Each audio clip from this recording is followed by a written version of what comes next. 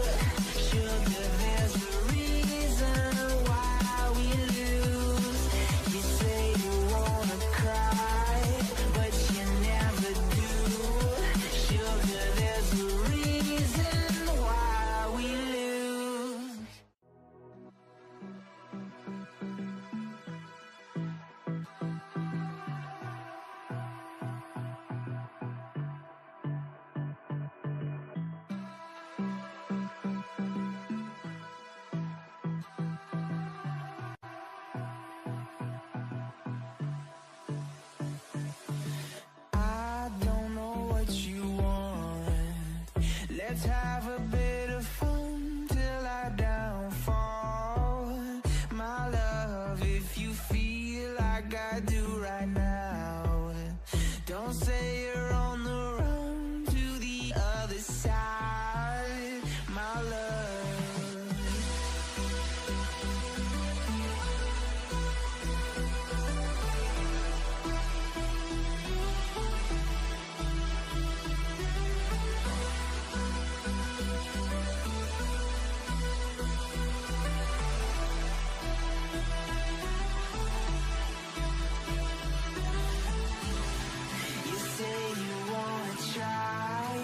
But you never do. Sugar, there's a reason why we lose. You say you wanna cry, but you never do. Sugar, there's a reason why we lose.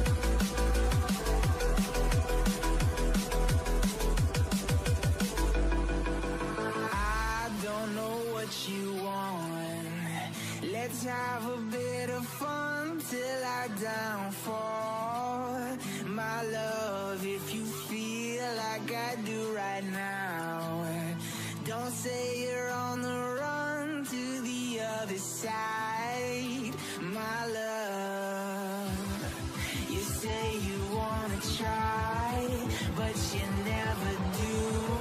Sugar, there's a reason why we lose.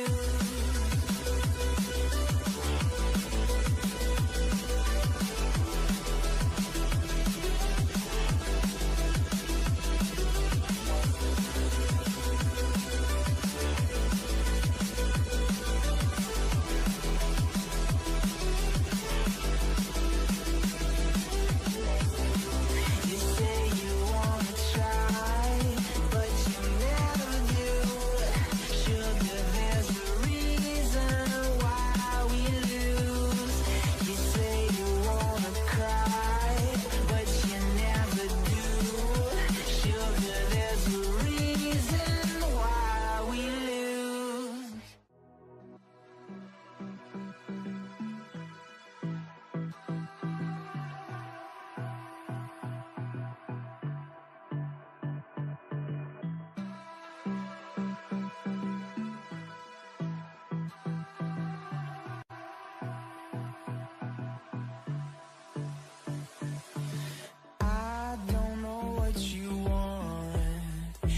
have a bit of fun till I downfall. My love, if you feel like I do right now, don't say you're on the run to the other side, my love.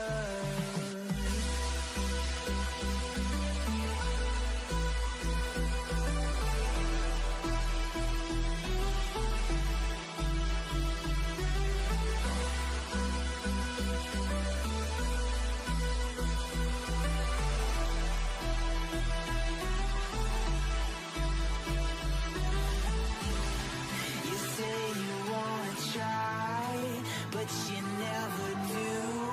Sugar, there's a reason why we lose. You say you wanna cry, but you never do. Sugar, there's a reason why we lose.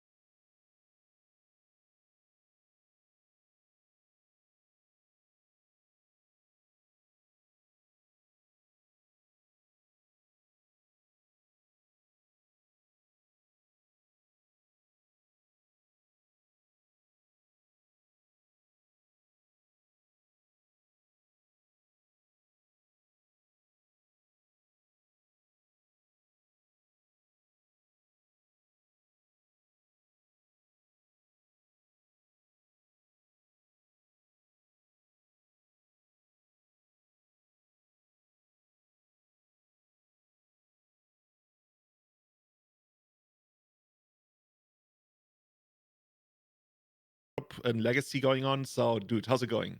I'm pretty happy to be here, man. Like it's like this for the third time in a row. It's a little unfortunate we can't be on the side. It's the first time we're doing this remote, but I'm pumped regardless. Like after seeing those decks yesterday, and like that, like as a big contrast to like what the legacy metagame, like what everyone talks about the legacy metagame, and like how boring it is, blah blah blah. Like yesterday was kind of like the far opposite from it. So who knows? I'm very excited to see a lot more decks today. Such is the nature of paper, right? And paper, I want to say, I've cast many tournaments by now. I want to see the selection of decks we got to see on camera yesterday was probably one of, if not the best I've ever seen. Like we started out with a ton of blue-black Reanimator. And last year's main event finals, I just looked it up. It was also a top 4, I think, all Reanimator affair. But ever since we've banned a ton of cards, it's still the best deck officially. But yeah, what we saw yesterday gives me a lot of hope for the excitement that we're going to see today. I want to see more Painter. I want to see more Elves. I'm still holding out for that one deck you mentioned yesterday, and it hasn't left my head ever since. Dude, I want to see Enchantress. It's how I started playing Legacy all those years ago, and so that I go with the Enchantress Presence combo, it's insane. Yeah, so like really excited for that. If you missed the deck list from yesterday, like you definitely gotta check them out. Like Guys, Cradle, Goblins, and like there was a lot of crazy brews going on. Lots of crazy things as well. Okay, so let's see what we're gonna be up to here now. Oh, you talked about this one, right? Ooh, nice. This one, blue-red Reanimator. It also got the Cory Steel Cutter in there. That's that card that has been making waves in Legacy for a while now. Otherwise, it's a pretty classical take on what people have been doing ever since almost the beginning of the formats. And this is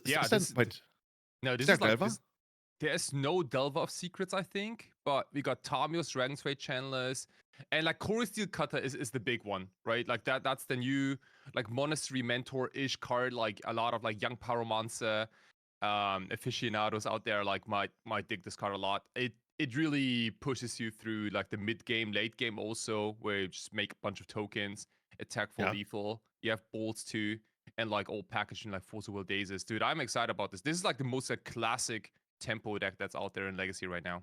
Yeah, let's look at what he's going to be up against. On the other side of the board, maybe. Don't tell me it's like a mirror match or something. I'm not ready for that. Okay, never mind. We got. It's actually not the deck list that we saw several times yesterday. This is Moon Stompy, but this time we're playing 4 Makers of the Moon and 2 copies of Blood Moon.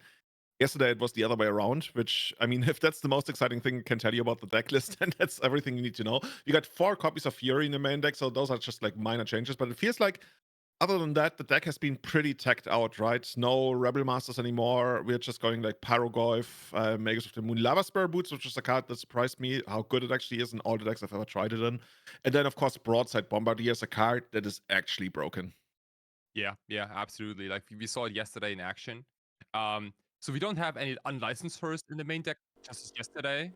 So this deck Reanimator strategies, but probably better in this matchup at least. All right.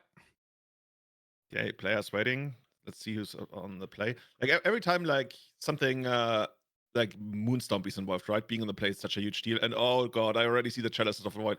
That's devastating. Like to a tempo deck, yes. I mean, they got a little bit more of the mid range now that Diver has been dropped. But starting out with Chalice on one that resolves, that's just such a great feeling, right?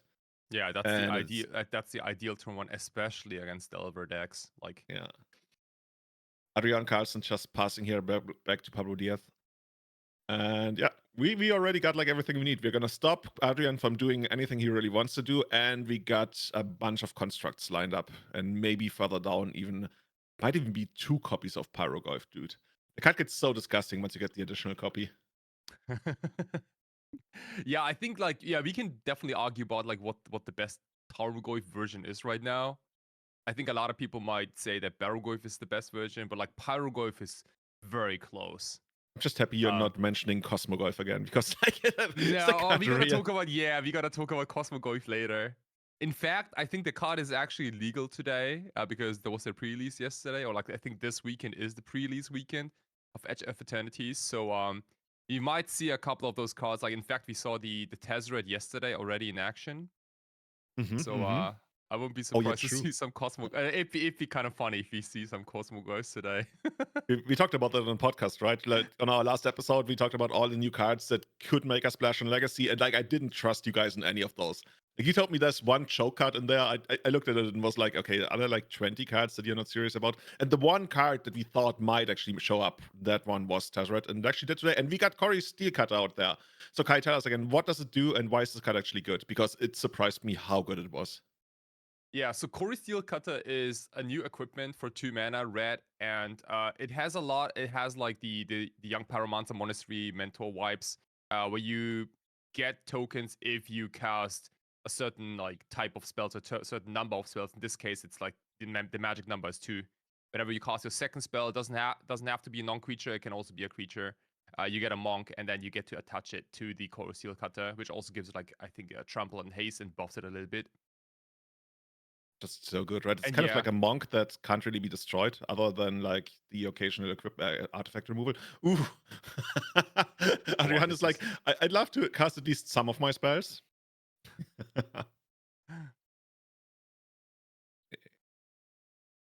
And passing. Honestly, Pablo decided on not making a construct token, so foregoing the option to make a construct token in exchange opting for the chalice. But of course, now all his constructs are going to be smaller. Ooh, and we get the second one. Can't believe it's not legendary. Are we gonna trigger both? Like, there's actually a world. Yeah, we get that. That's fine. There's a world where these just raise the construct, the single construct.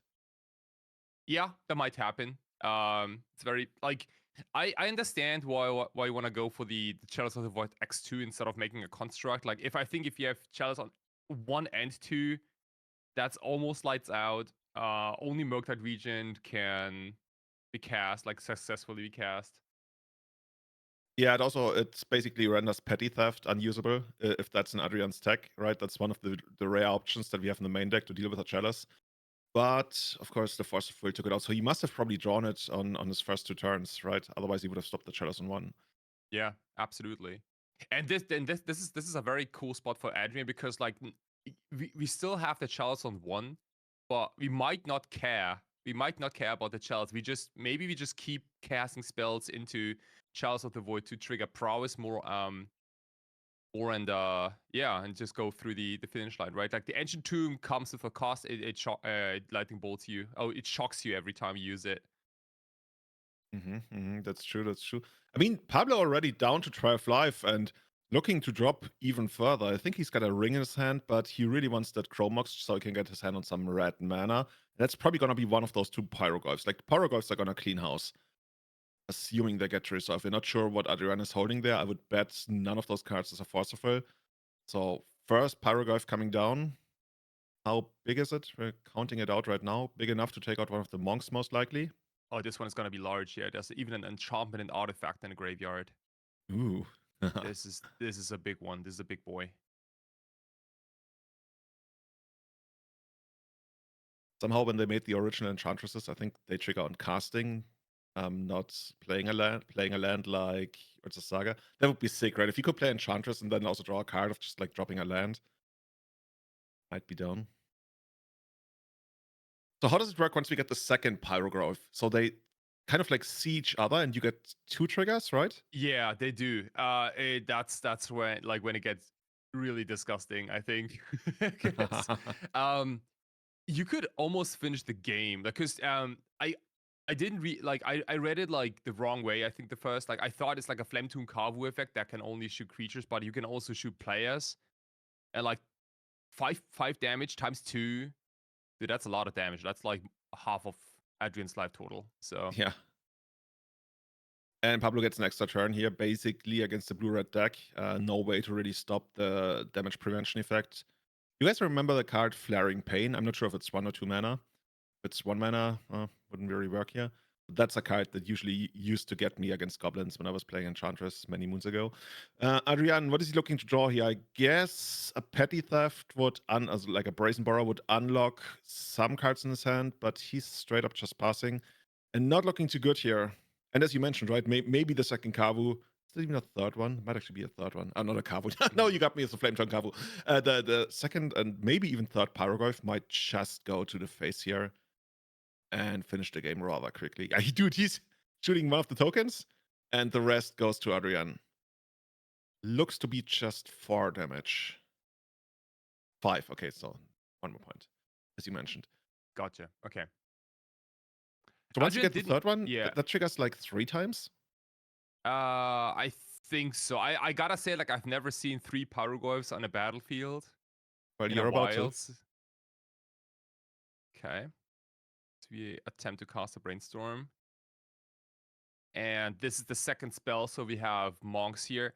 This also explains why Adrian didn't equip the second Core Steel Cutter to the first monk. Because you can still equip stuff, right? The equip cost is 2 mana. Okay. So you were saying there is still a fight. But if Adrian, like the problem is we got the protection trigger from the One Ring, right? So Adrian is not going to win on this turn. And next turn, Pablo can just win without even going to the red zone. So technically, the only thing that Adrian could even do is take out the Chromox. But of course, he doesn't know that, and he also can't do that. And we're moving on to the second game. There's like, dude, should we play Pyroglyph in more decks? That card is absurdly powerful. That's actually pretty broken, not gonna lie. Loving it. Absolutely, yeah. Look like a ravenous chupacabra in this game. Nice. So what are you gonna try to bring in here? Like, what's gonna help out, Adrian? So I'm looking at the blue amendment last. A braid looks promising too. There's a true name nemesis in the sideboard. Yeah. I wonder if that's meant for this matchup. Like, I guess it could be. Yeah. It definitely stalls the opponent's Pyroglyphs. It can also just maybe finish the game off. Unholy Heat is just another removal spell, a little weak to Chalice of the Void. But I'm also like the Meltdown looks kind of promising too. Yeah, I'm really big on the meltdowns. As you mentioned, the Braid, Blue Elemental Blast. Like, you have to have ways to deal with the Chalice of the Void. And what could we take out here? On the... I'm not even sure if we want to take out Spell Pierce on the play. Probably on the draw. Yeah, but we got a bunch of cards that we want to bring in here. We're definitely going to keep the Brazen Borrower. But let's see. Let's see what's going on Pablo's side of the board. Yeah, I think like Tamio might be a little bit too slow maybe for this matchup. Good Doesn't point. deal any damage. And I don't know if you have enough time to crack all these clue tokens. Yeah, So that's true. yeah, like this matchup, like you have to be fast and you have to deal a lot of damage. I think it's all about damage. Like if your opponent plays an ancient tombs and the one rings that also like that all lose them life, then I think you wanna take that to your advantage and then push more damage. I think like a threat like True Name Nemesis probably does more than Tamio. Yeah, it's been a while since I've seen a True Name in action. Might be Yeah, down. It's a little slow, but who knows? So on the other side of the board here, what do I like? I guess Shadow Spear because it's technically still a tempo deck and we can like try to win a damage race. I like the Shadow Spear. Not too much as like technically Fury Confluence. It also destroys artifacts, can like clean the board if we have something to take out. Like it depends on whether you want to keep the moon effects, right? I don't hate the moon effects, but they're also not exciting, especially on the draw. They're probably not very good. So I can see taking out some moon effects, probably rather taking out the Magus over the Blood Moon, and then bringing in Shadow Spear and the Fury Confluence, right? Is there anything else that you might want to consider? Honestly, not much. Yeah, this might be just very light sideboarding. I'm not particularly excited about the Magus of the Moons, especially because you turn all the lands to mountains and it gets probably bolted anyway. But that's like also like one bolt less for your other threats like Broadside Bombardiers. Yeah. But we also saw that Urza Saga can do some work in this matchup in previous matches, so it's like you're hurting yourself a bit, and yeah, for on the chance that you maybe do something to it. So I wouldn't expect Blood Moon effects to be a thing in this matchup. Wait, this is not Misha's bubble, right? This is the Ursa's bubble. That's the other one. You get to look at a random card. Do you remember that discussion like 5 years ago? Where people were like, there were these huge discussions across the internet and with judges, and nobody really knew the answer. Does Pablo get to know which random card Adrian got to see? I thought that Pablo doesn't get to know which card it is. That's the argument a lot of people were making, but ever since that discussion has been happening, I've only ever seen it played out in the way that the receiving player, rather like the targeted player, does get to know which card they revealed. Because also, like, I guess it's so much easier to do that in paper.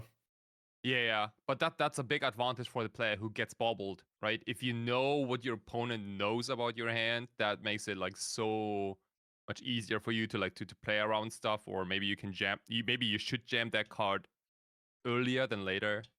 I love those multi-level knowledge games, right? Does he know that I know that he knows? Like, yeah. Okay, here we go. So Pablo already got some play lined up for the first turn. Probably gonna be a flute. Oh, he brought it in. Okay, what do you name here? Like Meltdown or something? Like a card that you're actually scared of? Yeah, this is very interesting. I didn't expect flute to come in this matchup. I guess you can name like Force of Will and then try to resolve the One Ring. That's like one way to how to use it. But you could also like name random stuff like Wasteland, for example, if you really care about your Ursa Sagas, because Ursa Sagas seem important in this matchup. True. Yeah, maybe it's just like another card that just made the cut because we don't want the moon effects. So we bring it in, as you mentioned, like as a protection from Fossil for our big stuff.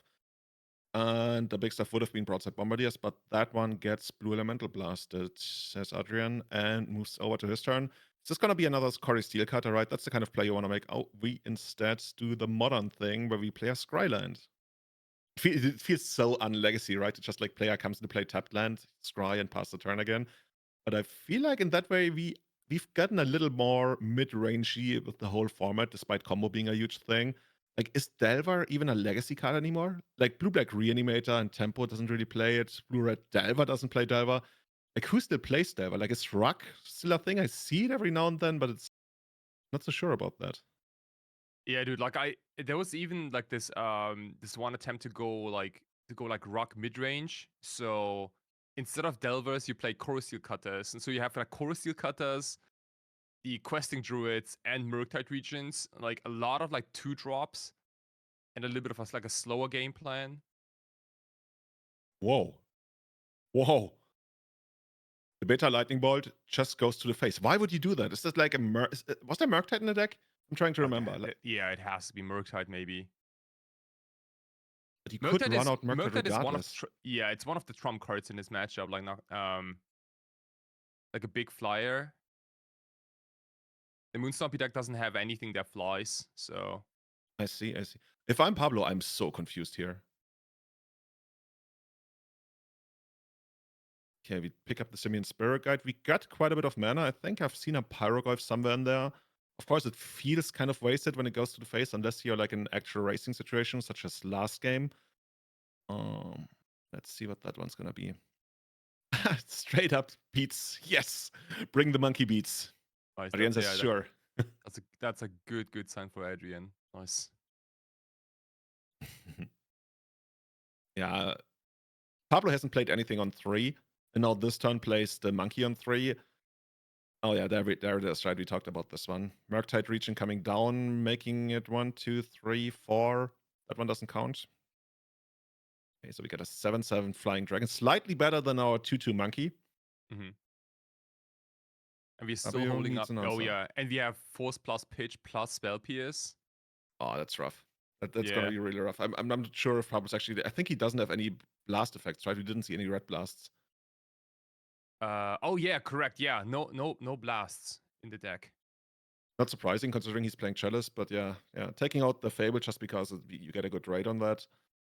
We got a Fury. So technically, if Pablo could assemble something like 2 Furies, there's a world where you trade 4 for 1 for the Murktide region. But right now he's in a world of trouble. Yeah, you just take 7. Almost dead next turn if you get a bolt, which we don't. As I can tell, yeah, this is basically unsurmountable. Pick up another flute doesn't really help us all that much. By the way, there was a question earlier about the main phase flute. I think the whole deal about the main phase flute was that we get Adrian to use Díez. Whereas had we end of turned it, Adrian would have gotten the extra mana out of the land for another turn. So heads up play by Pablo there. Oh, nice, yeah. 8 beats comes in. Yeah. Oh man. We need to do something about those dragons. Yeah, that flute doesn't really feel great. I'm Adrian. I'm super happy to let this resolve. Maybe I'm gonna. Okay, he's considering the brainstorm to the fetch land. Sure. There's a bolt in there, the game already ends. And if it's not, it still does. There's a meltdown. Honestly, I wouldn't even show the meltdown. There's not even anything to melt down anyway. There's a Fury Confluence, but that's not good enough. So Fury Confluence can deal like 3 damage to all creatures, right? And then Fury can deal 4 to the dragon, assuming there's no bolt. Okay, so let's say we name Force of Will here, and then Adrian somehow taps out of Force of Will mana because we have to make up reasons, right, in order to win the game. And then Pablo could throw his entire hand at the dragon and come out with a monkey, but that's probably not gonna be it. Assuming Force of Will was named here, Adrian just needs to keep up enough mana to win the game. Or pick up another Murktide, right? That might also win the game.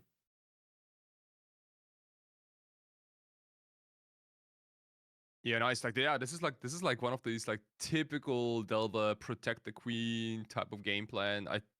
Murktide region was the only creature that got cast this game, I think. And everything else was disruption, like Abrade, Spell Pierce, Force of Will, Díez, Wasteland. Like, that's the dream for every tempo deck, right? Get out your threat, and then use all your remaining cards to just barely get across the finish line. Oh, that's the second Murktide, and that's GG. Yeah, we're moving on to game 3. I'm curious whether we're gonna bring in the moon effects. I would certainly at least like shuffle my deck back in my sideboard. And it looks like Pablo might be doing the same. I see him reaching over to his deck box and presenting the deck for Adrian to cut. So everybody, this is still the first round. So get all of your friends. We got 8 rounds of Swiss plus 3 rounds of playoffs. Let everybody know about this is probably the biggest tournament, legacy tournament in the world going on this weekend. Also one of the year in all of Europe. And yeah, get them in. Get them to watch this because we certainly got a ton of amazing decks lined up for the rest of the day. Okay, Pablo picking up a Chalice of the Void. Shadow Spear, as we expected, came. And he does have an Ancient Tomb. Adrian picked up his 1 copy of Meltdown. So that one's certainly going to help him out here a lot. Okay, he is another one of those. Yeah, Chalice. I feel like if your Stompy deck has Ancient Tomb, Chalice of the Void, it almost doesn't matter what the rest of your hand is. I think you have to keep that hand. What do you think? Yeah, very much so. It's just so tempting, right? Like if this resolves, it's gonna shut down like maybe like a quarter or third of Adrian's deck Yeah, just by true. itself. Also, Adrian getting the Shadow Spear out there before we drop the Chalice, courtesy of the Chromox pitching the Fury. So still sitting off on an Urza Saga. Oh, that can actually be devastating. Like if the only other action Pablo has is Urza Saga, then the Meltdown is gonna be insane. Mm-hmm. Let's see how it's gonna work out. Also, Pablo gonna lose quite a bit of life in the process, making extra tokens. I think the idea is to, yeah, I guess he already has a red source. Oh, the Meltdown is even gonna take out the Chromox. Oh, damn, dude. Oh yeah. Oh, that's terrible. Oh yeah. That's the good old classic 3-for-1. When you think about it, even like a 4-for-1, because the Meltdown is gonna take out the Chromox, which took out the Fury. Like, oh god, this is so terrible. I think like timing is very important on this meltdown. Like, do you want to meltdown ASAP to clear these 3 artifacts, or do you rather wait like 1 or 2 more turns until Pablo has made like 2 constructs and maybe and then something off Saga? That I would say it depends on take what else you have everything. left. I would say it depends on what else you have left. Like if you think you can't beat the constructs, then you wait. But since we have the Wasteland here anyway, I think you might even do it as soon as turn 2. Just so, Pablo getting the Chromox out there makes me think maybe he's light on red mana. Yeah, but you could have also like Wasteland the tomb, let the Saga do its thing, get an artifact later, and then blow up everything. Oh, I like that one even better. Yeah, to get that's rid amazing. of like Pablo's entire board. It's like, yeah, you have like a lot of options. Unfortunately, like Meltdown is a sorcery, so you have to know that you're not gonna die on Pablo's turn. That's true. That's true. Broadside Bombardier is coming in. Shadow Spear is like 2 to equip, right? Yeah, Shadow Sphere is 2 to equip, yeah. Okay. So I guess this is where the Meltdown comes down, right? Can't really wait another turn. I mean, I guess you could, because Pablo also picked up another Urza Saga, but now you're starting to play with your life total. Yeah, exactly. Like if you do it now, then Saga can still make a token. And seeing that second Wasteland on the second Urza Saga, now I like your play even more. Like, had we Wastelanded the Ancient Tomb the first time we did it, I think it would have been much better. Instead, we equip here. Yeah, take 2 more damage. This you don't see very often, like Broadside Bombardiers wearing an equipment. I just love the flavor of it. Eventually, maybe they're gonna throw the equipment at the opponents, like smack you, and then smack you even more with the same thing. Oh yeah, I have this random spear in my hand. Yeah, I'd take that too. You hit them with the spear and then you throw it at them. It's kind of funny. Adrian hasn't played a single spell yet except for the Mishra's Bauble. Like if I'm Pablo, honestly, like if I'm Pablo, I'm really like sniffing out the Meltdown here. Because on Pablo's side of the board, you really think about like, how do I lose this? And the answer is Meltdown. So at that point, you kind of expect the Meltdown and try to play around it, which of course, the only way to do it would be like to throw the Chromox maybe to lessen the blow. But if Adrian is not doing anything, he's either on a bunch of cards that he can't cast. Oh, is that a Meltdown though? Ooh, maybe okay. Maybe I took a Meltdown for an Abrade. Let's see. Abrade is great here because it also takes the creature. I think there's no Meltdown. Oh yeah, dude. I think I mistook the Meltdown for an Abrade, or the other way around rather.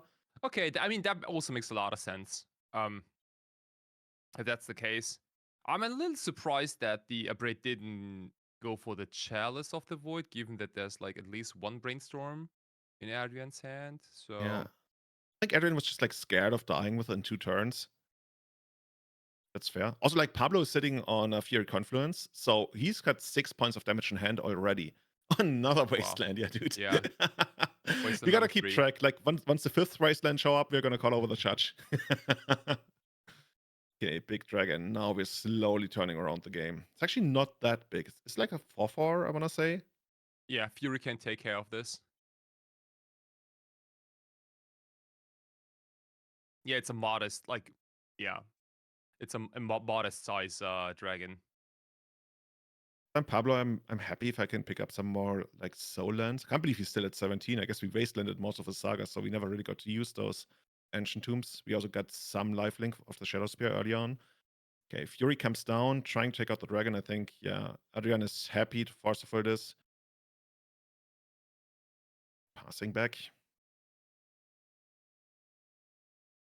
Force of Negation is nice. I can take care of something like a ring. Solid pickup. Can even hardcast that one. Force of Negation. Díez also probably a good one, seeing that Pablo is like really strapped on mana. Yeah, after triple wastelanding your opponent, Díez is Díez is a decent card, I think, yeah. I'd also be interested in just picking up that Thundering Folds, maybe to replay and get some extra surveil triggers. True. But finally, second Fury does the trick. Takes out the dragon after it came in for a bunch of damage. Okay, now Adrian is sitting on a couple of uncastable cards. We got the Red Blast. We probably still got one of those Brainstorms you mentioned earlier. Picking up, I think it was a Force of Will sitting there along with the Force of Negation. So Pablo will have to chew through a couple of protection spells, but nothing really going on. Wow. Pass. This is like on Magic Online when you get like turn 9, 10, 11, 12, and both players just like do nothing in the chat log. Yeah, did we have just like 4 or 5 turns without any game actions? Yeah, both players reloading. Pablo finally picking up another land. Now he's got 5 mana. He's probably going to make something here. He can run out the Pyroglyph. Could run out the ring. Curious which one he wants to go first on. Ring makes a lot of sense, right? Eating the Force of Negation we know from earlier. And back to Adrian. Adrian, what is he looking to draw? Probably like a Petty Theft or maybe another copy of Murktide. Yep, yes, Murktide, he says that's the one I wanted. That one's going to be a lot bigger. 1, 2, 3. That's going to be a 6/6. Almost taking out Pablo in one swing. Thing is, so the Paragraph might actually take it out.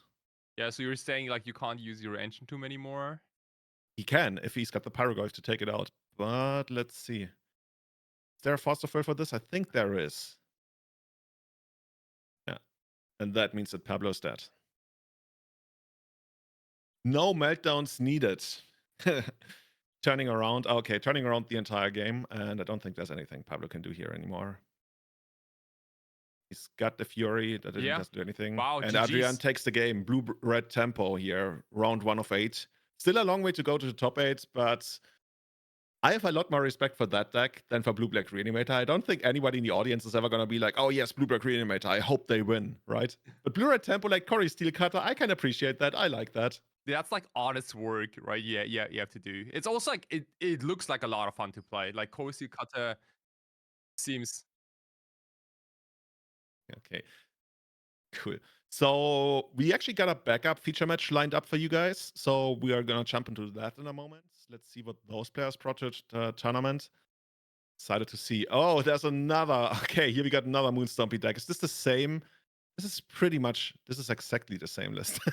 The deeper I look into, we see these minor variations, but this one looks to be exactly the same. So let's see what the other player brought. Pretty popular deck, right? In Magic Online as well, I want to say. And this one, classic lands. It even has like the Maze of Ith in there. Yeah, sure. Yeah, we haven't seen lands in a while. It's like also like one of the oldest archetypes in Legacy. Disruptive Flutes are in the main deck, but Juka Box probably very important in this in Legacy in general right now. Endurance in the sideboard, I like that. Twin Shot Sniper in the sideboard too. Okay, so I'm... You know what that one's for? That one's for Magus of the Moon. Oh, sweet. Okay. Yeah. Okay, because I was looking at the dismembers and thought, okay, you know, we have Magus covered, but Twin Shot Sniper, I guess, also does the trick. Yeah. Nice. Yeah. Light from the Loam, Malevolent Rumble. Malevolent Rumble is basically the thing. I'm trying to remember. Like, it's reveal the top 4 cards of your library, and you get a permanent from that, and then you get a Eldrazi spawn, like an Eldrazi spawn token, right? Yeah, you reveal the top 4 cards. One permanent goes to your hand, rest in the graveyard, and you get a Eldrazi spawn. So that's one of those rare moments that we can actually try and dig for exploration, because exploration is so important for the deck, I guess. Yeah. I think like the dream scenario is probably you get exploration and you mill life from the loam. Yeah, of course. That's how you do it, right? That's how you win the tournament. Ooh, sweet playmat on the right side of the board for Alex Pérez against Tobias Hedlund on Moon Stompy. Having the shirt of a Tobias, by the way. Is there Okay. any kind of like Savatarix fashion, some Savatarix swag But I that we can get? I was thinking about it. Like I know that like for example like a Wizards of Barge does it with like his sick artworks. I might want to do it too. Yeah, like fashion is just so unexplored in Magic in general. That's And the same with the same with like music too. I feel like fashion is so unexplored in Magic. Truer words have never been spoken. Yeah. We should have a special prize, right? The best strip of the tournament, something like that. Yeah. Okay, so Tobias just with the Nurture Saga and passing. Alex on the other side. Got the Chrome Mox, got the Malevolent Rumble, got the Yavimaya turning everything into forests in addition. What are we gonna pick up here? Actually, is that a life from the loam? Yeah, this is very nice. Yeah, we got the loam in the graveyard, and now we can pick up a land. I think like Otawara looks nice against. Like if you see with the Saga, you can probably assume that Otawara might do some work here. Yeah, just like bouncing random stuff. Didn't you correct me so many times in the proper pronunciation of that card? Yeah, it's called Otawara. But like if I say it like that, like no one's gonna understand what I mean. So I'm purposely mispronouncing the card right now. So you guys at home not know what we are talking It's about. probably like a cultural term for people to mispronounce a word they know better just so they can fit in with the community. So some linguists in chat, let us know about that. Yeah.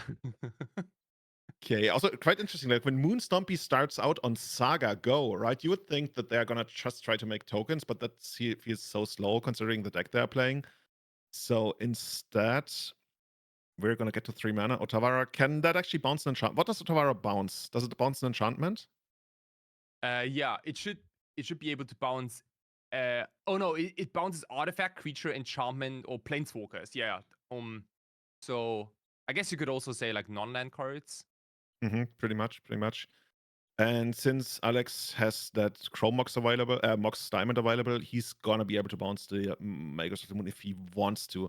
I guess the only problem is it's gonna come back down again at some point. I guess we can play that weird game where we keep loaming it back and then try to bounce the Magus over and over again, but that doesn't really sound too exciting to me. Instead, we're gonna get down the Dark Depth, only missing one half of the combo now to make our 2020, assuming that we eventually get to deal with the Magus of the Moon. Oh, this is easy now, right? Like you get rid of the Magus and you have a 2020.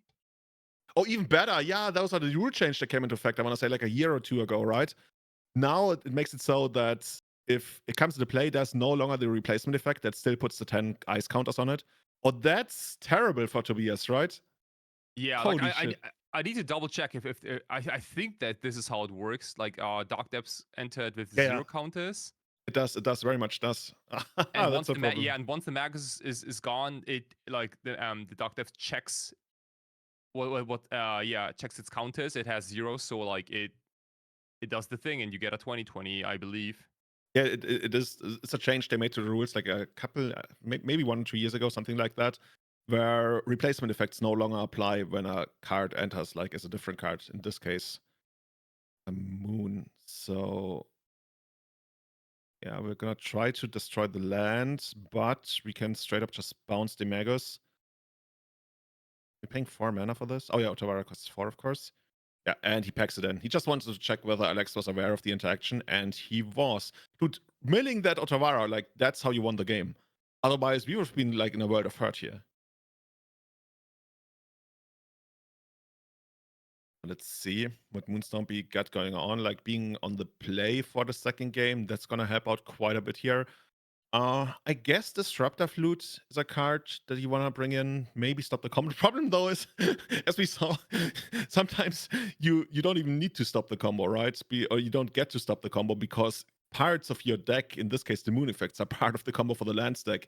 That's such a terrible spot. I wouldn't want to make that kind of decision. I think I still want the Magus of the Moon. Is there a world where we run out of Chalice for 0?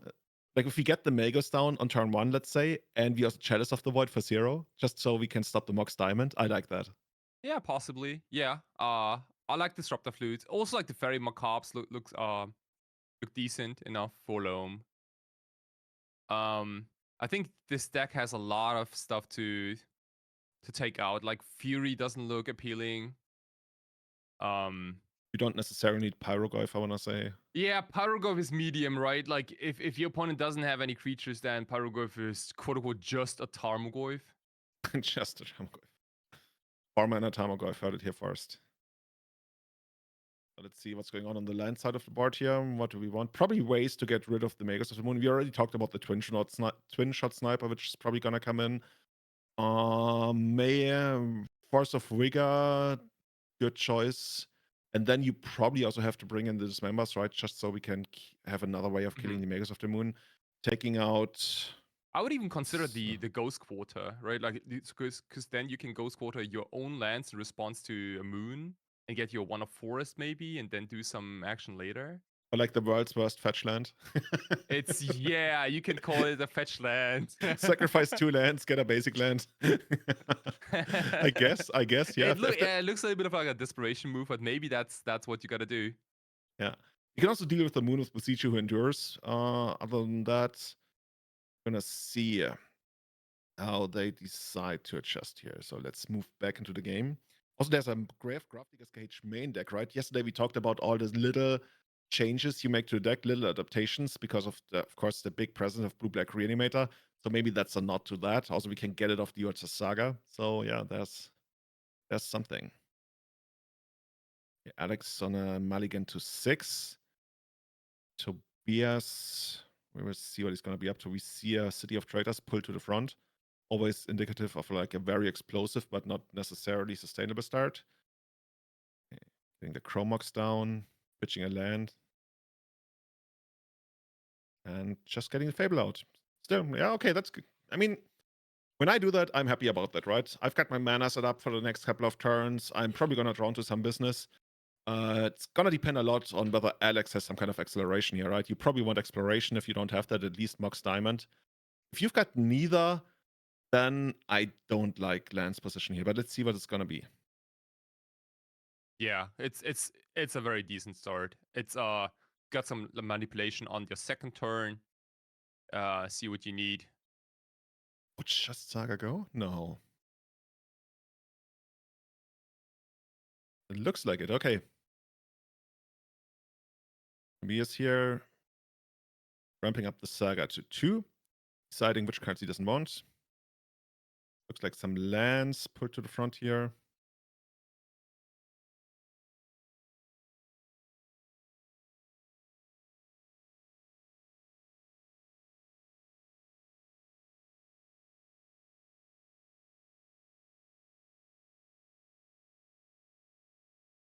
Okay.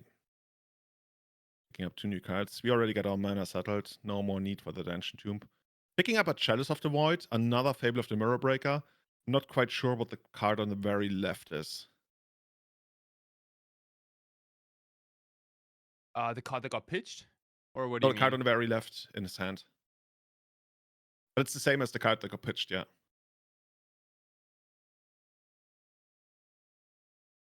So, running out the Fable here, getting another Goblin Shaman. That's a pretty good position, right? Yeah, decent so far. We get like treasures. I think we don't have to worry about our like mana development. Because like Lance has a couple of different strategies, right? Like the one is to make a giant Merit Lage ASAP. Another one can be an army of construct tokens, and I don't know in which order this goes, but like the other plan is also like to completely waste your opponent out of the game. A little difficult if you play against goblins that make treasures every turn. Yeah, that's true. Going for the Saga into Saga, using a Dismember along the way, not the most exciting way to open the game for lands. Like Alex on a Malik into 6 on the draw, maybe was hoping for something better from the top thus far. Or maybe he's got some kind of explosive thing coming up now where all of a sudden he makes a token, but I'm not really seeing that. See where Tobias is gonna go with this. Probably gonna try to make another token, flipping this one into fake Kiki Chiki. Fakey Chicky. Community hasn't really adopted a proper name for the flipped Saga yet, for the flipped Fable yet. And making another, like I almost want to say that one's a Ninja Turtle. I can't really make out what exactly the artwork on that one is, but in my head that's like Donatello and Michelangelo, famous Goblin Shamans. Sure. And getting the One Ring down, dude. Okay, here's the One Ring. Maybe this is like another reason why you want to play Disruptive Flute in this matchup, like to also like randomly stop the One Ring. Guess technically you could. Doesn't really excite me too much. But I think the card that he's got 2 copies of and already pitched one of those is one of those. Don't remember the exact name, like destroy target land. The opponent reveals cards until they find like another thing. Looks like Tobias has 2 of them, but not opting to use any of them. Sagas, okay, you got it. Probably gonna get something like a Mox Diamond, I wanna say. Maybe an Expedition map. But all of that is like so terribly slow. I think the only thing that would excite me here is the Mox Diamond if we got something really explosive lined up. Not really seeing that thus far. Maybe there's some kind of lock you can establish with like Glacier Chasm, but you would also need an exploration effect for that in the long run. Yeah, I'm sure we're looking for colored mana. Like Mox Diamond is decent. Map is maybe a little bit too slow. Although like it looks a lot on the board, but Alex is not under a lot of like damage pressure, right? It's quote unquote just the goblins. I'm a little worried about the One Ring.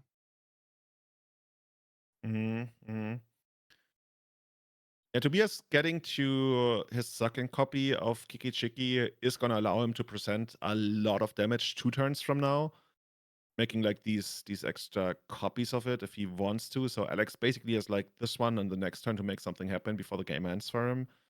I would say for lands there can be plenty, right? We're still figuring out what do we want. I guess he's considering the Mox Diamond, just so he's so far behind tempo-wise he needs to catch up. And without an exploration effect, there's really not all that much you could do. Dude, imagine if you could get exploration if it's a Saga, that would be so busted. Yeah, that'd be sick. That'd be sick. But also, Tobias sitting on 2 more land destruction spells in hand. He's probably pretty happy about that. And it is the expedition map. And if we're gonna crack that, we have 1 mana floating. We don't even need to shuffle. So I guess he's not planning on using that mana for the expedition map. So it must be something else. Let's see what that's gonna be. We got 1 floating. Okay. 2 mana. Like a and we're cracking it right away. Could have saved the shuffle there or those little minor adjustments. Let's see what we're gonna get. Already played a land. Oh, okay. That's ambitious, right? Interesting. Okay. Yeah, I didn't expect test pin stage. But I also saw the there's a crop rotation, right? So in Alex's hand, I think what you can do, and maybe like the only thing you can do in a spot like this where your opponent has a snowbally One Ring, is to just randomly get like an end of turn Merit Lage, maybe like next turn or the turn after. I think he's also sitting on at least 1 copy of Force of Vigor. So maybe he's planning on using that at some point.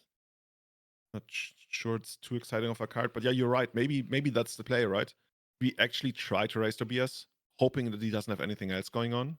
Yeah, like could be. Like realistically, like can you outmuscle the One Ring? Like if you make an Ursa Saga token every single turn, like is that enough to stop the One Ring from drawing like 3, 4, 5, 6, 7 cards?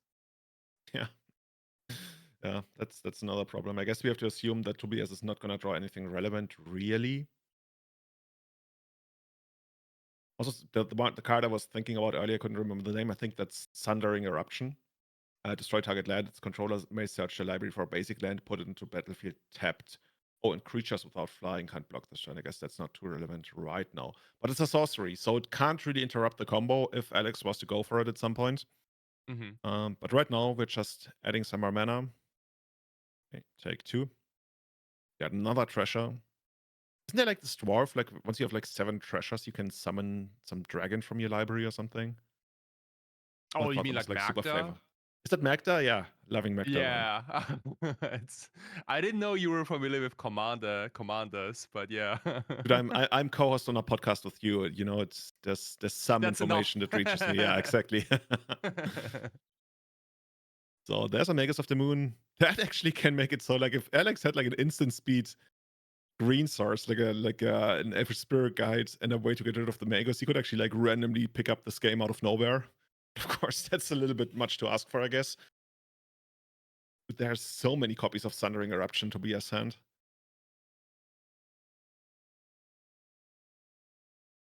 I play an untapped land here, I believe.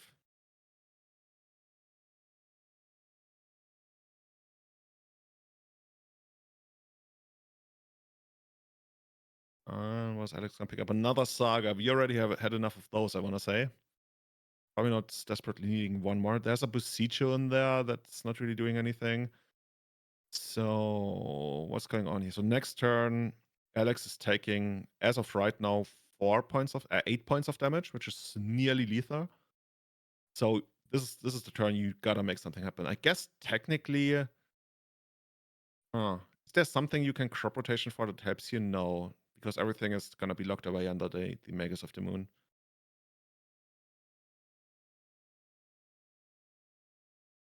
That's rough. Yeah, I think Alex was probably hoping to see actual Blood Moon and not the Magus. True. Yeah, like they both have their like ups and downs, right? Like against Delver, you would much rather have the Blood Moon against, because they can bolt the Magus, and like vice versa. Like Magus is so much better against lands, just because like it demands a creature removal, and Lance really doesn't have a lot of them. I remember Callum Smith, right, our third co-host on Everyday Channel. He once made a list of all the relevant legacy decks and put in whether he'd rather have Blood Moon or Magus of the Moon. And then he decided on which card he wants from which metagame in Painter that is. But I guess the same logic pretty much applies to Moon Stompy here. And interesting that different players came to different conclusions, right? Yesterday we saw a lot of the configuration of 4 moons and only 2 Magus of the Moon. Tobias here on 4 Magus of the Moon and only 2 moons, which certainly has helped him out in this game. Just casually an Ancestor Recall. Not even paying mana for that. Sure. Look at all these cards. Oh, and we are actually gonna go for Sundering Eruption. Gonna destroy target land. Yeah, destroy target. Oh no, we're gonna play the. I was gonna say, like, it's actually kind of tricky to go for the Sundering Eruption because it would give Alex a basic land. So we probably don't want to do that. Oh, okay. Correct. Yeah. Nice. Yeah, so instead we play the Volcanic Fissure. And also comes into play untap because of the most recent rule change about Magus of the Moon that we talked about. Replacement effects don't apply anymore. Oh, and that can actually win the game right here. Because now we're gonna shoot at least 2, and 2 is what's required. Damage to the face of Alex. And Kraken for 8. So that should take the game unless Alex has something going on. But there's really not anything I can think of right now. Using only red mana. Imagine if he was just like bolt. I got these in my sideboard, sure. He has something he wants to do. Okay, taking out the 2 Kiki Chikis. But at this point, he's really only delaying the inevitable. Chat is saying, never thought I'd cheer for Stompy. Well, what's wrong with Stompy? You know, the first time I played Moon Stompy, back then we called it Dragon Stompy. It was 2007. Like, almost 20 years ago. That blows my mind. What was like the dragon card that you always Rakdos Pit Dragon. Oh, the pit dude. Yeah, the pit dude. Like when your hellband gets double strike. Yeah, man. And you can pump it for infinite mana on something. It was so cool. And you would do stuff like, put sort of fire and ice on it. And you also played like Arc Slogger, which was an insane card that's due to make a comeback in Legacy at some point. and Gethin Riders. So people said Gethin Riders is great because it has synergy with like Hellbent. But like the idea of synergy with Hellbent is so funny to me because Hellbent technically is a terrible position to be in. And like having a synergy with that. My deck is good if I'm empty-handed. Yeah, exactly. My So I'm gonna 3/3 take grows to a 5/5. Yeah, I'm gonna take extra many like mulligans this time to make sure that I'm getting Hellbent really fast. Yeah, those were the days. Like we gave that deck to a new guy, a new player who was using that, and he actually did quite well in those tournaments. But back then was more like slightly above a meme deck. But look at it now, like almost 20 years later, it's one of the tier 1 contenders of the format. Alex figuring out what he wants to do. He's got interesting. He got the twin shot sniper in response to his own Forcer figure. Oh, because of the activation. Okay, I see. We're making a token, then killing it in response, so he's not getting a token. Okay. Those go to the graveyard. And then the Pyroglyph is probably gonna happen. Dealing some damage to Alex. Yeah. Probably not miss. Yeah, not Sweet, missing the sweet, trigger sweet. here. I It's did probably that. something like 5 or 6, right? It's an instant, artifact, creature, land, enchantment. Yeah, Oh still yeah, good and enough. that wraps it up. That wraps it up. I feel like this game, Alex was never in the game. Like, really. Yeah, a huge part of that is like we mentioned earlier at the very beginning, right? No acceleration. Acceleration is such a big deal for lands. When I played against lands a lot with elves, I always felt like if they have acceleration, they are very much a favorite. But if they don't, I am. It's just because the extra turn that you get out of the acceleration is such a big deal. Also, dude, I cannot forgive this. Like somebody called the Hague because that's a war crime. Like, yes, you play an Urza Saga forest, which is great theme, but then you don't play the Urza Saga Exploration, which is one of the most beautiful arts you can imagine. Like, how can you do that? This is like you're teasing us. You got the Urza Saga land. You're like, yes, I like Urza Saga, but you don't play the Urza Saga Exploration. No, man. There's something wrong with that. I cannot accept that. Tobias apparently can accept that. Just passing back, sitting on a Chalice, I believe. Chalice is kind of like, you want the Chalice on 2 in this kind of matchup? I guess so. Yeah, two seems great. Doomsday. One isn't bad either for Crop Rod. Oh my god, look at this. Look at this. That's not fair. Ooh. Tobias is sitting there like, what have I done to you? Is there even anything Tobias can do here? Wow, this is like the dream scenario for Alex, no? It very much is. This is a turn 2 Merit Lage.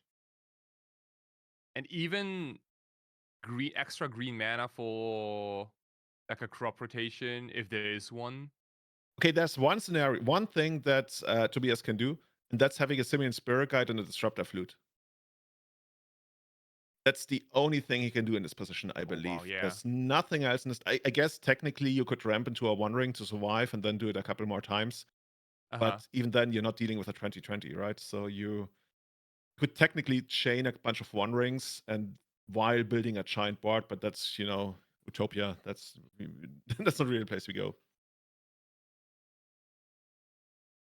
So let's just say, right, if you have a Simian Spirit Guide and a Disruptive Flute, like when do you play it? Like, do you play it like? Because right now I think the stack is empty.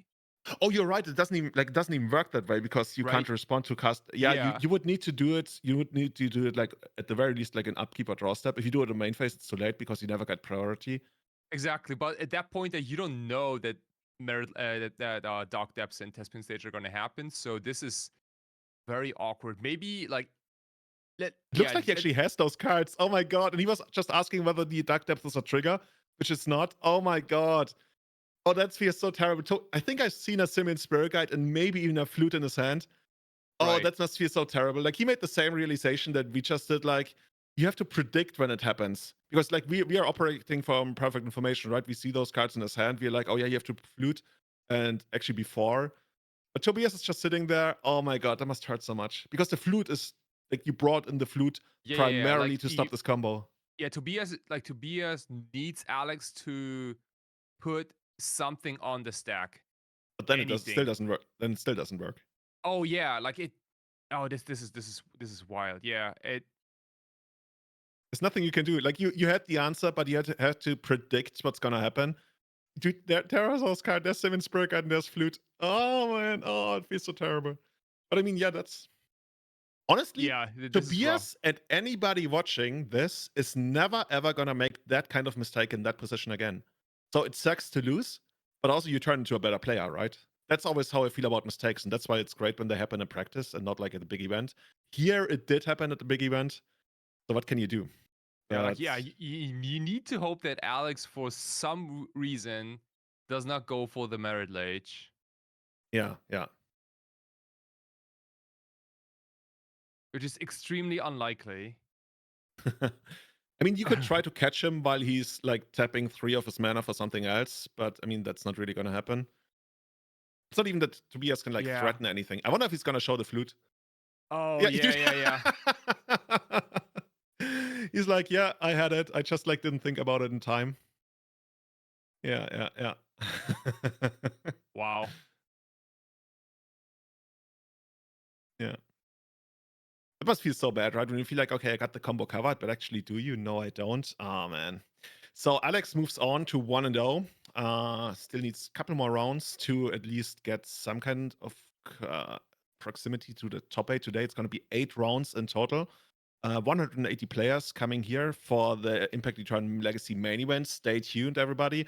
We're going to have so much more Legacy coming to you today, brought to you by Ultimate Guard, the City of Neron, and the Everyday Eternal podcast. Get all of your friends to tune in. Let them know there's going to be, I want to say something like 10 plus hours of Legacy waiting for you today. Kai and I are going to be here. We're going to be joined by other commentators later down the line. And everybody, thank you so much for tuning in. Hope you had a great time during the first round. And see you again in 10 minutes. We're going to go on a very short break here. Nice. Going to be right back. Anywhere.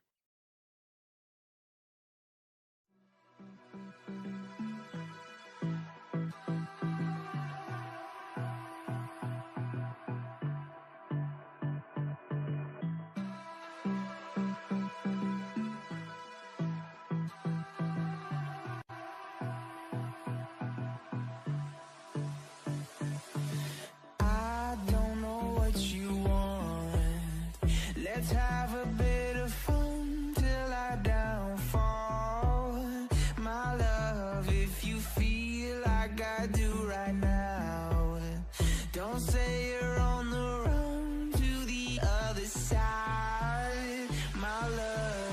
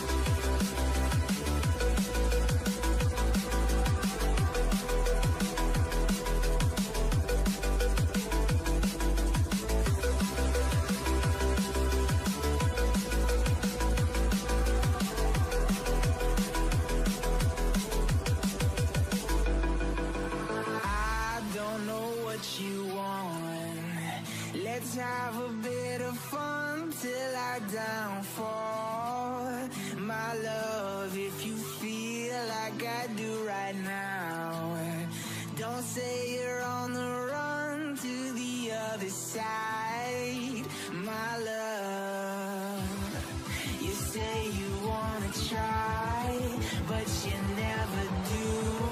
Sugar, there's a reason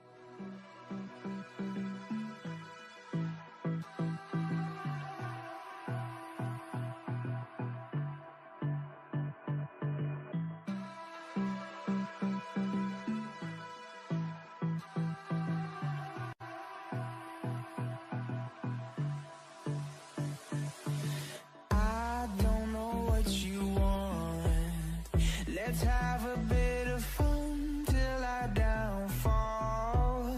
My love, if you feel like I do right now, don't say you're on the run to the other side, my love.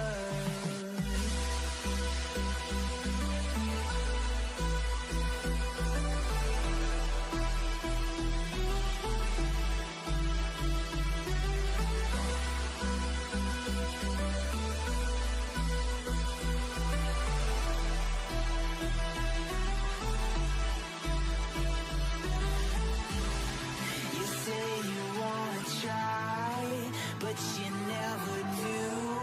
Sugar, there's a reason why we lose.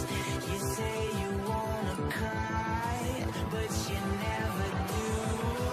Sugar, there's a reason why we lose.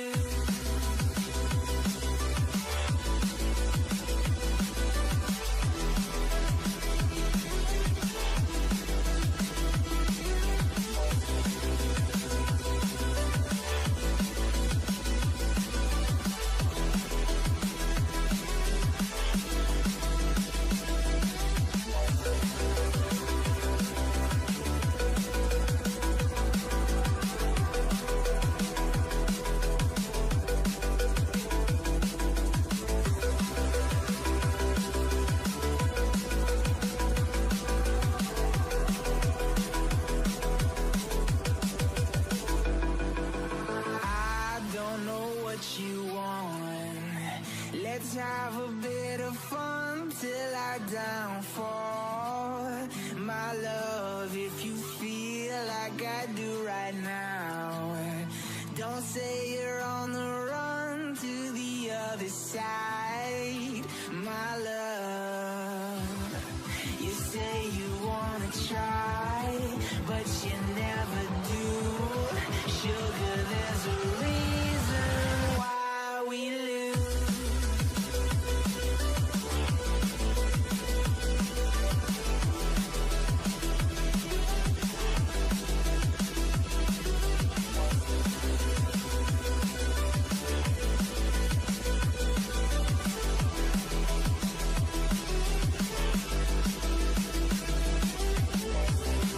You say you wanna try, but you never do. Sugar, there's a reason why we lose. You say you wanna cry, but you never do. Sugar, there's a reason why we lose.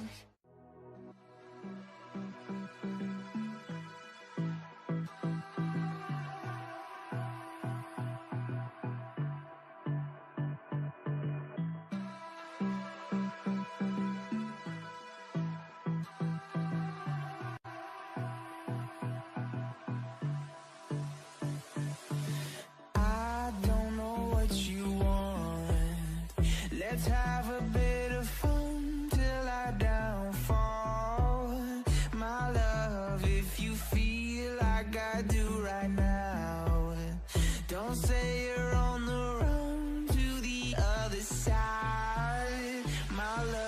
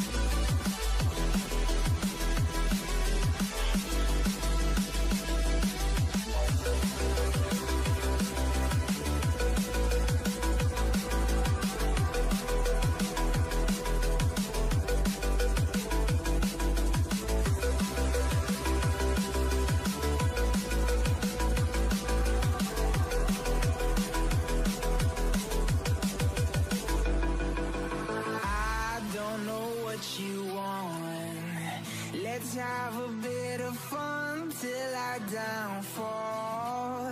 My love, if you feel like I do right now, don't say you're on the run to the other side. My love, you say you wanna try, but you never do.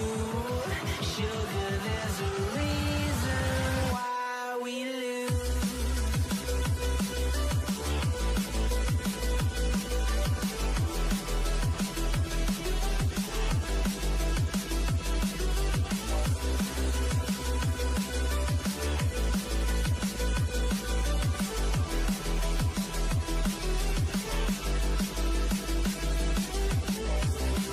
You say you wanna try, but you never do.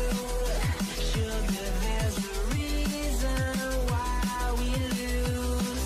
You say you wanna cry, but you never do. Sugar, there's a reason why we lose.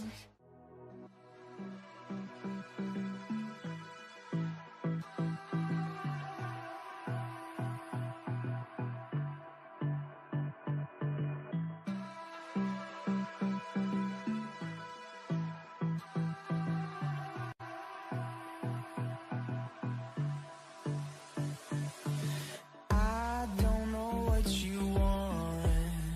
Let's have a bit of fun till I downfall. My love, if you feel like I do right now, don't say you're on the run to the other side. My love.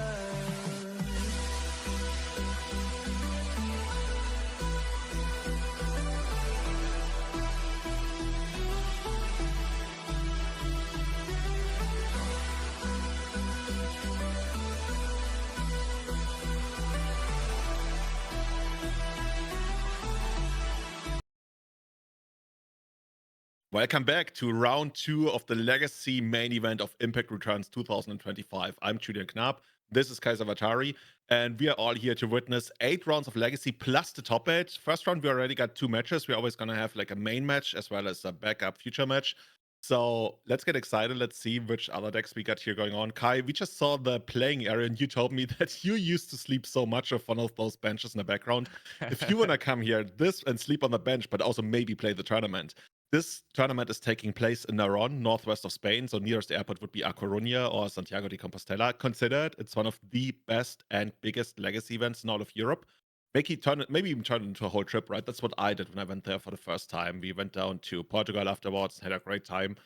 And all of that is brought to you, of course, by the big, amazing crew of Impact Returns, but also our sponsor who are making all of this happen. That's the City of Naron, Ultimate Guard, of course, as well as the Everyday Eternal podcast.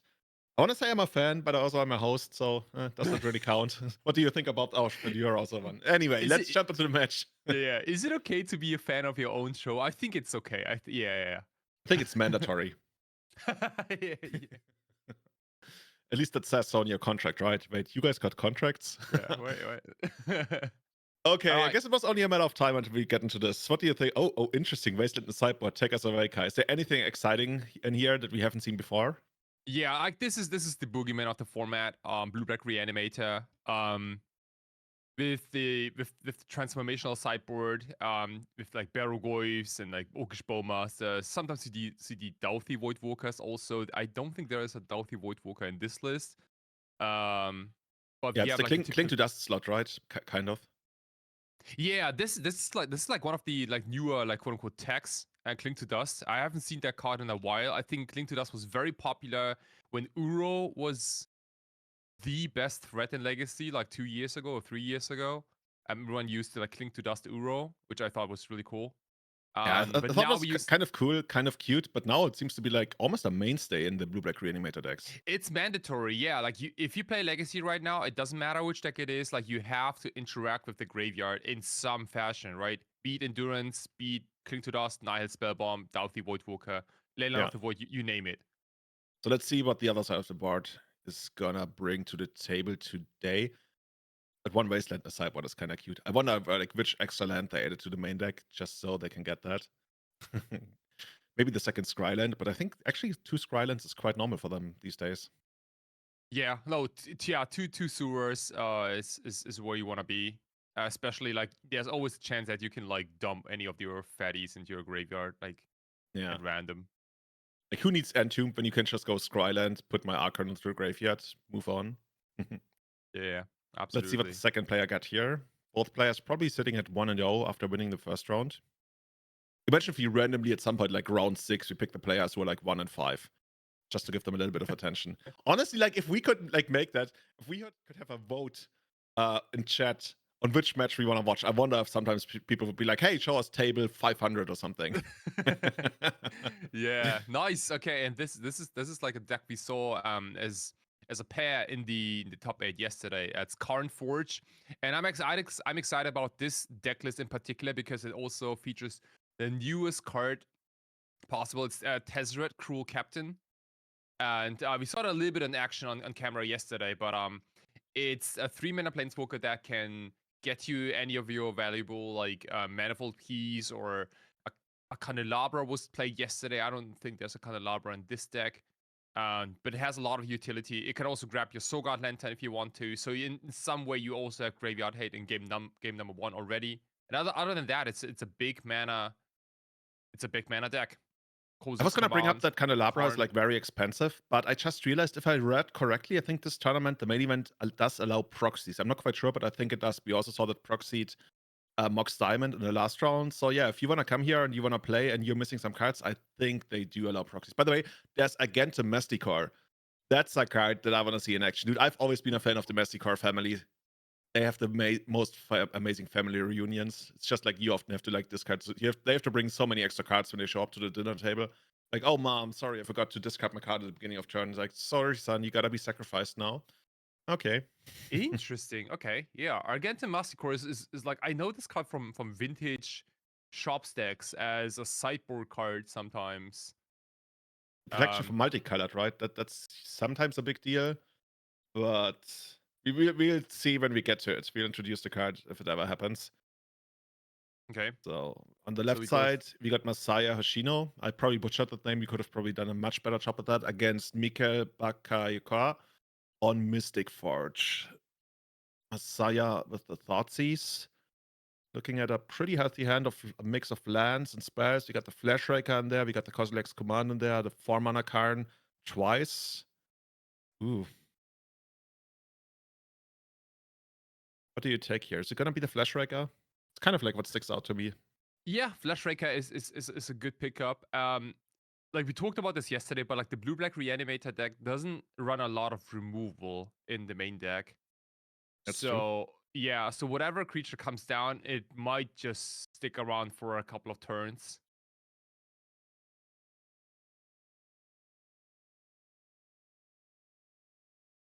Pretty solid hand here, seriously. Yeah, it's pretty redundant. A little light on mana. I'll say like there's no Grim Monolith or like Voltaic Key, like any of these like mana engines.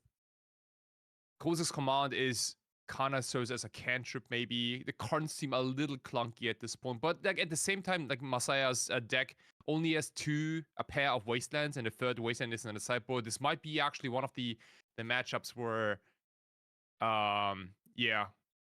where like you wish you had a third or even fourth Wasteland in the main deck. True. Interesting that you're taking out the Command. Is that because Command is one of the cards that can attack the graveyard? Is Messiah sitting on a reanimation focused opening hand? Could be, right? Oh yeah, right. Yeah. Like one of the modes of Kozilek's Command, of course, Graveyard Hate. Yeah, like Kozilek's Command is really like a very nice card. Like we mentioned this card like yesterday, but like it does all the things your deck wants to do, but in addition, it's also Graveyard Hate, which is necessary for Legacy in 2025. Yeah, so like instead of playing like a card like Grafdigger's Cage, for example, like if you already have a card that's good for your own deck, but it also has like built-in Graveyard Hate, that's a really nice thing. Same goes for a card like Endurance, for example. I'm a big fan of Endurance. It's a little bit of a shame that there are not many green decks in Legacy right now. Well, after yesterday, maybe there's going to be more. Yesterday, the tournament was won Dude, like by what glimpse what if like elves. what if like half of the Spanish Magic players like went to the local game store this morning to grab their copies of Elvish Visionaries and Endurance? That'd be Let's so go funny. there. Let's go there. I'm certainly gonna finish my league with Painter, and then I'm gonna put back glimpse elves here tomorrow after we're done with this. So looks like we took out another Flash Striker. One has hit the battlefield. The second one would have been pretty devastating. It's just like gets out of control rather quickly. And now Messiah picks up a copy of Reanimate. Guess you could reanimate the Flash Striker if you wanted to. Not really doing you all that much good, I would guess. And Mikael still sitting on those two cards and an unknown card. Doing some pen spinning action. Can you do pen spinning? No, I'm terrible at it. Like I drop it every time. I try. I think I can spin it one time. So it looks But like that's Mikael it. also spins it like every third time. But that doesn't make you a good spinner, I think. Like, You can just like throw it in the air and pick it back up again. yeah. That's how it works. I once ordered like a dedicated pen spinning pen because I wanted to learn it, but I was like, I got like 40% there, and Yeah. that's not really it. I think like everyone who failed at pen spinning probably did like the fidget spinner like a few years later. I don't know. I don't think it's like it's around And for yet. this But I got my poker chips here, and for this broadcast I had to put them away. Otherwise, I would constantly be shuffling them. When you split them into two piles and shuffle them together. I'm so addicted to that. I'm Dude, glad I don't bring them to work. Yeah, I totally get it. Yeah, I also like sometimes like riffle shuffle like credit cards and stuff. You got so many credit cards that you can refer. Okay, oh, no, never not mind. mine. No, like someone Mr. else's Fancy credit Pants. cards. That doesn't make it better, honestly. Okay, so do you mind if I? Okay. but I think I still have a credit card of the old company I left 2 years ago. Mm-hmm. Well, yeah. Never mind. Okay, here we go. So let's see what Messiah is going to be up to. We already figured maybe he's on a reanimation heavy draw, but he's got to make something happen soonish. He was lucky enough to pick up that Wasteland to stop Mikael from ramping into one of those Karns rather quickly. But even that Flash Raker is like looking pretty dangerous right now with Messiah down to 10 life. Like at some point, reanimate is not really what you want to be doing anymore. Maybe you want to pick up like an animate that. Best case scenario that I'm seeing right now is like making a big Murktide regent. But even then, Mikael is just eventually gonna burn you out. So yeah. Kind of caught between a rock and a hard place. We talked about this gameplay dynamic in this matchup or similar matchups earlier yesterday when the blue-black reanimator is players sitting on a hand of like a lot of interaction or rather permission, but no way to actually fight the board. But Messiah found a way. He found a removal spell in the form of a giant dragon, which takes out the Flash Raker. Discards one of the Karns, and that's a pretty good position, right? Yeah, absolutely. Not only does it gain like life back with Archon, like getting rid of the Flash Raker means everything. Best possible outcome here, really. Like the only thing Mikkel could do is maybe drop in Staring Bridge, but he's at least 2 turns away from getting that with Karn, if it so is in a sideboard anyway. And Messiah now sitting behind the protection that he's got, looking to close out the game really quickly. I don't think there's too much that Mikkel even can do here, sitting on just 2 mana.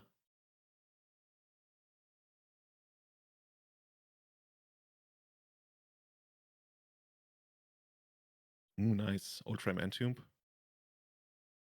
We get a Traxa down.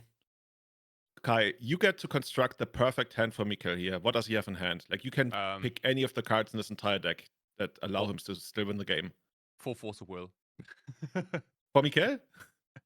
Oh, no, for Mikkel, no. We need, I don't know. We need... Yeah, there's nothing, right? I was gonna say, like, you have to beat, like, Force of Will? Yeah, I'm trying to think, like, you need too many things at once, like Ensnaring Bridge, 4 mana. You know, Mikkel was already pointing at the Force of Will that was revealed to Atraxa as in, like, oh, I can't beat that card. Yeah. I wonder if Messiah would be like, dude, I got all these. I still have, like, so much more. There were, like, 2 more forces in my hand, yeah. You were never in this. Are you one of those still had all these guys? Do you do that to your opponents? No, I usually don't do that.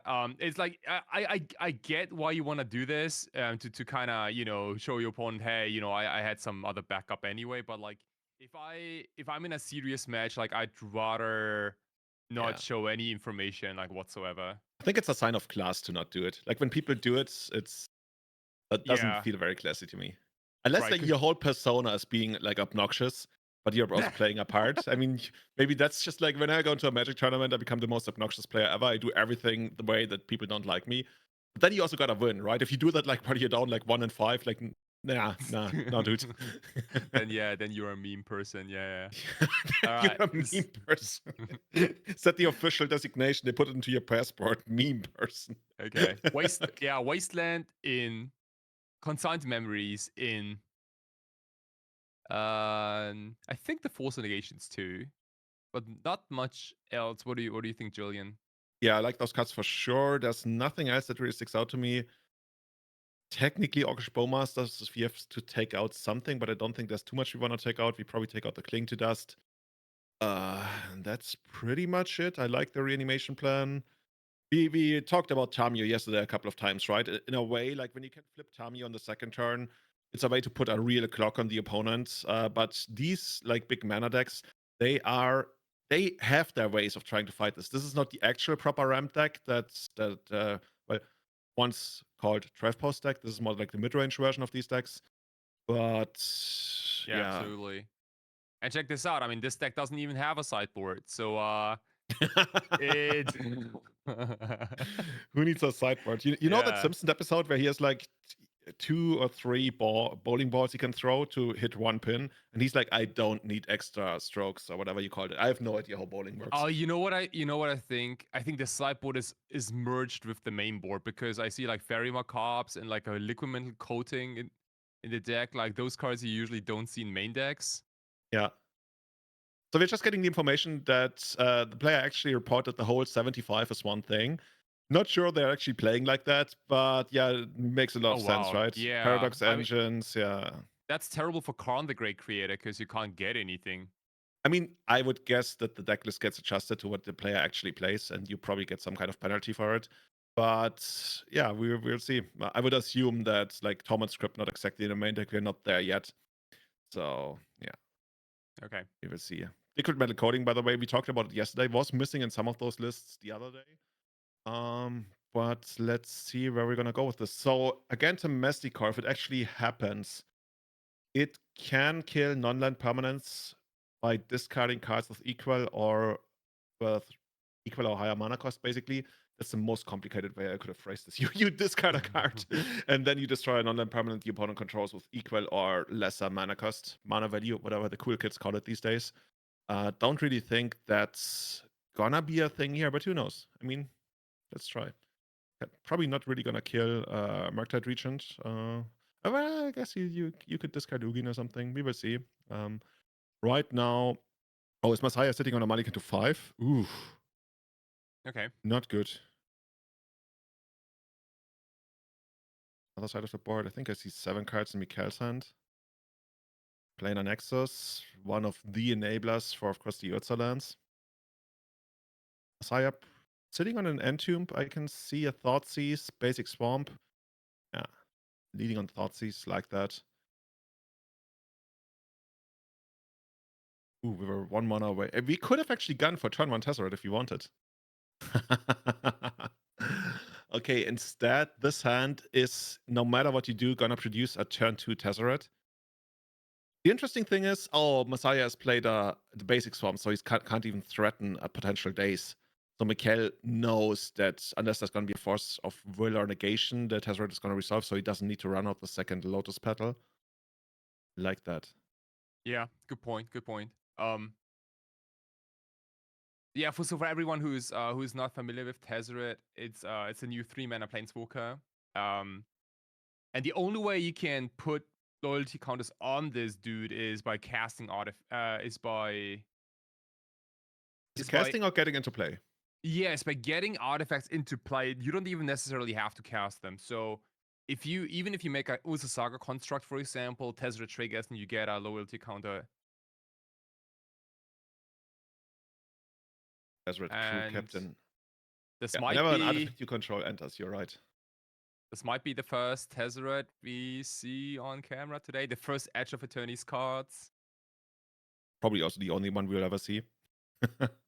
Except Cosmogoyf, of course. Yeah, Cosmogoyf. You and your Cosmogoyf, like the Cosmogoyf into Doomsday. Like turn 2 Cosmogoyf, turn 3 Doomsday, GG. That's how it's gonna go. Yeah, I'm not so sure about that. But I also haven't played against it yet. Who knows? This is really awkward. You don't really want to take the second legendary permanent. So you take out the Karn, but it's also the card you don't really care about all that much. So Mika's side of the board. Gonna get one of those Lotus Petals out. Get this guy down. Paying for it. Running out the second Lotus Petal. Ramping it up to 5. And what actually happens on 7, right? You get an emblem and every upkeep... No, every beginning of combat. So you can even do it the turn you ultimated. You get to put 3+1/+1 counters on an artifact, and if it's not a creature, it turns into a creature. So puts on quite a lot of pressure if it ever gets to that. I don't know if the -1 is interesting to Mikkel here. I guess you could try. If he sided in the Tormod script, could get the Tormod script and run it out. Honestly, I don't hate that. Because Reanimation is one of the ways you could lose the game, but then Messiah is probably still thinking about whether he wants to force foil this, but yeah, okay. Goes for it. Yeah, nice. Yeah, I think it's probably worth forcing, especially if you have like so little going on right now. Do you like playing the Lotus Petal here? I'm not a big fan. I honestly don't think you need to. I'd rather hold it so I can draw a land. Oh, yeah. Okay, in this case, I kind of get it though. Like if you have like a 3 and a 4 drop, at least you take the option away from Messiah to take your fast mana. Yeah, makes sense. To enable one of those. Curious whether Messiah would have actually taken the Lotus Petal if had Mikkel kept it, because that would have certainly been tempting. Yeah. So did Mikkel pick up a land here? I mean, you can still cast the Tezzeret. He's running it in 2 days, but I mean, you're not exactly under all that much pressure here. Yeah, he wants to go for it. He's like, you got it, you got it. Messiah says, you got it. All right, Tezzeret Cruel Captain in the house. And that makes me want to get the Tormod script even more, because now we're ruling out like another Forcible, we're ruling out Díez. So that narrows Messiah's hand down quite a bit. We also haven't seen a Ponder, we haven't seen a Tamiyo. So I would already like put him to be much more likely to be in a Reanimator plan, because there are only so many cards he can actually still have. Absolutely, yeah. Dude, like this is so exciting, everyone. Like I think you all plus everyone in the room is seeing this new Tezzeret in action for the very first time. So for -3, we got Tormod script, we play Tormod script, this triggers Tezzeret and puts another loyalty count on it. So I was gonna go for the Scry here, end of turn. And all of a sudden, like you don't want to put your great creatures into play anymore. It's actually pretty terrible for him here, because he's sitting on an Entomb that doesn't do anything anymore. So he probably wants to pick up a Brainstorm. Oh, they're still at the end step? Yeah, of course. Mika making sure that everything is done in order. Don't want the extra Underground Sea. And is that the Brainstorm we want? No, it's Tamiyo. Okay, pick that one up. Probably still a while until it flips.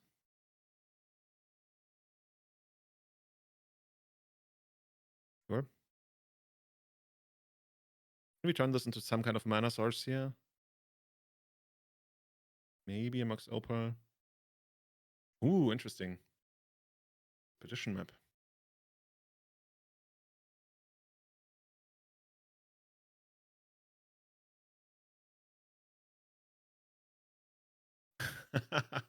This is, if you're watching this, I've seen this, like we've seen this several times over the last days.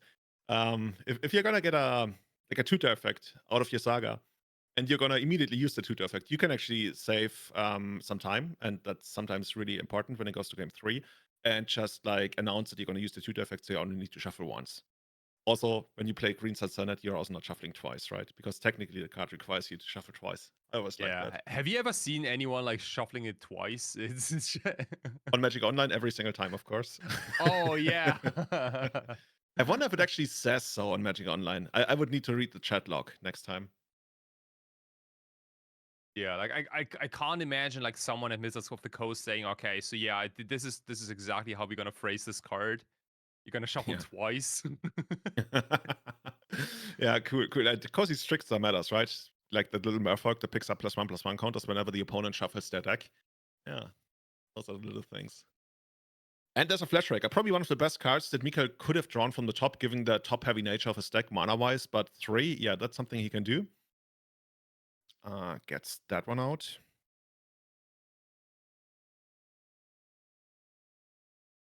Actually quite cool. He picked up the tower, which is going to give him enough mana to get there. And Messiah's side, we're going to get one of those clue tokens. Looks like we cracked it right away for an extra card. But yeah, a little bit rough, right? Because now all of a sudden, like the Reanimator plan isn't going to get us out of trouble anymore. Instead, the beats are coming. And they're coming quickly.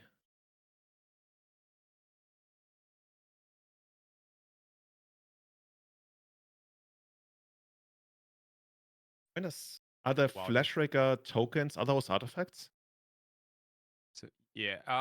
The spawns are no artifacts, but the key is one. So okay. Tezzeret goes up to 5. Dude, this looks very, very nice. We got another tutor effect, and again, like whatever gets tutored here, that's gonna also increase the loyalty on Tezzeret. There's a Soul Guide Lantern. Mikael is saying, dude, you did this to yourself. Why does your deck have to be so good? I have all these things that are good against it now. Yeah, I think this game is pretty much over. So I would need to battle through so many different cards. You're gonna take out the Force of Will from the graveyard here with the comes into play effect. You're very far away from ever like using its Planeswalker abilities anyway. Yeah, and I think we're already headed for game 3 here pretty soon. Urza's Workshop. Coming down, attacking for some damage here, passing back to Masayo. Yeah, Masayo, if you got something going on, you better be destroying all artifacts here.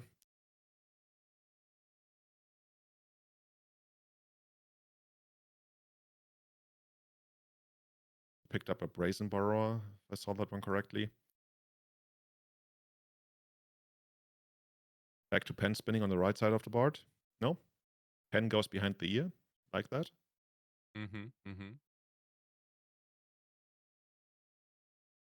And just passing back to Mikael. Mikael probably looking to close out the game now. Yeah. Depending what he drew. Maybe.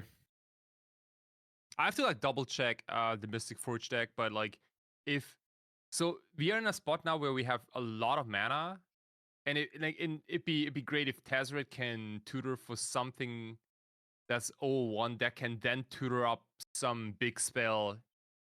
So you can like come out of this flood situation. Like if you could, I don't know what it is, but like yeah. Okay, so here's something Messiah did, because apparently Mikael had used that Soul Guide Lantern to draw a card on the previous turn, and now Messiah is actually able to use the Brazen Borrower to bounce the Thomas Crypt at end of turn and potentially go for it. He's got the Entomb going on here. Let's say the Archon comes down. We're going to sacrifice one of those spawn tokens, right? Go down to 3 life. No, actually go down to 1 life, right? Archon is like 8 mana, if I remember correctly. Yeah. Then we go up to like 4 life.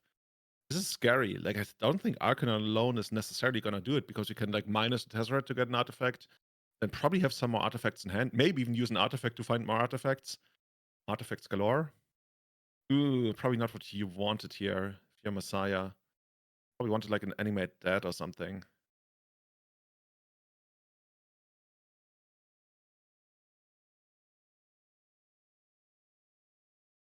Playing the lands. Using that Soul Guide Lantern, that actually gave Messiah an out in this game, and he's playing towards it right now. He's getting the clue token, probably not doing anything relevant this turn, passing back and hoping to survive one more turn, but now the crypt is gonna come down, and now we don't have a way to get rid of it anymore. That's a big problem. Mikael's so happy to survive this. Like, if you're sitting there, you feel like in total control, and then at end of turn your opponent bounces your only graveyard protection spell, you feel terrible, right? Oh yeah. I was nervous. I was absolutely nervous for a second. Okay, so a pithy needle, interesting. Can't really name a clue token, by the way. Savatarik's clue token on the battlefield. Spotted if you want to get those right now. Nice. Check out savatarix.com. Oh, we're just gonna get another Oh, Tezzeret. gotcha. There's another Tezzeret. Okay. Okay. Player's gonna draw a response. Doesn't pick up anything he can stop the Tezzeret with.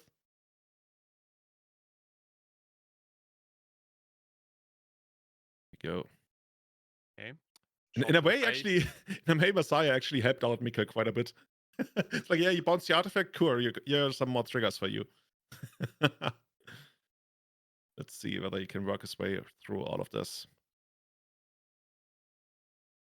Okay, shooting. Is he shooting the No, he named the Tamio. Okay. Or the flip Tamio, probably. I asked you yesterday. Do you still remember what she's called? Season Scholar.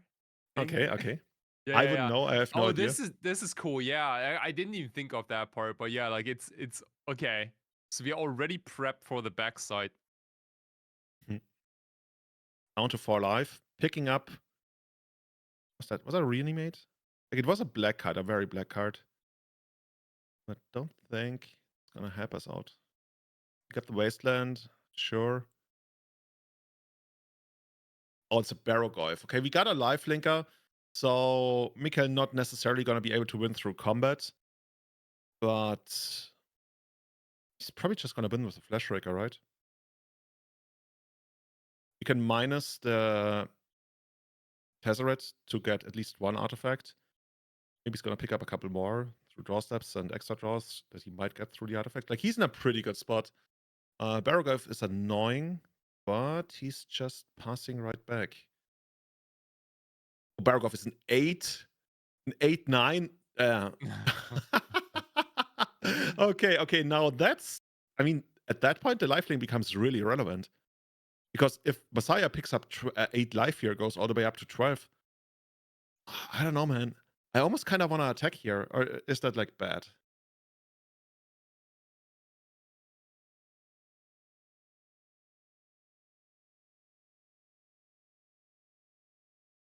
Okay. Oh, okay. So We need doesn't 3 make sense. shots, right? Yeah. We need to cast 3 artifacts this game, or 3 color spells. Yeah. Attacking wouldn't have worked anyway, I guess, because you could have blocked the spawn token and then just like sacrificed it to deny the lifelink.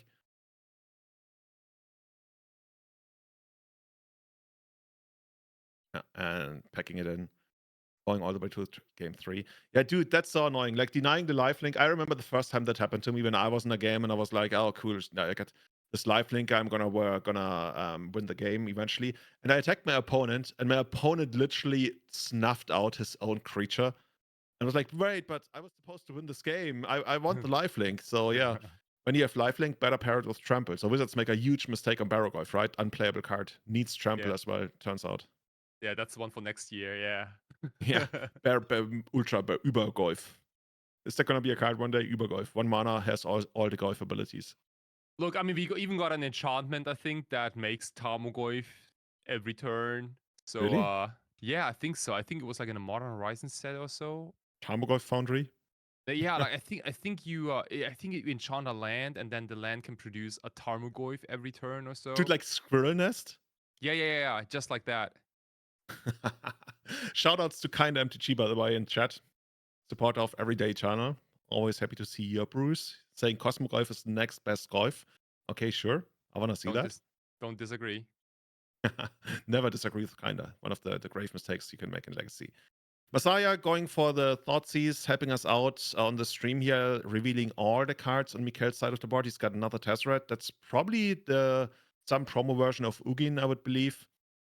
And the is that Wasteland? Or Tamio? Might be Tamio. Named on the needle. We will see.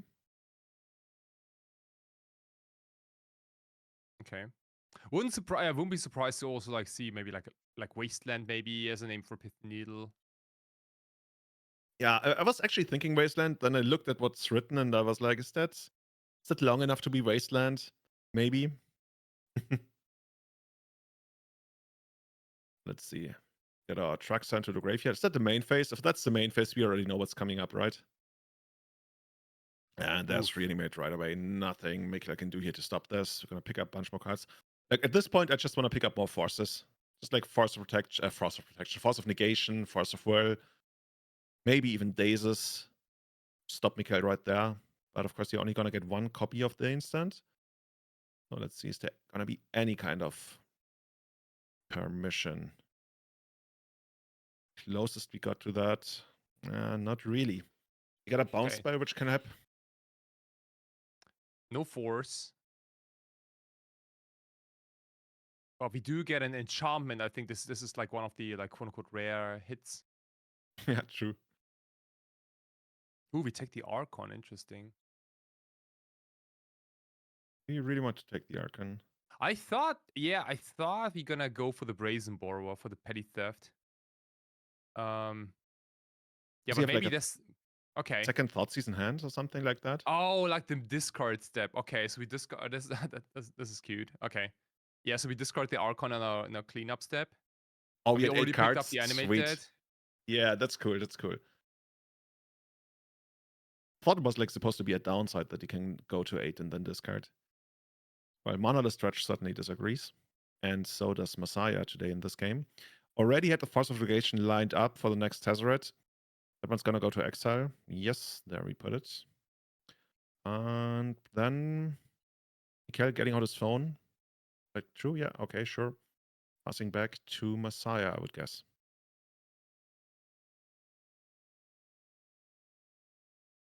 Yeah, that looks pretty good for Messiah.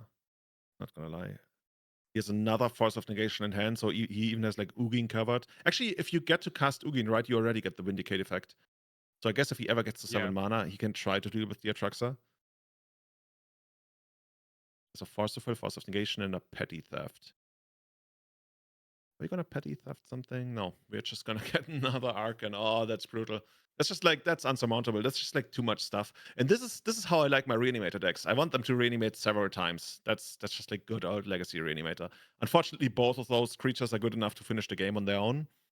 But that's what I want Reanimator to play out. Not just like get one card, win the game. But I guess now you win two games with them. Yeah, Rob Fighting pointing out in chat. This was a mulligan to 5. That was a really good mulligan to 5 then.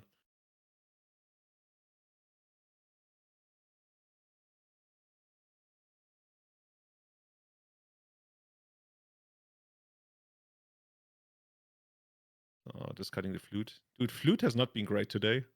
It's seen better days, I want to say.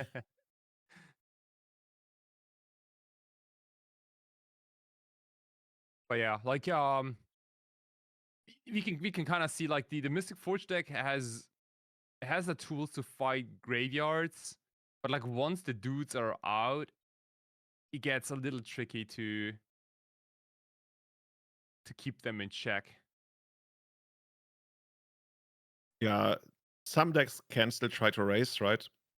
But over here, Mika's deck a little bit too fair, not producing any kind of like crazy opening start, extends the hand.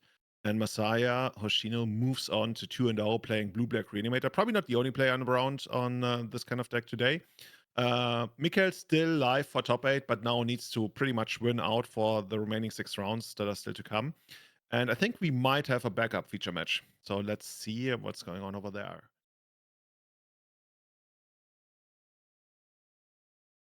Ooh, I see copy artifact. I'm already like, okay, what's this gonna be? Transmute artifact. Oh, this is a very cool deck. How do we call this? Mono blue. Jewel Ram. That's probably like a proper name for this. There's probably like the source thread out there, and people are like pulling out their hair and like, yeah. Okay, so. It's like mono blue storm. A jewel store. Yeah, like yeah. Kind of cover the jewels like the centerpiece of this thing. Because what you do is like you cast cover the jewel, and then you keep copying it with copy artifact. And yeah, and cast transmute artifacts to get more cover the jewels. And cover the jewel has an ETB ancestral recall, and it does the Black Lotus thing. So like no, there's no keys in there to get even more mana, right? You just like there's straight no key, up but copy there's artifacts. Paradox Engine is in the deck. Oh my god, it's a super key. The super key. So how do we actually end up winning the game? We just cast Emrakul. I think so, yeah. Okay, Think that's so. pretty broken. I want to see that one in action. Also has 4 Lodestone Golems in the sideboard, probably more combo hate. Oh my god.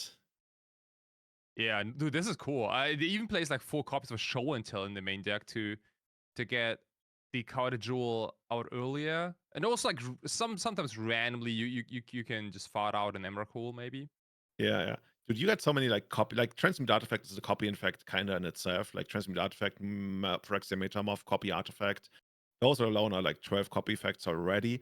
And then Yeah. also like sometimes you just copy a ring, right? If you have to, if you want to stay alive. Of course, yeah. This deck draws a lot of cards, makes a lot of mana, has interaction with Force of Will, and Sink into Stupor. And it's Loving almost it. a quad laser deck list. It's almost only 4 offs. There are a couple of 1-offs. On Like the land side, Minamo. right? Didn't you talk about this yesterday? That one day you want to get Minamo to use the one ring a couple of times? Yeah.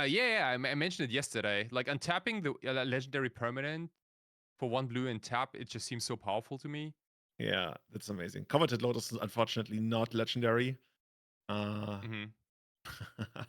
But on the other hand, like it's also good, right? If you copy artifact it and you get to use it over several turns even more.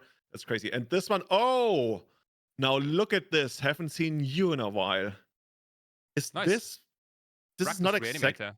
Yeah, I was gonna say this is not exactly Tinfins. Like I saw the Shallow Grave, I was like, oh yeah, amazing, but it's not.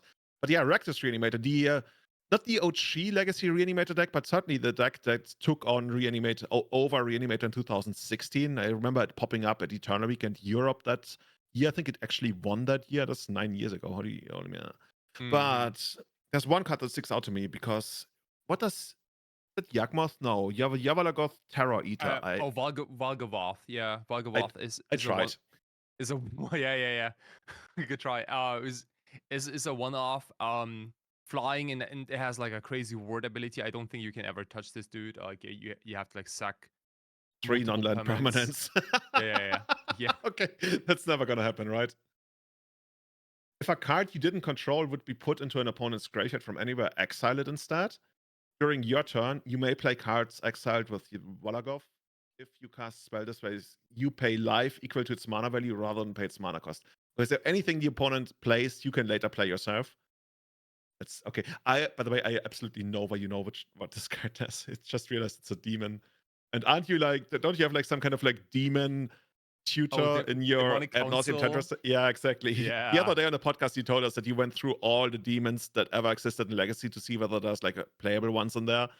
So yeah. Cool. So, oh, Jan Schmidt? Is that Jan Schmidt from Germany by chance? Because I know a Jan Schmidt from Germany. And he won GP Prague, I want to say in 2006 or 7. If that's him, cool. If it's not, also cool. On the other side of the board, we got Jonathan Lamas on Blue Black Reanimator. And dude, I'm so looking forward to seeing Jewel Shops do its thing. Yeah, this can be over very quickly. Depends on like how Reanimator is gonna do in this game. But if the game goes a little longer, then the Jewel combo is gonna kick in and just probably overwhelm Jonathan with like card advantage. Yeah, I want to say like Unmask probably a really good card in the matchup because Jan, I would guess, is dependent on a couple of cards, but also that like if you take those out, it's gonna take a while for him to recover. But Jonathan's actually unmasking himself, I believe. Like he points at himself, so I would guess that he wants to unmask himself and then reanimate one of his big creatures. Still thinking, apparently. Yeah, there's a reanimate in there. I'm not sure if I've seen a big creature yet, but most likely. Dude, I want to see Volgavoth, Terror Eater.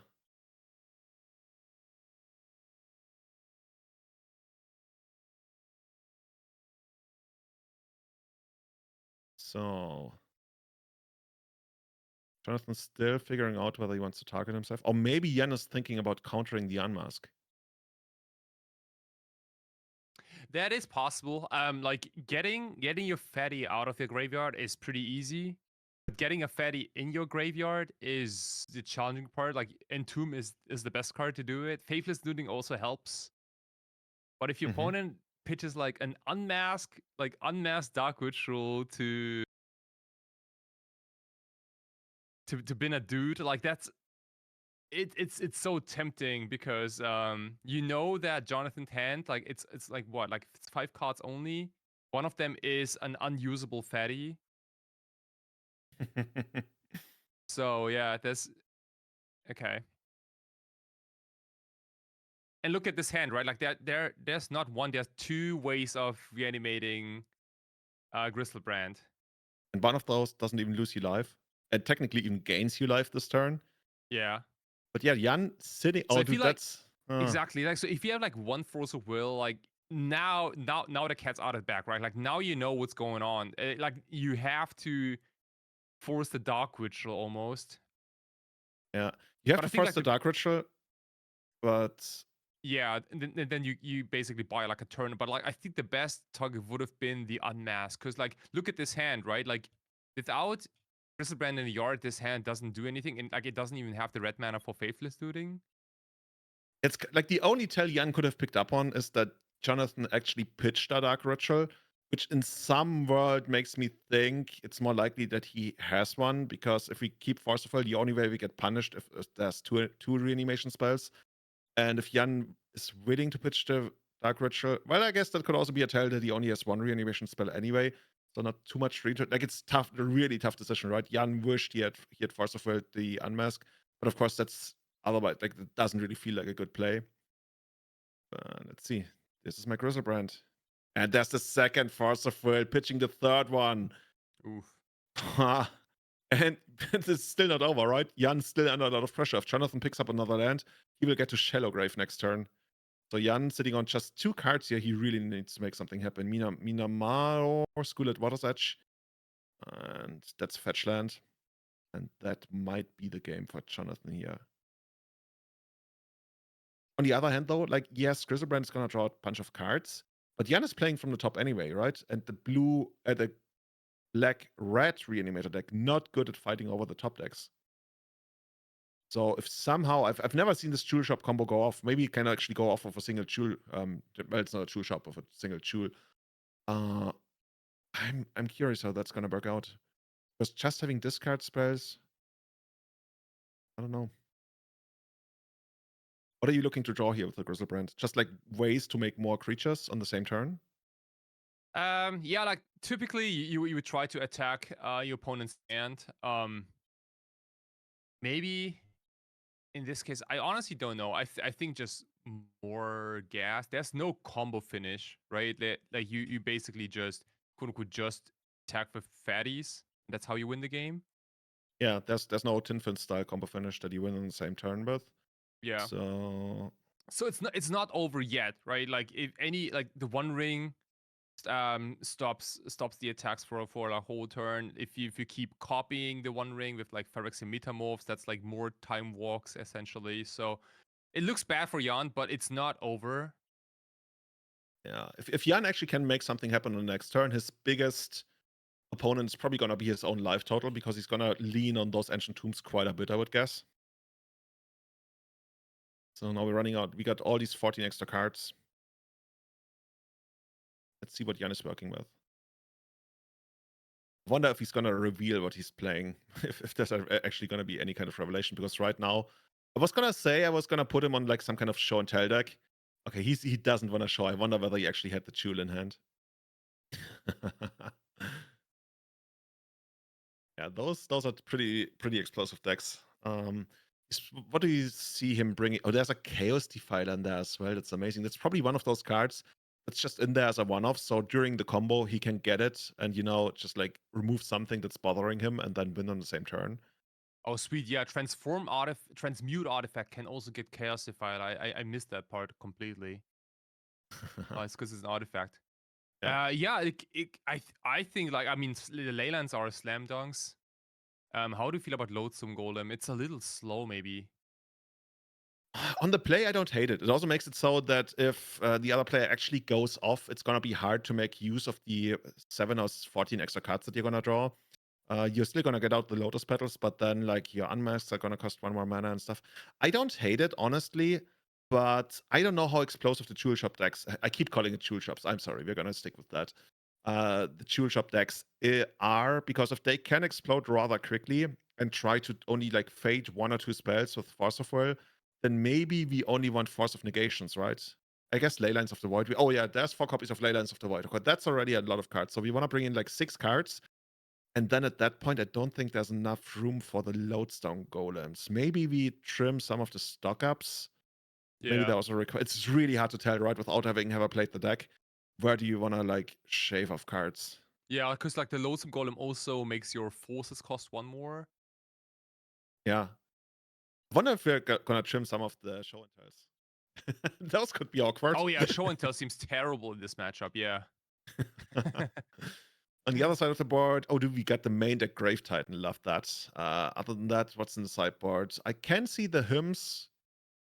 Bowmasters. Well, the thing is, I was gonna say Bowmasters for sure, but like, do we really know what Jan is playing? I think we don't. Like, if you're sitting down there, unless there's, I think we saw open deck lists for the playoffs yesterday. I'm not sure there's gonna be open deck lists for the Swiss. But if there's not, we can only guess that Bowmasters might do something because Jan is on a blue deck. But other than that, you know what would be hilarious? If there's this sideboard tech where we pivot to like more show and tells. So we go for the show and tell, and then like the jewel comes in. You're like, oops, I did this to myself. I'm sorry. Excited to see how that's gonna work out. That's fair. I want to see the show and tells in action. Come on, give it to us. Okay. Opening up here on the left side, Jan sitting on what looks to be 7 cards. 1, 2, 3, 4, 5, 6, 7-ish.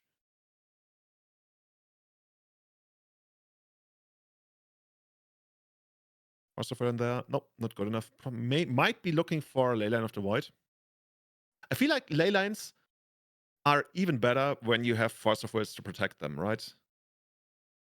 You either want like Force of Wills to protect them, or you want a way to like go off very quickly where the 1 extra turn your opponent has to spend to deal with the Leyline is good enough to, you know, allow you to untap into the win.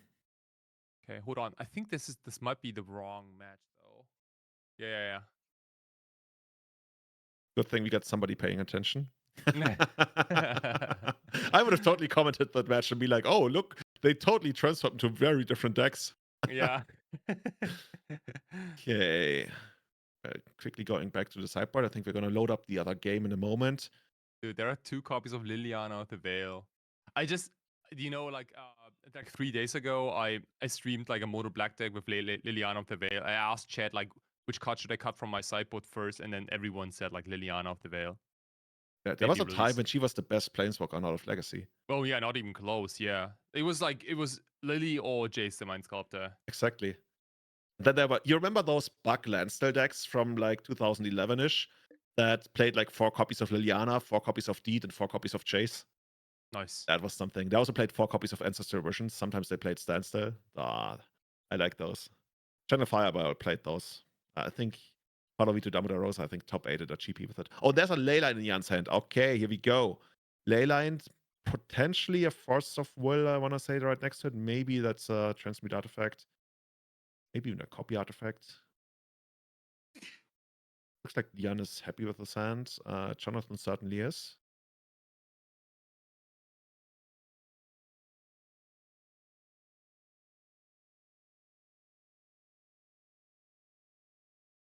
Sending 1 card, 2 cards back, going down to 5, technically 4 because of the Leyline, but of course buying quite a bit of time. Is that a Chrome Box? Ooh, oh, we're slowly bleeding cards here. Got the Chrome Box and pass.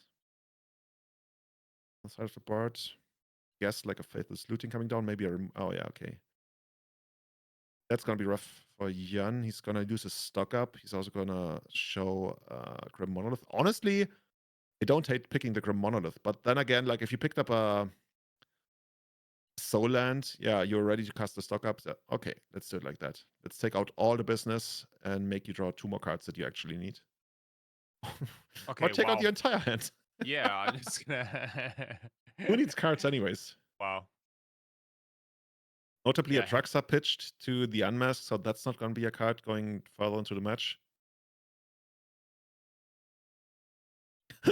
Jonathan sitting on that. You see that Tim Tatarach there? Yeah.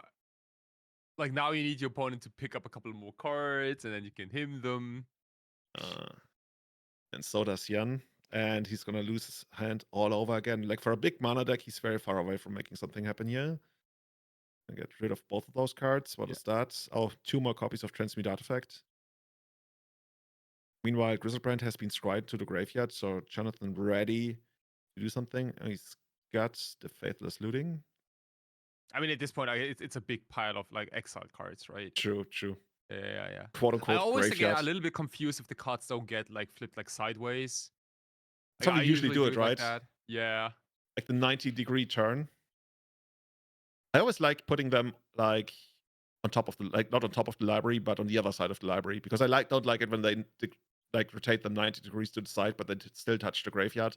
That always makes me a little bit uneasy. But I guess if everything you have goes to the exile, then you might as well do it like that. Look at this. This is like the, I don't want to say like lamest game, but like it like nothing is happening right now. Well, if you don't want to say it, I'm certainly gonna say it. This is the lamest game we've seen all day. Okay, good. Okay. I wonder if Jan is gonna randomly, just pick up, I don't know, like a show and tell. Or like at this point, he's at 4 mana. You could even like get a ring down. Like, and ring would be insane. He's got stock up. I was gonna say, is this show and tell? Like he's actually climbing back into the game. I don't hate Jan's position here. Like Jan is actually like in a, I dare not say it, but like in a good position. Because I don't see we saw actually like proper removal for the ley line from Jonathan at some point. So Jonathan, I think he's sitting on a we saw a Dark Ritual, I believe, unless he discarded it to the Faithless Looting. So there's always the plan of hardcasting your threats at some point. Jan picks up 2 cards. Jonathan just passes. Like, Jonathan looked to be in such a great position, but he just couldn't make anything happen here. This is like why Grave Titan is in the deck, I guess. It's a very castable threat that would actually take the game rather quickly here. Yeah, I totally agree. Like when can you finally start hard casting your fatties? Looks like right now, Jonathan thinks. 6 mana. There's a Dark Ritual. Yeah, he's got 8 mana. Is he gonna like hardcast Archon? Does he have like a second Archon? Or like the first one? I think the other one. Yeah, this might be Archon of Cruelty. Wow. Sure. They're gonna resolve. Oh yeah, discarding the Lane of the Void. Don't need that. Take some more damage. Rather lifeless, I guess. I gain some life. And Jan, you gotta make something happen here. Dude, this is honest magic to me. Like you tap 8 mana, you get a fatty. At least if you paid the full price from this. Like, what do you do in Legacy? Well, I ramp out my big dragon. Isn't that how it's supposed to be? Okay, is there gonna be another stock up? Oh! Ooh, sweet. Okay, awesome, Phyrexian Metamorph on Archon. Oh, wow, this is clutch. This came in clutch, I'm a dragon now. Look at me. I'm the dragon now. Okay. Never mind. This game turned from the lamest game thus far into one of the best ones. Loving this. And Jonathan under a lot of pressure right now. He's certainly not gonna cast another Archon of Cruelty anytime soon. Honestly, Jan might steal this game. Like on a horrible opening for him, being stripped of all of his cards, just barely holding on to the game by Leyline, and now making a second Archon of Cruelty, dude. Yeah. Who's the Reanimator deck now? Oh, this is very funny. I think this is the second time in my life where I'm like, I gain control of all dragons card. The Jewel Shops decks doesn't even need a win condition. Like, you just take your opponent's best win condition. That's it. Actually, I'm looking it up right now. Is there a gain control of? There is. Karthus, Tyrant of Chant. That's what Jonathan needs. Flying haste when Karthus enters, gain control of all dragons. Then untap all dragons. Other dragons you control of haste. Jan is probably living in absolute fear of Karthus right now. Karthus can down the game would end immediately. I knew there was this kind of effect in Legacy. Well, Legacy's pushing it. Let's say in Magic. Yeah. Okay, Jan Schmidt tying up the game 1-1. Jonathan probably looking at the sideboard now to see whether he can find some kind of removal for the ley line. And both players heading into the third game now. We know how many players in the Legacy. There are 180 players in Legacy main event today. We're going to be playing 8 rounds, plus, of course, the top 8. And this is round 2, brought to you by Ultimate Guard, the City of Naron, and the Everyday Eternal Legacy podcast. Jonathan gonna be on the play, dudes. The ley line is even more important once you're on the draw. Like if you're on the draw and you want to rely on your forces and stuff, it's gonna be rough. And it looks like Jan is not sitting on a ley line, right? He's got some forces, some mana. Like it isn't terrible though. Like you got interaction, you have lands, you have a like because you can't just mulligan down to like interaction only because like you have to get your own game plan going too. I think there's a couple of soul lands in there. Jonathan on the other side. Are we looking to making something happen on the first turn? I guess we keep going back to those lines where you go turn 1 Dark Ritual and then do you force it or do you not? Because you might be done for if you don't, but you don't really want to. Okay, there goes Unmask. Unmask on you this time. Again, Schmidt wasting no time, exiling that card. Yeah, I like forcing this god effect if that's the only counter in your hand, because Jonathan might be thinking, okay, maybe there's more. Like information is critical. It's gonna be a stock up here, yeah. It would be funny, like if somehow one of those jewels ended up under the Voidwalker.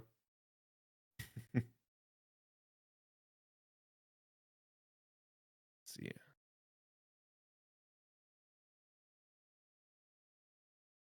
What else does Jonathan have left? I believe there's an Entomb.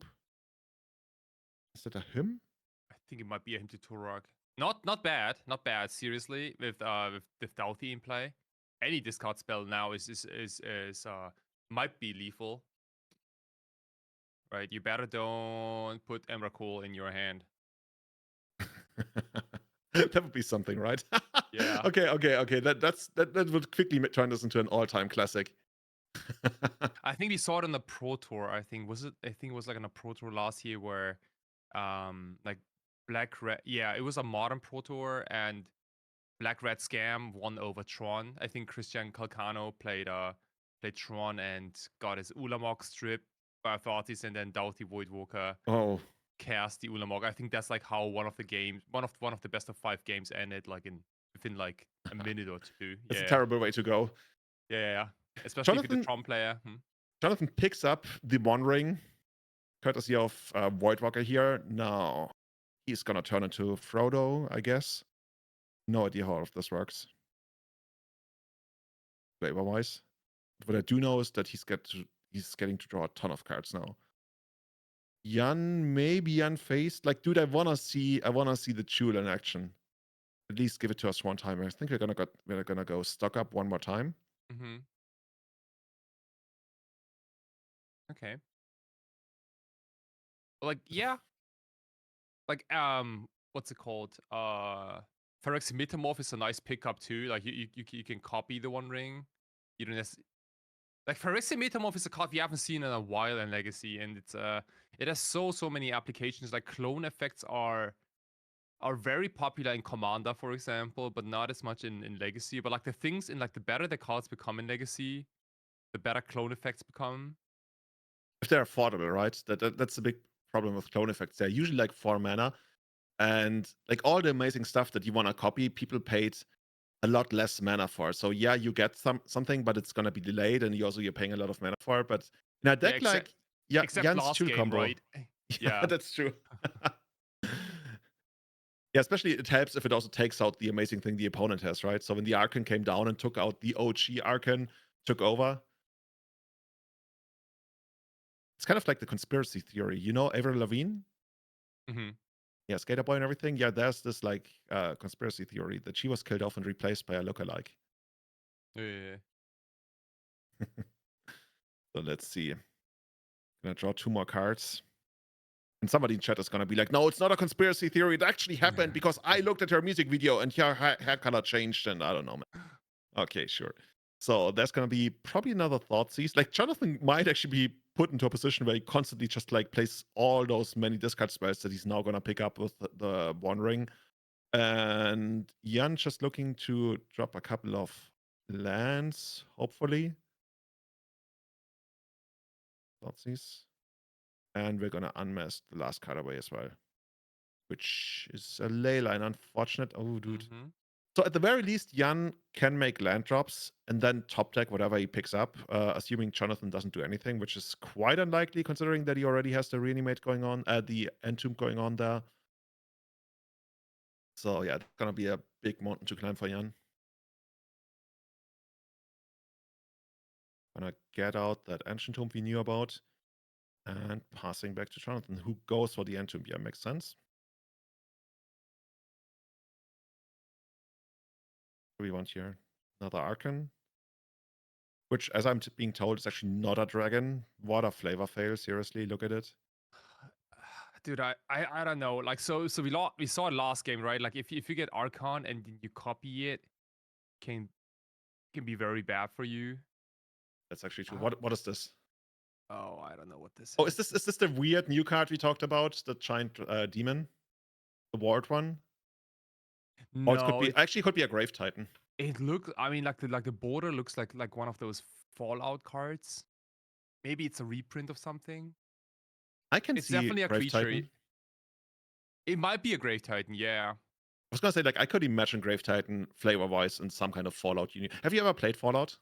No, I haven't. Like I almost haven't played any video games. Like I grew up only playing Magic. Oh, but I played a lot of Magic. So what's your favorite video game? Don't say Chandala or something or Magic Dude, Online. No, like I only had a Game Boy Color back then. That's all I got. I never had a PlayStation or any of those. So like Pokemon Blue? Mostly Pokemon, yeah. Blue, silver, crystal, that sort of stuff. Awesome. Chat, let us know what's better, Pokemon Red or Pokemon Blue. We gotta know. Team Red or Team Blue? Do you want Squirtle? Or do you want, what's it called? Charmander? Something like that. Mm-hmm. So, another Entomb. Yeah, at this point. Rob fighting. Oh, Rob actually gave the correct answer, which is blue. Ah, is it so? Yeah, we're gonna note down 50 points for Rob. So at the end of the tournament, we're gonna see who actually won the fan contest. But totally gonna keep track of all of that in my head. Why are we entombing so much? Right. Okay. Yes, because we don't want to draw those cards, I would think, but that's the only thing that really comes up for me. Okay, that's possible. Yeah. I thought maybe like I'm not an expert on Reanimator, but I thought like maybe you want to keep a couple of black cards in hand just for the unmask, but that's a good point. Yeah. Yeah, this is actually isn't all that terrible. Like now, even if Jan picks up a Phyrexian Metamorph,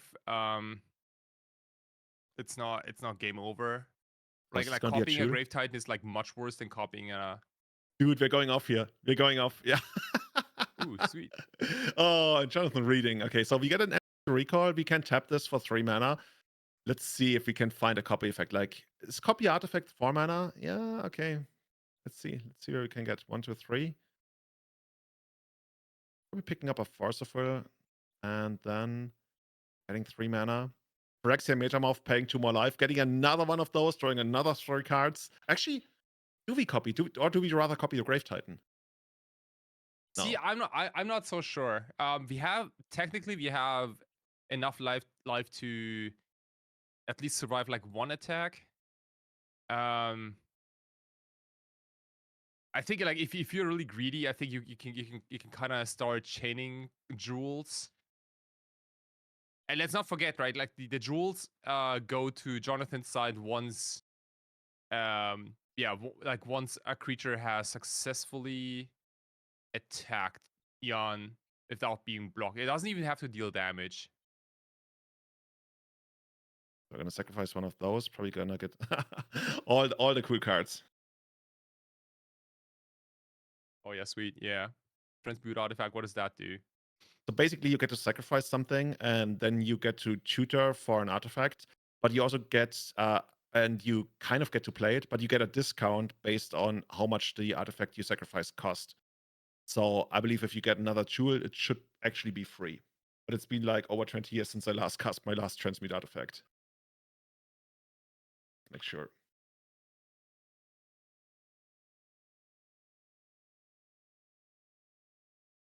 Yeah, you may pay the difference, but of course, no difference to be paid here.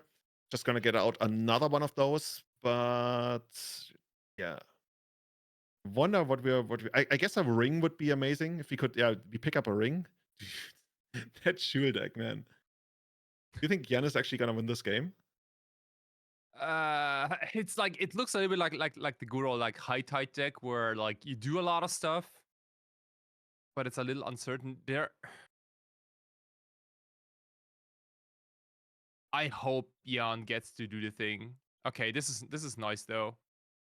The only problem is like it stops the damage, but the jewels already change controller once the creatures are not blocked. So they don't need to do the damage. They just need to attack and not be blocked, which is like a crazy clause, really, honestly.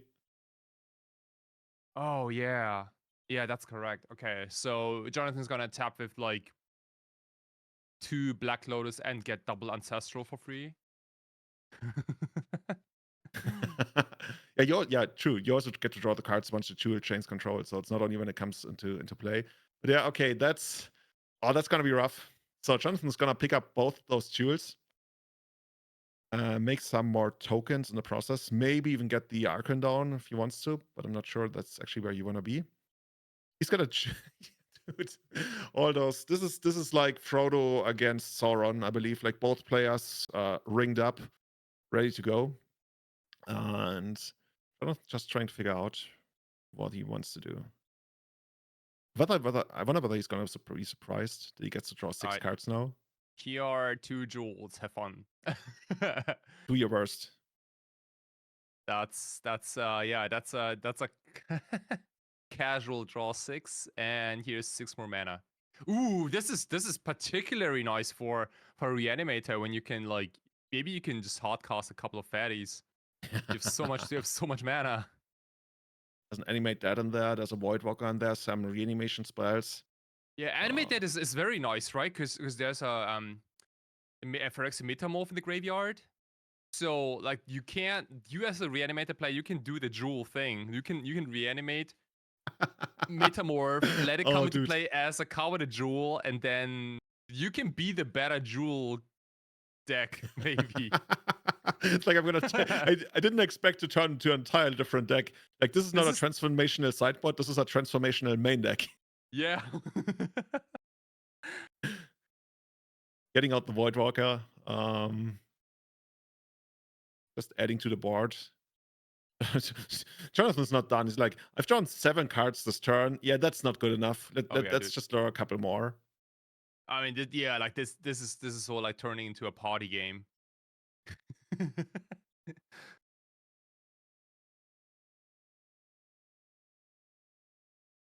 Dude, like this Phyrexian Metamorphosis is a very sweet Magic card. I'm not gonna lie. It's cool. It makes some amazing plays. I've lost some progenitors to that card back when the Legends rule was different.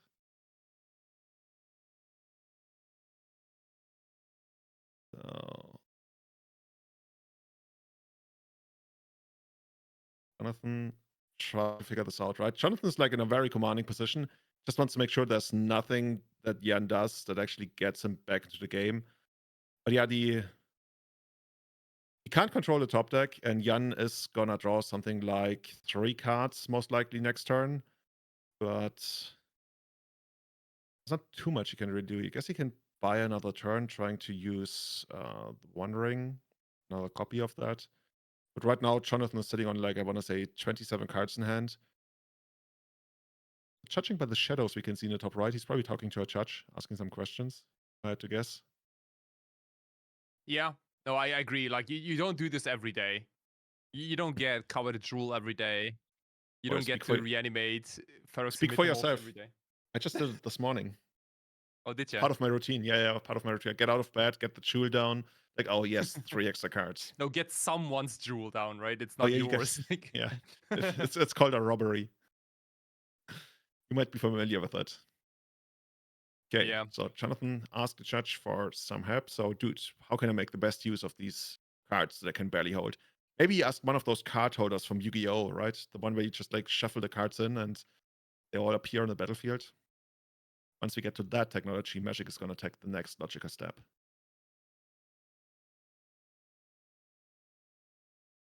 Let's see. Yeah. One of them are waiting on some kind of ruling, or whether Jonathan is still trying to figure this out. It's probably going to be some ruling involving the copy effects. Oh, like another question could be like, if I animate that the Phyrexia Metamorph and I copy the One Ring, do I get protection? I mean, the answer is probably no. Yeah. But my assumption is that like if you play Black-Red Reanimator, you might actually not even be that familiar with Legacy as a format, right? Because it's such an easy deck to pick up as a non-Legacy player and do well in a tournament.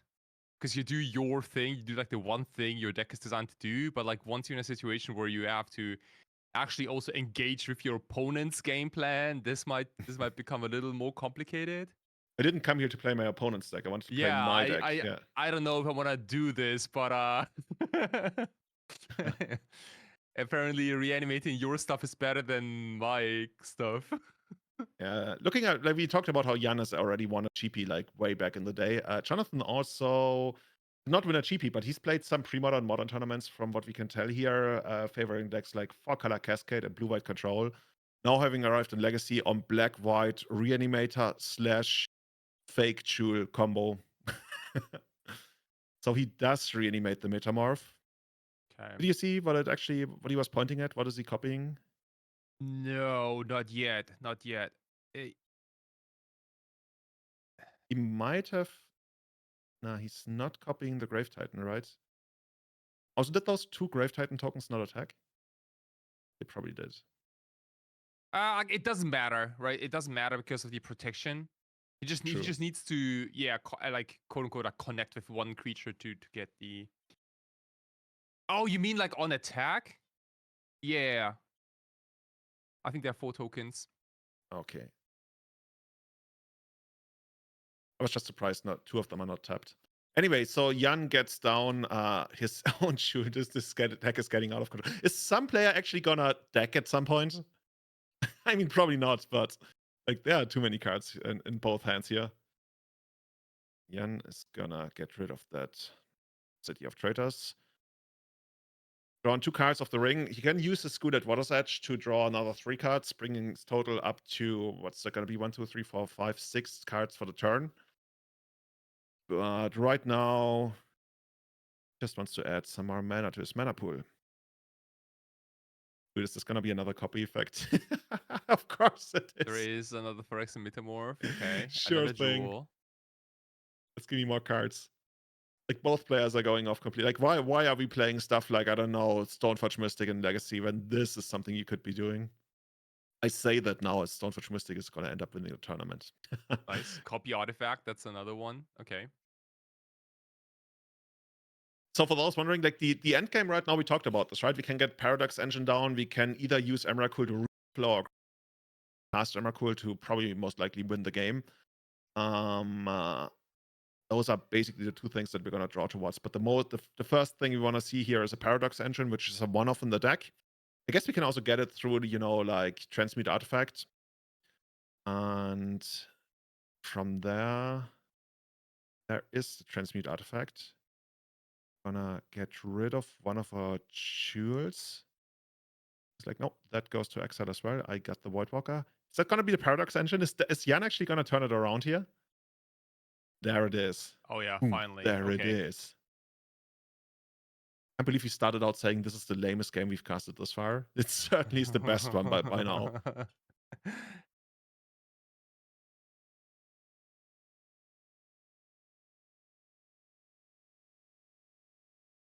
Oh yeah. Jan completely goes off here. Like any spell here and taps 2 Lotuses, to Loti. I don't know what the. I Two don't know cards how. named Jewel Lotus or something. Two jewels, let's basically say. The jewelry. Yeah. Two The gilded ring. lotus. Yeah. Frees up a lot of mana, draws more extra cards with the One Ring. Oh yeah, this is it's popping off. Yeah, also drawing extra cards for the ring every time is so nice, right? All of this works together. Now we even get to, well, I guess that doesn't add all that much anymore, but we also get to untap our Grim Monolith now, adding even more mana every time we play a spell. Yeah, at this point, we basically have access to our entire deck. And then if the Emrakul alone is not going to be good enough, which probably is, we can also probably do something like Bounce the Voidwalker, reshuffle our graveyard. And then, is there like a way to get the Emrakul back into our hand? I don't know if there's a Caracas in this deck, and I also don't know if it's necessary. Let's see. Oh wow, because like so let's just say right, like at some point, like in a few minutes or so, like we fight Emrakul, we cast it, we get an extra turn, and then we attack. That also means that we all if Jonathan doesn't sacrifice his cowarded jewels, like those jewels are gonna come back to John. Plus it's 15. I like, dude, it's 15 in the air, so it's that's lethal already. What are we gonna do about that? Yeah. But like at some point here, like it's gonna be almost deterministic, I think. Like if every spell draws you at least 5 or 6 cards now, it's getting more and more, and you produce 9 mana, no, like more than 10 mana per spell. This is absurd. It almost doesn't matter what you cost right now. Like you're just gonna. Yeah, like maybe like 3 or 4 more spells and you've drawn your entire deck. I would just add Fireball to the deck. Just for, the style. Combo finish. Like, this is how you kill me? Yeah. This is how I kill you. Yeah. Because I can. I mean, that's probably like how the guys built the deck, right? Like they saw, okay, there's counter jewel. There are a couple of untap effects. I'm going to draw a bunch of cards. So what's the best win condition that gets like, that's the hardest to disrupt? In Emrakul, the Eon's Torn cannot be counted. So that's a huge plus. Much more. But I could also, but there's 18? Like so many options, right? Like you could also like Cunning Wish for, I don't know, dude. Like there's like 5 different ways. Dude, I want to see more of this deck later on. Looks like Jan is gonna take this game down, but I want to see more of this later down the line. There's the Emrakul, and I think that's gonna get the concession from Jonathan. Mom spaghetti. 15 flying. Have you ever been in a rap battle? No, but I went to a rap battle last year in Berlin. Oh, okay. You gotta take me next time I come. It was pretty sick, cause it was like underground, and there were about like 15 or 20 rappers, and it was basically like this. There was like a single elimination, and the crowd gets to the crowd gets to cheer, right? And it's all decided by the crowd. Was there Emrakul as well in attendance? No, but there were a couple of dudes who looked like Emrakul, yeah. Okay. Did they have Annihilator?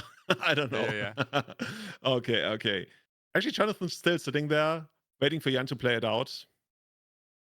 Okay. Get rid of that guy, please.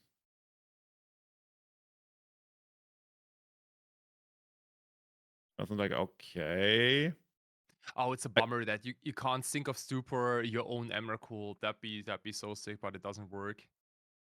Yeah, it looks like we're gonna get Phyrexian down. Is that one copying Emrakul? Oh yeah. That's why we bounce it. Yeah, then it goes to the graveyard, goes back. Yeah, we have like infinite everything. We probably also have infinite bounce. Like if Jan wants to really show off, he would like. Yeah, dude, this is insane, dude. That's even better than bouncing. You just keep casting more and more Emrakuls. You take infinite turns. You bounce all of Jonathan's cards. And then you just take the game. That's hilarious. Yeah. I love that Jonathan's actually letting Jan play all of this out for us to see. Tiniest library in the world. Like maybe Jonathan's thinking like maybe I have a shot in this game somehow. I was gonna say that maybe the limiting factor at some point is like, okay, my rings are drawing too many cards, but you can probably also like copy the rings and start from 0 again. You can probably make anything happen that you want. Okay, we're gonna draw 7 cards. There's looks like 2 cards left in the main deck for for Jan. Jan picking up. Oh, dude, you gotta do some serious workouts if you wanna keep carrying so many cards for the rest of the day. Mm-hmm. Jan is probably like, "What could you have? Why haven't you conceded yet?"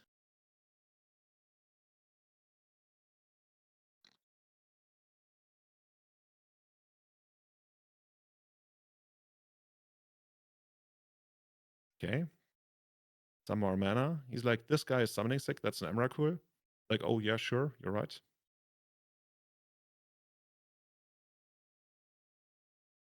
And we're gonna take another extra turn, please. We need an extra turn counter at this point, seriously.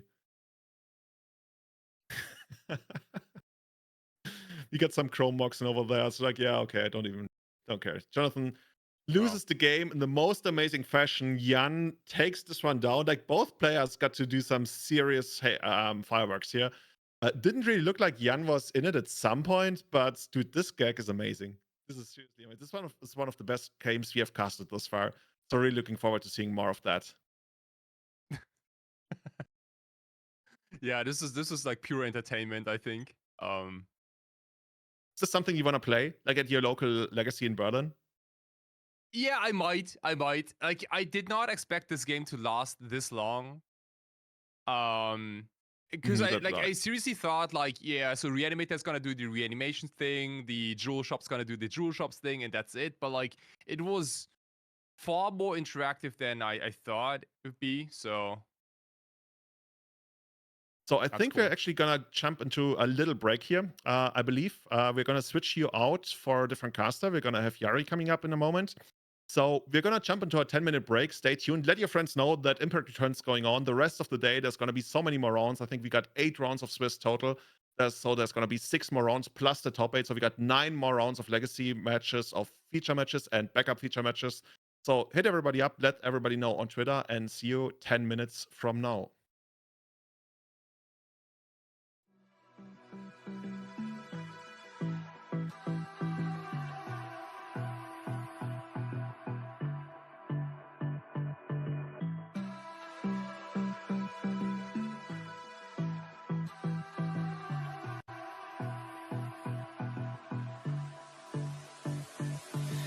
I don't know what you want. Let's have a bit of fun till I downfall. My love, if you feel like I do right now, don't say you're on the run to the other side. My love.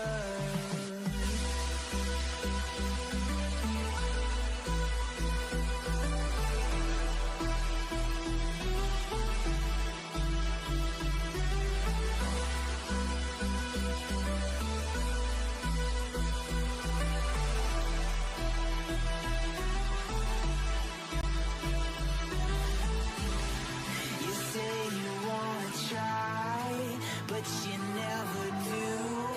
Sugar, there's a reason why we lose. You say you wanna cry, but you never do. Sugar, there's a reason why we lose.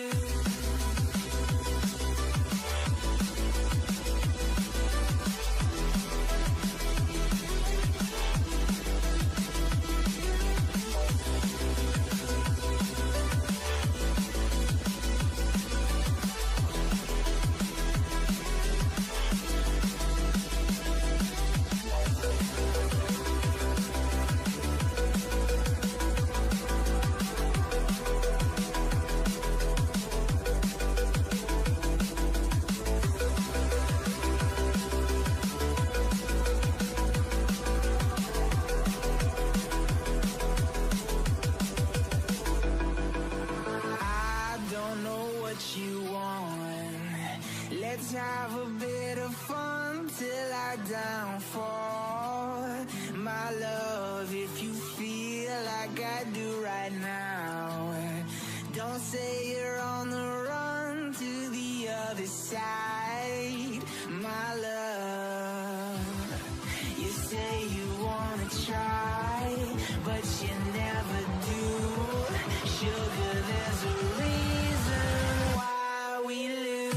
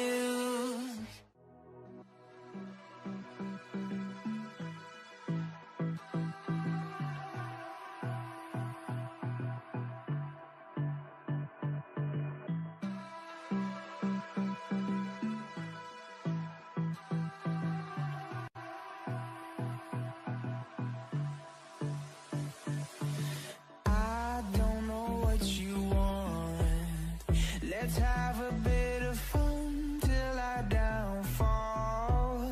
My love, if you feel like I do right now, don't say you're on the run to the other side, my love.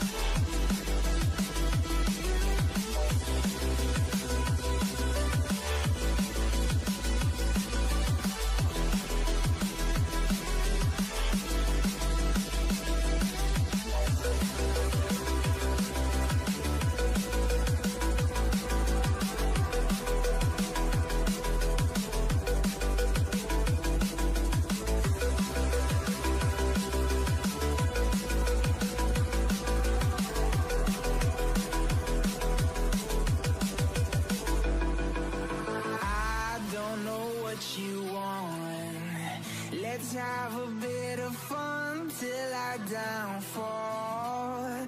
My love, if you feel like I do right now, don't say you're on the run to the other side, my love. You say you wanna try, but you never do. Sugar, there's a reason why we lose.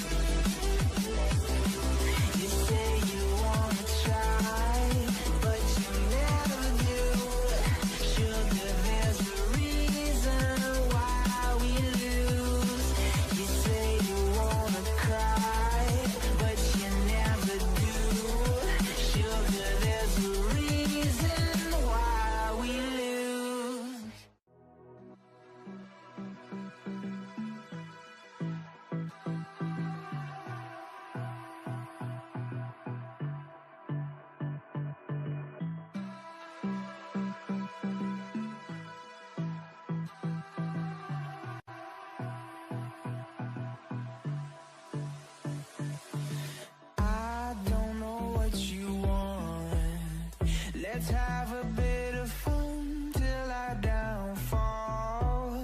My love, if you feel like I do right now, don't say say you're on the run to the other side, my love.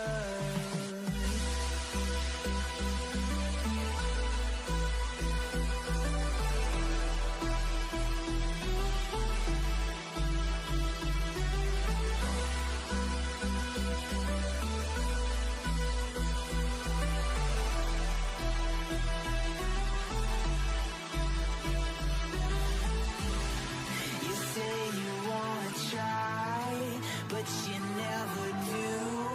Sugar, there's a reason why we lose. You say you wanna cry, but you never do.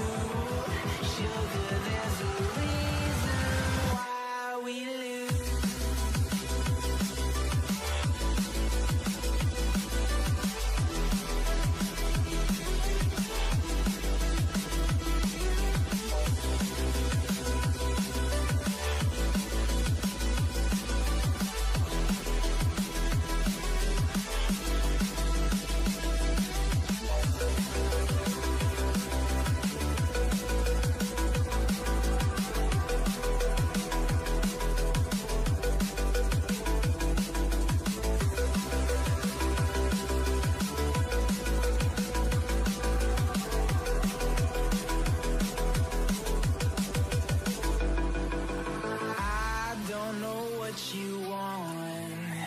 Let's have a bit of fun till I downfall, my love. If you feel like I do right now, don't say you're on the run to the other side, my love. You say you wanna try, but you never do. Sugar, there's a reason why we lose.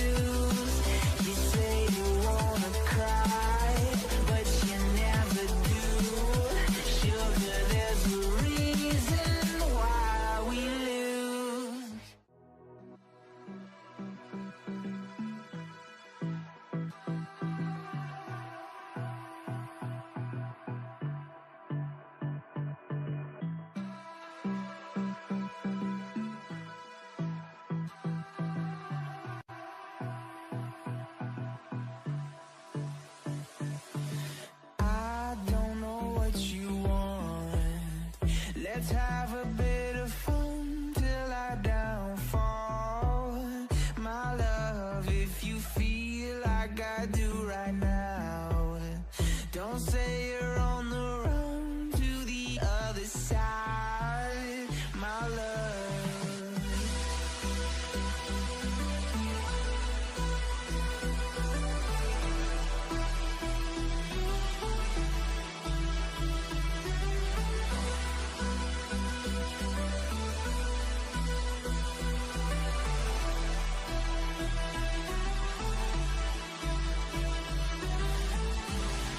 You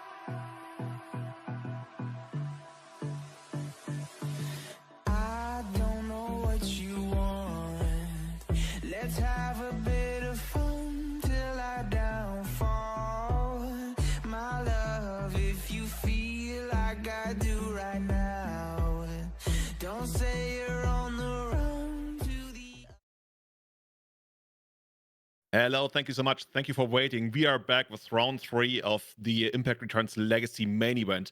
We switched out Kai. We got Jari Rentsch in here of the European Unity League. He's one of the founders. If you haven't checked that one out yet, it's a really big project coming up this year where they're unifying all the tournaments all around Europe with one big series, culminating in, national championships and all that amazing stuff we used to have back in the day when Wizards was running that.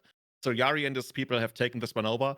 And yeah, definitely check it out. I think we'll get to talk more about it maybe later on. Jari, I'm excited to jump into the next match. Are you much of a legacy guy? Like, what's your legacy deck of choice if you were to play in this? Well, first of all, hi everyone. I'm Jari. Nice to meet you, and thanks for the opportunity. Well, I mean, these days I just play everything, all the formats. So if there's a cool legacy tournament coming up, I will also play legacy.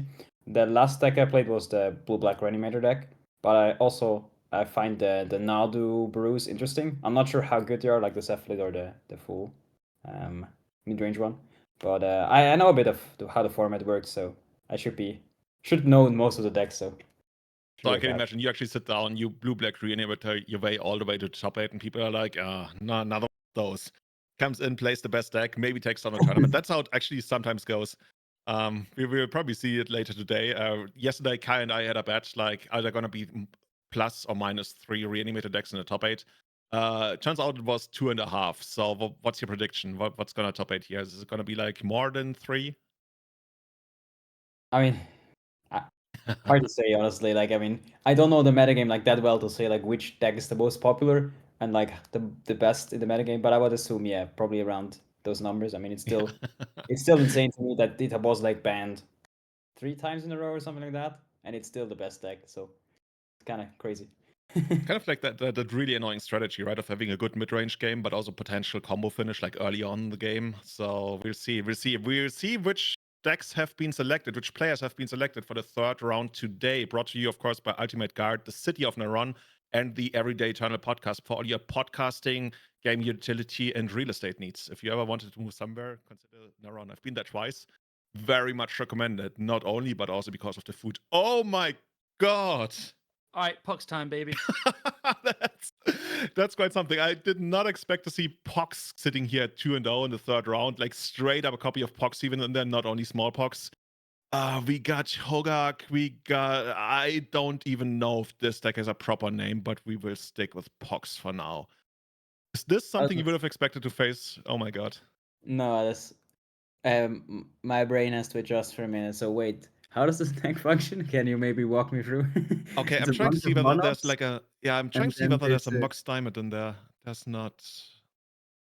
So there's a lot of swamps and Urborgs, and usually the centerpiece of a deck like this is like Smallpox, and you try to get it out with like a Mox Diamond, and then you recoup the lost cards with like Crucible of Worlds, which is a one-off in here, but also only 2 cards. Oh my god. I dare to call this a pile in the most friendly way possible, because as we've seen, this deck can perform and has performed thus far. I'm really excited to see how that's going to work. By the way, we're getting a raid from Barksack. Thank you so much. 121 players joining us here. We have 180 players in the Legacy main event today, fighting for 8 rounds plus top 8. Yeah, I'm not even sure if is there a 4-off here in the main deck other than Dark Ritual and the lands? Smallpox, yeah. Keeps going back to that. I think we're just going to explore this as we go along. It definitely looks like a random deck. There's so many 1 and 2-offs. Oh, there's 4 Thoughtseize as well. So the 4-offs are Dark Ritual, Thoughtseize, Smallpox, and then a bunch of lands. And what is that land? I can barely read it. Yeah, I can also not really read it. Something. Pay 1 life to add black. I have to look it up quickly. Yeah.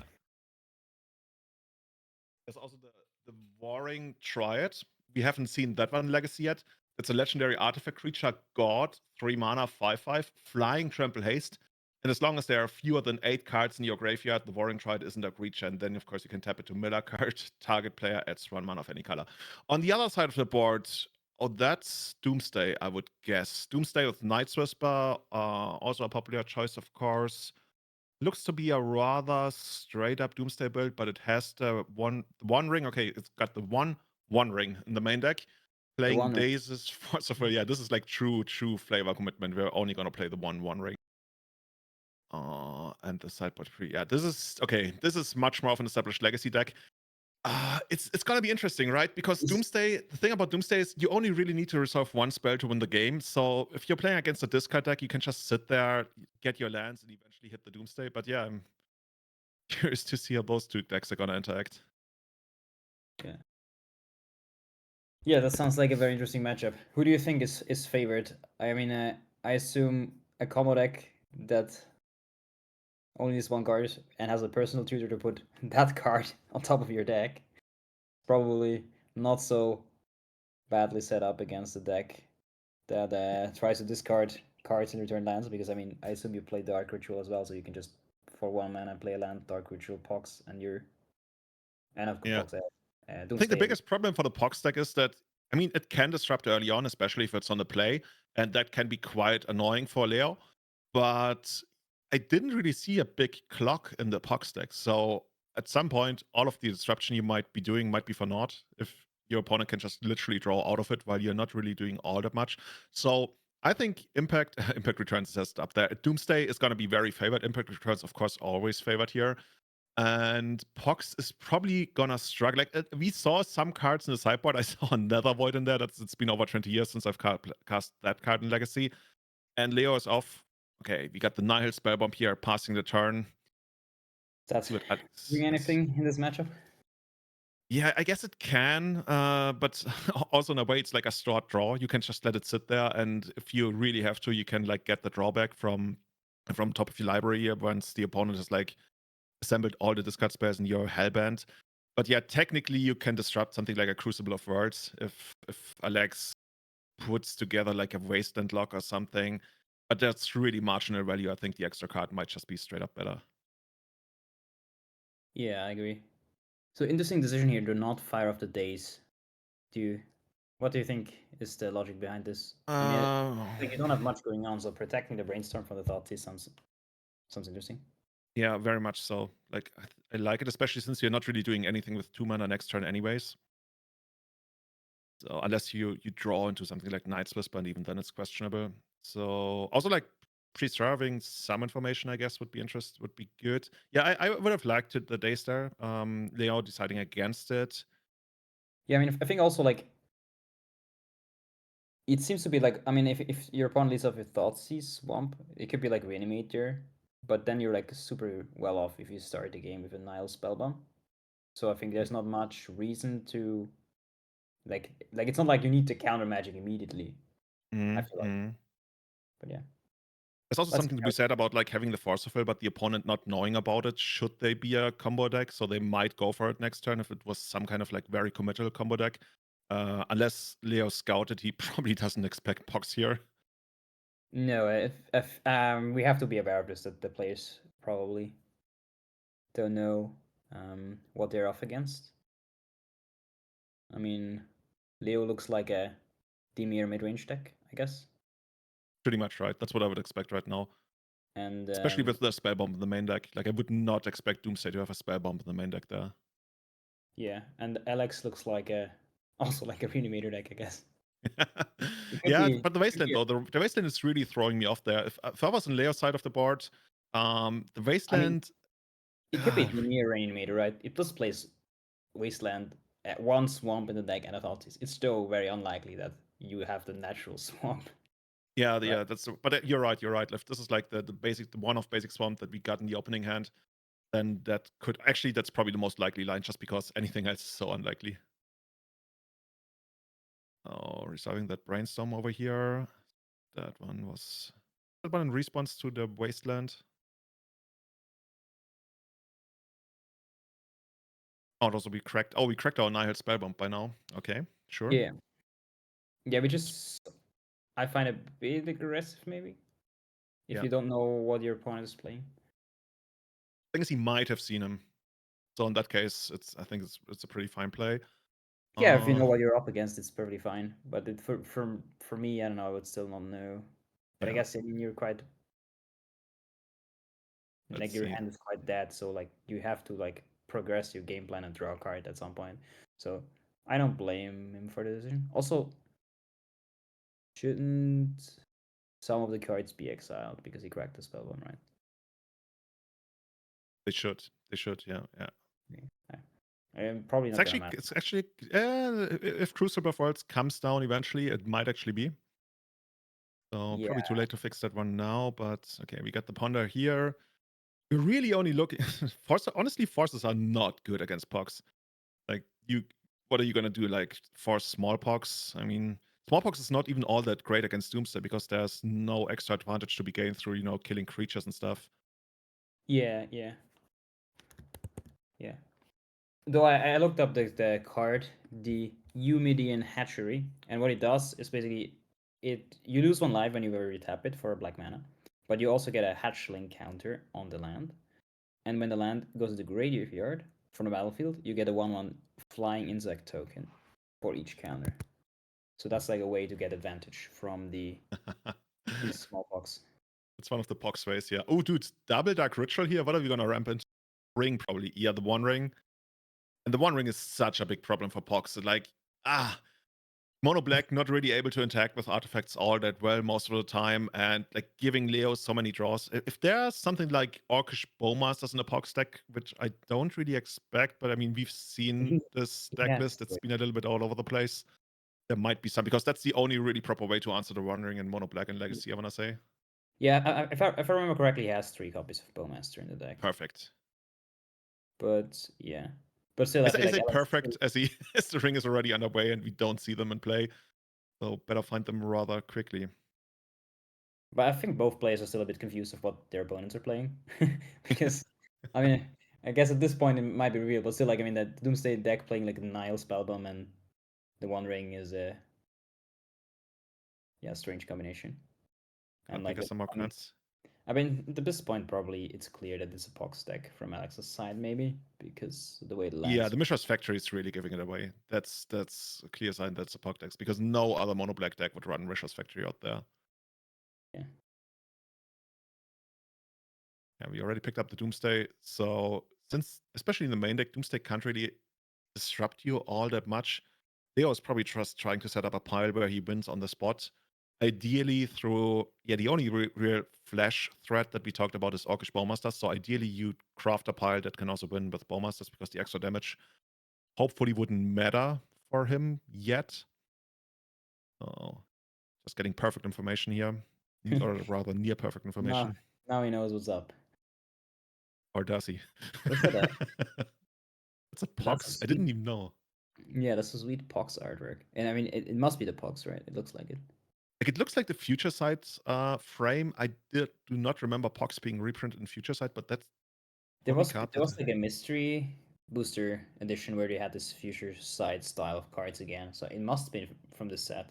Like I remember there was like a version for Underworld Breach and Grinding Station as well, and I think Narcomoeba or something, and Othasis Oracle, something like this, I think. Oh, okay, makes a lot of sense then. And I didn't know that Pox also was part of this reprint, but so he takes that card. I mean, it makes sense. The card is quite strong, though. Crucible is annoying, but actually Crucible is quite annoying. Like, if it can start taking out his lands. Yeah. I say that as the One Ring is going on for Leo. Nothing is really all that annoying when you. Did Alex not play anything? He could have just played like a Goyf or something, no? Did he just pass on 3 mana? Yeah. Maybe I was gonna say maybe he was trying to represent Orcish Bowmasters. That wasn't really a very good bluff, considering that he already hasn't used those before. Not so sure. Of course, couldn't cast Pox because of the Mishra's Factory. Oh, I see. He probably wanted to cast the Pox before he cast the Goyf, maybe? Yeah, actually, that's a smart way to do it. Yeah, that's true. Oh, no, he's playing around Díez. He knows that his opponent has a Díez. Leo has a Díez in hand, so if he plays a 3-drop, he just runs into Díez. I guess that's the reason why he didn't want to do it. Yeah, just like tempo-wise, I get it, but on the other hand, like, your opponent is so far ahead. The longer you wait, there's going to be more Force of Wills, and I think Leo already has a Force of Will. I think we're really only going through the motions here, especially in the first game where Pox doesn't really have the tools to fight back from a board position like this. Pox really feels like a deck from a different era of Legacy. it's a fan favorite. People stick to it, and Alex is sitting here at 2-0, so that's quite respectable already. But yeah, we're gonna see a Doomsday going off here. Nothing Alex can really do about that. Yeah. I mean, I guess he can play a Karn that's just gonna get Force Willed or Díez next turn. Thing is, he's not gonna get on next turn. Oh, is it just a kill right now? I guess, but yeah, I guess if he has another card in hand, oh no, you're right. He has the Wandering untapped. Yeah, exactly. Yeah, never mind. Just gonna go straight into the pile and put together. Like the easiest pile would be a couple of Cyclas and some form of LED into the Oracle. Just make sure that you don't depend on the devotion to blue, and then you're just gonna take it. I see. Yeah. So you just draw 3, then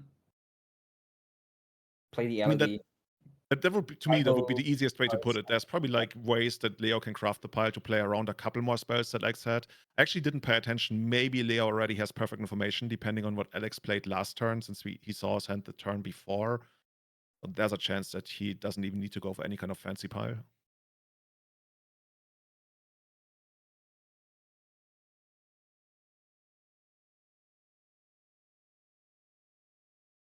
There we go. Losing half our life. Down to 6 life here.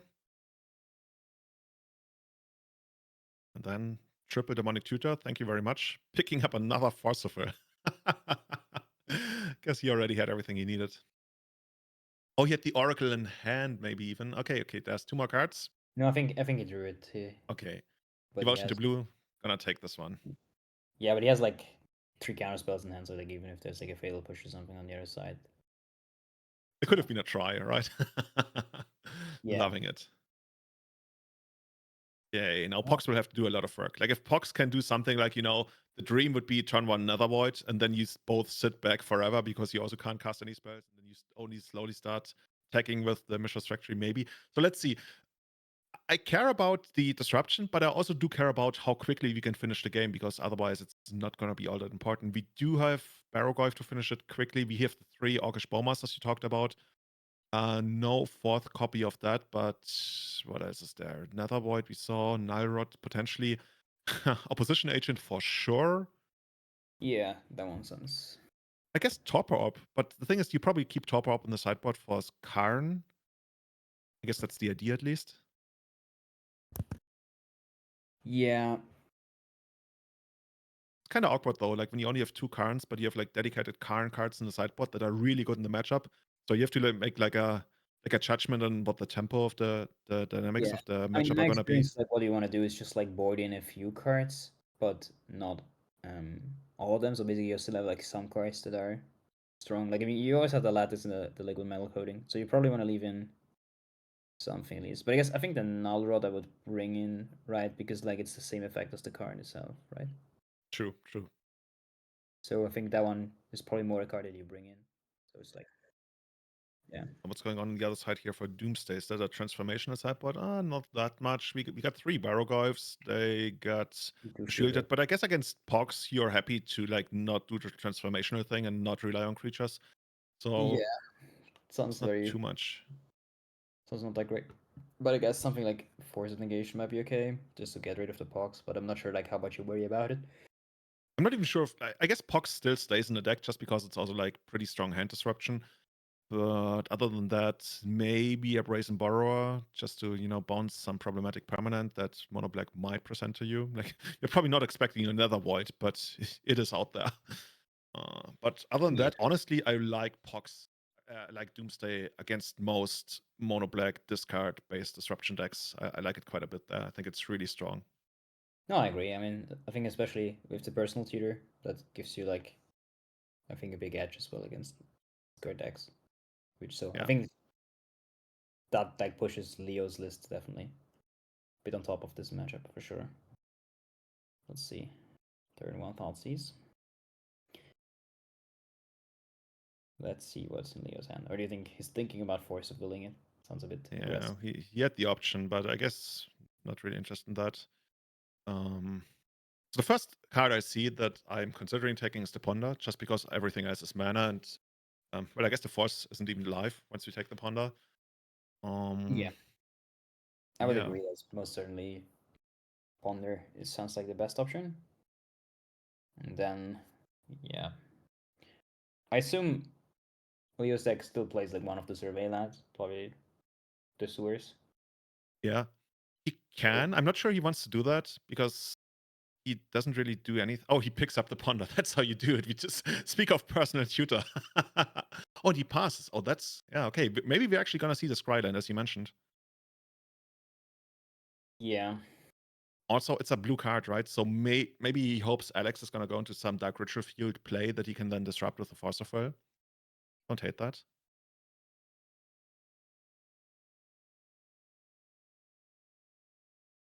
Nothing other drew. Saga. Honestly, maybe Saga is one of the quickest way Alex can actually take down the game. So he picked up a brainstorm. Leo picked up a brainstorm. Okay. So we see. Oh. Fetch and then a response with a Bowmaster. Ooh, that's so cool. Because by doing it response to the fetch, if Leo had picked up a Daze, he couldn't Daze the 2-mana Bowmasters. I see. That's a very heads-up play from Alex there. Yeah. And Leo getting the basic island at the end of turn. Okay. Yeah, protect himself from Wasteland, wasteland. so no scrying action here. Yeah. Much stronger played that way. And there's the ponder. Oh, there's the personal tutor. I wonder if that's gonna go second from the top. Or do we wanna like pick it up and cast it right away? I guess that's also possible. But in that case, we would need to fetch for an underground sea, which is not ideal. If we even have the option. I think he does have a fetch land, but he could use the Lotus Petal, but I'm not sure that makes sense because then you don't have the mana to cast it. So I feel like you. Yeah, if he used the fetch land, he couldn't get a basic island though. I think they only play one copy. Oh, he's using. Okay. Oh yeah, he has a Dark Ritual and a Cabal Ritual. So that will be enough on the following turn to win, assuming he does not get disrupted with a Smallpox or something. True. But if he does get disrupted by a Smallpox, it's gonna be a bit awkward. Drawing like a dead card from the top. But yeah, I mean, and then afterwards, still like any land will just win the game, unless Alex picks up an opposition agent, that would be something. I guess if he had any kind of like cycler here, he could even like cycle it straight into a Doomsday and cast it. That would have been like the very best play. But honestly, I think Alex needs to represent the opposition agent. If he taps out here for a Barrogoyf, he's giving Leo near perfect information. Or at least do something disruptive. Dark Ritual main phase. Okay, Liliana. Ooh. Yeah. Liliana. Oh, now it's awkward because now the Doomsday is gonna get this card. Oh, this is terrible for Leo now. Oh my god. So maybe it was actually a mistake to play the Alliance by Diamond, because I mean, I'm not sure if he can win then. I guess he can, maybe win on the following turn still, just with the. He can win on the following turn, yeah. But actually, he needs one more card if it's just. Anyway, that's It's limited, I guess. Yeah. So what does he need to draw now? I guess now it's pretty hard. He needs to Basically, draw fetch natural lands. He needs to draw fetch lands that can't get wastelanded, and then eventually draw a Doomsday, and then still pass the turn and hope it's gonna be good enough. He doesn't play Deep Analysis. Like, Deep Analysis is one of those cards that you can actually win without any cards in hand, just because you can use the LED to draw 2 cards. It's gonna be rough, though. Also, at some point, Liliana is gonna go off and take out some of his lands. Leo's in a world of hurt right now. Yeah, it's tough. Ghost Vacuum. That card is kind of cool. Didn't expect Liliana of the Veil to take a game in Legacy in 2025, but we're here. It's been a pretty long time. There's gonna be so many cards that Leo doesn't want to see. Honestly, at this point, I was gonna say maybe he wants to draw like a creature that he might have gotten, but now that also dies to Liliana. He's I don't want to say he's hard locked, but he really needs to draw like runner. It's gonna be really tough. At some point, Alex might even start, like if Alex finds wastelands, he might even start wastelanding fetch lands if it gets to that point, just to force Leo to commit to a dual land and then hopefully have another wasteland. It's just oh man. He was in a great position, but unfortunately, Liliana of the Whale, blast from the past, probably stealing the game here. Yeah. Surprised that the Innocent Blood still is in the deck. That's true. Also, the Ghost Vacuum cannot take out the Oracle. Yeah, and then like there's no win condition in the deck, I assume. He had a Chase Wielder of Mystery in the sideboard. I don't know if he brought it in, but he might just he's not conceding, okay? I mean, technically, he could also be trying to preserve information, so not giving away that this is his only win condition, but we will see. That's the fetch land. Still gonna be hard to come back. Yeah, now you're gonna lose 2 permanents. Which ones should it be? What's the best split now? I guess you want... Yeah, that sounds like a reasonable split. Because you care more about the swamps. Or black sources. Yeah, definitely. Is there any... There's no way Leo can like get back a card. He can play the Nihil Spellbomb, which is basically like a start draw. Yeah, or a nice... He also has a nice Whisper in the deck, I guess, which you could cast here. Yeah. But it's still gonna be hard to come back into the game. Yeah, I think at this point, Aragorn is going to take it down rather quickly. Because also at some point, even if Leo was to Doomsday, he would probably drop so low and he would still need to pass the turn. So I'm not even sure like if he could, from here on out, draw the best card he wanted every single turn from now. I'm not even sure if that would win him the game still. Because he needs to deal with the Liliana and the Barrogoyf. And he just packs it up and we're going to be headed for game 3. Pucksman tying it up, Alex, Banyana. Doomsday is that kind of deck. I've always wanted to learn Doomsday, and I've even done some streams where I had like Doomsday experts guide me through it. And while doing so, it felt good and strong. But all of a sudden, you're like, oh, okay, I can do it on my own. And then you're sitting there in the league all alone. You're like, oh my god, no, please don't make me do this. I want to go back to casting elves again. But to be fair, I mean, I feel like I mean, personally, I'm like quite the combo expert, so I'm used to playing 20 spells in one turn. So I feel like Doomsday is still one of the easier combo decks. I mean, it's not as easy as like Show and Tell or something like that, or Reanimator, but I think Doomsday these days is a lot easier than it used to be. Like the OG, like the mean deck, Tendrils, Doomsday stuff, like that was crazy. That was absolutely. There were sometimes Doomsday piles where you put a Doomsday into the Doomsday, so you can Doomsday again, so you can eventually Burning Wish to have enough Storm. That's were the times where I felt like, yeah, it's so complex and the payoff isn't there. But ever since we got like first Laboratory Maniac and now Oracle, I agree. Like I think there are very basic Doomsday piles that anybody can do, almost like very quickly. I think the real mastery of Doomsday comes to a point where that's only applicable every once in a while, where you have to play around so many different things and understand the matchup and what your opponent is thinking that you're going to do and how they're going to react and how you play around that. So I think if you want to squeeze out the last percentage points, and that's something like 10-15% out of Doomsday, which is quite large, I want to say, it's actually pretty difficult. But yeah, the basic pile, the Kai always calls it the Ugu Gugu Gaga pile, which is like cycler, and some stuff, and then that's it. I can do that. Yeah. No, I understand. Okay, looking back at the deck list here,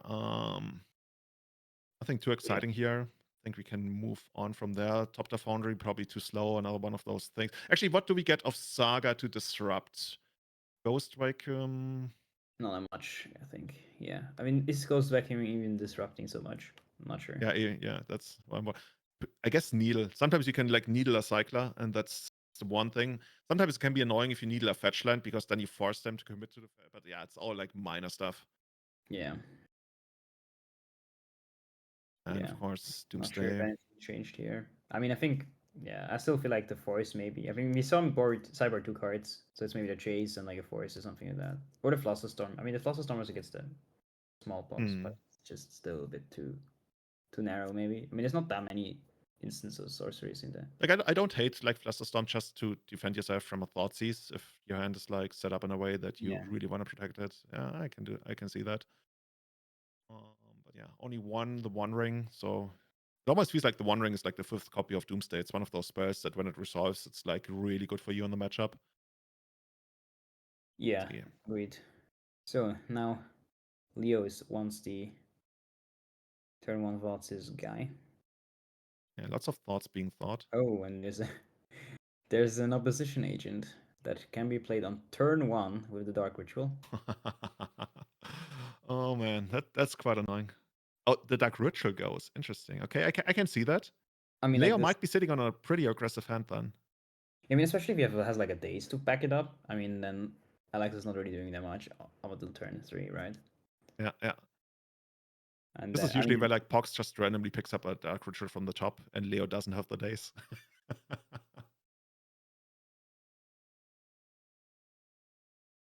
But I guess if you have the Díez, you could also just Thoughtseize, I guess. Ooh, okay, so it looks like he was a mulligan. Yeah. Looks like he was on a mulligan to 5 and like pretty okay mulligan to 5.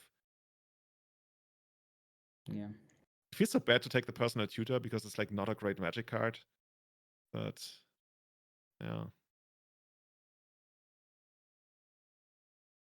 And Leo knows about the Orcish Bowmasters in Alex's hand.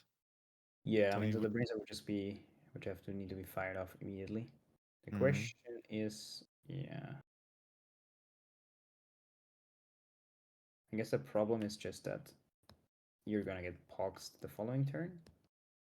Yeah, gonna lose your last card in hand, gonna lose your land. Which is not great. And Alex, we already know that Alex has, well, I guess he's gonna lose one of his own lands then. But once he gets to opposition agent, it's gonna be really tough for Doomsday. Oh, we got the days. Okay. That's a big one. But yeah, if he gets the third land for the opposition agent, that seems a bit difficult. Is it the third land? I think that's Liliana being picked up here. There's no third land. So Almost Leo has is. one shot of drawing that black source from the top. Can you do it? Slam it. Or is it as a brainstorm? That's like Oh. the awkward spot.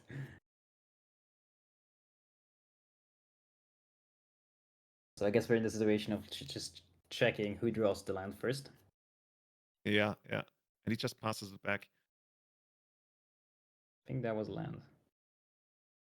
Was it? I take 2 here. No, Yeah, it it looks wasn't. like a land. Yeah, we got the Saga. Oh man. Dude. Oh man. How can you ever not like Pox? It's like the complete opposite of everything I ever want to do in Legacy, but I kind of respect the deck just because it's such a huge part of the culture of Legacy in a way. And when it still shows up so many years later from like its original run, I want to say, it's just amazing to me. Okay, can we find the Farcical, I guess? And even then, that doesn't feel great. Ooh, nothing really. And we pack it and we can't beat the opposition agent. Yeah, Pox! like... Alex Anyana moving on to 3-0, taking out Leo Thiémard on Doomsday. Wow. Yeah. I had my favorite here. I thought Doomsday was surely going to take this, but Alex proving me wrong. Yeah, I mean, it's crazy. Just, I mean, he has the tools like the opposition agent. He has a few cards that do something, and he was able to just get the things together. And Leo having a mulligan, stumbling a bit, and you see there the Titan of Legacy from years back, making a comeback today, and yeah, winning. I was still hoping to see the Nether Void. Just Nether Void is such a cool card. I want to see more of that. Yeah, I feel like Alex is really like, oh yeah, I really enjoy my favorite cards. I will play my one-off Nether Void and my what else was he playing? He was playing a lot of cool cards for sure. Was there anything that wasn't a one-off? It felt like half the deck was one-offs. Yeah. Probably all tagged out. Okay, so maybe we're gonna see more of Pox later today. Maybe even Pox against Jewel Shops. Who knows? So we got another feature match lined up for you. It's ready to be jumped into. Curious what that's gonna be. Thus far, we've seen a lot of amazing decks. I talked about this yesterday with Kai as well. But we saw some blue-black Reanimator, but mostly cool stuff, like really cool stuff. We saw some Doomsday variants. We had some Painter variants. We had Goblins that was playing Gaia's Cradle. We saw Glimpse Elves, which we haven't seen in many years do well in Legacy. So I can't wait to see more of this because where there's 180 players, there's bound to be a bunch of amazing decks. The fan favorite is coming back. Jan Schmidt on, well, I keep calling it Jewel Shops. It doesn't really run shops, but did you have this deck on your radar when you came into this tournament? No. I didn't expect this deck to be that popular, but it seems to be. Yeah, the second round we featured this tournament already, right? Did you feature it yesterday as well, or? No, not yesterday. I guess part of it was that Jan isn't Spanish, so he wasn't playing in the Spanish Legacy Nationals. I remember a friend of mine wanted to play in it, but then you learned you had to qualify for it. So I was like, okay, never mind. Actually, I'm not even sure if it's like tied to nationality. Maybe you can also just like win some kind of event. Anyway, that was yesterday. So yeah, we got jewel shops going on here. Let's see what Jan is gonna face. I don't even know what its matchups are like. Oh, us. Okay, we take him on 2-1. What's your deck? I have Painter somewhere over here.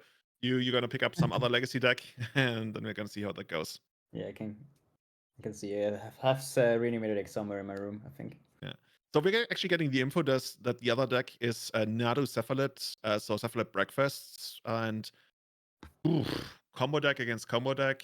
One of them can, of course, win on the second turn. I don't know whether Jewel Shops is capable of that. Probably not. Probably more like a turn 3 deck. Yeah.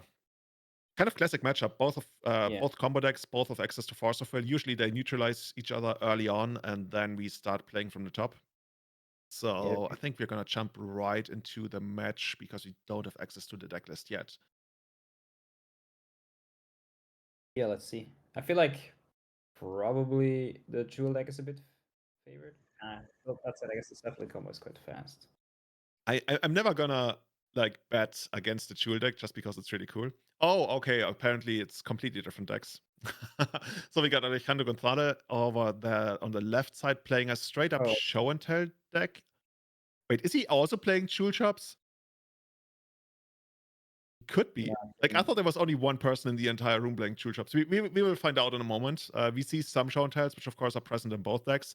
And Ugo's Torre on Nadu, starting out here with a white bordered island and a Lorwyn Ponder, my favorite artwork of Ponder. What's yours? Yeah, it's also my favorite. I have a foil signed one, I believe. Oh, that's amazing. From Lorwyn. Yes, it's in my cube, so. Perfect. So okay, looks to be a very straight up sneak and show deck as Alejandro picks up the sneak attack. Or it's a Saga Staper. Well, that's convenient. Yeah. Finding that surveilling and then into the Narcomoeba. So Alejandro seems to have 2 lands only and a Brainstorm. So he's missing something to get his combo started still. Yeah, I think I'm not sure what the card on the very left is. Could be Omniscience, could be Stock Up. I think it's an Omniscience. Oh, it's Omniscience. Okay, so he really only needs like another land to get things going. I mean, he also needs a payoff. Oh, Brainstorm is good enough for me. If you say so. I guess wow, that's a gorgeous Brainstorm. See, that's where I disagree. Like I can never like enjoy a new border card. There's yet to be like a new border card. I guess Noble Hierarch, but that one also has an old frame card these days. It's just I want those Mercadian Masks old frame. I think what's the artist D. Teresi or something, if I remember correctly. That's the one I want to see. Is it Therese Nielsen or something? No. I think the artist's last name is D. Teresi or something. Can maybe quickly check. Chat probably knows this as well. Like chat is the best source of information in the world. Better than ChatGPT even. I mean, they both start with chat, so. Oh, I was gonna call them ChatGPT, but I actually realized no, that's the name of both of them. Doesn't really work that way. Didn't somebody once say like the best way of getting an answer on the internet is just to say the wrong thing? D. Tier Lisi, see? Heart Monarch. Greetings out to you. Thank you so much. Same for Bloomvale, of course. So we got our Cephalid Illusionist in here, threatening the combo as soon as we find something like a Nomads and Core, of course. Alejandro's still waiting on actually doing something. I guess he has Force of Will, right? Didn't we see one of those? Yeah, I think he has a Force of Will as well in the hand. And there was 2 Shrentals and sneak attack, so a bit many of the same type of cards to cheat something into play. But yeah, let's see what he's going to pick up. Yeah, we see forcible from both sides, so if Alejandro is able to show and tell the omniscience with a forcible backup, that might be enough to just win the game on the spot. There we go. Even protected from potential days. Oh, I like the alteration on the show and tell here. Oh. Let's see what Ugitz is gonna do. He's gonna fight over this. Of course, Alejandro's probably gonna fight back. What is the Wait, payoff? yes. Did you see what his payoff is? Alejandro, I think, is still omniscience, but I don't know if he has anything that... Beyond that, he just wants to get into play. I can respect that. Or is it a Veil of Summer? Ooh, casting the Blade of Summer. Drawing the extra card. Picks up a beautiful basic island. But I think... So I was a bit confused. Like, why did he not put in the Nomads and Core like played before? Just to play around days? Yeah, I would guess so. I think that's the most likely scenario, but it I mean, feels a this bit thing- weak, right? Over. I mean, but can't he... I guess he cannot combo... Wow. He cannot combo at instant speed. No, he cannot combo at instant speed. I'm not even sure, like, depending on, like, I guess this version of the deck does have Dread Return because he's playing Necromubas. But yeah, you're right, like, maybe he could have just, like, done that on his last main phase. Yeah, I think he was just like afraid of playing against like Delver or something, which is a bit strange because I would I mean, assume... if he actually thinks he might be playing against Silva, then there's also a case to be made that he doesn't want to get a Cephalid Illusionist lightning bolted in response to the Nomads and Core. But it's also kind of hard to play around that. Okay, there comes the second... Wait, we're playing a second show and tell here? I think, yeah, you want to shuffle the deck with the fetch land. That's smart. Okay, now we get Nadu. Oh, Like, Ugit's got everything he really wants. Like, he's ready to win the game on the next turn. I love this game. It's so weird. Super weird. But no, because now he has a Nadu combo in play, right? So he can just like draw 4 cards in response to anything. But there's still a Veil of Summer in play, so now nothing that Goose can draw will help him for this turn. Can't At really least. stop Alejandro here. Alejandro's probably like drawing towards an Emrakul, take the extra turn. And then Ugitz can start countering stuff again, but that doesn't really matter when a 15-15 is coming your way. I guess you can also attack on the very same turn because you already have sneak attack, and there's probably ways to activate I think that. he shuffled it away. Is that possible? Oh, that might be true. Yeah, true. Don't really think- need that one.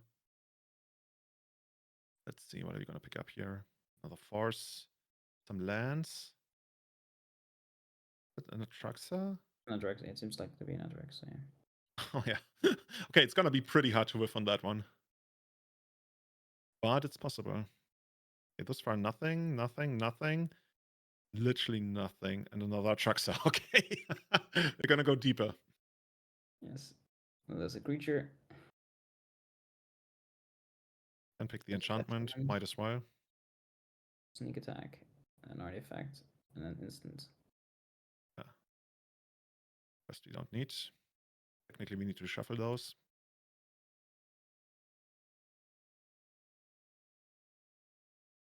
And another Atraxa. We're going to chain Atraxas here.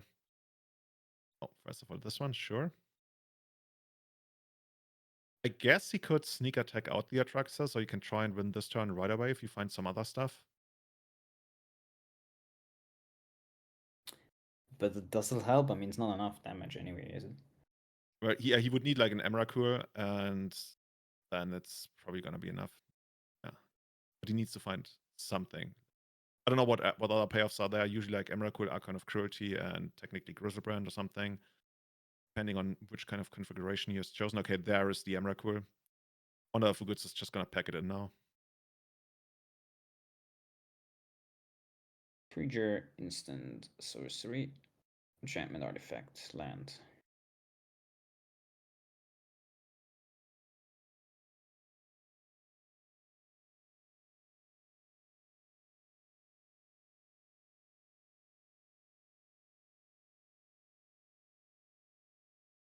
Yeah, there's no better feeling than having an omniscience and playing casting all your stuff for free. I remember like many years ago, like 2000, I want to say like 10 or 11, like we had this legacy tournament series at a local shop, like a pretty big one that eventually qualified you for an end of year event. And the end of year event was like for all the different formats. So you had to play different formats. So you had some of us like what I want to call like deep legacy nerds who had never played another format. And then we had to draft, and I think it was M10. And one of the players, he drafted Omniscience because he felt like, maybe, this pretty powerful card if I get to 10 mana. Or so. I don't even remember how much mana Omniscience is. Lol. But yeah, Just because he knew the card from Legacy. yeah, exactly. That opened my eye to how locked in on just one format some people can be when they pick Omniscience and draft and feel like it's a card that's going to go into their deck. Yeah. It's like Commander. When people are like, oh yeah, you can play it. Every card is playable. Yeah, exactly. Could we talk about Commander so much these days on Everyday Eternal, especially since Kai is like really... I actually didn't realize how addicted he was to Commander. He plays like Phage the Untouchable. And I feel like every week he has another story about how he got his Phage into play and everything. Like he uses Campfire or something. Like, I don't know. You do play Commander, I guess. Me? It's been a very, very long time since I last Okay. played Commander. But I did play some Commander in the past. But yeah, I'm looking forward to playing some dual Commander later this year. Probably. See, that one I like. I used to be so much into dual. That's one of the very few formats that actually got me away from Legacy for quite a while. A competitive dual commander, that's amazing. Like I don't know when you started. Like I played around when what was good back then. I played Titania. Before Titania, I played Yisan, but then Yisan was banned. But yeah, those were good times. Mono green commander, loving it. Ugut's here, running out the first combo piece.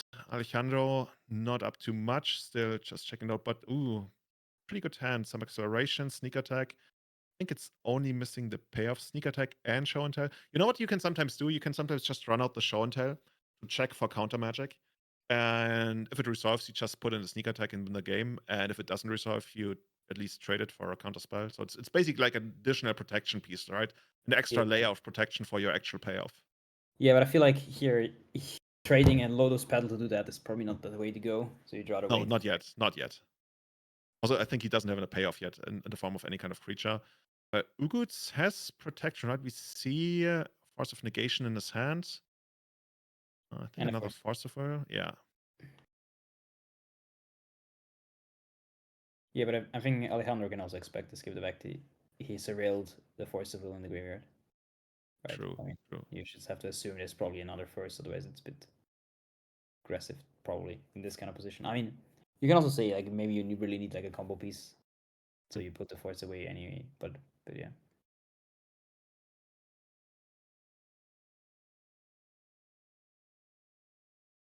The show and tell deck not playing a single surveil land. They can, honestly. Is it normal, or? The thing is, like, we don't get to see a lot of show and tell these days. The biggest innovation to show and tell recently was the addition of stock up, which works quite well with that kind of deck. Other than that, it's actually quite rare to still see sneak and show decks, like straight up sneak and show. I guess this is like Omni Tell, Omni Sneak, whatever you want to call it, which I always felt like is a better choice. But of course, it depends on the meta game. Yeah. I guess one big problem is just that, like, requiring, like, the fact that Omniscience doesn't work with sneak attack is a bit awkward. So you have to put in like a lot of combo pieces into the deck that are otherwise not that great, and just putting a big fatty into play is just not good enough in most cases otherwise. Yeah, just like naked fatty that maybe draws you some cards and then you pass the turn and lose. That's not exactly where you want to be. So yeah, exactly. So that's why I assume that's like the main reason why stick and show is not that popular anymore these days. especially in this matchup, right? Show and tell could be a liability if you only put in a creature. You almost don't want to do that because then technically you could have just allowed Uguts to put in a combo piece uncontested and then win on the next turn. And all of a sudden you're sitting there, maybe even protected by 2 Force of Wills. You couldn't stop the opponent's combo because you passed the turn after just like dropping a random Emrakul. But Alejandro's probably well aware of that, so doesn't really feel like he's gonna go for that. Yeah, I feel like he's aiming towards that Omni Tell or Sneak and Emrakul plan. Yeah, I was gonna call it like the 1-2 punch, but if it's Omnitel, it might be the 1, 2, 3, 4, 5 punch. Just getting everything into play. Also, he's sitting on I think there was a Pyroblast. So he can fight over Cephalid Illusionist coming down. And then he taps the, the red source. But I think he has another fetch land in hand, so. There's the Emrakul. Wants Does he to have keep a that. deal as well? I believe I saw a sneak attack somewhere in his hand, but it could have been the Pyroblast. Yeah, it might actually be the Pyroblast that I saw. Or he just put it back. Could also have been. True. I mean, he just played Brainstorm and fetch. But yeah, I think Uguts's hand is super stacked, so. Yeah. And he's happy just chipping in for 1 damage every turn. Just like, yeah, eventually gonna get you, man. Only 13 more turns. I mean, Dude, I played the blue-black reanimator match, the mirror match, like over a decade ago. And I eventually took 20 damage from a hapless researcher, which is like the 1/1 that sacrifices to loot. And I just couldn't, like, I never wanted to commit because I thought if I lost, then I'd have a creature in my graveyard and my opponent would reanimate it. So I kept, like, jousting for position. And eventually it didn't work, and I took 20 damage from a single 1/1. I don't think that's gonna happen here, but it would be kind of funny. Like, I mean, that's one of the upsides of the Nadu decks. They can get there in the red zone, right? Usually not with a single 1/1, but Nadu is an okay attacker. So are like some of the other small creatures if they show up in masses. But yeah, you're gonna need more than just a single Nomads and card to do that. yeah. So here's a stock up that resolves. I mean, one way you could also get there is by Alejandro playing a Ancient Tomb. Then life goes down quickly. That But helps. yeah. Either way, it's interesting. I think he does still have the Force of Negation, Ubus, and I think for me this will not be the worst opportunity to just hard cast that to trade for It's this true. stock up. Is it just risk losing to this show and tell then, I guess, but Yeah, yeah. at some point you're probably gonna want to use it because you're never gonna use it to protect your own combo. So you want to use it on something. And Alejandro kind of demonstrated that he doesn't have anything. Actually, we do know that he does, but he's so patient, man. He's really, really patient. That's crazy. Yeah, but yeah, I mean, like he doesn't have any gas, so you can expect his hand to be stacked with interaction, which makes sense. That what's a better clock than one Nomad's Encore? Yeah, we just doubled our clock. Let's get 2 of those guys. All the Nomads and Core. Oh, they can like keep sending damage to each other. Perfect. Yeah. Just Okay. protecting each other forever. Well, doesn't quite work that way, but you can wish about it, I guess. Yeah. I wish for it. So now we see some sneaking happening. At least some Which will- attempts to start the sneak attack. Hardcast Force of Negation. And we're probably fighting back with a Pyroblast here. Then yeah, there's the Force. Typical trade of resources. He's got more. He's targeting sneak attack again, not the Pyroblast.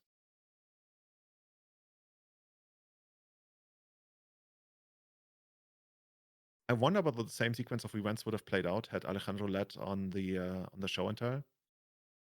And then he would be in a position where he still has the sneak attack. Because the show and tell alone doesn't do any good for him. Yeah, I mean, putting an Emrakul into play is not the best. Yeah, I think I agree with that. I mean, also you can like save a mana, so you can just like put in. I guess putting two Emrakuls in play doesn't help so much. I mean, if Uguts has like a swords, it can help though, right? Or no, I guess it doesn't work because Emrakul has protection, for instance. But yeah, then I guess there's not much you can have from Uguts' side once the Emrakul's in play. Okay, well, we picked up the Omniscience. Sure. So there will be Yes, that works. another piece of interaction needed from Uguts' side. He's got another Force of Negation, I believe. Yeah. Dude, are those two Nomads and Core actually gonna get there? Because at this point, Alejandro's just like out of cards if this one gets counted. Yeah, especially if he pitches it, then he can just make a construct and it will be a 1-turn or 2-turn clock. Oh, that's perfect. If he pitches him. But then, yeah, I mean, the Daze is not gonna do that much. But I guess he's just gonna hard cast it. which means that the clock gets increased by another turn. You can only do like one construct now, and then one construct, and then that's it. It's gonna take one turn more. And I feel like just keeping the days doesn't make that much sense, given the amount of mana that Alejandro has. But I mean, maybe we're going to the territory where there can be a hard to cast Omniscience. I mean, there's already 7 mana on the battlefield. That's true. I guess it's going to take at least either a Brainstorm that finds tons of fast mana or 2 more turns of drawing relevant cards. And then that would actually kind of do it, unless Uguts has. Dude, you know what would be crazy? If Alejandro gets to 10 mana, and then Uguts picks up another Daze, and actually Daze is the 10 mana spell. I mean, I think he has still a Daze, or no? Or did it maybe yeah, it looks like he didn't play the Daze, he just hard cast a voice. So he Okay, yeah, true. That's why you didn't get the second construct or the first construct token. Yeah. Only got And it that's now. why like yeah. the clock is like 2 damage and then 5 damage the following turn, which means it's not lethal the following turn. But if you made a True. construct, he would already be in the situation where he can win the following turn. But now Alejandro has another 1 or 2 turns maybe. And draw Our name's Sneak Attack here on the needle that we got of the Urza Saga, Chapter 3. Alejandro drawing, picks up another Omniscience, not what we wanted. But Can I mean, we get now to 8 like damage already? the Probably downside not. of the Schontal deck. I mean, if you draw too many of the wrong pieces, it's just not doing anything. It's just how it is. Oh, there's the Shuko. not lethal. No, it should put us to like 6 damage or something. 1, 2, 3, So the 4, construct 5. is 7, so it's 1 off. Like you can make another construct with the Saga, and then it's 7 damage. Yeah, true. Like 1 more effect, but that's it. I guess that shuts down Alejandro's forces if he has any additional ones. It also shuts down like pain lands, as well as fetch lands. Get done the extra damage.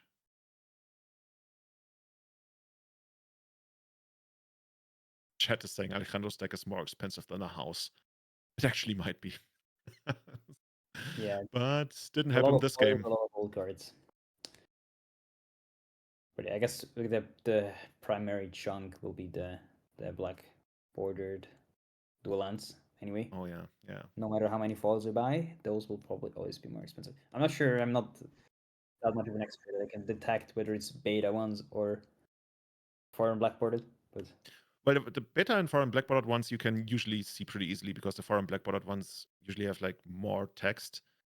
And those the font is smaller. The beta ones are pretty crude. But what people do, and I was quite surprised to see that, they take unlimited ones, which are white bordered, but are otherwise exactly the same as beta ones, and they have them professionally black bordered. And then, I mean, you can technically see it, but during gameplay you don't see it. They look like beta ones. I just noticed because a couple of years ago at one of my local shops, some people showed up with tons of beta dual lands, and I was like, "Whoa, these are a little too many. Where did you guys get those?" And they were like, "Yeah, we black bordered unlimited ones." But I'm not surprised. I think unlimited ones might also be really expensive these days. I still come from a time where like a blue dual land is like 18 euros. And that's one of the most expensive cards in Legacy at that. But yeah, those times have long passed. Yeah. The crises have increased like crazy for sure. Alright, so we see a turn 1 Ponder from Uguts. And yeah, so how much damage do you think the Nomads did the last game? 1, 2, 3, 10? 4, 5, 6. Close. Yeah, I want to say like 8. 8 probably. Like at some point they were joined by the second one, so I think they only got to attack once. Yeah, maybe. A very relevant amount. Basically Tundra Wolves. Oh. Hang on over here. Thus far, both players not really done any moves. Setting up. Alejandro trying to figure out whether he wants to. Okay. I was considering running out the Brainstorm before the fetch land, which would maybe prompt Uguts to Daze. Sometimes you want that just for the tempo advantage. But yeah, he figures he wants to do it right away, and he wants to have it protected.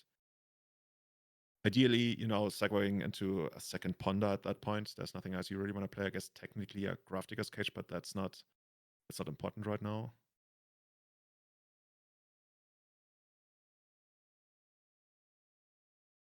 course, show and tell, more mana, brainstorm. Might actually be but that's on the very left.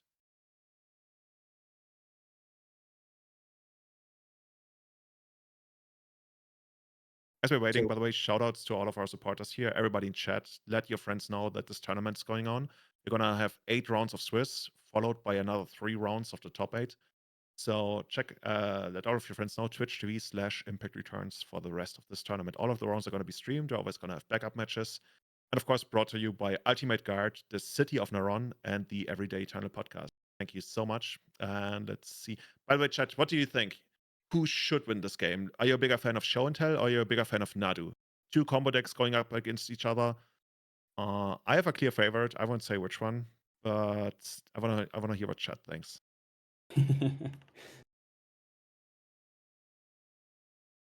Can I also answer the question? I mean, Yes, I you're thought allowed to I like participate in this unofficial referral. I have to say I like the Nadu deck. I think it has a cool style. Yeah. But yeah. I mean, I'm personally like a fan of combo decks. I'm less of a sneak and show like one and another card kind of combo deck. 1+B, yeah. 1+B. Chat seems to agree with you. I like those decks. I like combo decks that also have some kind of different plan. So your opponent always has to constantly decide how much do I hate the combo plan while still respecting the other plan. Whereas in a deck like Sneak and Show, everything you throw at it is probably gonna be the same. So there's less strategic tension there, and that's why I like it more when there's like a deck like Nadu. Yeah. So I think Alejandro is going for the combo with Force backup, which could be enough. And if it fails, he still has another Force and another Show and Tell, unless he needs to pitch that one. It looks like it's his blue pitch card. He has to. Yeah. It's a bit aggressive to maybe to pitch or like sacrifice both petals.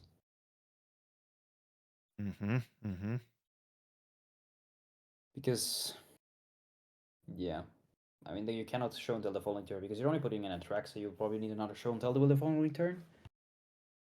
Right. Yeah. I mean, what is it? 7/7. 7/7, yeah. Is Lifelink, flying, vigilance. yeah, but it's probably still not going to be enough. So he's picking up a Pyroblast. Because he needs to, I guess the Pyroblast helps him a lot because you can also target the Nadu. Of course, that's going to give 2 cards to Uguts, but that might not be relevant.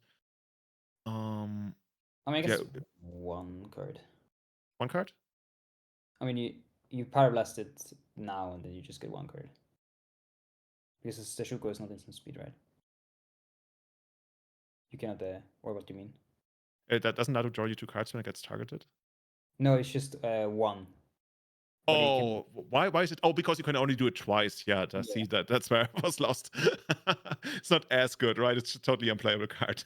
Drawing 2 cards too. Yeah. Cool. Yeah. I mean, True. like, you can only activate it twice per turn. It's like a very random clause. Like almost all the cards that are written like this are like you can only trigger this ability once per turn. But wasn't the guy on Wizards who actually made that last minute change saying that we just changed that, but we didn't really test it anymore, and we figured it's just gonna be okay because they wanted to make it like more playable in Commander. I don't remember exactly, but there was some line where it was like changed last minute, and turns out was for the worst. Yeah. I think it was the one which was that you can target it yourself to draw cards. I think it was. Who would ever do that?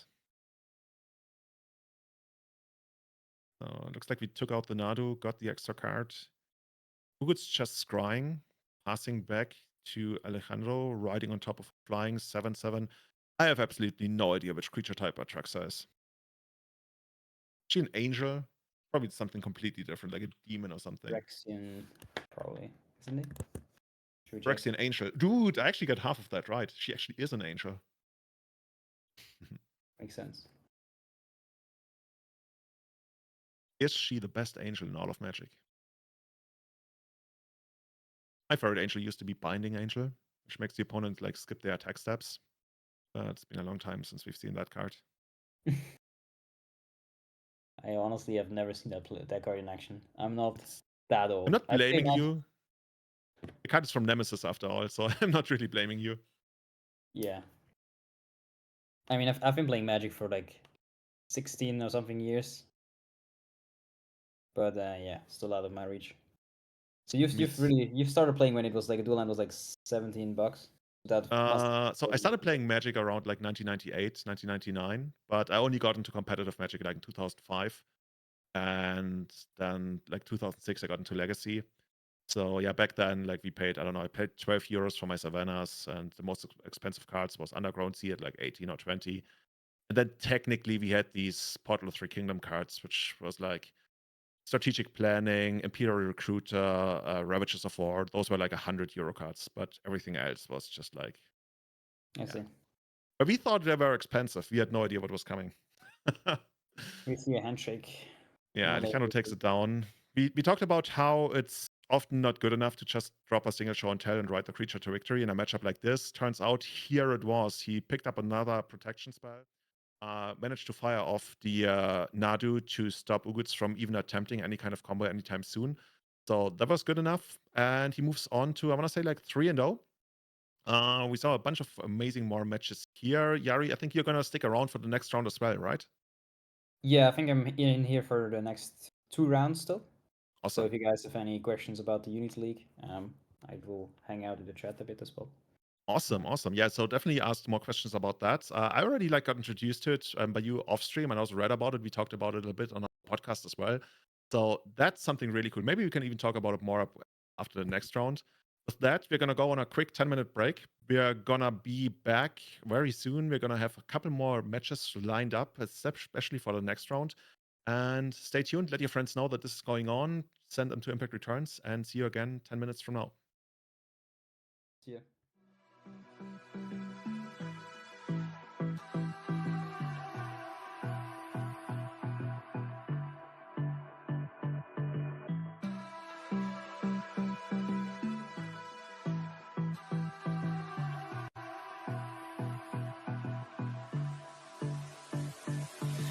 I don't know what you want. Let's have a bit of fun till I downfall. My love, if you feel like I do right now, don't say you're on the run to the other side. My love.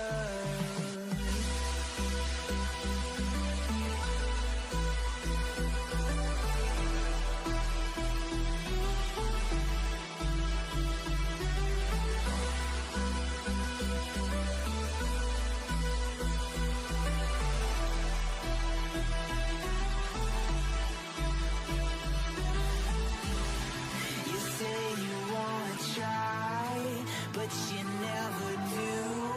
Sugar, there's a reason why we lose. You say you wanna cry, but you never do. Sugar, there's a reason why we lose.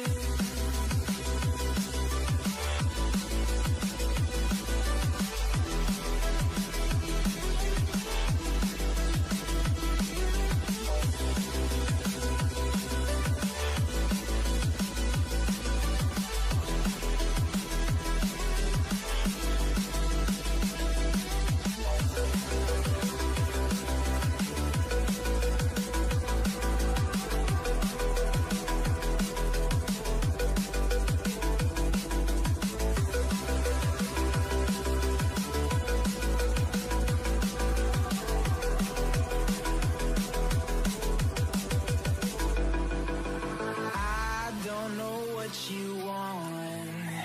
Let's have a bit of fun till I downfall. My love, if you feel like I do right now, don't say you're on the run to the other side. My love, you say you wanna try, but you never do. Sugar, there's a reason why we lose.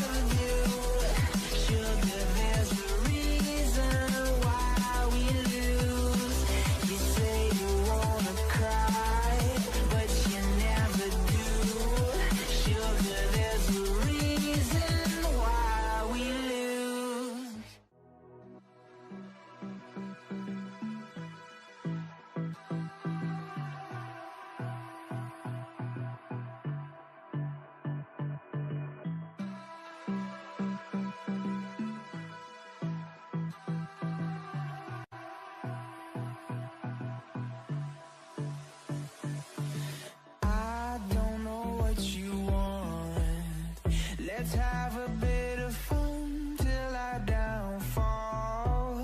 My love, if you feel like I do right now, don't say you're on the run to the other side, my love.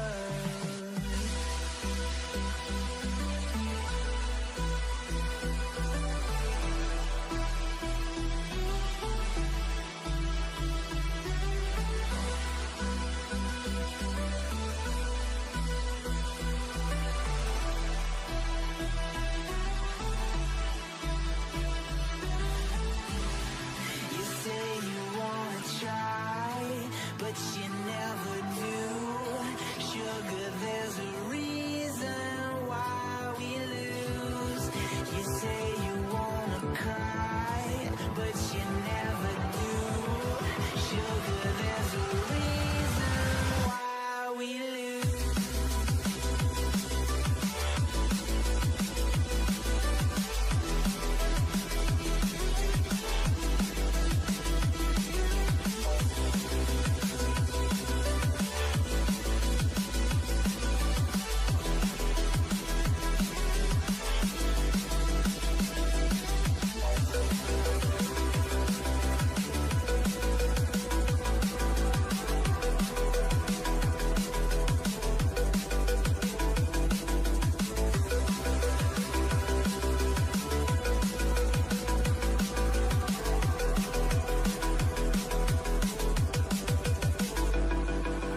I don't know what you want.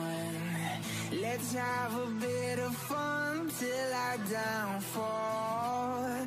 My love, if you feel like I do right now, don't say you're on the run to the other side, my love. You say you wanna try, but you never do. Sugar, there's a reason why we lose.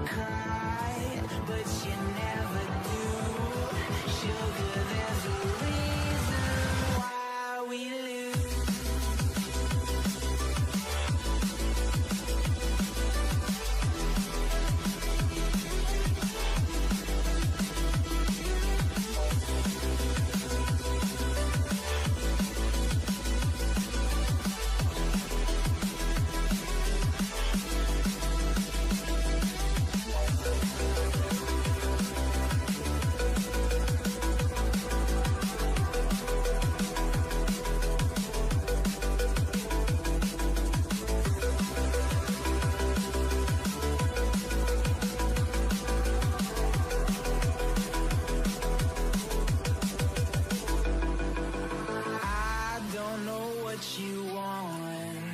Let's have a bit of fun till I downfall. My love, if you feel like I do right now, don't say you're on the run to the other side. My love, you say you wanna try, but you never do. Sugar, there's a reason why we lose.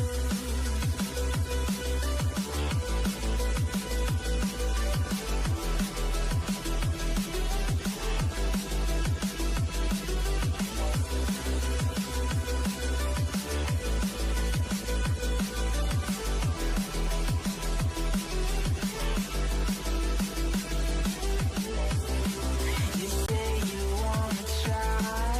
but you never do. Sugar, there's a reason why we lose. You say you wanna cry, but you never do. Sugar, there's a reason why we lose.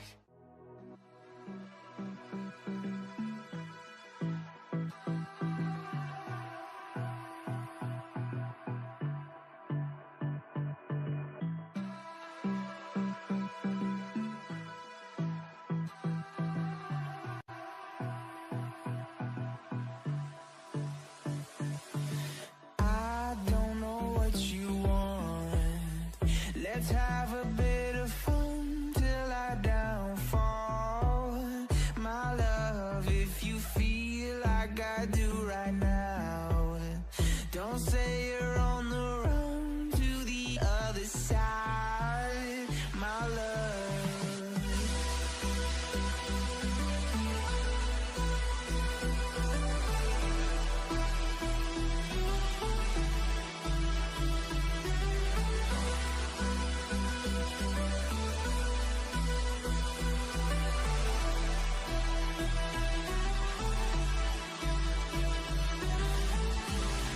You say you wanna try, but you never do.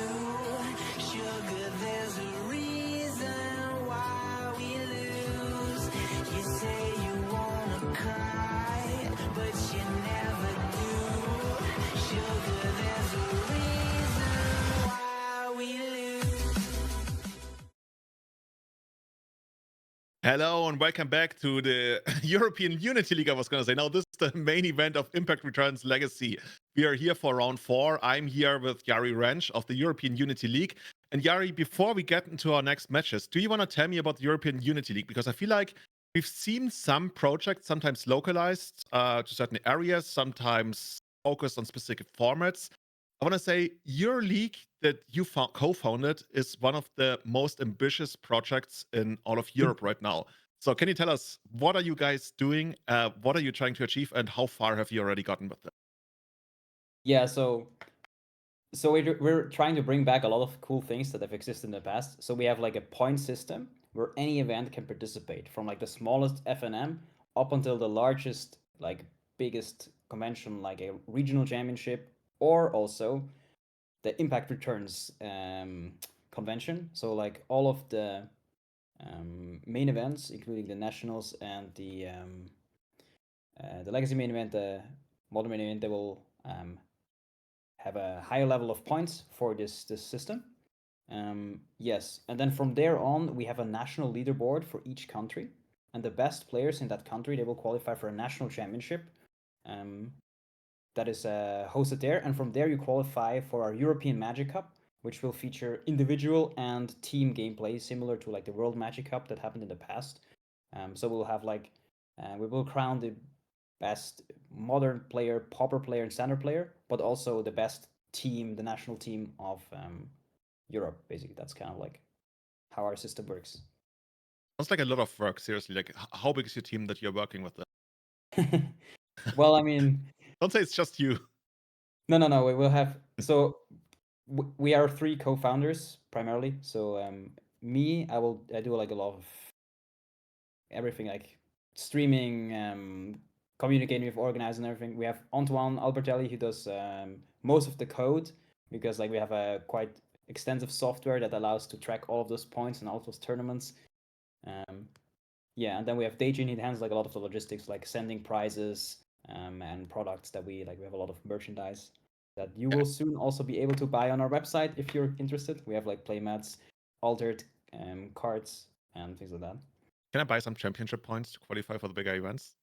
I'm sorry, Not exactly, right? Okay. We that's talk also- about it afterwards. No, but I've seen the rankings that you got also for all the different regions and stuff, and that's really cool because I saw a lot of my friends pop up in certain places, and I was like, what is this? And this is actually what got me interested in that whole concept of yours in the first place.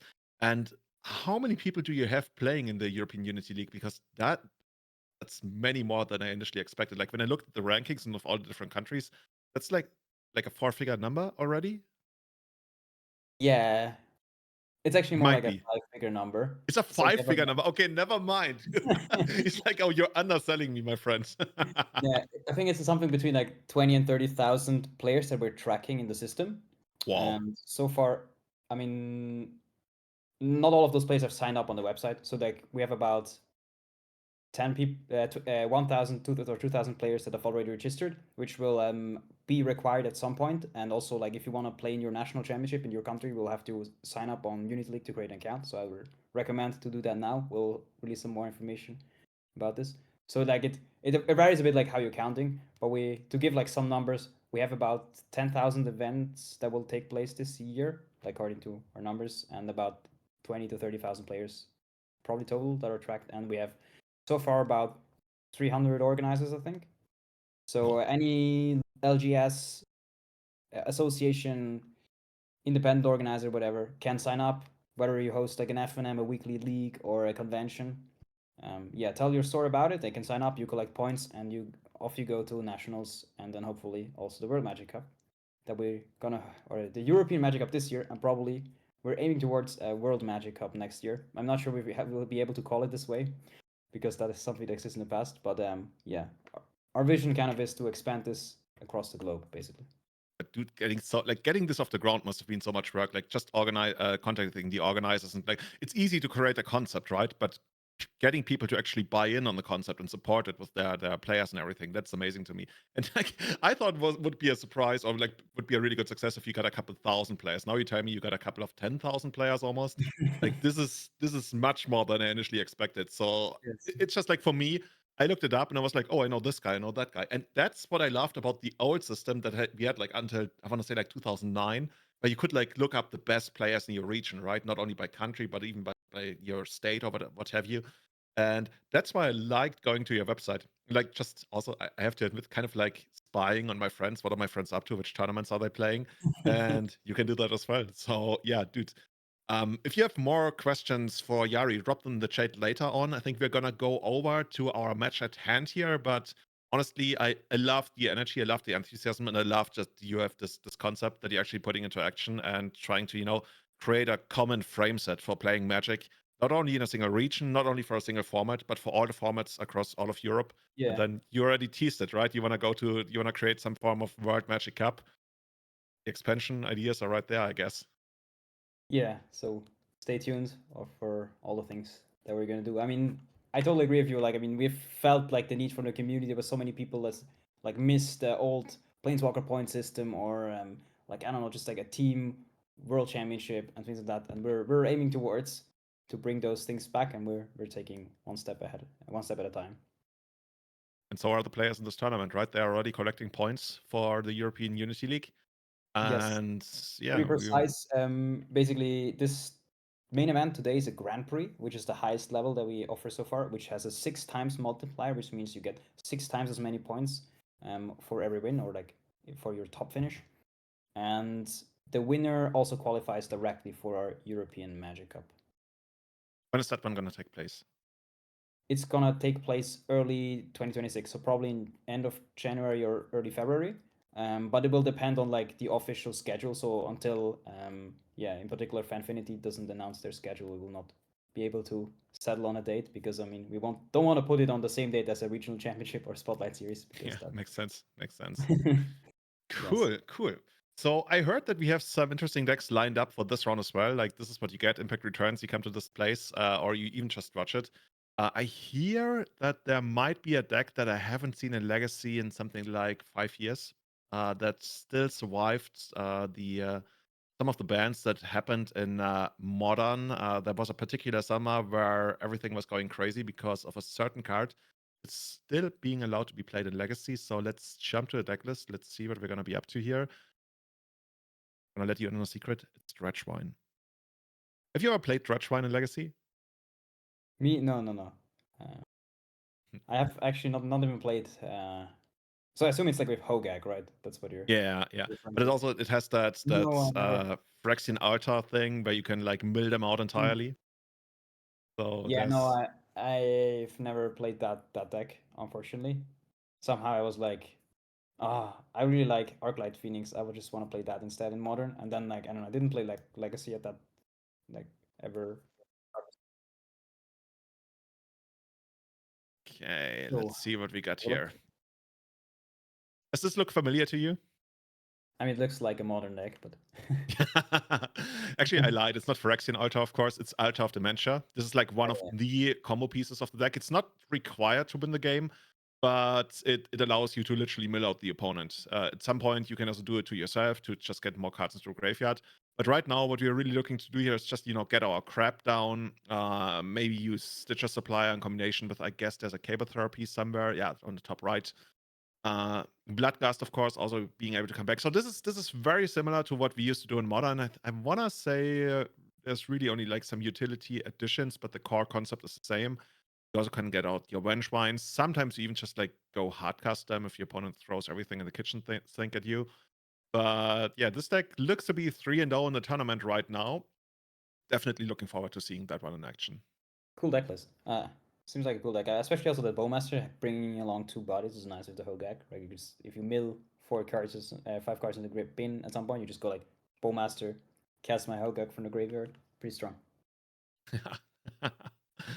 Oh man, dude, I want to see what crazy stuff you're up to here. What's there gonna be there on the other side of the board?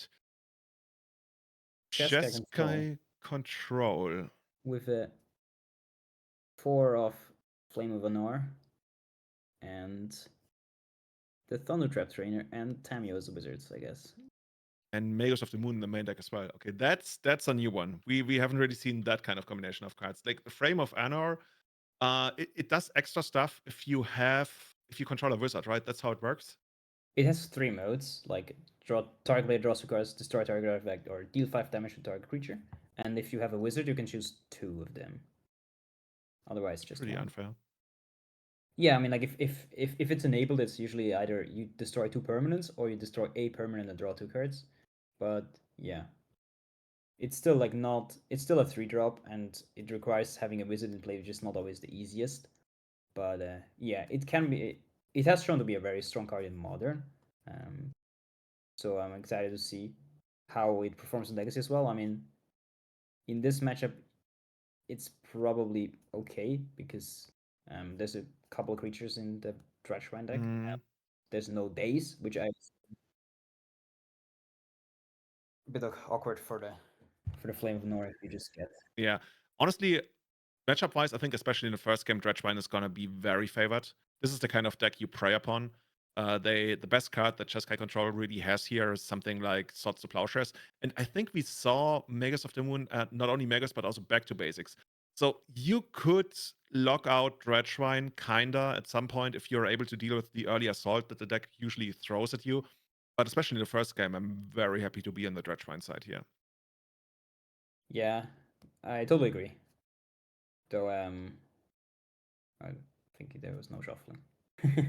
Yeah. Throwing the cards and putting them back. Yeah, so I feel like that's I totally agree. I mean, usually if you're like a critical mass combat deck, as they call it, where you have like a lot of cards that pull you in the same direction, and then some payoff cards. Yeah, there's also so much, like even just like something like Gravecrawler, right? It keeps coming back. And the only way that Victor has to close out the game rather quickly is Fourth Erlingers. Another cool card that we haven't really seen a lot of in Legacy lately that used to be quite stable a couple of years ago. Victor running out the Tamiyo in the first turn. Probably one of the best ways to try and win the game. Is basically flip her on the second turn, then push her until Carlos. By the way, is this a beta? Like, we really can't tell, right? Is this a beta underground C? Because it might be. It could also be unlimited black bordered. We talked about this earlier. But yeah, careful study. By the way, I'm really annoyed when people don't maintain graveyard order, because sometimes in Legacy it matters. I know it doesn't in this matchup, so I guess that's fine. But I don't want the careful study to be in the graveyard right now. I want it to be on the battlefield, and then discard the cards, and then put the study on top. And that's just me. I've seen players at GPs like Jeremy Desani, like a pro player back then. He got a warning at a Legacy GP for not maintaining graveyard order. And he came to me and he was like, "This is ridiculous. They need to undo this." Like, no, this is actually how it works in formats where graveyard order matters. Anyway, so we're going to get rid of Bloodgast. We're going to get rid of Bridge from below. And that already is kind of like an engine itself. Even if we're going to lose our Bloodgasts, they keep coming back.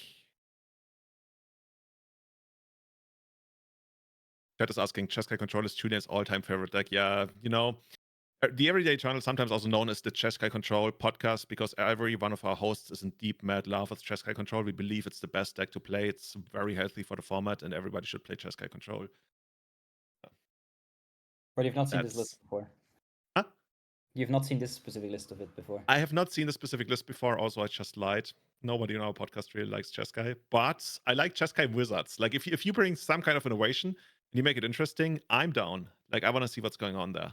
But why did you dislike it? Because you always used to play against it with elves and then they play Terminus. No, I think like in a format as powerful as Legacy, like playing Jeskai Control is just too weak. It's like the 45% win percentage deck. That's, I mean, I'm very prejudiced against it. It was great, of course, when Miracles was a thing. It was by far the best deck. But ever since, I think it's a deck that, like, generally, I'm the kind of guy who will tell you that Control is not a viable strategy in Legacy unless something is broken and needs to be banned, because Legacy is just too powerful, too grindy to have a proper blue-based hard control deck in the format. And makes sense. I guess if something's like way too strong, then you would build a control deck to specifically beat exactly this, and with like main deck recipes or whatever you need at the specific moment. Yeah, it's more like we had a very control-ish, powerful control deck in Miracles, and of course that had top, and top would have needed to be banned a long time ago. Eventually they took down, I think it was 24th of April 2017. Never forget that day. But yeah, it's just like when a control deck's really good in Legacy, it's too good, and otherwise it's just not good enough. It's kind of hard to make a hard control deck without a combo finish that's just good enough. But I mean, I'm willing to be proven wrong, especially like when it's something as cool as Jeskai Wizards. Haven't seen that one in action ever. By the way, what's that card next to Tamiyo? I kind of missed that. It's the Thunder Trap Trainer. It's the wizard that you look at the top 4 cards and put a non-creature, non-land card, I think, in your hand. Something like that. Thunder Trap Trainer. Let me just... Oh, you're right. It's an Otter Wizard. Okay, here we go. When this creature enters, look at the top 4 cards of your library. You may reveal a non-creature, non-land card from among them and put it into your hand. Put the rest in the bottom of your library in any order. It also has Offspring 4. You may pay an additional 4 as you cast the spell. If you do, when this creature enters, create a 1/1 token copy of it. Ah, I see. Okay. Kind of want this creature to have flash. I don't know. Anyway, back to the game here, and Victor is actually doing what we talked about earlier, right? You might try to lock Carlos under back to basics, because the deck usually doesn't play any basic lands, or maybe even just like a one-off, and it's also quite mana hungry, so it always wants the 2 black available, and if it wants to have any of the other colors, it needs to fetch dual lands. So right now we got some offensive going on. It's not the greatest in the world. We can also just easily block some of those with Tamiyo, I would say. Thunder Trap Trainer 1/2 can trade for the Bloodgast, but of course that's gonna give Carlos some tokens. Yeah, I think if you trade for it, what will happen is both triggers gonna stack, and you choose the make a token trigger first, and then the exile trigger. Yeah, and basically you control both triggers, so you can pick the order, and you put the exile on the bottom and the token creation on the top, so you end up with a token. Bridge from Below, of course, being like the most strange card ever printed. I wonder if anybody ever like randomly just cast Bridge from below. That I was mean, I'm like sure ever a people, good people play. did it before, but yeah, Bridge from below being in play does literally absolutely nothing. It's another permanent you can sacrifice to Emrakul or something. Yes. Okay. There's figuring this out, how this is gonna work stack-wise. So I think the wording is like whenever it's in the graveyard, whenever a creature you control dies, a non-token creature you control dies. Yeah. You get a 2/2 zombie token. And whenever a creature your opponent controls dies, like even a token, it gets exiled. I think The thing is, when a token dies on the opponent's side, actually, yeah, oh yeah, it dies also to a token. There's this weird corner case scenario. Like if you have Leyline of the Void, so no creatures can go to your opponent's graveyard. If a token dies, it still triggers the bridge because Leyline only exiles cards and tokens are not cards. So there was this weird scenario in the past in Legacy, like 10 years ago, where if you had Batterskull and the opponent had a Leyline and you bounced your own Batterskull, your Charm token would still technically go to the graveyard and then cease to exist, and that would remove the bridges. There's just like corner case Legacy nerd info. That makes sense. Okay, we found a basic land on Carlos' side of the board, so we at least get to use some of our mana going on. We are no longer just using Lotus Petals for mana. Yeah, but I feel like I think he has like a sword and a Tameo that he can plus and a trap trainer to block. So I feel like he can easily stabilize the board state, and then at this point it's probably going to be hard for Carlos to come back, but we'll see. It's really hard, right? Usually, like the way you would overcome this is you put a bunch of like Vengevines into your graveyard and eventually just overrun Victor in like 1 or 2 turns before you can actually like make use of all the card advantage that he's about to generate.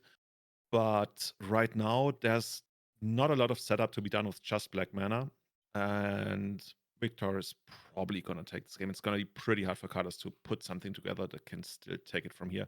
Back to basics, really, really annoying here. Tamio, just gonna wall somebody. Take out your Bloodgust, send that into exile. Does he have and a take- second swords plowshares? Because if he gets like a Hogak from the top, he can just cast it. Can he That though? would be a way. Oh yeah, he can. But he would need his creatures, right? Okay, he's got the second land. But he has two creatures already. Oh, that's pretty neat. Bowing down the Tamio after it took 2 damage from the combat. Yeah, so I think the Tamio was like the big way to get back into the game, and now you're kind of stuck. Yeah, I think it's a very tight game. It really is gonna depend like who's gonna top deck what. I think so. Okay. So we've got the Flame of Anor on Victor's side. What is he gonna do? He's probably gonna take out one of the creatures. But he doesn't have red at the moment, right? So he needs to find a red. He does. He has a plateau on the. It's like there's a little bit of glare on it, on the bottom. Yeah, but it's not tapping, right? You're right. There was something, right? There was a downside to Back to Basics. It's not one-sided. I guess he has access to red now if he wants to. Yeah. So we're gonna go on the upkeep. Probably also plays a mountain, I would assume. I think if you're running Back to Basics, you probably have to do one. Like there were these huge discussions in legacy communities and Jeskai decks. Do you want the mountain in the main deck? Do you not? Do you run it in the sideboard? Victor just answers that question, dude. I want it in the main deck. Takes out the zombie token, draws 2 cards. Pretty sweet. Yeah, now it's going to be difficult to get back into the game, but we'll see. Carlos with 2 Vengevines in hand, not really doing him any good. But I think he drew a Careful Study. So he's fetching for another Grand to play the Careful Study. Another Lotus Petal Land gun.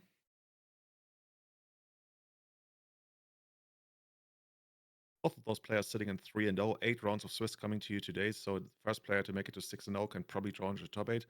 Still quite far away, but we're getting there. Careful Study, as you mentioned, we're probably going to drop the 2 Vengevines, and then the dream scenario would be, I don't know, getting any 2 kinds of creatures out here, really.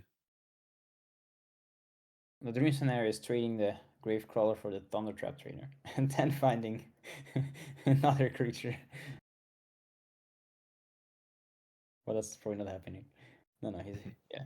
Victor just agrees and takes the damage. So, what is happening now? That's a brainstorm and a force. So, and this is a Veshlan, yeah. So I guess we're brainstorming now. Probably have to, right? I guess you can crack the clue first. That's fair. It's actually kind of like I like Victor's position here more, but being down to 8 life, do need to find something. Okay, we find another Sarge. That's a big one. We find 4th Erlangers, which is a way to close out the game. Okay. Yeah. Okay. The best case scenario for Carlos here is he like has a land and then 2 creatures that he can cast to get the Wenchwines into play. Doesn't really matter whether forceful for anything or not. Closest line I see that might still get him back into the game. But one thing in the middle, that's a zombie token, I guess. It's an orc army. Oh, that's an orc army from the Orcish Bowmasters. Yeah, okay, so Yeah, that that's one what I cannot thought. attack.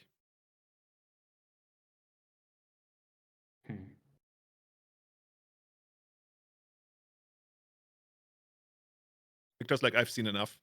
Let's remove this guy. Yeah, I mean, you're still just in danger of just getting. Oh, I okay. guess he did that during attacks, right? Yeah. Because I thought if Carlos actually had 2 creatures to cast here, he would have done that before combat. So I don't really think he's gonna have anything relevant here. Okay. I don't hate forcing this, honestly. Like the one thing you're scared of is like 2 creatures from the top somehow that are able to be cast. Yeah, but on the other hand, there's just 1 card in hand, so it's not going to be that strong. I guess if you get like a blood gas or something, it can be annoying, or a grave crawler. There's some annoying graveyard synergies that you might get, and you also like there's nothing really all that much better that you're gonna force here. I mean, you mentioned Hogak. There might be a position where we can Hogak, and that's true. Yeah, but now he only has 1 creature, so there's no Hogak. On the end, you have to afford that will just. But he has only 1 creature, but he also has a swamp, so I guess he could use that, right? I mean, Hogak doesn't cost mana, right? Oh, that guy, you can only use your creatures. True. So we're gonna go all in on the 4th Erlangers. Get a bunch of tokens, take some damage, make me the Monarch, take 6 damage. There we go. Ooh, that's a Kaiser Vatari Monarch token. Ha, I got one of those as well.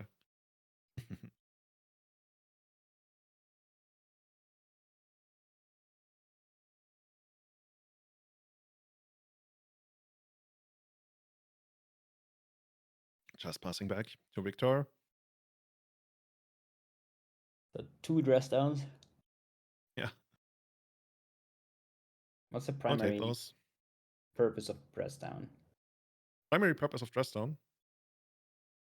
Yeah. Oh, assuming he has like no other way to use it. I mean, it's quite annoying for a lot of legacy decks. Basically, at that point, people sometimes used it, to cheat something like Phyrexian Dreadnought into play. But right now it takes out construct tokens. That's the big one, and then you can disrupt all kinds of like creature-based decks if they still show up. But the biggest thing is just so you can fight Urza Saga, because otherwise that would be a great card against you. So what do we have here? We probably want the Abrupt Decays, I would guess. Force of Vigor, because you also expect something like, I don't know, Rest in Peace out of the sideboard. So those are the first cards that come to mind. Anything else? I guess we got a 1 of Positio in the main deck to also deal with something like Back to Basics. Other than that, maybe Thoughtseize, but I don't think that's really good here. I'd rather do something proactive there. Yeah, that's I mean, what I see. I mean, I guess Thoughtseize also helps to just get a disruption if you have it on turn 1. But I think that the Decay to me seems like the best card, because it will kill the. I guess it will not kill the Magus, but it will kill the Back to Basics and any hate cards, probably. And then you probably need some amount of Force of Vigor as well, just to be able to make sure that the hate cards can kill the Magus, I guess, if you float the mana before it, but that's like you need the perfect timing on that, otherwise you're gonna be locked away. Yeah. There's only a single basic land in a swamp. I don't see any other basic lands, so yeah.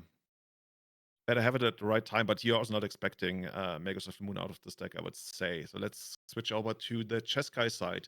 I think there are no Rest in Pieces. When I saw the list earlier, only saw something like Stony Silence, which technically stops the Altar of Dementia. That's not that important right now. Let's see what's got here. Yeah, Grafdigger's Cage, certainly a card. Social Extraction, we want that as well. I can even see Wrath of the Skies, just so you can clear the boards. We don't really have any kind of proper master move spell otherwise, from what I see. What else is Still there? questionable how good it is, right? I mean, like if you have a bridge in the graveyard and you play like a Raft of Skies, it's gonna be like Raft the board, a bunch of tokens. Yeah, that's true. That would be like a pretty horrible situation. Does Wrath of the Sky destroy or exile? Probably destroy. Yeah, it says destroy. Okay.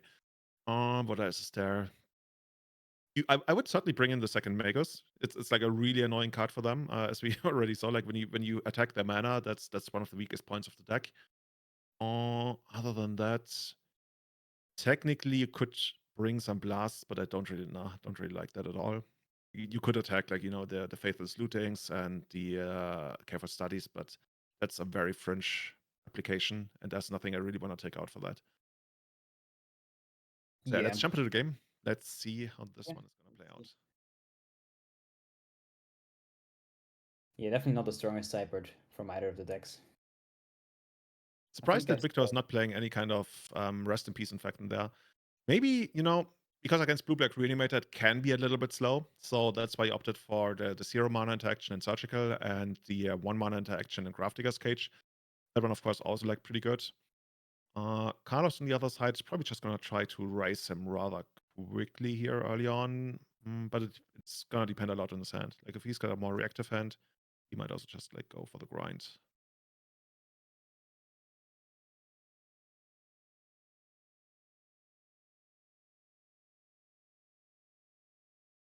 Nothing really exciting on the Jeskai side, but I guess such is the nature of Jeskai decks.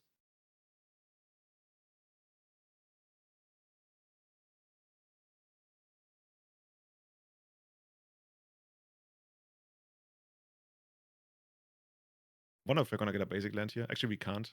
Gotta be a dual land. Yeah, just a Swamp by some. But this time around, there's Euros on the play, so you're gonna get 3 turns of your mana, which is usually enough for these type of decks. Not. We don't have to cut so much. Such a supplier. That card is so synergistic with the deck. It's amazing. And that one is the opposite of synergy. No, the such a supplier is gonna have a lot of work to do on its own. We're back into the Nomads Anchor game. Yeah. I mean, it worked out last time.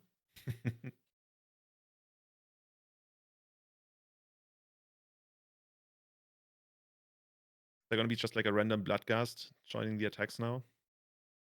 Okay, but therapy. Yeah. One of the great openings of the deck. You go for the Stitcher Supplier, go for the Cable Therapy, while you don't flash it back in this case. Here's what we're gonna name here. Like sometimes Swords to Plowshares is a good pick. You don't often care all that much about Force of Will. Oh, we picked Tamio. Interesting. Yeah, I guess it's kind of like a wall. Yeah, it's pretty bad. Yeah, the more I think about it, it's actually kind of annoying. Yeah, I still feel like it's gonna be pretty hard for Carlos to come back into this game, like with a prismatic ending and the Thundertrap Trainer to block. It's just gonna be hard.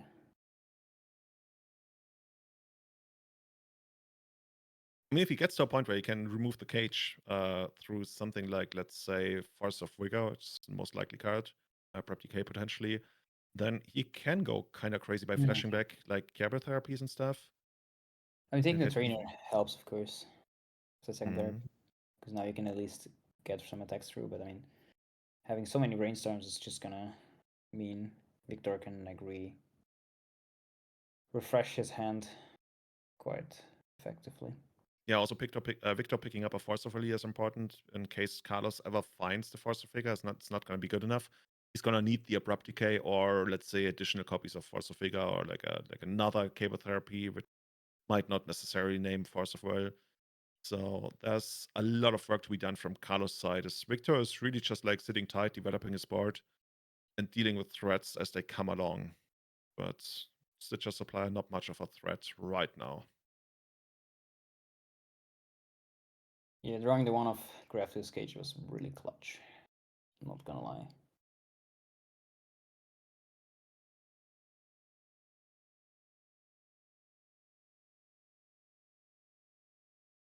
Thinking long time what to put back. Looks To like be the he's fourth, the little Erlingus and Sarigard and the Ponder. yeah. This one Nice. out.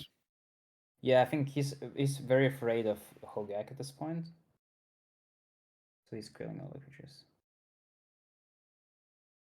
Oh yeah. Oh, that was So here we forced. would have seen Okay. the play to Bowmaster and then Hogak, but it gets forced to build.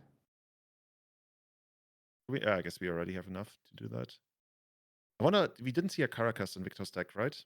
I think that's just like too much to ask. No, Also that's for like back to basics, Magus of the Moon Yeah. deck.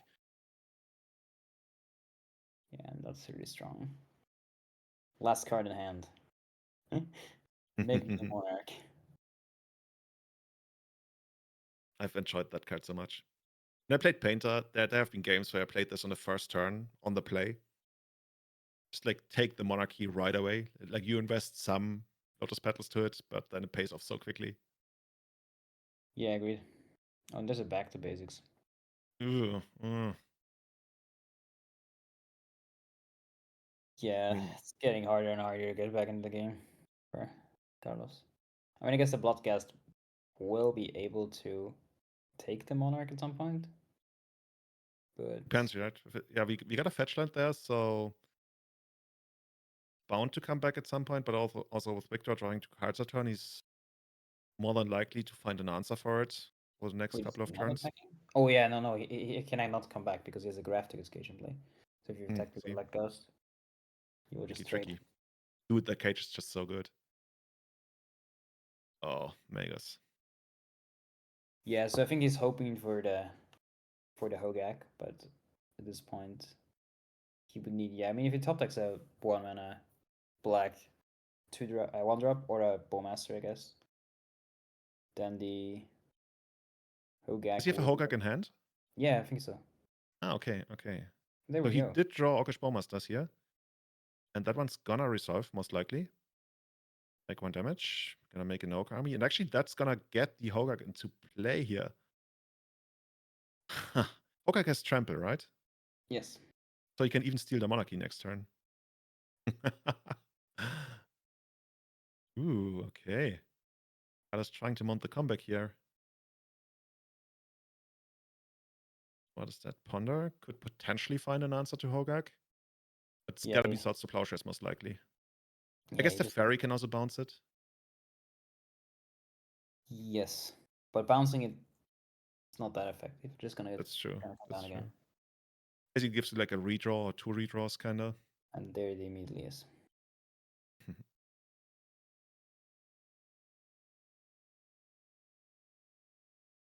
It's also gonna be interesting if Dress Down. Oh, dude, don't put me on the spot. Dress Down plus Magos of the Moon. I believe Magos still works under Dress Down, but I'm really not sure. I think Magos still turns everything into mountains under Dress Down. Could be wrong.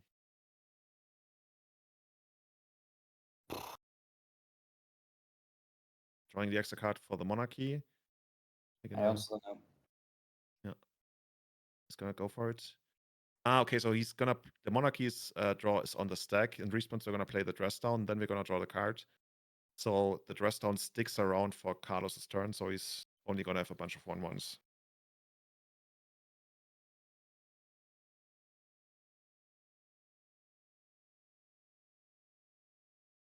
Or rather, they lose all abilities there. Big thing. So you can attack off the Hogak, but it's just gonna trade for something. Yeah, but the big thing is like it loses the trample, right? So it's not actually gonna trade because it's still a 1/1, because it's still an 8/8. Oh, but it also gets those plowshares. Doesn't really matter. Yeah. But yeah, it loses the trample.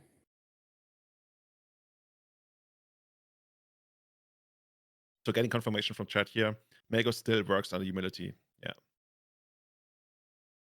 Like applied in higher layer. And then only afterwards does it get stripped of its ability.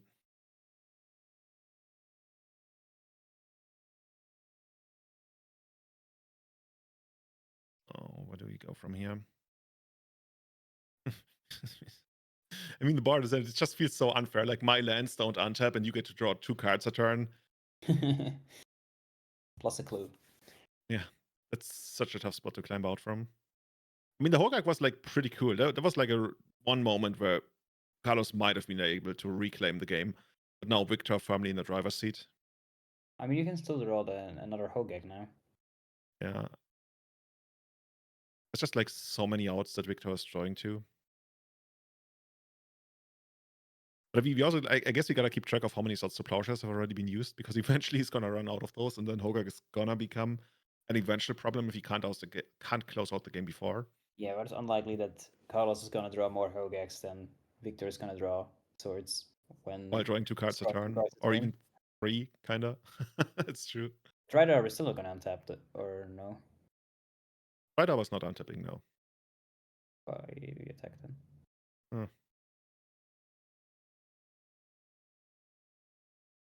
Did it allow him to steal Monarch? Were there like enough creatures? Yeah, allowed him to become the Monarch. Mm-hmm. And now Victor playing from a rather empty board, except for the Tamiyo. Tamiyo, unfortunately, not dealing any kind of damage. You gotta put some Sarah's Embrace on her or something. Or a Shuko. Yeah. Okay, drawing a card right away. It's another plateau. Another best card.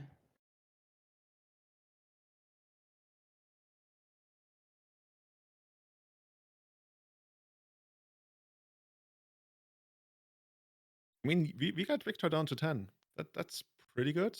And somehow Carlos finds a never-ending supply of lands. If he ever pleases to, I don't know. Don't really have access to green yet for the Abrupt Decay. It's also kind of funny, right? We had this Grafdigger's Cage in play from turn 1. And Carlos is actually playing the game still. Like, his entire deck is supposed to be based on getting stuff back from the graveyard, and that one has been disabled from the very beginning. But he's still like quite in this. Like, it's kind of funny, right? When you get these highly specialized control decks in Legacy, and then all of a sudden you show up with a deck that just like casts a bunch of creatures, and some of them even have haste or something. Like, you can't just like steal games. It's kind of funny. They're sitting there behind all of their protection, but I still feel like it's not that bad for Victor, but he needs to find something like, I don't know if he has a second copy of Fourth Erlingas. That would be something. Wrath of the Skies, if he did actually bring it in. I think I saw in his sideboard that he didn't bring it in. Like Okay. in his sideboard, I think I saw, but I'm not sure. Is that that's another time here, I guess. There's a Bowmaster that's just pitching. Okay, I see. Mm-hmm.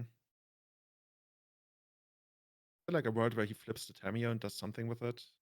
It just pitches a Tamiyo and leaves it in play. I guess I will know this at some point. Oh yeah. Oh, this is supposed to be exiled. No 2 Tamiyos. Took me forever to realize that Agatha's Soul Cauldron is actually legendary. Yeah. There are some legends where I don't think about them as legendary. Tamiyo is not one of them. She feels very legendary. Okay, and this one flips. There's something interesting. I guess we could get back something like Swords of Plowshares from the graveyard, but we already got the Prismatic Ending. Taking out the creature. At some point, if I'm Victor, I still want to see back the Monarchy. But drawing extra cards isn't all that great for Carlos in a way, unless we find the Hogak that you talked about, right? It's not super likely that we're going to find one. That would be a good draw, but then again, Tammy is just going to mine us and find us Swords to Plowshares if that ever happens. So, how many lands does the deck even have? I guess he has 2 more lands. He's going to run out of them pretty quickly, though. I also kind of like how the fetch land is actually tapped there, because it used to be a mountain was tapped and then the Magus of the Moon was removed. Yeah. No. See what goes to the bin. More Vengevines. I wonder like how many triggers have already happened in Carlos's graveyard, but they were never relevant because of the like just lands, from the blood gusts and everything and the Vengevines. Yes. This would be so annoying to play on Magic Online. Oh, by the way, yeah, Victor can just get this one back from the Tamiyo and Probably not win this turn, but at least win 1 or 2 turns from now. Should be game. Yeah, pretty much. Like, oh, this is the proper token.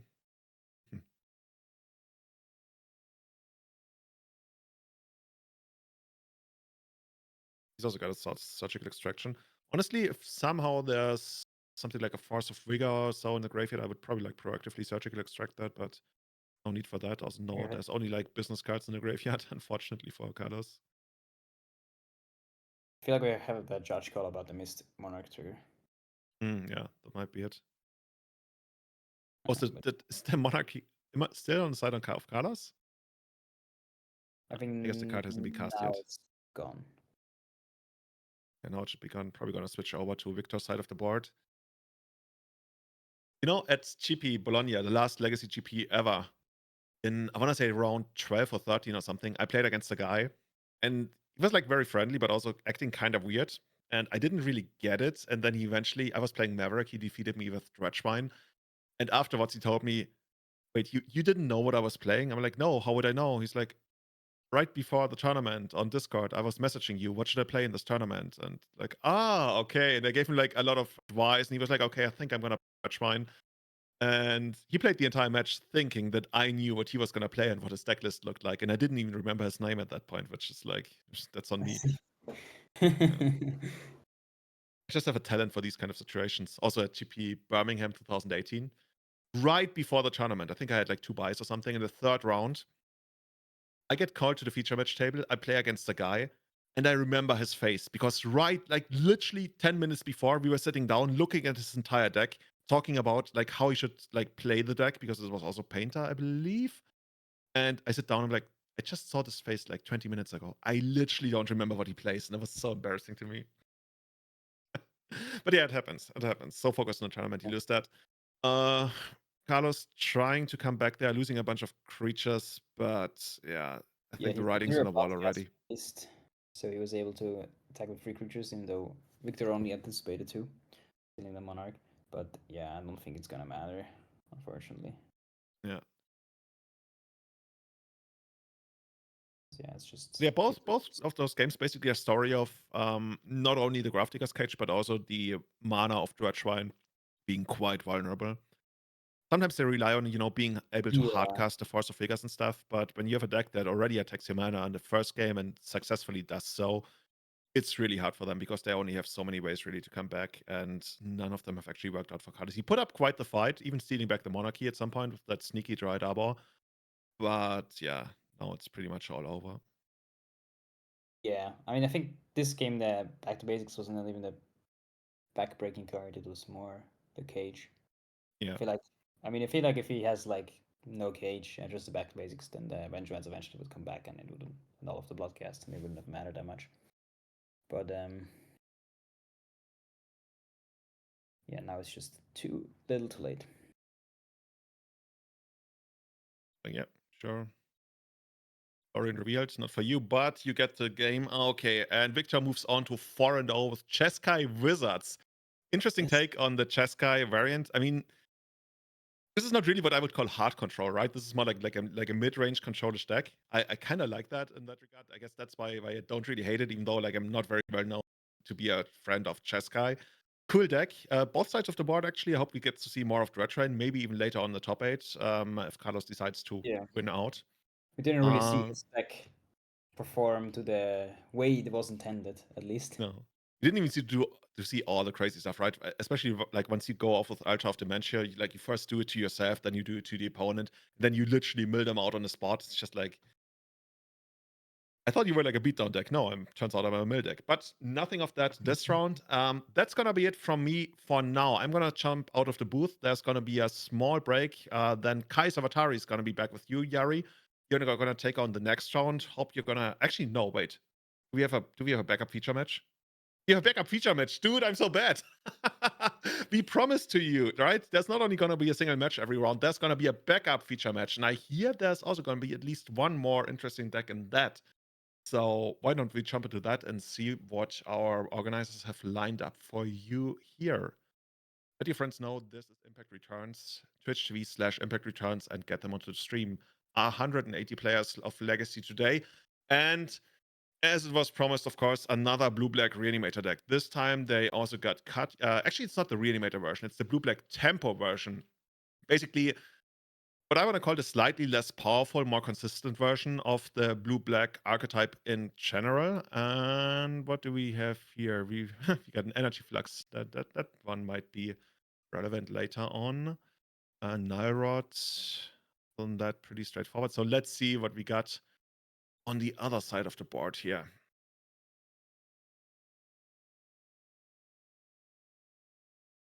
That one's going to be 8 cast. A deck that has kind of left the spotlight for a while. Like, it's been around for a couple of years in Legacy now. Got some new toys. I think Memory Guardian is a card I don't instantly recognize anymore. That one is cute. I think it's a 3/4 flyer, or is it a 3/3 flyer? Or with 4 blue affinity. So yeah, usually a 1 mana, something 3 attack, 3/3 I think. Yeah, but yeah, only playing 2 Thought Monitor, which I find interesting. Like, I mean, I played the card also a bit in the past, and I always found it like really hard to enable it. Just like the 6 artifacts you need for it is just a bit tough. So I like the idea of just playing something like Memory Guardian instead. It's just more affordable. Just looked up, by the way, it's actually a 3/4. So if there was still a card, it would actually be like pretty good against that. But yeah, as you mentioned, like, it's basically a 1 mana 3/3 flyer. And we've seen the decrease in Thought Monitors a bit. Like, I remember a while ago, I feel like they went down to 3. Now it's down to 2. And every time I play against this deck, I feel like one of the best decks in the entire deck, one of the best cards in the entire deck is always Patchwork Automaton. That card actually scares me. It's one of those cards that you don't counter on the first turn and then you regret it later on. Yeah, it's just a beast of a card. Like, it's like when it comes down, usually you cannot kill it, and then, like, especially if you play like red removal, by the time you can kill it, it's sometimes already too big to be interacted with, and it just also just beats down like super quick. You get Sir Ginger, the Meal Ender. It's a 3/1 legendary creature, Food Knight. It can have Trample, Hexproof, Haste, as long as an opponent controls a Planeswalker. So blue-black tempo. Actually, we got Kaito in there, so at some point maybe. Other than that, whenever another artifact you control is put into a graveyard from the battlefield, you get to put a +1/+1 counter on Sir Ginger and scry 1. And for 2 colorless, tapping, sacrificing Sir Ginger, you gain 1 life equal to its power. Cute card. It's like the perfect description of something you would call a fun off. It's like a cute card that works kind of cool in your deck, but it's probably not a staple of the deck. Yeah, pretty much. But for a while, I thought it was like a 1 mana thing that you could get up Saga. No, it's actually 2 mana. So yeah, we'll see what it does here. How powerful does it actually get? It gets Hexproof, Trample, Haste. It's okay, but it's actually not all that great. But I guess if it grows, then it's like your Automaton number 5 in a way. Let's see how that works out. Tami on the other side of the board. Immediately replaced by another Wasteland. Saga getting Wasteland and replaced immediately by another Saga. And there's Bobble. Yeah, I feel like turn 1 Emery, if you can just get 2 cards off of that card, it's just always going to be super tough to get back into the game. Well, now you get a trigger for the Sir Ginger, right?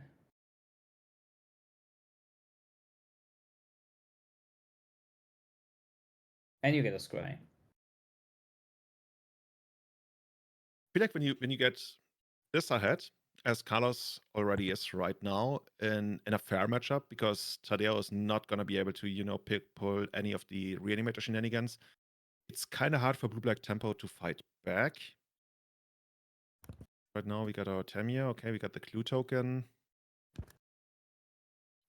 Nothing exciting going on there. And Carlos already threatening to make 2 more construct tokens to put even more pressure on Tadeo. Who, sitting there, we see a Díez. Probably some utility in there, and just passing back. So is it like not really quite sure. I guess technically Orcish Bowmasters could still be in there. Chat is asking, is this in Spain? Yes, this is happening in the city of Naron, near A Coruña, Galicia, Spain, northwest of Spain. So if you want to show up on this, for this, you better take a flight to, let's say, A Coruña or sometimes Santiago de Compostela. We got close to 200 players. This is the third year in a row that we're going to be doing English commentary for Legacy and Modern this year as well.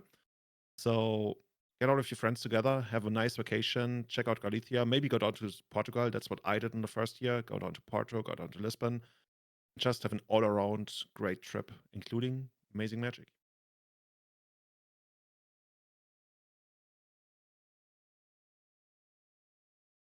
Both of those players sitting at 2-1.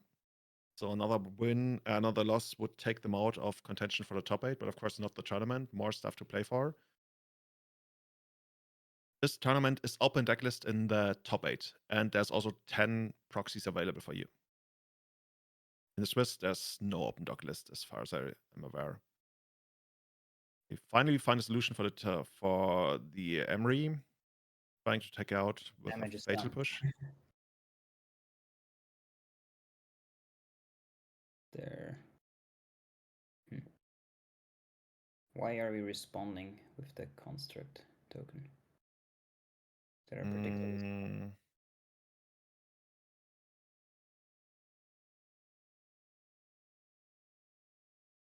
Probably no reason, really. The magic online would be for F6 value, so you can just like put the construct and the token on the stack and then F6 until the end of maybe turn. it's just used to it. Playing too much magic online. I like those tokens. I don't know where they are from, but kind of like those. Yeah, I'm not sure if it's a real token or. No, I don't think it's a proper wizard sanctioned token. Looks like a custom one. Ooh, and we get the lava spur boots, and we can put them on the second token. Dude, that's gonna be so much pressure. It's one of my favorite plays, really. Like, you got the first token, and the second one is still summoning sick. Nope, it is not anymore. It's just lethal, right? 15 life. Is that already enough? 1, 2, 3, 4, 5, 6, 12. Yeah, that's good enough. Oh man, Affinity. Like, Blue Black Tempo never really was in this, was it? Yeah. Yeah, I feel like, Saga is just pretty tough to deal with for these kind of decks, I guess. So decks with playing 4 Saga in the main deck is tough. Yeah, it's really hard for them to catch up. I guess the energy flux that we saw on the sideboard is also a nod to that. That's probably going to come in. There's also going to be the Null Rod. That's going to be really good in this kind of matchup. And then, of course, the Narset technically can stop them from drawing a bunch of extra cards. But I feel like the 8-cast deck has kind of moved away from just like drawing extra cards, instead just having like more aggressive potential and utility. And then you can still like cast stuff in graveyard anyway with Emery, so you're not that dependent on drawing extra cards. Let's see how that one's gonna work out. High Breacher could be coming in. Nothing else that really excites me all that much. Yeah, let's jump into the second match here. Maybe Dismember. I don't know. Could be, yeah. If you got something you want to take out, Dismember is always like okay-ish to bring in. Yeah.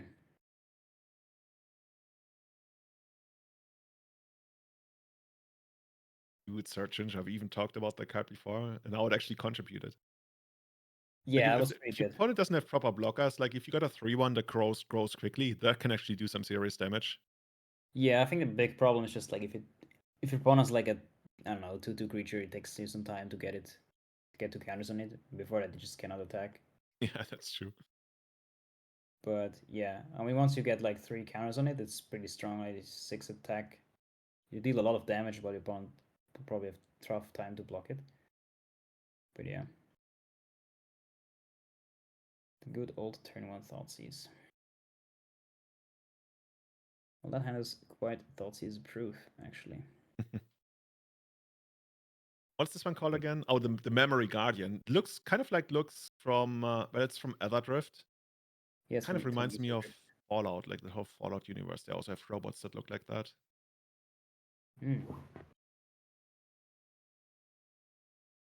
So, are we gonna take this one? Most likely, right? Yeah. But I think he does not. Tadeo doesn't have a Wasteland or anything or that deals with the Saga, so that's just gonna be a massive threat. Only just picks up a new Guardian. Yeah, it's gonna be easy as that. Question is, how many baubles are you gonna crack? I guess probably you want to crack only 1 bauble, so you I think if you crack one bubble, you play around Bowmaster the best, because then you have one artifact in play when you make another artifact. With the. With So the, it can never be destroyed by Bowmaster by being a 2/2 right away. Yeah, exactly. But you still draw your card immediately.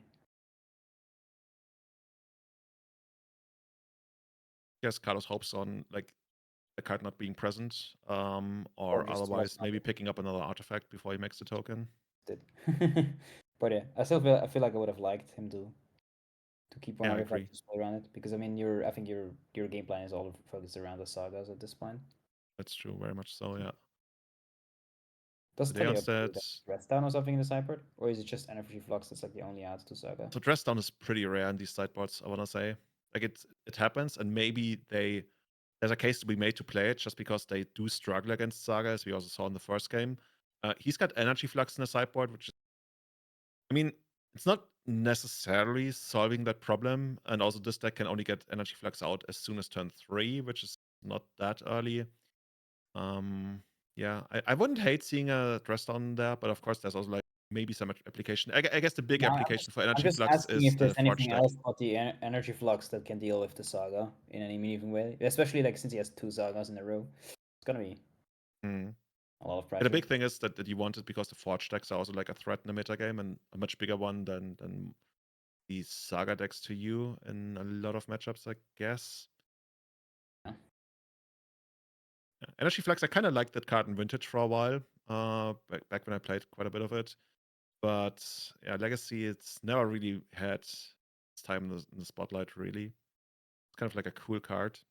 But we will see. So we got the first construct token out, second construct token ready-ish. 3/4 Goyf on the other side of the board. And are we gonna get the extra mana to get our Everspur boots out? Let's see. Chat is saying the Carlos Affinity creature reminds us Samba Hoverguard. Wasn't that like a standard card back in Mirrodin? Something like that? Original Affinity guy. Yeah, exactly. That's the one.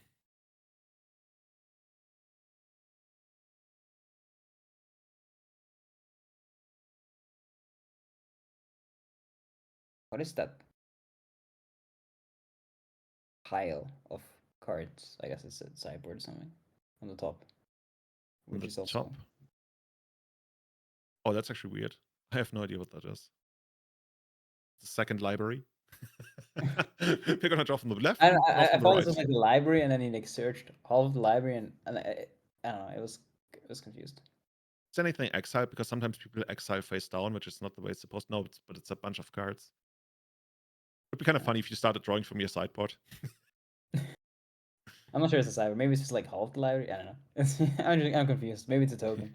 Maybe a half library. Like sometimes I'm draw from here, sometimes from there. Oh man, that's so much damage. I mean, yes, it's also so much damage from the Ancient Tomb. Oh, the Torre is annoying with the Goyf, making the Goyf effectively irrelevant. Now you can just like equip and it hits, and probably they don't care anymore. Yeah. This one hits for 6, I believe now. Both of them attacking.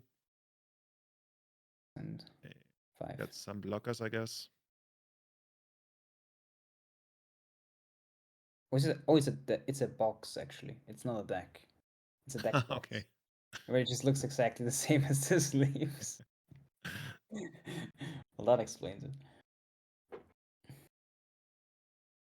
It only gets haste in Ward 1, right? But no trample or something like that. It gets haste Ward 1, and I believe +1/+0. Oh yeah, +1/+0, yeah. Yeah. So right now that should be 1, 2, 3, 4, 5. So 5 and 6 damage. 11. Wide a lot. Interesting. Carlos has a Lotus Petal in hand. Decided not to play that one out to grow the construct.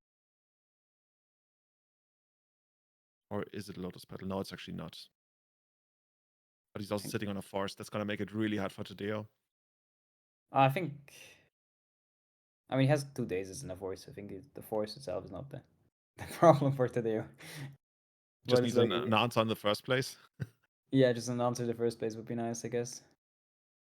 This is where Dress Down would be really sweet, I guess.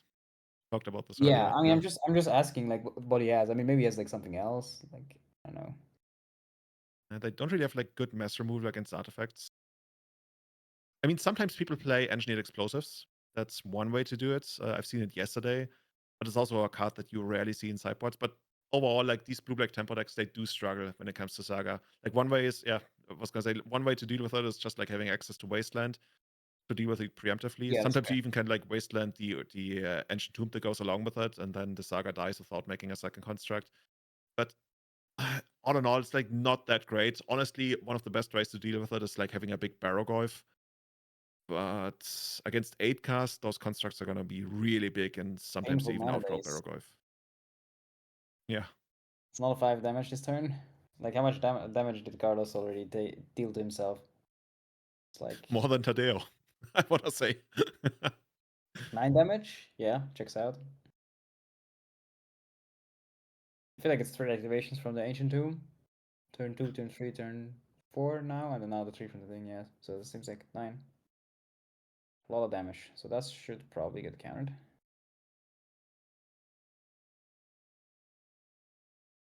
Memory Guardian gets dazed by the looks of it. I was thinking about using the Force of Will there to push it through.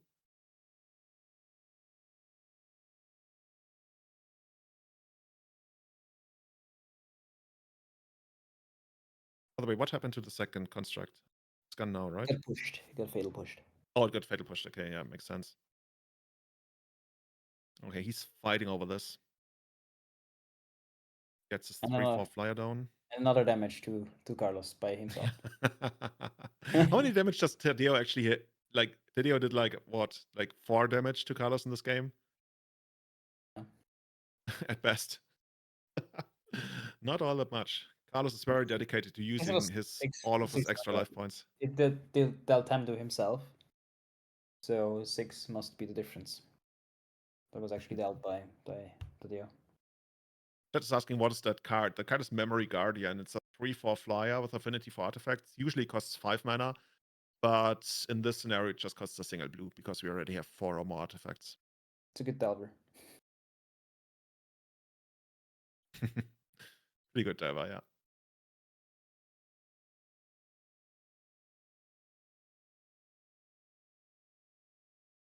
There used to be a time where these 3/4 flying stats were pretty good in Knight Construct, but I think these days it's just a bit. It's kind of funny, right? We talked about this earlier, how I want to say Delver has become quite relevant in Legacy, which is such a weird feeling because we even call these I guess we call them tempo now as we see on the screen, but in my head, this is still a Delver deck, right? Delver deck is like tempo, wasteland, days, aggressive, but Delver not good enough anymore. So 3/4 also not that more relevant. Also the Lightning Bolt, not as much of a card. Yeah, you're right. Like the 3/4 stat line that used to be like this threshold you need to get across in Legacy isn't really there anymore. It's just like, yeah, it's nice to have, but doesn't really blank a ton of cards anymore as it used to. 3/4 flying vanilla. Just yeah. Or 3/2 flying vanilla. You needed this card like 5 years ago. Yeah, it's also funny. Did you see that he dazes to make Carlos deal 2 damage to himself? Daze turns into shock. Yes, Daze turns into shock. The thing also is like, if Carlos goes down to 2 life, is there going to be a scenario where we go like Bowmaster, Bowmaster? He lets it resolve. Hilarious.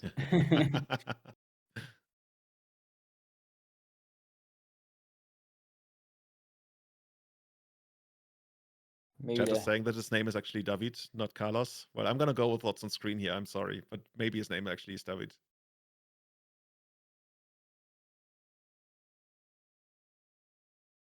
Okay, gonna take this one out. This should be tapped, yeah. Surveil. Well, it's Guardian push. I guess you need to handle the flyers now. Yeah, you do need to handle the flyers on the ground. You can, like, you don't need to jump block. Right now, your golf is still big enough. But he's willing to get in for the damage. I like it. You can jump block the automaton, but instead the automaton decides to jump block. Yeah, but now if your last card doesn't trade with the thing, it's it's actually just the mana flux. The energy flux, yeah. Not good enough. We even drew our best cards for the matchup, but it couldn't deliver the win. Too Wouldn't bad, it- man. No, I guess not. I was thinking like maybe that getting the tap land was a mistake. Like returning the tap land of Díez was a mistake. But I guess it wouldn't have been enough anyway, because then you can play the flux, but it still doesn't win the game from this position. Yeah. But it's actually kind of hard because you have to pay 2 mana for all of your artifacts, and you can't really properly use the. I guess you had 1 more activation left on the Ancient Tomb, right? Before you go Exactly, too low. Yeah, true. So had we paid, then we would also have an extra creature. Actually, but that wouldn't matter. Anyway, yeah, that was quite interesting, like especially the last parts of the match. But whether his name is David or Carlos, he moves on to 3-1, sitting on 8 casts, so still in the tournament. I hear that's going to be it for me for the next 2 rounds. So you're going to be joined by my co-host of the Everyday Eternal podcast, Kai Savatari. This tournament, of course, also brought to you by Ultimate Guard, the city of Naron, and of course, all of the amazing people at Impact Returns who invest so many more hours over the entire weekend to bring you the Legacy Nationals, Legacy main event, as well as Modern main event tomorrow in English as well. Stay tuned, everybody. We're going to go on a short break, something like 10 minutes. In the meantime, get some drinks, especially your friends as well, and put everybody on the stream. So see you again in 10 minutes from now.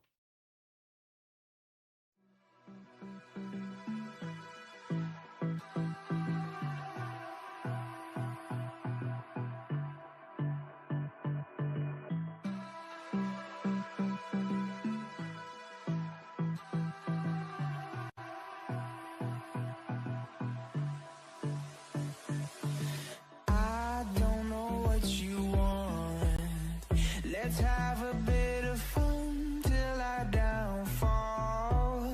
My love, if you feel like I do right now, don't say you're on the run to the other side. My love.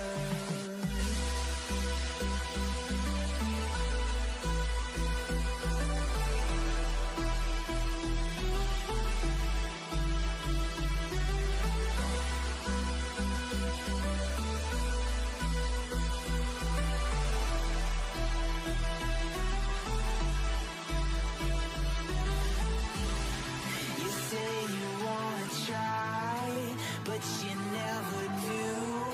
Sugar, there's a reason why we lose. You say you wanna cry, but you never do. Sugar, there's a reason why we lose.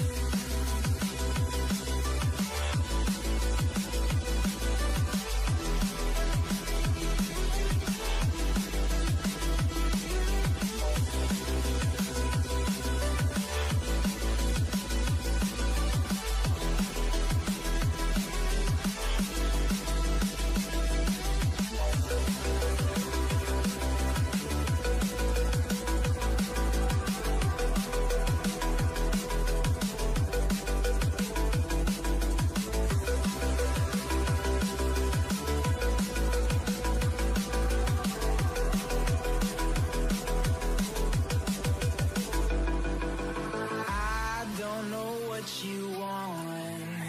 Let's have a bit of fun till I downfall. My love, if you feel like I do right now, don't say you're on the run to the other side. My love, you say you wanna try, but you never do. Sugar, there's a reason why we lose.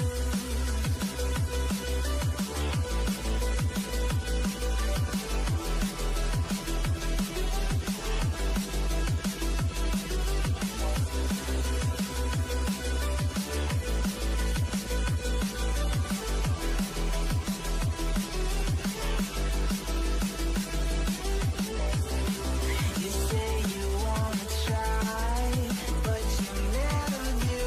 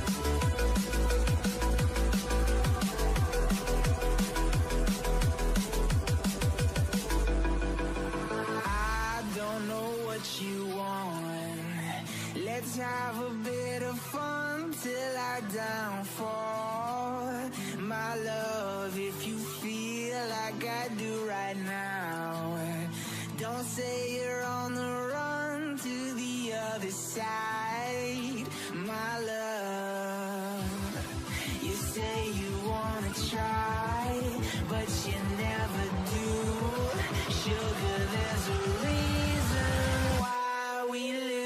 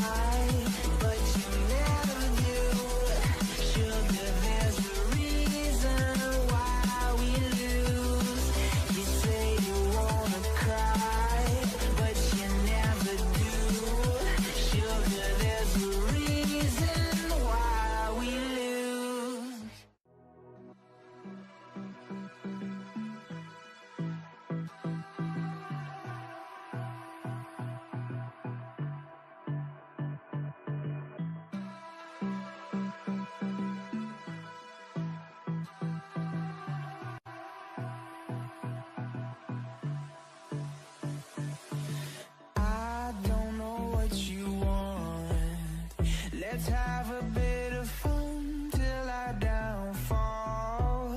My love, if you feel like I do right now, don't say you're on the run to the other side. My love.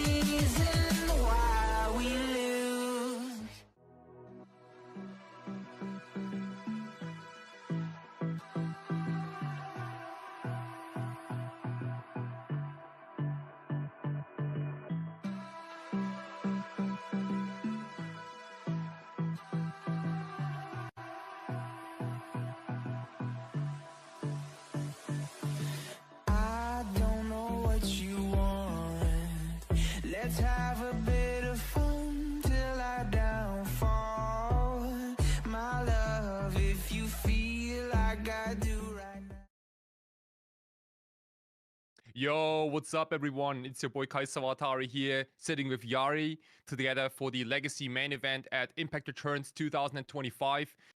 We are here for the 5th round, and this is like we already saw a couple of very interesting decks, and we will see what we're gonna capture in the fifth round of this event. Jari, how are you doing? Good, good. Got some awesome legacy action. I mean, people are playing Yeah, with like our deck. It's just quite amazing to see all of the different strategies that we have today. When we saw when Dredgevine, we saw Pox, we saw a Jeweled. What is the deck called? Jeweled. Lotus. like the Cowarded Jewel combo deck. Yeah. Yeah, and like Jeskai wizards and stuff. So like as you can see, everyone like Legacy has obviously like the S tier like and blue black Reanimator deck, and like there's a couple of very good decks up there, but it is still the format where you can kind of jam whatever you want. Like you have to adapt a little bit maybe to the metagame, but like it's still a cool format, I think, and I'm very happy to be here. So yeah, very cool. Yeah, let's right. look at it. Yeah, let's see what we have for the 5th round here. So we have this is nice. I haven't seen this deck in a while. This is this is Initiative. And it's not Boros, it's Naya Initiative. We have we have Caves of Chaos Adventurer, we have the Undermountain Adventurer, but also prison pieces like Archon of Emeria and the Seasoned Dungeoneer. So this is a very cool looking deck. I haven't seen like a Naya colored Stompy deck so far. So I was let's see how this is gonna shape out. Yeah, Dude, like very this interesting deck. Especially, I think like playing Solitude in a deck with 12 white cards is also like quite aggressive. this is dude, absolutely. This is pretty bold. I hope we always get a pitch card for that. But they're also like endurances and furies in the sideboard. So like basically this deck is like all the initiative cards from the Naya colors and all the pitch cards from the Naya colors. There's Yes. even like pyrokinesis. So this is a wild deck. This is a wild deck. All right, okay. I'll take it. Yeah, but like basically how this deck wins is like you take the initiative with one of the initiative creatures, and then you disrupt your opponent with Chalice of the Void and Archon and Solitude while you venture in the dungeon and get further down. And once you have completed the dungeon, it's typically game over. Yeah. Is there anything else we should add to this deck? I guess not much. I mean, it has some prison pieces. Okay. Okay. This deck is like, I think most of us are more familiar with this archetype. This is like one of the older decks that have been around like in Legacy. It's Cephalid Breakfast, Cephalid Illusionist plus Shuko or plus Nomads and Core, which builds your entire library. But there's also like the absolute broken card Nadu, Winged Wisdom. And I believe that Legacy is like one of the very few formats where we can actually play Nadu Winged Wisdom, because I think it's banned in all the other formats. It's banned in Commander. It's banned in, I believe, Modern. I think it's also banned in like all the other, like low-powered formats. And in Vintage, but yeah, it's only legal in Modern and up anyway. But yeah. Yeah. Is there like anything special that sticks out to you here in this list? It looks quite standard. I think you have only one prismatic ending and 3 Source of Plowshares, which seems like an interesting split. But other than that, is quite standard, I think. Yeah, sure. Yeah. I see 2 copies of Nadu. Not Nadu. Tamio. This deck, like Tamio, doesn't really do anything with the rest of the deck. It's just a very solid dude. It's just a very solid creature. Draws a bunch of cards. It flips. Does this thing. I think it's okay for decks like these to have like, especially post sideboard when your combo gets more disrupted, to have like generally good magic cards in the deck. So it's just a strong card. You just put it in every deck. That is blue. We shall see how good this deck is of taking back the initiative against a deck that is full on the initiative. This might be... I mean, there might not be that. There's not that much interaction, right, from the initiative side of things. I mean, I guess the Archon prevents the combo to some degree. Yeah, absolutely. All right. Okay. So Victor on the left side of the screen with the initiative deck. It says red green. I think we can also toss in the white. So Naya. Also, like I haven't really like seen the color combination Naya is in a while. So we have initiative on the left, and we have the Nadu deck on the right. Once upon a time, there was an what is it called? Elvish Oh wow. Spirit Guide. Yeah, check this out. Triple Guide. Spirit Guide. And now you have to help me with the name. What's the name of this card? This is one of the adventurers. Let me hold on. Like they basically have the same text. So it's a 4 mana. I think it also produces mana if I'm not mistaken. On the Mountain Adventurer, 4 mana, 3/4 vigilance. And when this enters, you venture in the dungeon, and then you tap to add 2 green. And if you've completed the dungeon, which is also not that difficult with this deck, you add 6 green mana instead. Okay. All right. 6 is a lot of mana. So let's see how Alejandro can bounce back. Starting off with just a cantrip. What's the creature type that you named with the Karen, most likely? Probably like it has to be giant or warrior. Like that's what the adventurer is. It's that's wild because warrior? I think there's at least one more warrior, right? Hopefully, like I checked on the case of Chaos Adventurer, which is the red one. That's a human barbarian. So there's like 0 overlap. So he goes for the scrying. Like usually would go for the damage, no? Or is that? Oh yeah. Yeah, usually you go to the room where you make like a bunch of counters on your creature, the trap room where your opponent loses 5 life.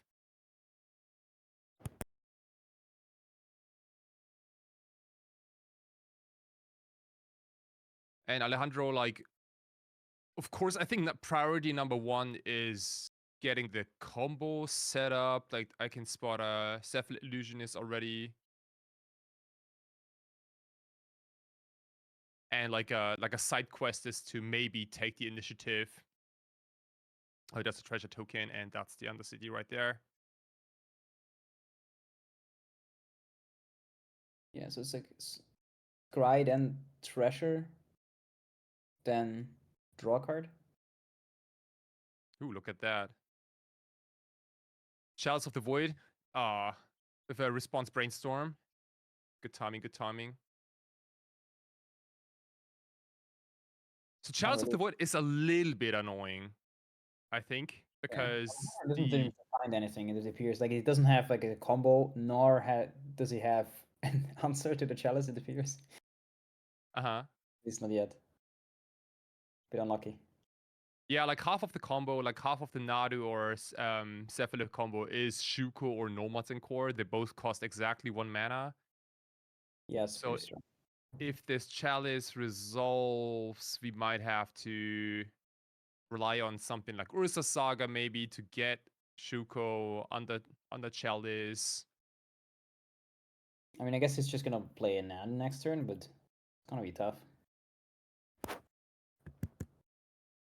Okay, looks like chalice is gonna stick. And here's an Angry Bird. A 3/4. Yeah, I call this a fair fight. Like both players have a 3/4. Okay.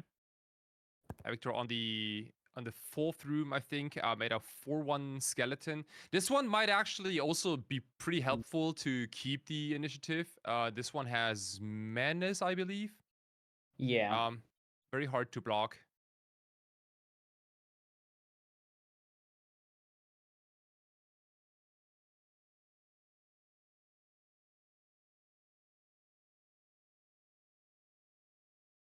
And how about some broadside bombardiers? Well, yeah, this dude, like, I think the draws came in very, very nicely for Victor.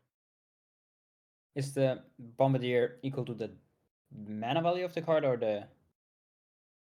Yeah, so like the bombardiers, they deal damage equal to the artifact or creature you sacked +2. So and it has Manus too. So Nadu can only block the Adventurer.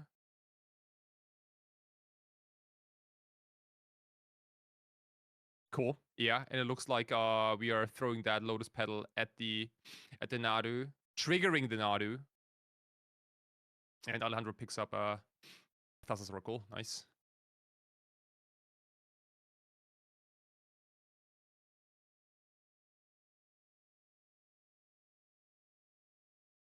Have you played much against the initiative deck recently? No, luckily I didn't face it as much, and also while it was at its peaks with the, what is it called? The 3-drop that made the initiative. Oh, the White Plume Adventurer. Yeah, White Plume Adventurer. Luckily, I skipped those times. But yeah. Yeah, like that deck used to be like much more aggressive. Like now, all the initiative creature. I don't think there's an initiative creature that's below 4 mana. Oh, now I understand. So like when you cannot ever cast Solitude in this deck, you just find it with the with the completed dungeon. Yep, that's it. I think this like the throne of the Dead 3, I think. So dungeon completed. You show off the top 10 cards, I believe, and then like one of the creatures is gonna enter the battlefield to even add more pressure to the board. And like, look at this, right? Like this is off of 2 lands, just 1 plains, which we got off the initiative, and then the Cavern of Souls still naming either Giant or Warrior. I guess we'll never find out.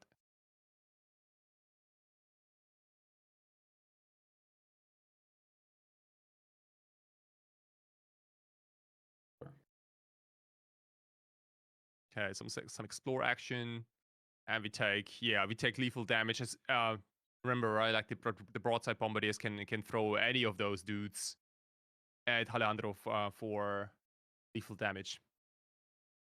Yeah. Pretty strong, pretty strong. So from the sideboard, I guess the Clarion Conqueror sounds decent. It shuts off activated abilities from artifacts and creatures, right? Yeah. Do you wanna? I think it stops both Ashuko and Nomad's Encore.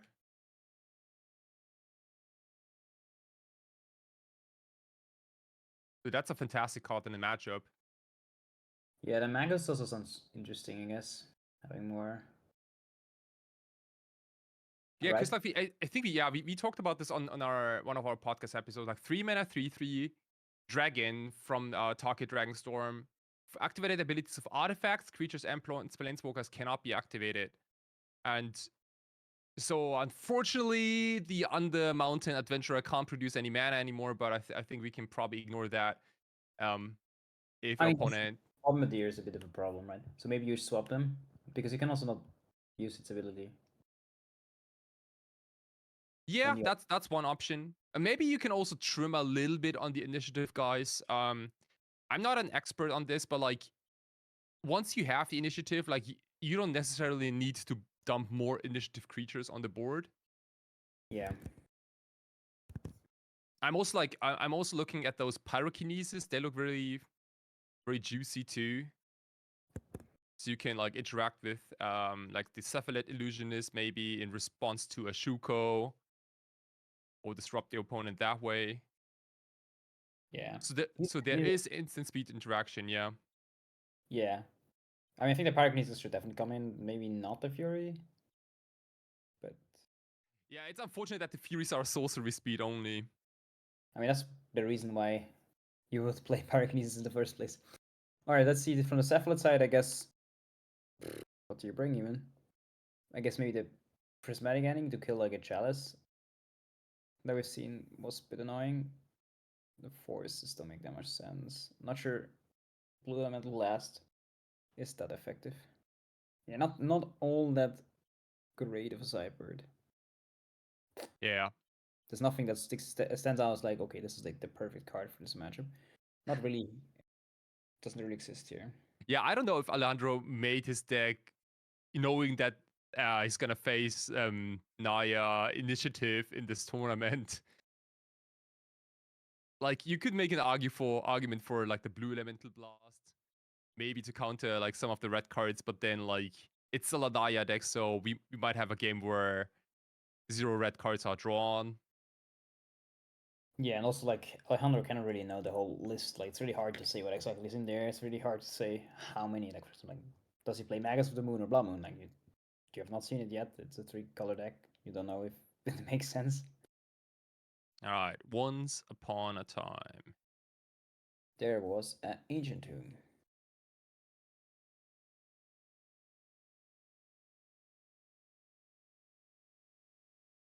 That is a solid pickup. Ooh, wow, yeah, look at this. This is an insane start for Victor. I think he Perfectly also scripted. has... Didn't he also have a Lotus spell? Potentially. I'm not sure. I thought I saw Lotus spell, but maybe I also. Okay, how about a brainstorming response? That is a prismatic ending, so I can deal with it at least at some point. When I think he has a full combo. So he can like... Oh, and he has a Daze. And if... Oh, but yeah, he can just have a Simeon. Yeah. Alright. Cool. Yeah, never underestimate the Yeah, so initiative deck. They can mostly pay for your dazes. that was I guess it was a trick then, because I think he has a Lotus. Yeah, he does have a Lotus spell. That really looks like a Lotus spell to me. So it was just like a trick to bait the Daze and then just like profit. And now Alejandro cannot do anything. There's a battle. But it doesn't seem to be more mana. Okay, that's interesting.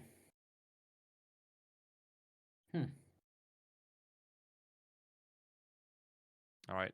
Alejandro probably I think I would playing. just get rid of the Chalice, huh? Yeah, we have a couple of options here. Like you could drop the Cephalid Illusionist, you could try to get rid of the Chalice of the Void. I think... But if you just drop the Illusionist, then the Broadside is just probably just gonna throw something at the Illusionist. Yeah, this is such a weird old card. Like I played Magic back then, like when this card was around, and I honestly like I think like 10, 11-year-old Kai didn't get what this card was supposed to do. I thought it's like a very nice blocker because I think you can like prevent damage and stuff. Yeah. So that looked really appealing to me, but like it was like I kind of cared about like the big monsters instead. But now like we see the Cephalid Illusionist like as a combo card, and back then I didn't even think about this being like a combo piece. Yeah, I wonder what the idea behind the card was in the first place. Like, it's a kind of strange card because the first ability doesn't do that much. Oh, Magic cards were weird back then. Okay. They had a lot of like unnecessary text sometimes, and like it's like okay, it's like why is this like all necessary? Like it's especially like the 3-mana activated ability of Cephalid Illusionist is like it's like the weirdest. I see like Judge Golds every now and then, like when this gets activated and players going like, load, like what is this even supposed to do?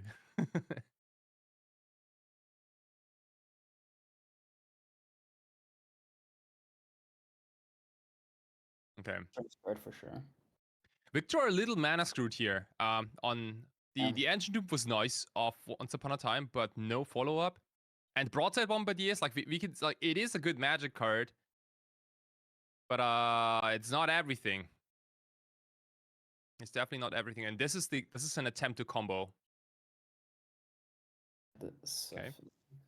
It does have the Solitude, but then I guess you can just play another Illusionist.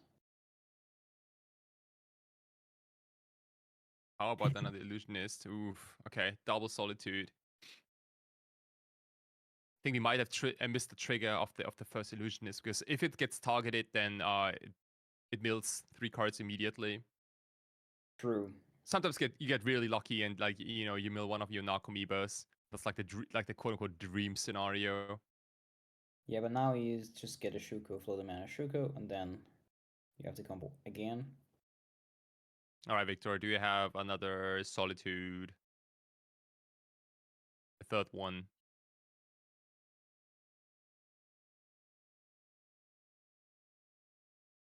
Or maybe he brings the, what's it called? Pyrokinesis. All right, ladies and gents, this is the first time we will see this combo on camera right now. So it looks very weird, but like for 0 mana, we keep activating Shuko, we keep targeting the Cephalid Illusionist, and we keep milling our deck by 3 cards every single time. So like the illusionist is whenever it gets targeted, you mill 3 cards, right? Whenever any player targets it. Yeah, that's correct. That's correct. I see. And then you All mill right, 3. Victor probably just, okay, dude, show me the Dread Return, show me the Thassa's Oracle, and then we can probably move on. So the goal is to like make 2 Narcomimas, or 3, I guess, and then sack 3 creatures to Dread Return and Thassa's Oracle, right? That's how you win. That's the combo. That's the combo. And what's so nice about the combo is that it's so compact, like, and it fits so nicely with the Nadu strategy too. You just play 2 dudes, and you have a combo assembled, and they're both pretty cheap, and they're probably also like both pretty old. Yeah. I mean, it's still quite vulnerable, right? Any kind of graveyard hit can mess you up. That's why you play this Memories Journey, or how it's called. Mm-hmm. Oh, that one? Yeah, that one. And you have to play a lot of cards that you don't want to have in your deck, like Narcomoeba, Memories Journey, and Dread Return and Thassa's Oracle. But yeah. There's another Chalice. Wow, yeah, Victor very aggressive on those Chalice of the Voids. I think we have had a Chalice in every single game now. Yeah, but it doesn't seem to be anything else going on in his hand. So he needs Victor is pretty good at doing the Chalice thing. Like it's a Chalice deck, so you better do the Chalice thing. All right. Okay, so an Elvish. And here's the under mountain adventurer eating another Force of Will. You gotta keep the coast clear.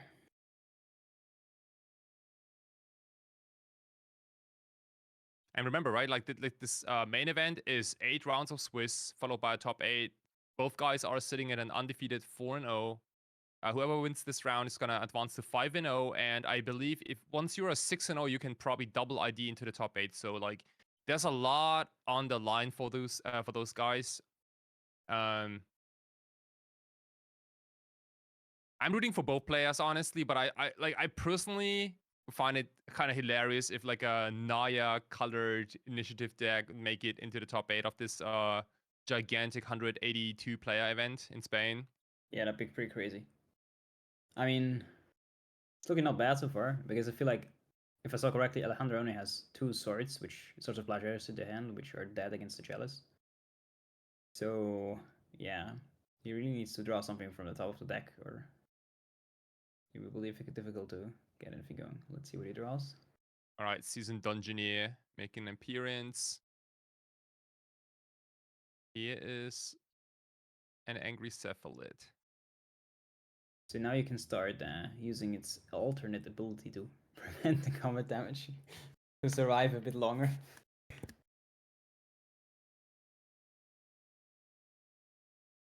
Cephalid. Yeah, which room do you take here? Do you go to the left or do you go to the right? Putting the counters. I mean, it makes sense. I think you're ahead on board and you have more creatures in hand, so you don't really need more bodies. And closing out the game quickly is important. That said, I mean, if Alejandro is able to use the ability of the illusionist for a few turns, that's not gonna be so strong if you have a big Dungeoneer. Or wait, does the Dungeoneer also have evasion? It has some ability, right? So if you... Oh yeah, it explores and gets protection for creatures, right? Is it right? Yeah, I think so. It says like, yeah, whenever you target attacking cleric, rogue, warrior, or wizard. And seasoned dungeoneer is a warrior himself, so he gets protection from creatures. Doesn't work. And it explores. Explorer is something that you don't always see in Legacy. It's pretty common in Standard. I think you also see it in Pioneer sometimes, and of course in Commander. But like in creature exploring, not a big thing, and not a huge thing in Legacy. Yeah, it's a funny thing to slap that mechanic onto this card. But I feel like, yeah, now you can just like make both of them evasive, and then that should be it, huh? Because I think he just drew another. Yeah, can't block with Illusionist, can't play and removal spell, and that is it. Victor, undefeated 5-0 with Naya initiative. This is Crazy not deck. what most of us expected to show up at the feature match area, but I'm very, very happy to see this in action. Yeah. I gotta say, like, most Ancient Tomb decks these days, like, don't play initiative cards, but like they'd rather play, I don't know, like Blood Moon stuff or Mystic Forge combo-y cards. So yeah, very interesting. We also have a backup feature match for you guys. So this is Moon Stompy. As we know it, we had it a couple of times on the feature match yesterday. It's playing 3 copies of Graveyard Hate in the main deck, like Solar Lander and 2 Unlicensed Hearst. Is that normal, or is that more of a special? It's a little bit more, I'd say. Yeah, respecting Oops All Spells and Blue-Black Reanimator. Yeah, especially, I mean, like, I understand, like, Soul Landers like very flexible, but like playing Unlicensed Hearst in the main deck is very, very aggressive. You must expect like a lot of Reanimator decks too. Yeah, not bad. I think it's almost like an upside for Unlicensed Hearst to not be a 1-mana card, because there is Chalice of the Void in the deck still. And Soga Lantern, you can still get off of Ursa Saga. So even if you play a turn 1 Chalice of the Void, all your Graveyard Hate will be available at some point. Yeah, that's fair, yeah. So like the biggest addition to the deck is the Ursa Saga, I guess, recently. Since the rules. Yeah. They changed the rules, and yeah, the deck is like even stronger now.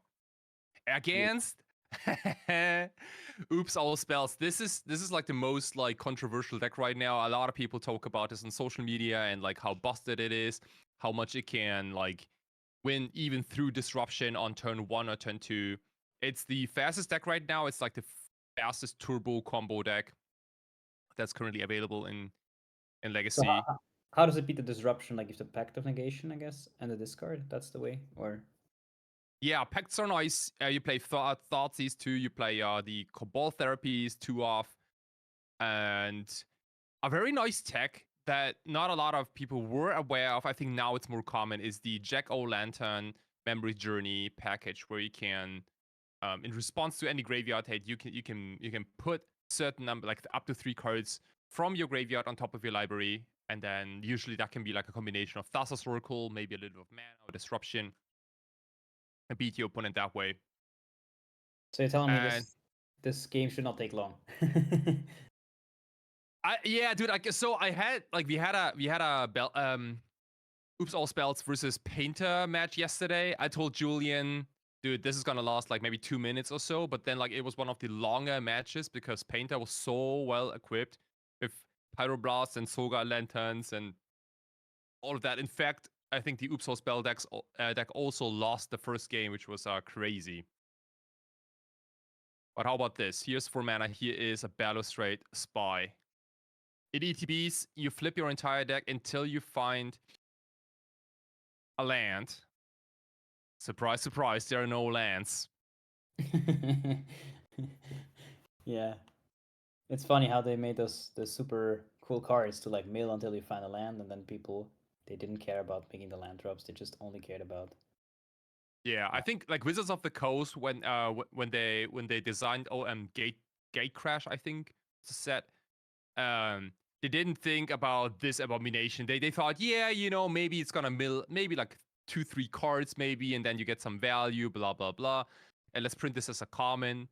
And then Legacy players look at this card and go like, dude, okay, so how can we like absolutely like get the most advantage of these crap commons? This is game number 1, turn 1 kill. It's a turn 1 kill. Yeah, I remember like when I sometimes talk to people that are a bit less experienced about Legacy, they're like, "Oh yeah, this form is nothing for me.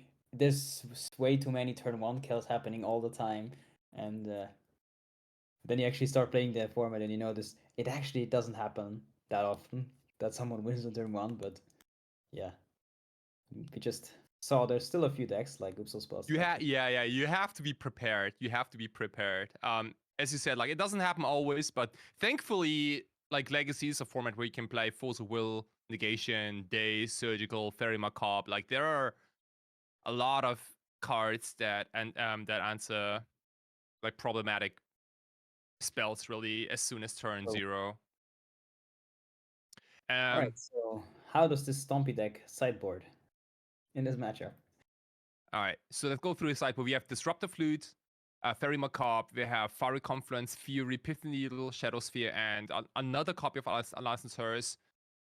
I think we can almost dump the half of the cards into the main deck. Disruptor Flute looks very promising. You can name like any of the combo pieces, really. Even Goblin Charbelcher. And Fairy Macabre takes care of the graveyard too, so does Unlicensed Hearse. And Pithing Needle is surprisingly good too. Because half of the Belcher or the Informer. Exactly, yeah, exactly. It takes almost more than half of the combo pieces. Yeah. And what would you side out here? Oops. Or I guess we move over to the Upsal spell stack. Yeah. So the big difficulty is, of course, you have no idea what your opponent's playing. That's a downside. So what do you do then? The Poxwalker is like a 3-1, right? So like, even if you don't win immediately, it still does quite a lot of damage. Yeah, you can always try to go like beatdown maybe. I think in the dark, if your opponent hasn't had any interaction, you can maybe assume that maybe they are not on a blue deck. But there will be graveyard hate for sure. So maybe in the dark, you always bring in LEDs and Charbelcher and maybe shave a few of the graveyard cards. Maybe you can shave up. I'm not too familiar, but maybe you can shave a Poxwalker. Maybe you can shave a Pact of Negation, or go a little like lighter on the Balustrade Spice maybe, and try and fit in those cards. And Force of Vigor might also come in later, once you know that you're up against a prison deck. Yeah.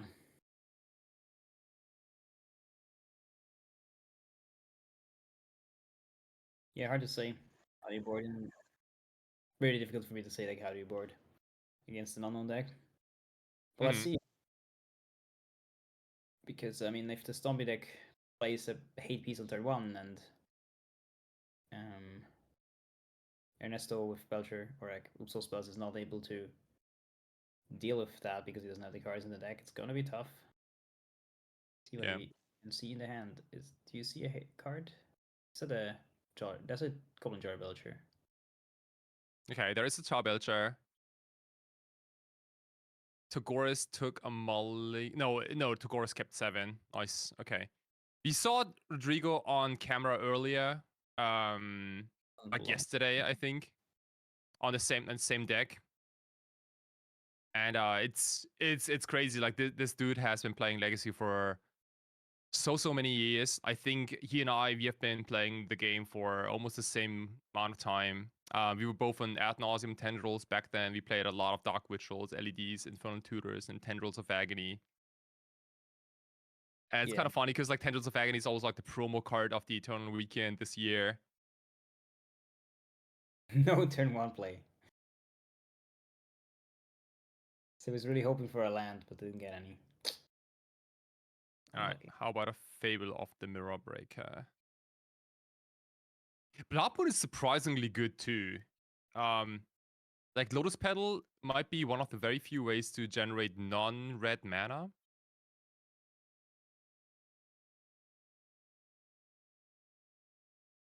There's a Dark Ritual. That's 3 black.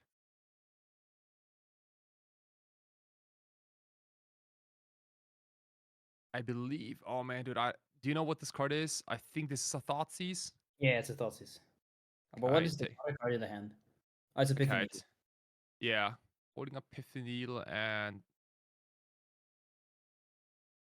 here is another Balustrade Spy, and I That's think we're cute. gonna do the thing again. Milling our entire library. There's an Arcomoeba. Wait, did Come you on. took out one? I guess. Okay, yeah, I don't think you need that Pith Needle. Thank you very much. The Cabal Therapy triggers all the Poxwalkers whenever you cast a spell from your graveyard. Those dudes enter the battlefield. Yes. Search. Okay, here's a Dreader turn. Sacrifice 3 Poxwalker. And here's an angry fish. Oh my goodness, yeah. This was very fast. This was very fast. This was absolutely fast, and kind of like showcased very nicely how powerful this Oops All Spells deck is, right?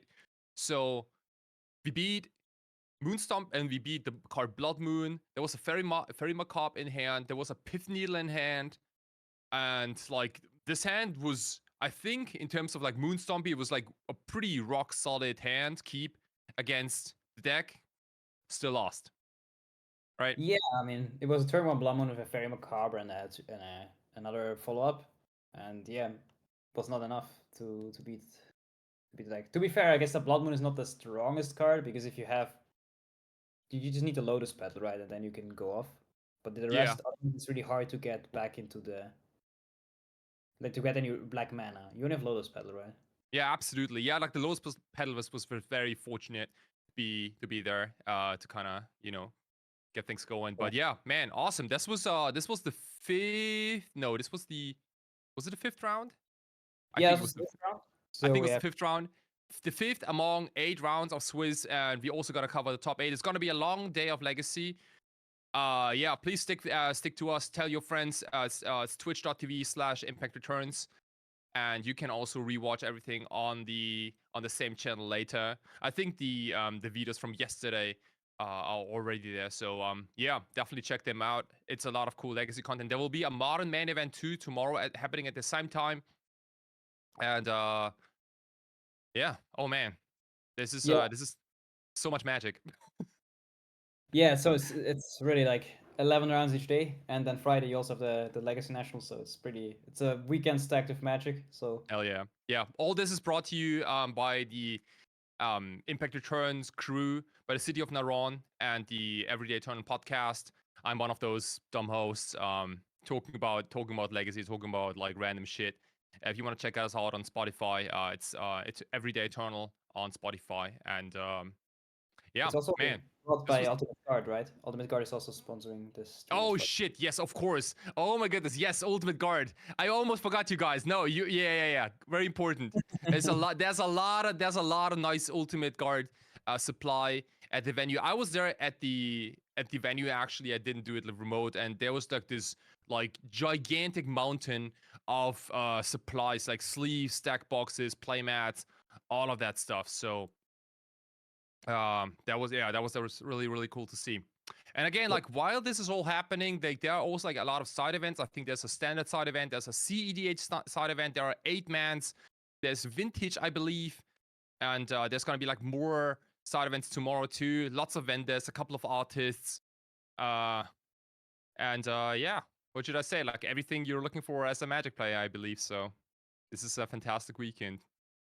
Yeah, so for me, this is actually the last round. I'm heading off of. But yes, thanks for having me. It was a pleasure to cover some Legacy rounds with you, Kai and Julian. And, Hell yeah. Yeah. Maybe for those who've just joined, I'm Jari from the European Unity League. We're a new kind of tournament series where any event can award points, from like the smallest FNM to the largest convention like Impact Returns, which they affect also partner with us. So like all of their events award 6 times as many points as a normal event. I mean the 2 main events at least.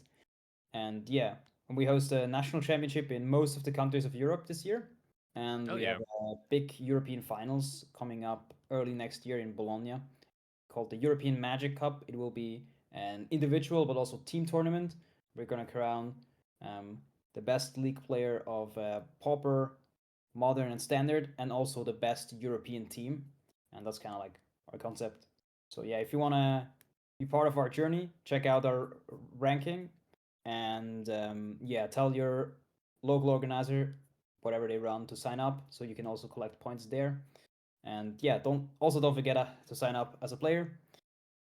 Yeah, I guess that's all from my side. It was a pleasure having me. Awesome. Thank you, Jari, for joining us. I think yeah, we had insane matches. It was a lot of fun covering all these matches with you together, and there's gonna be plenty more.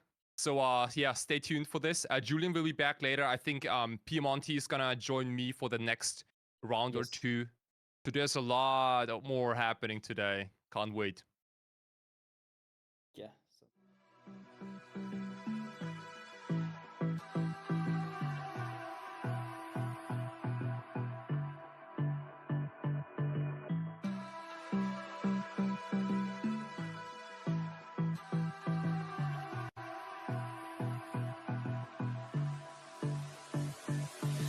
I don't know what you want.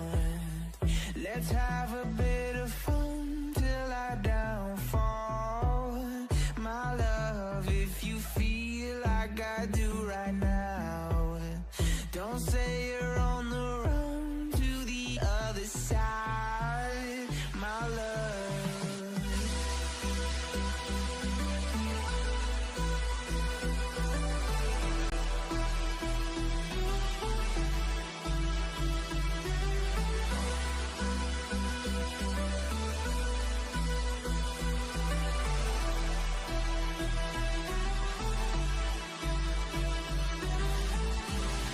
You say you wanna try, but you never do.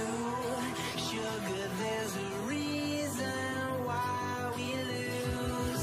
You say you wanna cry, but you never do. Sugar, there's a reason why we lose.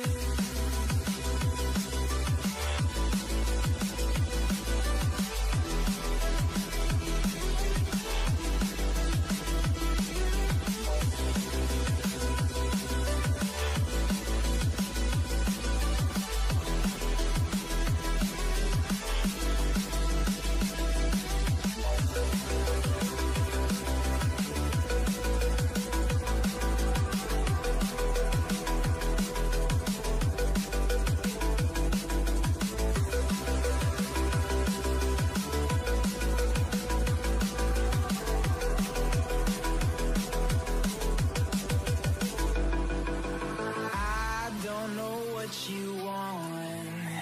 Let's have a bit of fun till I downfall. My love, if you feel like I do right now, don't say you're on the run to the other side. My love, you say you wanna try, but you never do. Sugar, there's a reason why we lose.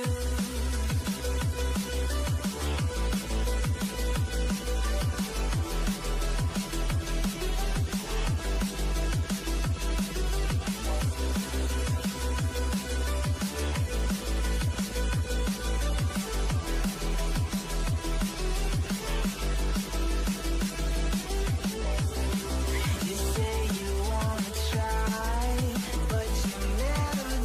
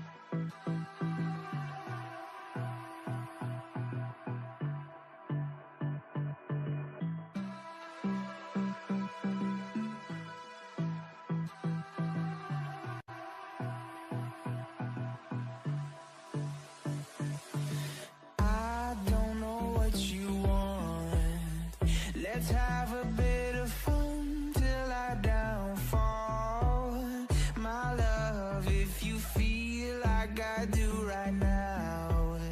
Don't say you're on the run to the other side, my love.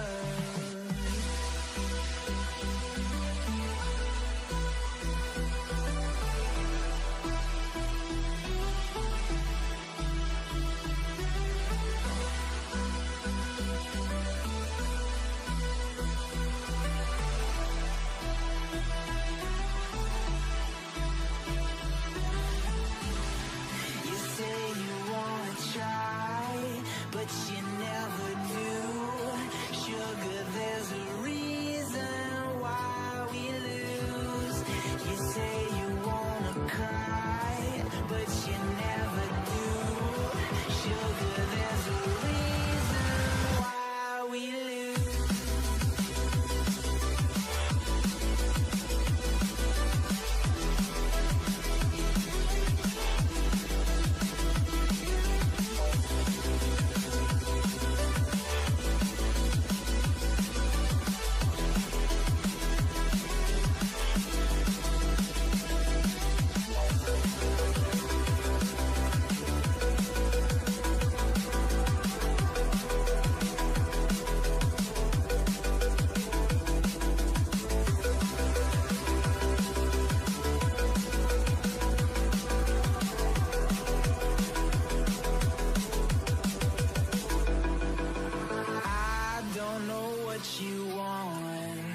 Let's have a bit of fun till I downfall, my love. If you feel like I do right now, don't say you're on the run to the other side, my love. You say you wanna try, but you never do. Sugar, there's a reason why we lose.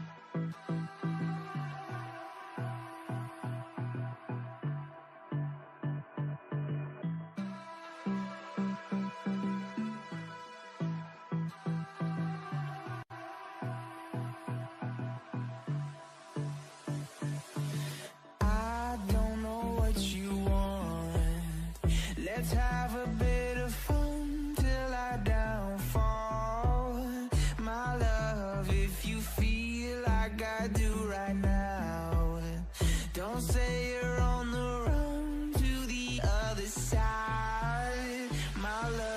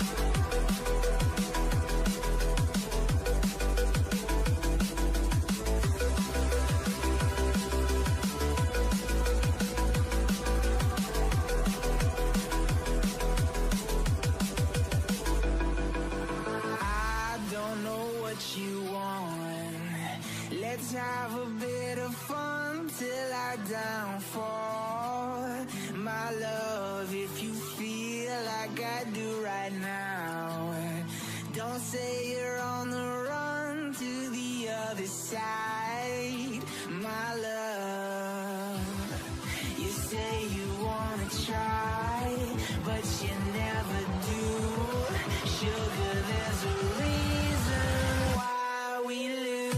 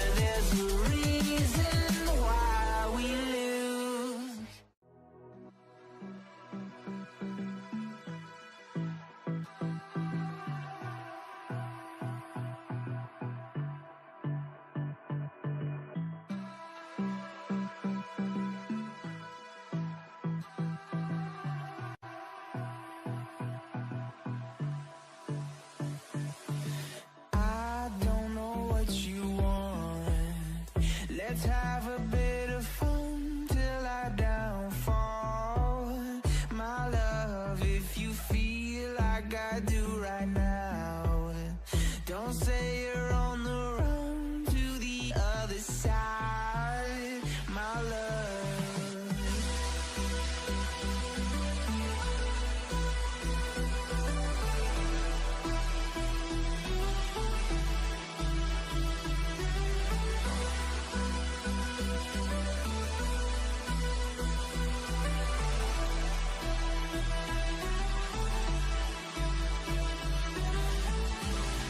you say you wanna try, but you never do. Sugar, there's a reason why we lose. You say you wanna cry, but you never do. Sugar, there's a reason why we lose.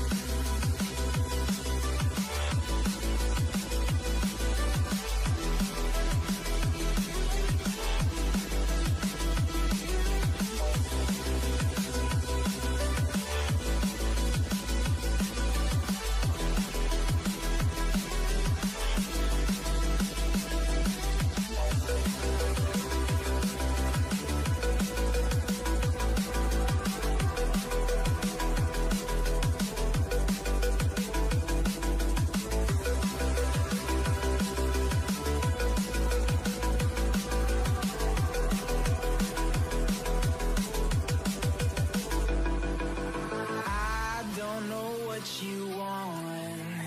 Let's have a bit of fun till I downfall. My love, if you feel like I do right now, don't say you're on the run to the other side. My love, you say you wanna try, but you never do. Sugar, there's a reason why we lose.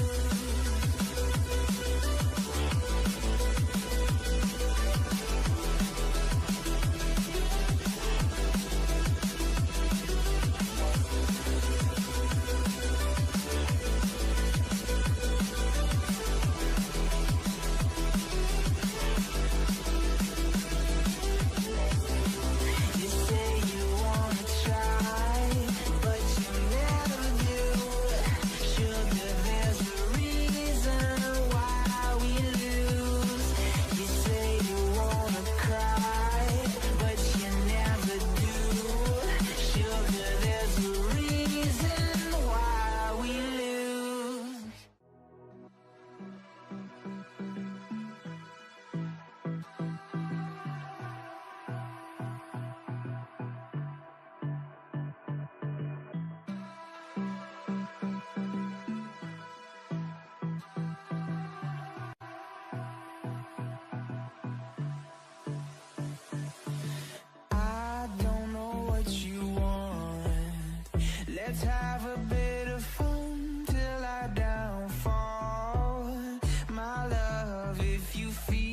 like I do right now. Don't say you're on the run to the other side, my love.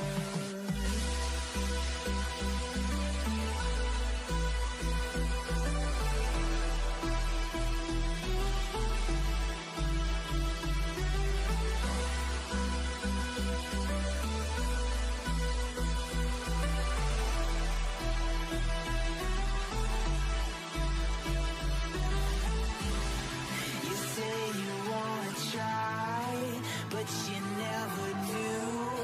Sugar, there's a reason why we lose.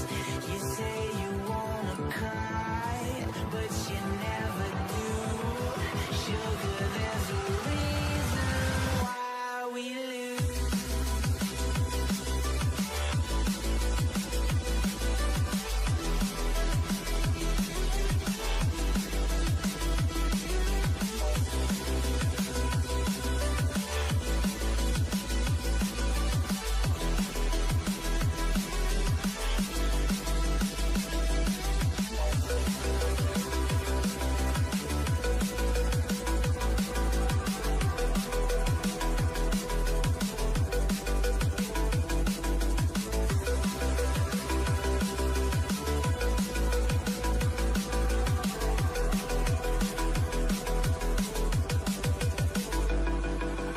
I don't know what you want. Let's have a bit of fun till I downfall. My love, if you feel like I do right now, don't say you're on the run to the other side, my love. You say you wanna try, but you never. Yo, what's up, gamers? I'm here with Andrea Piemonti. My name is Karlsson, and we are here to cover the second half of the Legacy main event here at Impact Returns in Spain. This is all brought to you by Ultimate Guard, the City of Naron, Impact Returns crew, and the Everyday Eternal podcast. I'm very excited to be here for the second half too, because now shit's getting crazy, right? Like in the first couple of rounds, we saw like all sorts of decks, and I'm sure we're gonna cover like a lot of like different archetypes still, but now is the time where we focus on like who's getting into the top 8 potentially. So I'm very happy to be here. Andrea, how's it going?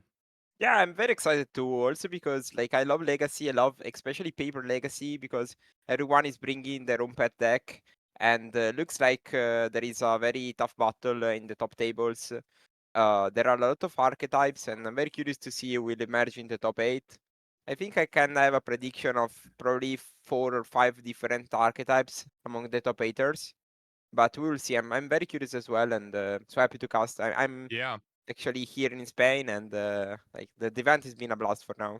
Dude, this is so cool. Like I've never casted with you together because like I've always like not only I think most of you guys have known you as the modern Murktide dude.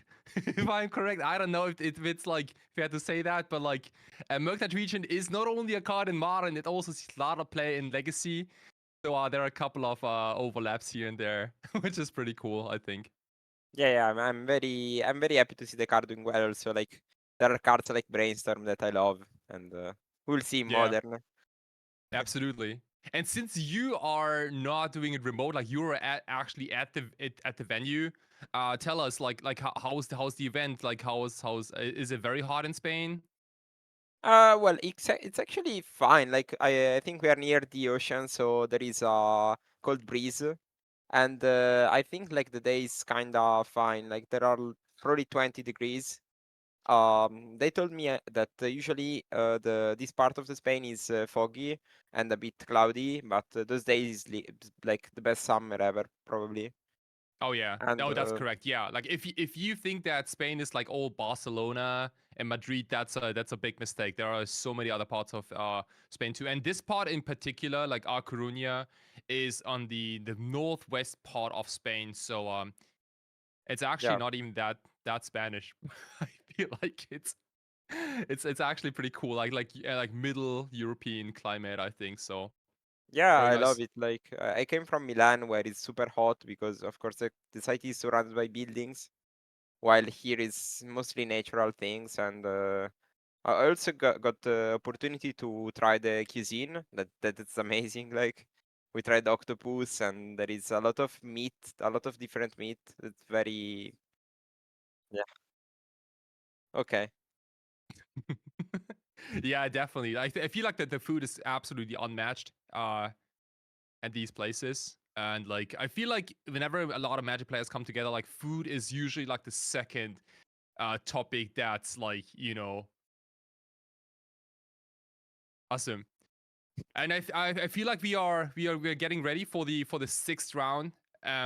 Once again, we saw a lot of cool archetypes. We saw Nadu in the last round. We saw Oops all spell stacks. Very curious what we're gonna see in this round. Yeah. All right, check this out. So we have this is the S tier deck in Legacy right now. Yes. Blue Black Reanimator. How are you familiar with this archetype, Andrea? Yes, I am. I actually played this deck in the European Utility Kickoff in Zurich, I think. Nice. And I really love this particular build because I love the possibility of transitioning into a mid-range game post-board while having the opportunity of being a very explosive deck in the main. And I think, yeah, this is kind of the boogeyman of the format because we had multiple bans in Legacy, but still this is probably the best thing you can do. Yeah, absolutely. Like we had a couple of bans. This deck is insanely resilient. It is very powerful. It's difficult to hate. I think the newest inclusion to this deck is Cling to Dust. This card was very popular when Uro, Titan of Nature's Wrath, was a thing in Legacy. Everyone kind of played Cling to Dust to get rid of the cards with Escape mechanic. But now the Graveyard Hate is back because of the Reanimator deck and also Oops All Spells. And like even like the last round we saw Cephalid Breakfast, like a lot of decks in Legacy use the graveyard in some fashion. So like Link to Dust is a very nice inclusion to the deck as a 2-off. Yeah, like I see this card. I played that in Modern, and yeah, Legacy is even more graveyard centric. Okay, Yeah, so absolutely. we are like the Blue Black Reanimator deck is up against Show and Tell. I'm not sure about the matchup. Like every Force Ponder Brainstorm matchup seems quite difficult to navigate for someone that is not an expert in the format. What do you think about this? Yeah, so what both decks have in common is fatties. They play lots of fatties. Show and Tell usually plays them from the air. They kind of just put them into play from their hand. Reanimator does kind of like the opposite. They put things from the graveyard. It is a little risky to run the card Show and Tell in this matchup in particular because who knows, maybe Damian also puts an Atraxa into play. Which might be backbreaking, but we shall see. So Alejandro looks like mulliganed to 5. It's not the best start against the Toxis deck, Oof, but yeah, that's rough. yeah, and plays that. I think that's a secret layer ponder. I really love that art. I think this might be like the most pimp deck today we've seen so far. A Flooded Strand, Onslaught Foil, a Black Bordered Volcanic Island. I don't know if that's like might be an FBB maybe, or probably not a beta. I don't know. Well, It's actually, I saw because this event you can run 10 proxies, and there was a guy that was proxying Urza's tower with Urza's workshops. It was insane to see. Okay, that's cool. All right. So we have also another fetchland activation on Damian's side, probably getting an Underground Sea is what I expect here. Okay. Yeah, I think it's kind of free to run the duals when you don't expect wastelands from your opponent. Mm-hmm. And we mimic the play. Ponder for both players. Probably looking for either an Entomb or probably a Thoxys. Yeah, Thoughtseize especially is a very interesting card in this matchup in particular because Usually you use Thoughtseize to take Force of Wills and Díezes from your opponent so you can finally combo off. But in this matchup, like Damian can also Thoughtseize maybe Alejandro's Atraxa, for example, and then reanimate that Atraxa. So Thoughtseize has a lot more value in this matchup, I feel. Yeah, that's kind of insane. This is very dangerous. Yeah, you have to be very careful how you use your cantrips, like as the show and tell player. Like we see a brainstorm now on the main phase, but if you know that you're against the Thoughtseize deck, sometimes it's okay to hold your brainstorm and try to protect your hand just in case if your opponent casts a Thoughtseize. And unfortunately, we didn't find a second land. It looks like both players are a bit stuck on their plans. Like Alejandro is stuck on lands while Damian has those 2 reanimates in hand and some counter magic. So Yeah. Yeah, like I think like the fatties are a little shy, you know. we kind of need them to show up first, but yeah, double reanimate, very powerful. Force of Will with lots of backup seems very powerful too. and that's kind of yeah. Alejandro already brain locked with the first brainstorm, so it's probably looking at a way out. Okay. Yeah, looks like both players have access to Force of Will now. Yeah. Like this game might come down to a big counter fight at some point. But for now, we keep cantripping. Yeah, also like the problem of show and tell is the card costs 3, and looks like Damian has Díez in hand, so that's kind of painful. Oh yeah, absolutely. Finally a land.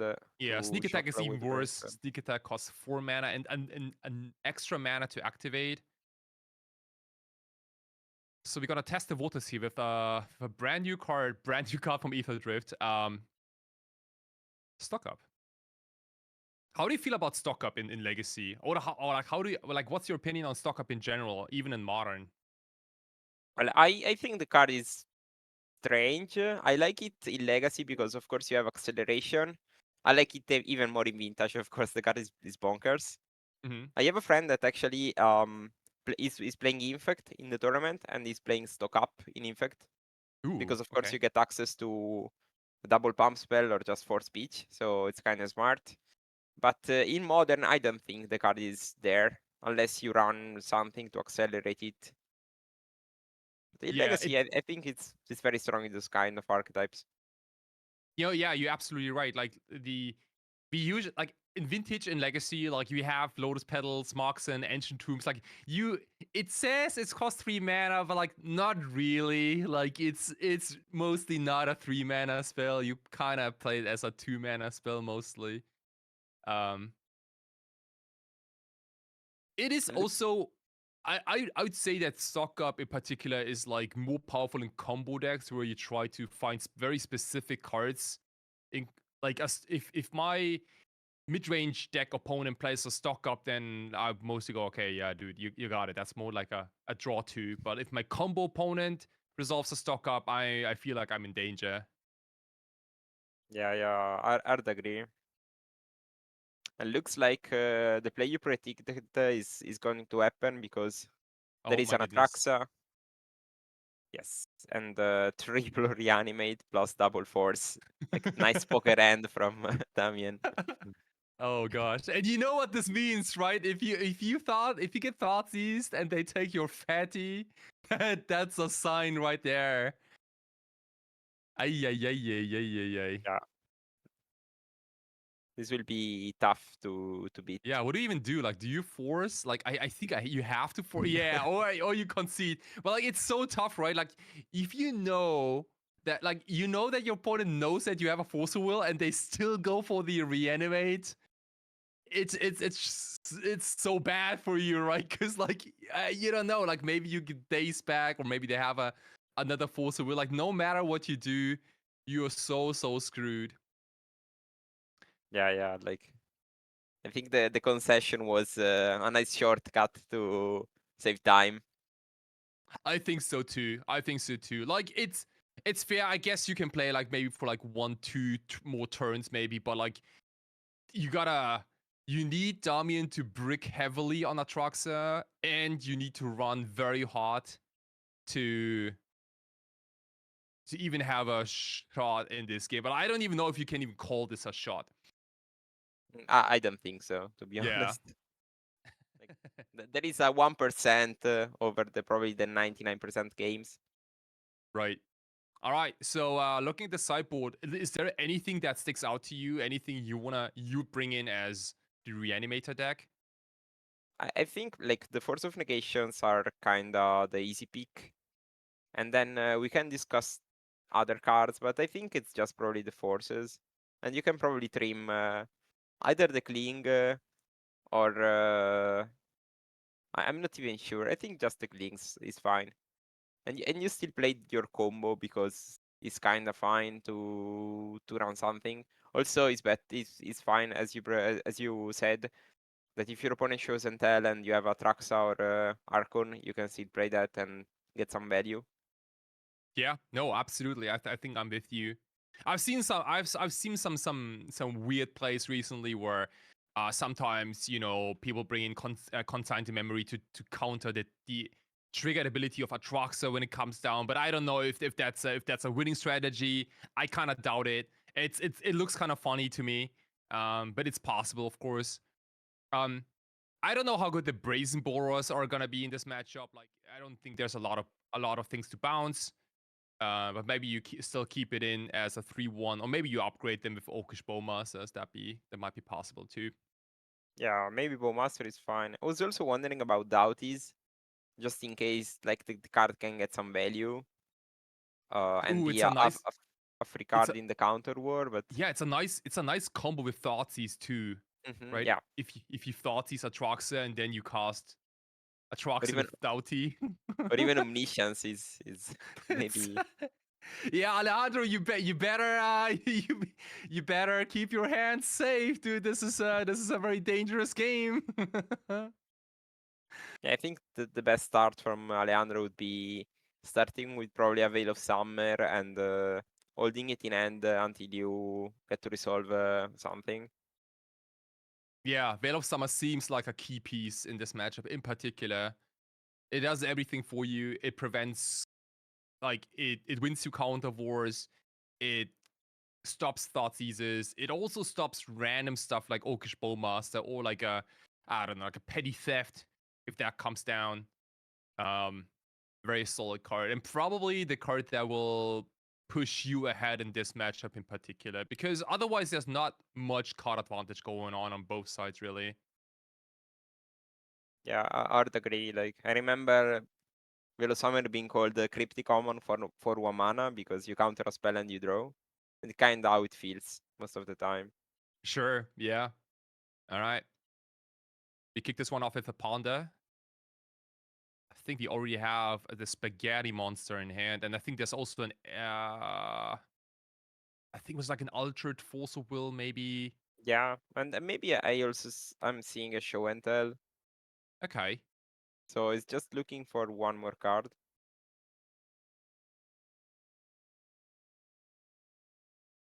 Ooh, Damian also sitting on Force.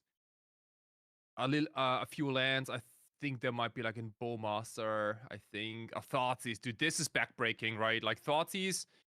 Oh man, this card is so insanely good in this matchup in particular. Yeah.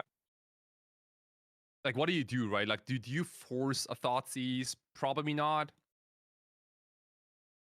And then you show them the hand and it has Show and Tell, Emrakul, Omniscience. Oh, dude, it's so like, you're almost there. You're almost there. You have the perfect Show and Tell into Omniscience, Emrakul with force backup. And then Thoughtseize happens. and you're like, what? Like, why am I even here? Yeah, like Tuxis is especially good in this matchup because of course you need to chain multiple cards. It's not like Spy where it's just a 1 card combo. You need to have Show and Tell plus payoff. Plus, like in every Force matchup, of course, knowing full information of what's going on is good. But still, I think design is kind of great. Especially if on top there is like a dual land because then you can stock up immediately. Yeah, good point. Also, like if you're Alejandro and you see that your opponent took the show and tell with the Thoughtseize, I think that also gives you a little bit of a sign, right? Like I think Damien, I mean, obviously, like, you know, nothing can really beat Omniscience into Emrakul, but like you can probably also tell that Damien probably doesn't have an Atraxa in hand or like something big to put in.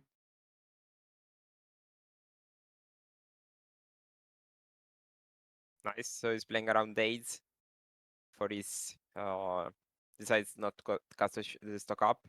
It's kind of smart, I think, because now Damien is really pressured to do a move. Otherwise, every turn is it goes worse for him because Alejandro's hand is kind of stacked, just missing one card. Yeah, like the longer the game goes, the more lands both players have, the better it is for the sneak attack show and tell deck. I totally agree. Okay, here's a Oakish Bowmasters. Yeah, that's kind of fine. Like, it's probably the best move because you can start to pressure your opponent while keeping your mana up, developing cantrips, and starting to apply pressure. Sure, yeah, absolutely. Plus, Also, thank you so Wasteland much. is also, yeah, it's kind of strong because we know that like the first hand had just 0 lands, so Alejandro is ripping lands off the top. Yeah, absolutely. Yeah, no graveyard shenanigans in this game so far. Also, thank you so much for the Impact Return crew to use my tokens for this event. I'm very honored. To be, like, it's a little strange as a caster to also like to see my tokens in action and not be at the event physically. But this is very, very nice. I really appreciate the Legacy community or like the Magic community as a whole. Okay. So we like the Orcish Bowmaster, the Orc Army token, and the Tamio together. Like they don't put on a big clock on Alejandro, but at the same time, like now, like because we talked about the longer the game goes, the more it is in favor for Alejandro. Now I'm not so sure. I gotta say, because Damien's gonna draw 2 cards per turn now. Yeah, that Wasteland came in clutch. And yeah, now he's like the role are completely different, of course. Plus, like Alejandro as a Pyroblast in hand decided not to fire on the Tamio before. Okay, now, this was an end of turn Pyroblast. Okay. So you can you can make 1 clue, but that's enough. Yeah, it's already a 2-for-1, and like the blue-black decks really leave off 2-for-1s. So wow, and Tomb.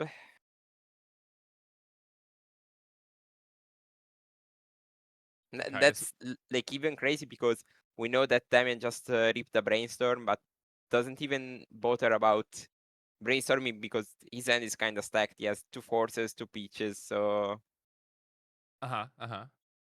he's just building his own puzzle. We let this Atraxa chill for a moment.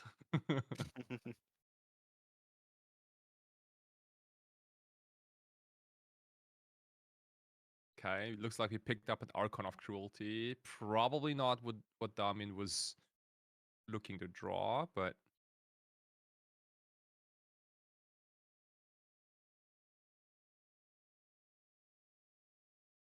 here's a Brainstorm. This Brainstorm is very valuable too. Like it puts the unwanted Archon back on top of library. It might draw into like a reanimate effect. I think we drew like a pawn there.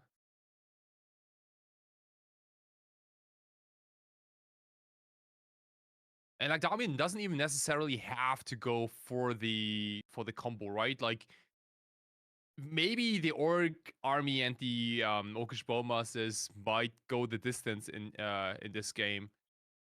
Because they technically like if they get to attack like maybe like 1-2 more times, we get to a point where all cantrips for Alejandro are basically lethal. And this is a tough spot. I think like now you can still afford to cast like a brainstorm, but like you can already feel the pain a little bit.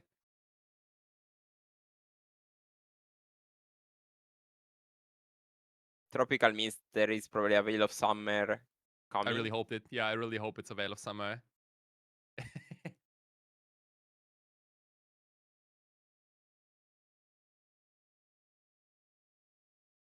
So Orcish Bowmaster can't ping Alejandro, of course. It probably ping itself. Yeah.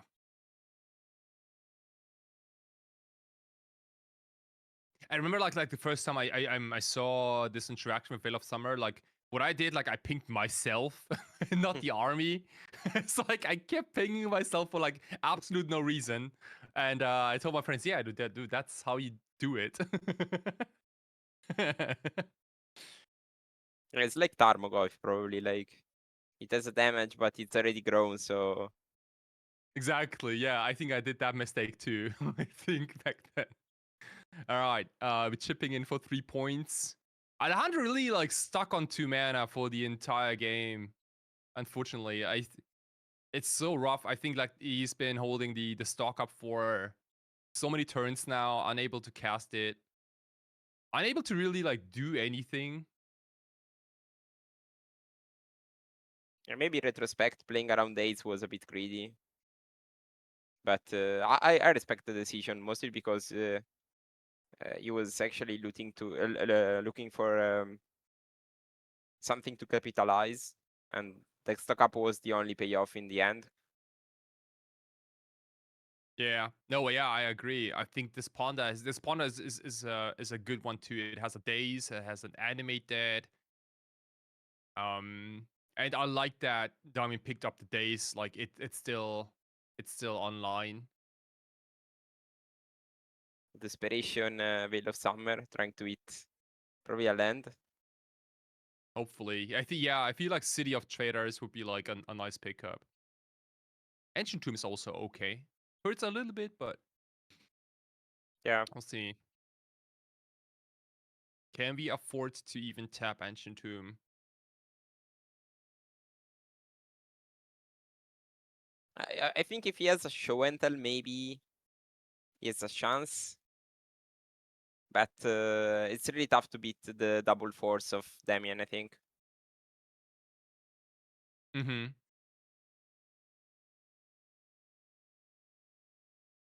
Yeah, what do you do? Going down to 6 life. And here is the stock up. Alejandro wanted to has been like and his to-do list for I don't know how many turns now. It is a little late, but Can still maybe have a very, very slim shot, though. Like, mhm.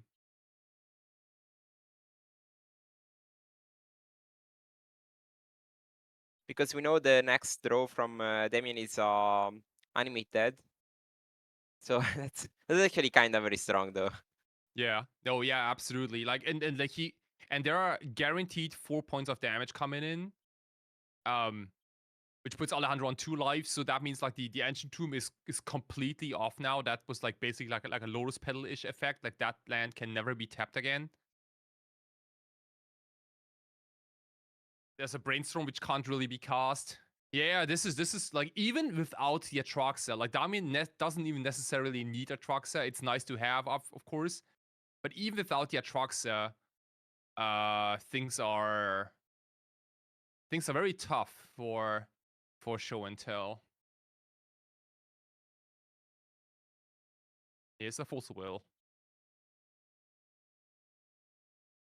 Ooh, and I like not fighting over this Animate Dead, because we all know like it's not about the Animate Dead like at all. Yeah. Ooh.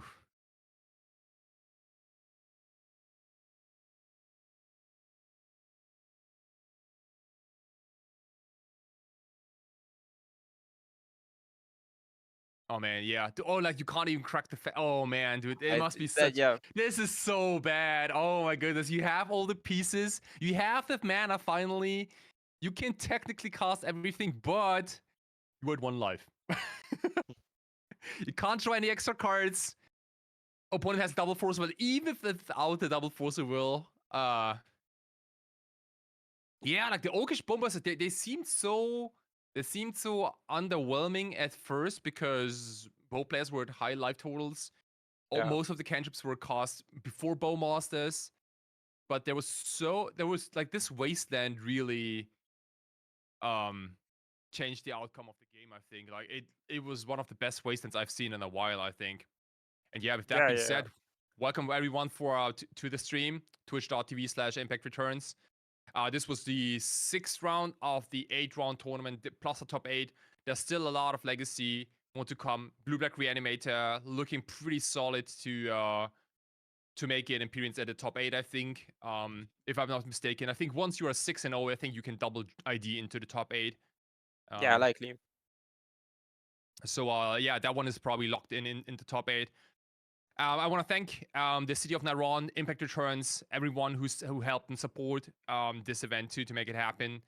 Ultimate Guard, the Everyday Eternal podcast. I'm one of the hosts. Julian will also be here in just a few moments, I think, to cover the next couple of rounds of Legacy. Yeah, Andrea, how was the last round for you? How did you like it? Well, I kind of expected the outcome because, like the Thuxis deck, Thuxis Force against the combo deck, I kind of expected it to go that way. But it looks like we have another game to cover. So it's Green White Depth versus Blue Black Tempo. Hell yeah, cool. Okay, this is the backup feature match. We have Green White Depths. This is a deck which kind of vanished for a little bit. Now I think now it's back. I'm a big fan of like Reclaimer, Elfish Reclaimer, and Endurance, both cards, because they both hate on the graveyard. And also like Knight of the Reliquary, of course. Very good graveyard hate cards that also do stuff. A big fan of these. There's also like the Merit Lage combo. Even though this deck looks like a Maverick deck, it has a lot of like combo-y finishes here and there. Has a red splash for the sideboard, some blast here and there. Collector Oof against like all the artifact combo decks. I'm honestly not too surprised to see this deck up there in the feature match area. Very nice. Yeah, like that's a cool deck. I think in Modern we kind of missed the Dark Depths to make that work, but still cool to see that in Legacy. Absolutely, yeah. And like we gonna put the deck to the test. Is Green White Depths gonna be able to disrupt, reanimate, animate dead, entomb? How's that gonna shake out? Are Knight of Reliquaries and Endurance strong enough to hold Murktide Regent, Barrow Goyf, and Orcish Bowmaster at bay? We shall find out in just a few moments. Yeah, like I was thinking that Endurance is kind of the green force of will if you're playing against a graveyard deck that always occurs in Legacy. So I really enjoyed the fact that even non-blue decks have a shot against like heavy graveyard decks like Spy or stuff like that. Yeah, absolutely. So we have Kevin on Maverick, like Green White Depths, sitting at 4-1 against Diego, also sitting on 4-1. So whoever wins is not automatically locked into the top 8, but I think they have a very good shot. I think if they win like one more, they can probably ID the next round and get there, as we saw it off with Mox Diamond. Looks like everyone in this tournament has black border duels. I feel a bit, overwhelmed by this black border. Yeah, that's a lot of money on the line here. A lot of money on the battlefield. Okay. So we have a turn 1 Outland Liberator. That's a 2-mana 2/2 for 1 mana. You can sacrifice it, and you have a Naturalize. You can destroy artifact or enchantment. It's Daybound, and if you flip it, it becomes a Frenzied Trap Breaker. A 3/3 and has the same effect for 1 and sacrifice. You can destroy an artifact or enchantment, but whenever it attacks, destroy target artifact or enchantment defending player controls. So slightly upgraded. It's a little unfortunate that there are not many artifacts and enchantments in the blue-black tempo deck. Yeah, but this is still the good way to put pressure. Like on turn 1, it's unlikely that your opponent plays any spell besides maybe a Ponder, so it's a easy a 3-3. And I think Yeah. pressuring is what you kind of need to do in this matchup, because I think probably the blue-black tempo has a better mid-game, like a more explosive mid-game, and then you probably overwhelm them in the late game with the loops. What do you think? Yeah, no, yeah, I totally agree. I totally agree. It might happen. I was like, I went through like the list of like, are there like any enchantments in the blue black deck? And I think there's just one. I think there's an animate that, and Yeah. maybe this might be one you might want to destroy. Okay, yeah, look at this. Green Sun's an F4 and Elfish Reclaimer. So we already have a strong board presence, and we have graveyard in check as soon as next turn. How do you like this? Yeah, I think like this is already very good, and Diego's plan is probably to either bring something strong here immediately, or maybe playing a fatal push or a bounce effect on the reclaimer. Otherwise, you lose that. It looks like end step in Tomb is like the boogeyman move. So let's see if that Archon is a battlefield next turn or not. Yeah, Archon is rough because Archon isn't even legendary. I was thinking of hey, if it's Atraxa, you can maybe find Caracas and bounce it back. And maybe Kevin has a response to this. This is still in the end step.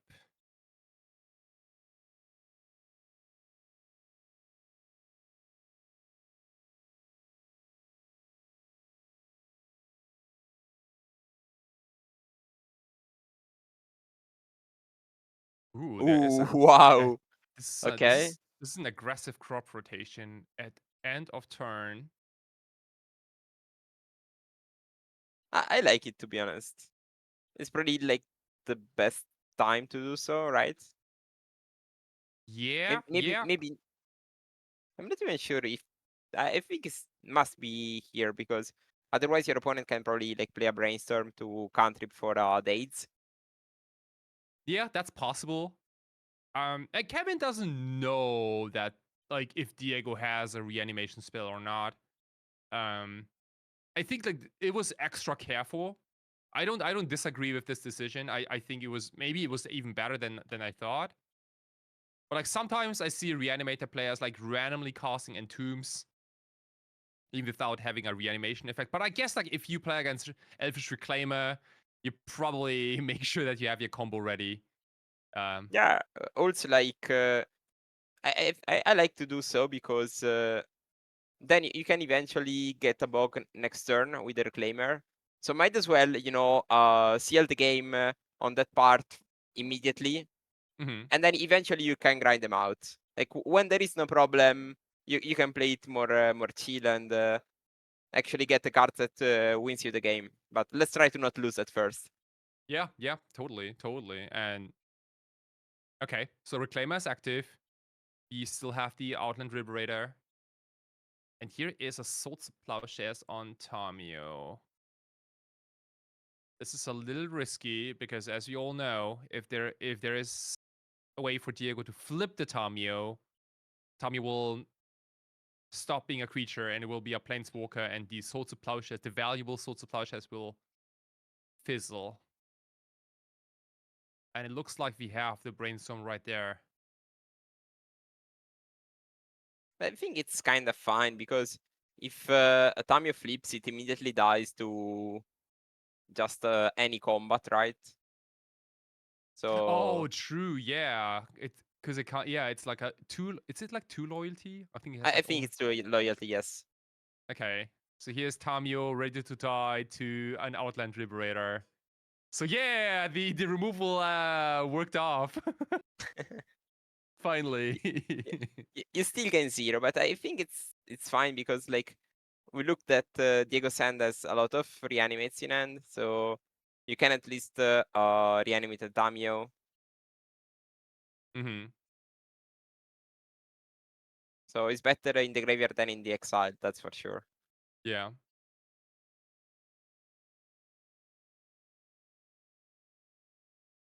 Okay. So we are indeed targeting the Tamio. I think I think Kevin is probably pretty chill with this decision. The Eldritch Reclaimer is active. It can grab a Caracas, Tamio back if needed.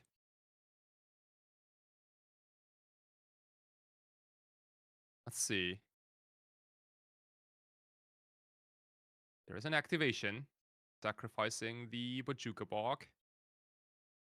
Yeah, I think a Caracas, yeah, was coming.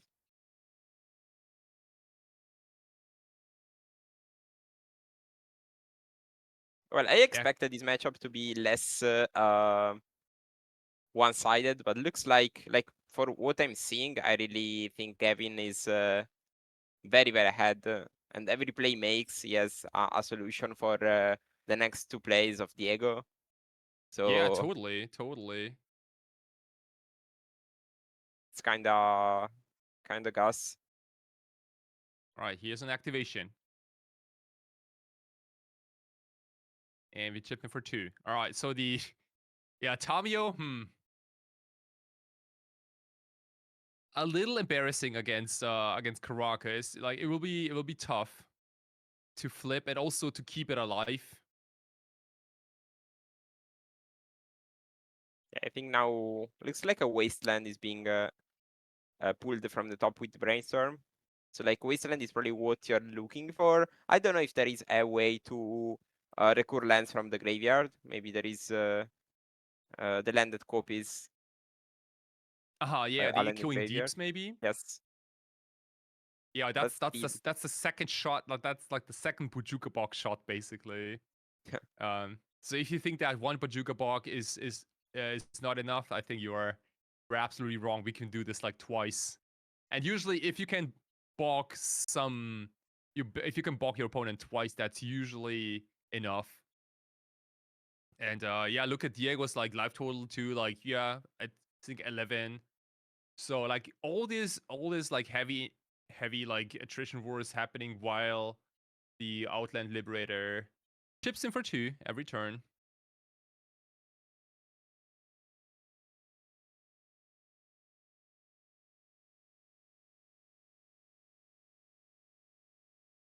So the Outland Liberator should flip, I think. Or not because a Brainstorm is being played. Like the night thing is kinda tricky to keep track on paper. Oh yeah, Okay, absolutely. Like the day bound, night bound. A Yeah, Murktide is coming. How about a 6/6 dragon?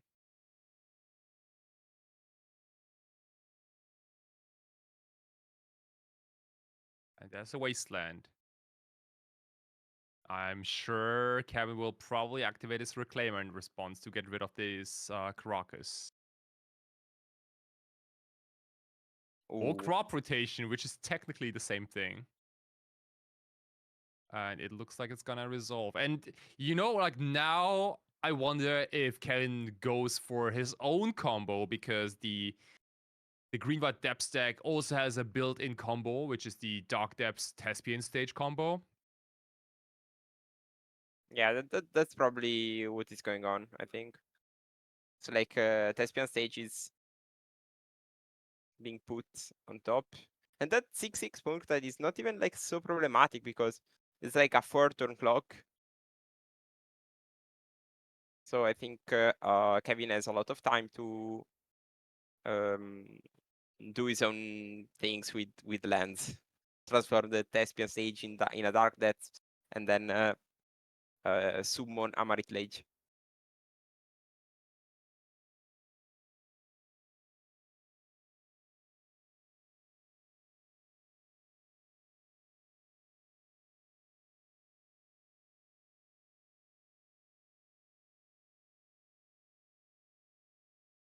I also like the precision of getting first the crop rotation and then the reclaimer, mostly because this way you play around Díez. Oh yeah, very heads up, definitely. Okay, so we get 2 lands. The Flagstones of Trocare get you a Plains in play with the triggered ability, and here's the Dark Depths. Wasteland is already used. Diego's tapped out. Now the only thing we have to worry about is like something like a Breeze Borrower. But I think even that we might have covered, because if you can get a Saigiri step in response, you have a protected Mirror Lage. Dude, this is very exciting. This is very exciting. I haven't... Like, I lost so many times to this particular combo. Yeah, and Yeah. the land is perfect to make the play you suggested of getting the step to cover the borrower angle. Okay. So we go to upkeep. Here is an activation. Here's a 20/20.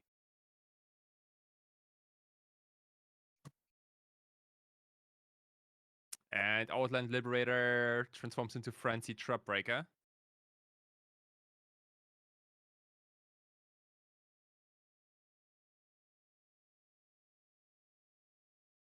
I like this matchup a lot. This shows like how well equipped, like how naturally well equipped the Green White Depths is. Graveyard Hate, check. Murktide Regent, like sub plan, check. Own combo, check. Disruption, check. It has almost pretty much everything against Blue Rec Reanimator. Yeah, I'm enjoying this match a lot as well. Mostly because like looks like both players are playing very well, and it's really a battle of wits of what's going on, what can possibly be the next play, and so on.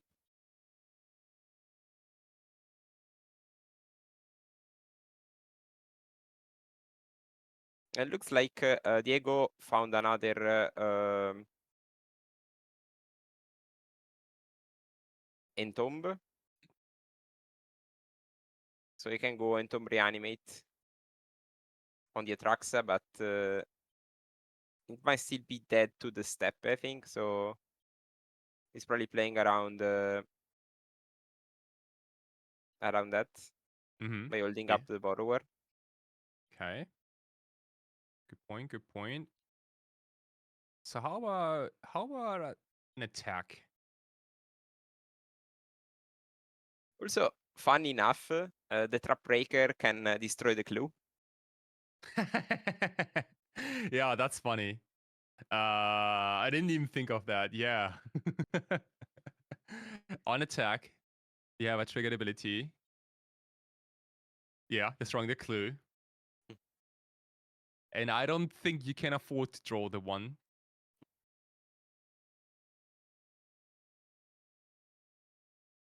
The play is probably like blocking with the Murktide. Mm-hmm. And then borrowing it, I think. Borrowing it. Wow. Okay. All right. There goes the dragon.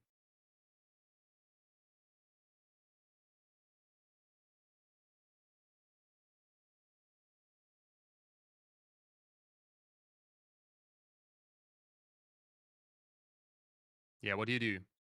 Maybe like the only thing Diego can like maybe hope for is maybe there's a slight chance that Kevin accidentally drew the Saigiri step and Okay. can't tutor it with the Reclaimer. Like you have to play to your outs. There's a very slight chance.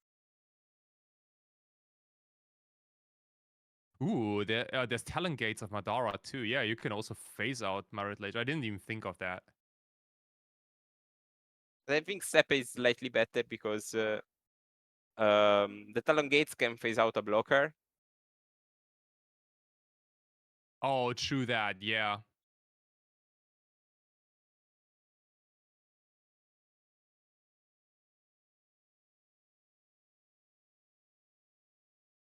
And I think that's my prediction for this game. Oh, you think we're gonna see the Talongates on Atroxa? I think so, yeah. Sure, okay. Would be fun. All right. Going down to 3 life. Drawing a bunch of cards. Oh, that's set 4 life. Yeah, drawing a bunch of cards.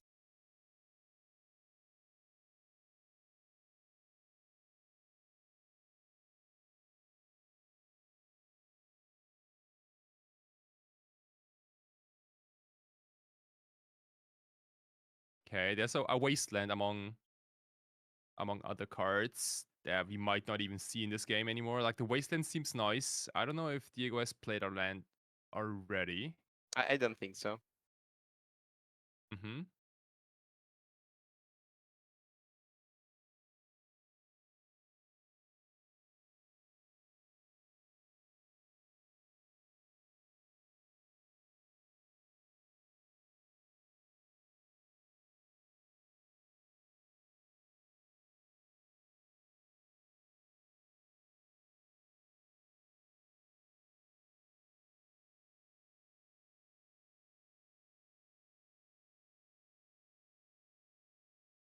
All right, there's a wasteland. Would it be enough? I don't know.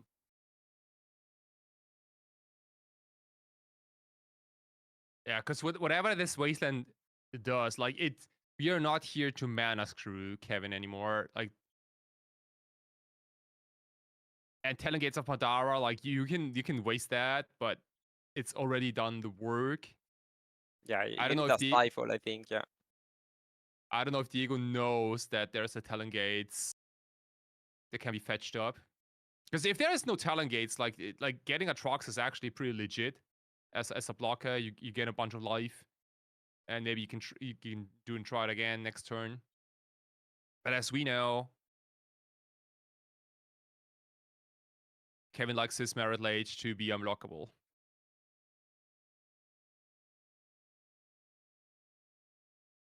Yeah, and it's also like -1 life. -1 power, sorry, because of Tamio, but still 19 should be enough to kill the opponent. It's a modest 19 points of damage. Yeah. On an opponent who's on 4 life. All right, okay. Was it a little bit of an overkill? Maybe. Maybe. Let's go to the sideboard. So this deck, yeah, already had a very nice very nice like game in the first game, but like there's even more stuff in the sideboard. We have a Collector Oath, Defending Silence, Dismember, the not Doorkeeper Hushbringer, Thrall. Doorkeeper Thrall, thank you. Force of Vigor, a couple of Blast Surgical, and a Veil of Summer. What do you like in this matchup? I think probably like the Veils, for sure. And then maybe the Blasts. And I can have a discussion on this member, mostly because I expect my opponent to remove completely the Graveyard Plan, bringing in Nether Goyfs. Mm-hmm. And, sorry, Barrow Goyf, that's the name. The Barrow Goyf, And yeah. so maybe the Dismember can be fine as a 5th Sword to Plowshares. But I'm not super sure. Maybe just the Veils or the Blast should be fine. Yeah, like there's a Surgical Extraction too. But as you said, like maybe like after like if I'm the Reanimated player and I see Reclaimer, I see Endurance and Knight of Reliquary and Crop Rotation and all these cards nuke your graveyard, I don't know how confident I would feel to do the graveyard thing. So maybe like the Surgical Extraction is even a little bit unnecessary and only comes in against Oopsol spells. That might be possible. But yeah, like I definitely like the Veil of Summers. And the Dismember is like a nice catch-all against really like any creature, Stealthy, Voidwalker, you name it, anything. Yeah. I Very think nice. Veil is extra important, mostly to protect your creature from Fatal Push, that I suspect they will come from the sideboard of Blue Black. Oh yeah, absolutely. All right. So the Blue-Black Reanimator deck in this matchup, they have Barrow Goyfs in the sideboard, Bitter Triumph, another Cling to Dust, Consign to Memory, Fairy Macabre, Fatal Push, Force Negation, Hydroblast, Null Rod, and an Oakish Bowmaster. So I think the plan is like siding in all the creatures and probably also the pushes and the removals, the Bitter Triumph, and probably side out Summon Tombs and deanimate that. Maybe you keep a couple of reanimates just in case. Because reanimating an Orcish or a Tamio might still be valuable somehow. Or even one of your opponent's creatures might be strong. Yeah. I feel like there's a lot of cards to side out. Orcish Bowmaster also seems kind of embarrassing in this matchup. Like the green white deck does. I think it has like almost 0 targets in terms of creatures for Bowmasters. It doesn't draw extra cards. So I'm curious whether like Orcish Bowmaster is gonna stay in or is gonna get taken out as well. Yeah, I don't know, but you still kind of need to win the game somehow because this deck doesn't have any Doughty Void Walkers. That would be amazing, of course, in the matchup. Oh yeah, you're correct. So Then I don't know. Donkey's. Get me raise the alarm and let's hope to win the game with 2 on ones. Okay, we shall see. All right, the players are ready for the second game, and we're looking at Kevin's hand right there. There is a Legolas Quick Reflexes, which is another very nice card against Blue Black Reanimator, or like in general against anyone who plays removal. But unfortunately for him, it's on a mulligan to 5, it seems.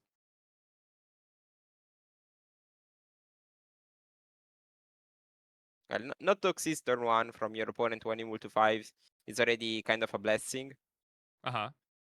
Now we'll see how it starts. We have a Zenith that can be fetch something like an Arbor. Wow. Ooh, so he kept the Entomb. Wow.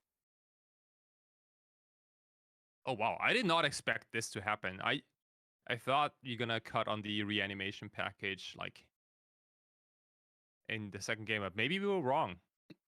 Yeah, I don't know. Like, we will see. Okay.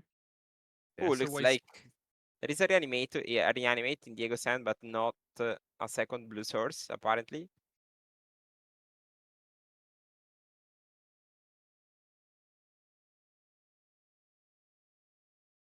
Okay, that's very nice. Maybe it's time to drop the Elvish Reclaimer. Solid. And if Kevin gets to make his second land drop, then this Reclaimer will be able to grab Bojuka Bog. And Diego is still stuck on land, but at least it can delay Elvish Reclaimer for just a little bit. And here's a beats for 1.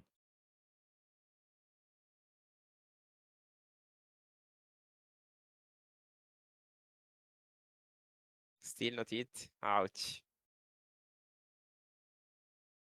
Wow. And this is probably one of the turning points in this game. Because now Kevin can disrupt the graveyard without even casting a spell. Plus,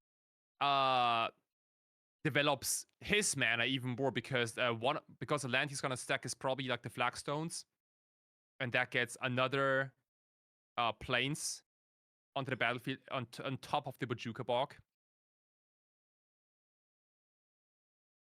Wow. Yep. As we see an activation. Yeah, I think it's Bojuka, like almost 100%, right? It can be Bojuka, but also, like I said, it doesn't even necessarily have to be. It can also be like something else, and then we Bojuka Bog later. This is Wow. Ooh, okay. So we get another Flagstones, sure. The value plan. Yeah. Let Diego put reanimate on the stack, and then we're gonna do the thing. Doesn't make sense because Diego is in the discard phase, so it's kind of fine to just delay the Bojuka because Diego can just discard an Atraxa at that point, and then you kind of missed the value out of your land. Here's a Sylvan Safekeeper. What do you say about that? Results. And wow, and this is the handshake. And see, Andrea, like this was not even an exaggeration. I think like the turning point of like having an Elvish Reclaimer active against an opponent with like a full hand. Yeah, this was insane. Like the Elvish Reclaimer is such a nice card to control the board, make sure that your opponent doesn't do any like funny business with the graveyard. And overall, like a 1-mana 3/4, it's decent stats. This is like one way how you can reliably beat blue-black Reanimator. Very nice. Yeah, I'm impressed by the deck, and for sure I will try it in my legacy exploration once I'm back home. Okay, yeah. So green-white depths sitting at 5-1 now. Definitely has a shot for the top 8. Maybe needs to win like one of the next 2 rounds. And then yeah, we have that archetype locked in the top 8 as well. And like after watching this match, like dude, let me tell you, like I'm not even surprised to see this archetype in the top 8. It looks rock solid. You gotta see like how well it's equipped against like all the other archetypes like Moon Stompy and Mystic Forge combos and like blue-red tempo, and there are so many other decks in the format, right? But against blue-black Reanimator, dude, I got completely convinced in this last round. This was great. Yeah, I second this. Cool. So we're gonna take a short little break, a 10-minute break after this, and be ready for round number 7. And Julian's gonna join for the next round, and I'll I'll be back later for this tournament. I'm having a blast here. Andrea, thank you so much for being with me for this. I hope you all enjoying this a lot. And again, twitch.tv/Impact Returns. Thank you to Ultimate Guard. Thank you to the City of Naron. Thank you to Everyday Eternal and the whole Impact Returns crew. This has been a blast, and I'm looking forward to the next couple of matches. See you soon.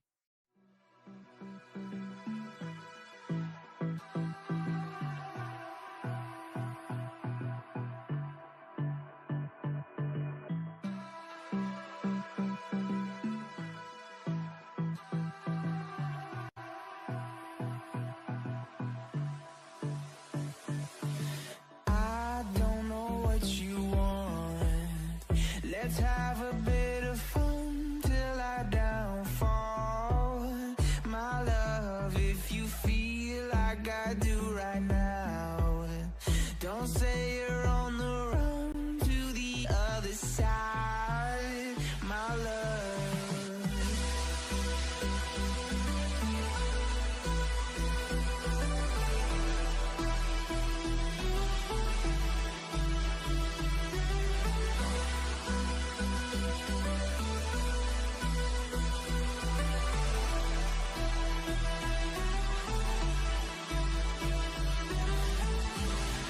You say you wanna try, but you never do. Sugar, there's a reason why we lose. You say you wanna cry, but you never do. Sugar, there's a reason why we lose.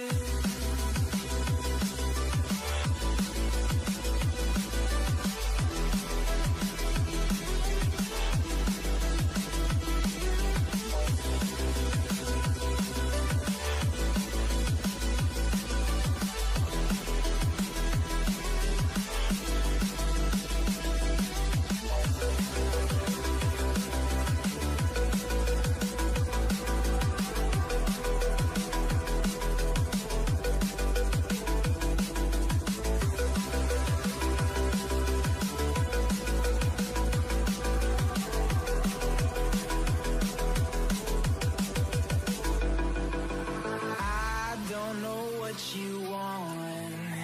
Let's have a bit of fun till I downfall. My love, if you feel like I do right now, don't say you're on the run to the other side. My love, you say you wanna try, but you never do.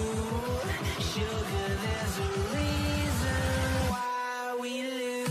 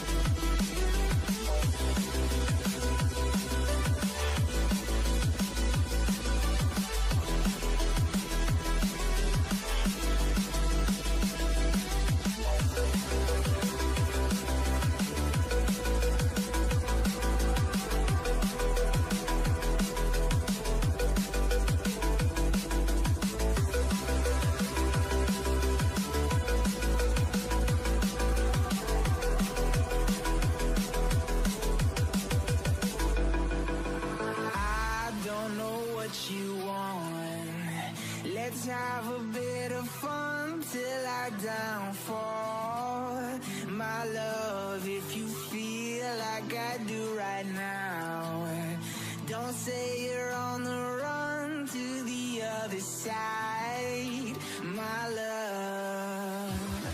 You say you wanna try, but you never do. Sugar, there's a reason why we lose.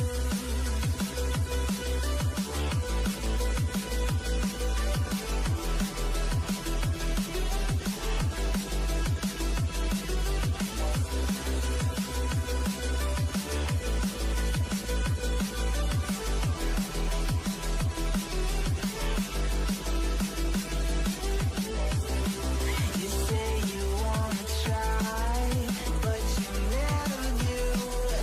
Sugar, there's a reason why we lose. You say you wanna cry, but you never do. Sugar, there's a reason why we lose.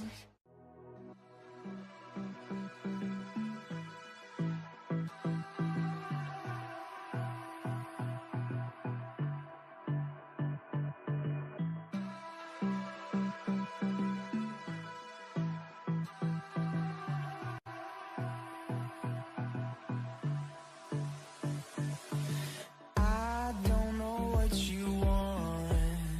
Let's have a bit of fun till I downfall. My love, if you feel like I do right now, don't say you're on the run to the other side, my love.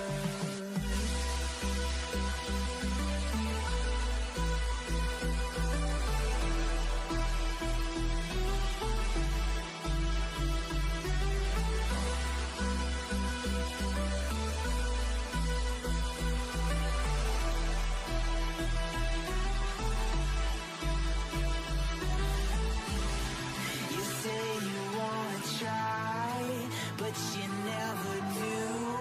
Sugar, there's a reason why we lose. You say you wanna cry, but you never do. Sugar, there's a reason why we lose.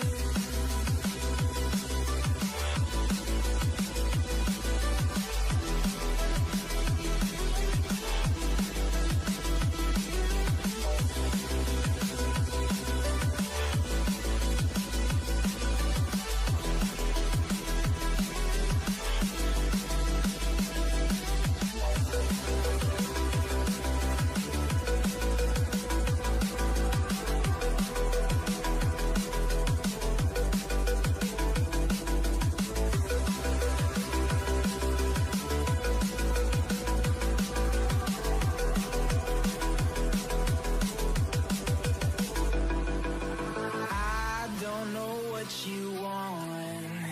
Let's have a bit of fun till I downfall. My love, if you feel like I do right now, don't say you're on the run to the other side, my love. You say you wanna try, but you never do. Sugar, there's a reason why we lose.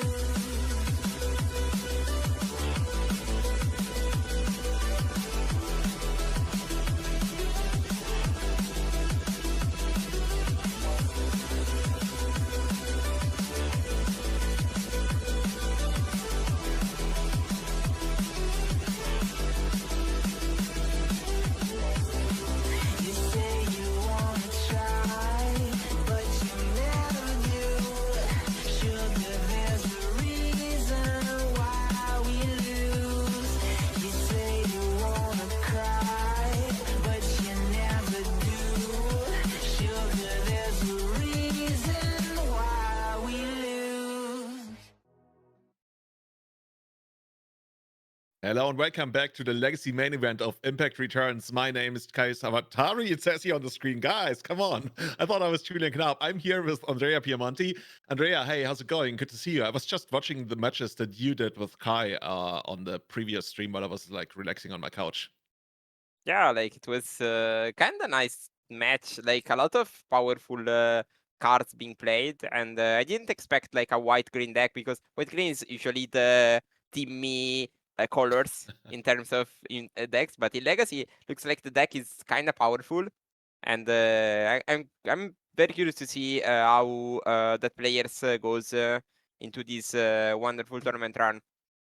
Yeah, it's kind of cool, right? Especially once you get your Elfish Reclaimers online, you have access to most of your, basically all of your lands, and that gives you like this huge toolbox. The deck kind of struggles when it has some opposition that's very quickly to act.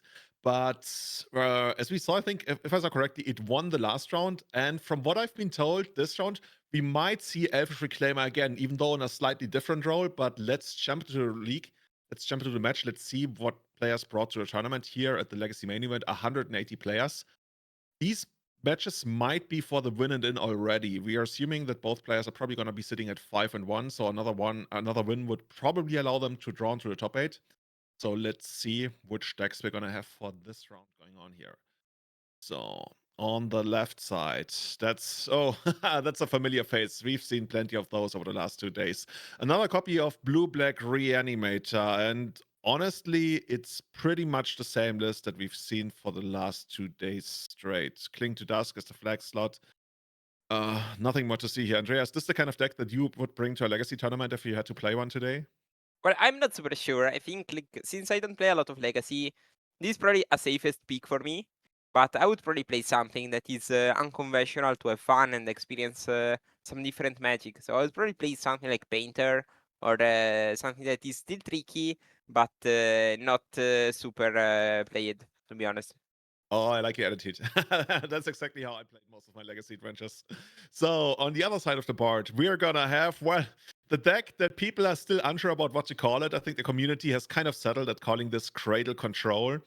Okay. This is an evolution of what we had from basically combo elves. Not much of the original combo elves is left. Newton Hang has been credited with innovating this deck, along with a bunch of other people working on this. And yeah, I believe last year we saw Andrea Mengucci, right? Your Yeah. compatriot, play this to a top 4, and I think he's played tons of events ever since. He's been liking this a lot. So when you say you didn't expect a green-white mid-range deck to show up in Legacy, well, this is basically almost a mono-green deck. What do you think about this? Is there anything that sticks out to you here that you really like? Well, I like this deck actually. I like green black, the green black combination. I think the sideboard especially looks very smart with snuff outs and ley lines. And yeah, I to be honest expect this deck a bit more than the previous one. The only card that really shocks me is the White of the Reliquary, because each time I read the card, it seems super underwhelming for me. But it kind of plays similar to a Reclaimer, I think. Yeah, in So many ways. Many ways. Also, sometimes you could just get to make use of creatures that would die anyway, so you get some extra use out of them. And also, I want to say one of the most important cards in this deck, every time I see it in action, is Talon Gates of Mudara, which is also why there's a second copy of that one in there. That one gets you out of so many tricky situations, and I've even seen Endurance used to shuffle it back so you can get like the third and the fourth copy at some point. I don't want to say the deck runs of Talon Gates of Mudara, but it's, depending on the matchup, it can actually become a real proper engine. So I'm excited to see our Masaya Hoshino. We saw Masaya earlier today, and on the other side, we got Newton Rocker. So Newton sharing his first name with the creator of this deck here. okay. Excited to see what's going on there. Yeah, also Masaya is like my roommate, so hopefully he wins, so otherwise we'll complain the whole night with me.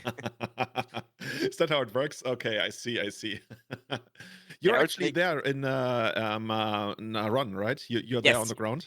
yes, we Awesome, went man. yesterday, like the small group of Italians here to compete and cast, in my case. Oh, that's perfect, dude. I've been there the last 2 years running, and it's a great place. Absolutely. I miss those evenings. Did they take you out to that beach house that one of the organizers has out there? Maybe tonight. Yesterday went to a meat restaurant, I think. It was kind of amazing. I tried the octopus special recipe. Perfect. I think Kai already mentioned it, right? The good foods, culinary Yeah. delights, that's a big part of these trips. Masaya thinks, let's get me that Ponder in here, while Newton wants to restart the game from scratch. But looks like Masaya actually missed his land drop. Passing back to Newton, who's probably going to run up some creature here. Ideally, an Elfish Reclaimer, but that's pretty bad. I would guess that the Ponder. Actually, the Ponder did not shuffle. I'm not quite sure, but if it didn't, then there might not be another land on top here. Yeah, like Tricky. once I was learning Legacy, Marco Del Pivo told me that when your opponent plays land and ponder, you need always to wasteland. Yeah. So I mean, it was the case eventually. okay, Noble Hierarch, one of my favorite cards of all time, coming down in Masayo. Oof. Not yet discarding, but if he can't pick up another land next turn, he's going to be forced into a discard step. And like Newton loves life right now, right? He's got all the mana in the world. He's ready to get down an Elfish Reclaimer, which one's going to be active. Oh, okay. I guess that's one way to avoid 8-card discard by just using your first early on. Kind of makes Smart play. sense. Otherwise, your situation gets super terrible soon. Yeah, very much so. Curious what else Newton got in hand. Let's see, we're gonna flash in this guy. Yeah, sure. Basically just adding more damage to the board right now, but also making it even harder. Like, if we ever get a Reclaimer to stick, and then Messiah is gonna pick up a land, unless it's a basic land, it might just get Reclamation Saged even more. Reclamation Saged, not that one. It might get Wastelanded even harder. But yeah, Messiah not really able to do anything other than stop the threats that Newton is adding. And I think Newton is loving these trades. Yeah, but also I don't think like Bowmaster is a super strong card. So like my tell is you don't have much in hand. Yeah, and I think this attack for Hierarch kinda tells me that you might have like an endurance in hand maybe to represent some damage, but I don't think you really want to cast that. That's true. It's also kind of funny, like at this point you don't even have to respect days because there's no island to be pitched. So if you ever pick up something, you can fully use your mana on anything, and he doesn't do it again. So yeah, there's a lot that you can already read into Newton's hand in the sense of that there are so many cards that he cannot have here. Gonna hardcast a Once Upon a Time, probably picking up some business there. Right now I just see another Hierarch. Is that gonna be it? Just adding one more Exalted to the board. Not the most exciting of cards to be picked up here. Yeah, I think like even a limited deck beats an opponent with no lands though. So Now unless we have Masaya White of the can Reliquary. unless Masaya can immediately start with something very strong, we will eventually lose to the small pressure of the Red Arbor. I thought Newton had picked up a White there. He did not. But he picks up a land. Okay, so finally, maybe the Dried Arbor is not gonna go all the way. But it's still a very far, hard uphill battle for Messiah here. But of course, Newton a little bit flooded. Like, he picks up some more mana dogs, but that's not all the greatest thing in the world. It's really hard to make out what the last cards in his hand are. But at least Messiah is in the game now. But it's kind of awkward, right? Do you get your basic island here, or do you just like get the Underground Zoo because you're probably gonna need the black soon? I don't know. I think you probably get the Underground Sea, and at this point you can't really make plays that doesn't lose. You really need to make plays that wins. Otherwise, you will lose eventually anyway. Yeah, I like that attitude, right? You need things to go right for you in many ways, so you can't keep playing around stuff. And here's the White. I think he actually picked it up, somehow decided not to play it last turn, and now deploys it to the board. And once that one gets active, it's going to be really hard for Messiah. It looks like an Entomb in Masaya's hand though, so probably Entomb Reanimate can be a decent pickup. Maybe to turn the corner. Honestly, that might actually do it. Like, if he actually has Entomb and Reanimate, like, the Reanimate is going to be tricky, right? Because his life total is so low at this point. He's going to go down to 8, so you can't reanimate your dragon. I keep calling it a dragon. I learned earlier, Archon of Cruelty is not a dragon. It's just an Archon. So Yeah. I guess in that case, there would be a Traxa. But you know what the tricky part is? If you get a Traxa, yes, it has lifelink, but if Newton is smart, he's going to attack with his Oh, no, he only has one creature. I was going to say he's going to attack with his creatures and then sacrifice the one that gets blocked, so there's no lifelink, but he only has one creature that can deal damage anyways. If you want to keep back. Oh, the Knight has Vigilance, though. So that would work. Curious. But Messiah decides against it. Probably sees that that's not an actual out here. And it's that brainstorms. But honestly, I think at this point he's just too far back. He's given Newton like 3 or 4 time walks. Yeah, that's rough.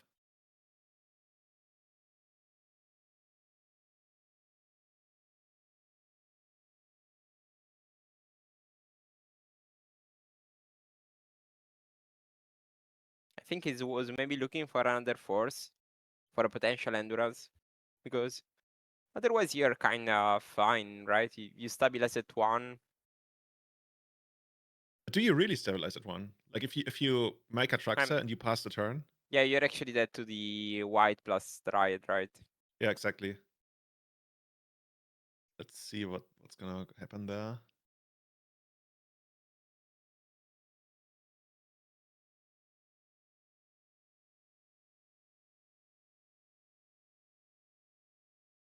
Okay, there we go. That's gonna be the reanimate. Oh, there, okay. Didn't even need it. Okay, we got the endurance already. Yeah, that was kind of a non-game, really. Turns Mhm. out when you get 4 tie box, magic is pretty easy.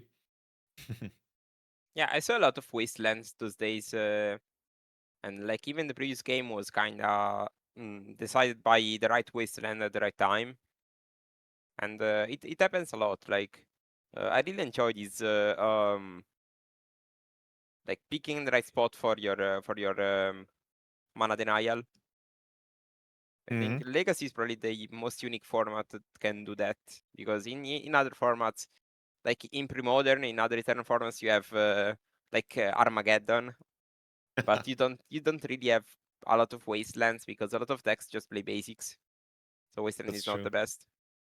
Only modern, like you have not any land that can provide a good mana denial, because of course you have quarters, but that's it.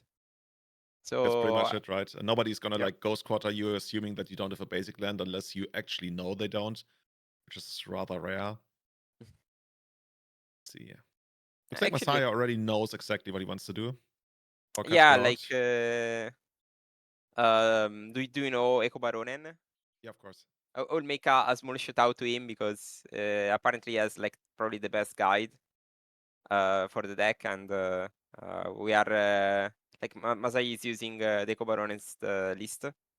Oh, so that's why everybody's playing this list, because all day long we've been seeing this exact list. So shoutouts to Andreas Petersen here, Eko Baronen, Yeah. who apparently put out a guide that half the field bought today, all the way down to the one wasteland in the sideboard. That one's something that we've seen all day long. So yeah, we'll see how that one goes. Actually, when you look at this, what do you like here from the sideboard against? Well, I keep calling it elves. It's not really elves anymore, but you get the idea. I think you probably want all the removals and maybe even the borrowers, sorry, the bowmasters. Mostly because bowmaster can kill the nobles and something else, and eventually like you can. I think the card is just fine at even blocking the table, because like my plan would be probably siding out most of the combo, because they Mhm. expect endurance and maybe fairies, maybe surgicals, like Bojuka box, etc. So I don't really trust in my Entomb Reanimate plan. I think the mid-range plan might be slightly better, especially since you have 5 removals in the sideboard. That's quite a lot. So you Mhm. can maybe grind and kill reclaimers and whites when it's needed. Okay, I see. Yeah, so you're saying you let the other guy keep all of the noble hierarchs and the mana dogs that don't really do anything, and then you push removal on all the actual business creatures. I like that. On the other side here, what do we have? We don't want Force of Rigor. I mean, Gadok not really. Leyline of the Void's probably gonna come in if you want to fight the Reanimator plan. Outland Liberator, not that much. Snuff Out, not too crazy. But the only thing that Snuff Out does is it kills Murktide Regent. And that card is really annoying because other than Endurance, we have a hard time really dealing with that card. And even then, we're only just jump blocking it. I guess another reason why Talon Gates of Mudara is so good. But yeah, there's nothing here other than the ley lines, and even those can be awkward because you already mentioned, right? You might just forego the graveyard plan altogether, and then the ley lines are not exactly that, but close to that cards. Yeah, We're I probably not think seeing too many changes here. maybe I would side the God Dog just to stop the forces. Yeah. But I'm not super sure. The only thing But that's hard about siding in the Gadok to stop the forces, you also turn off your own Green Sun Senate, which is like one yeah, of the best that's cards. true. That's true. So let's see how that one's gonna go. Let's jump into the match. Dude, I love that deck so much. I don't know. I'm leaving the weekend wanting to play more elves again. Yesterday in the Spanish Legacy Championships, elves won, like proper glimpse elves. Now I see Cradle Control on the verge of a potential additional top 8 here at Impact Returns. Of course, last year, Andrea Mengucci went all the way to the semifinals. And the match is on. We got Tamio off for Basic Land, passing over to Newton, who's probably going to deploy his other namesake, the other namesake card of this matchup, and that's going to be the Reclaimer. Yeah, I like that. Now the basic island to fight the previous wasteland, and I think like if Masaya has a Díez, maybe the opponent is behind, but looks like this is not a play. As Tamio untaps immediately. Yeah. I mean, you're gonna get in there, gonna make one of those sweet Savatarix clues, and then we're gonna go for the main phase Brainstorm. Probably looking to pick up a fetch. Oh, there's a removal spell. Yeah, we already saw the Fatal Push. There's an Underground Sea at very least. So good start for Masaya. Already quite a bit ahead if he so chooses to make the play. I guess he could also go for the Thoughtseize. No, he's putting that one back. He's having that one for the next turn.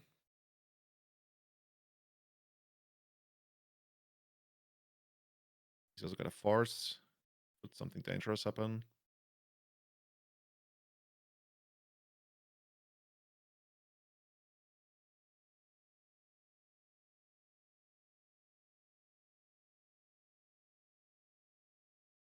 Curious what else he's optimizing for here at that point.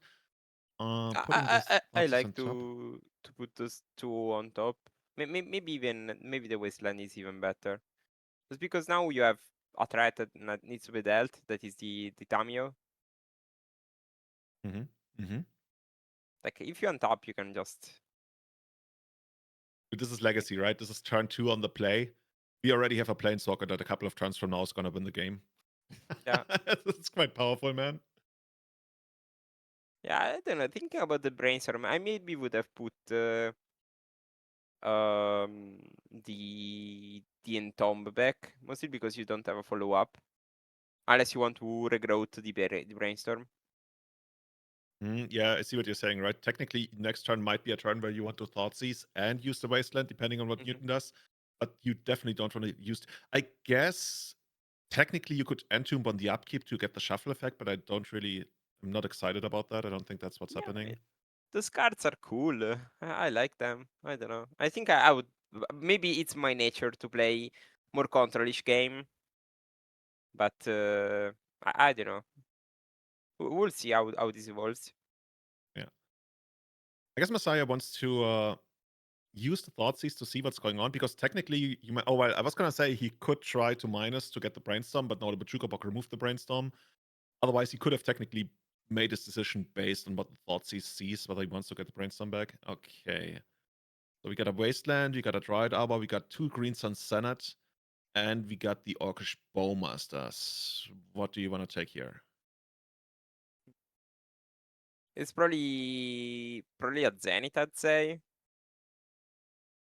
Bowmaster is not the best against the Tamio, and you can cash in the Ponder immediately, just in case.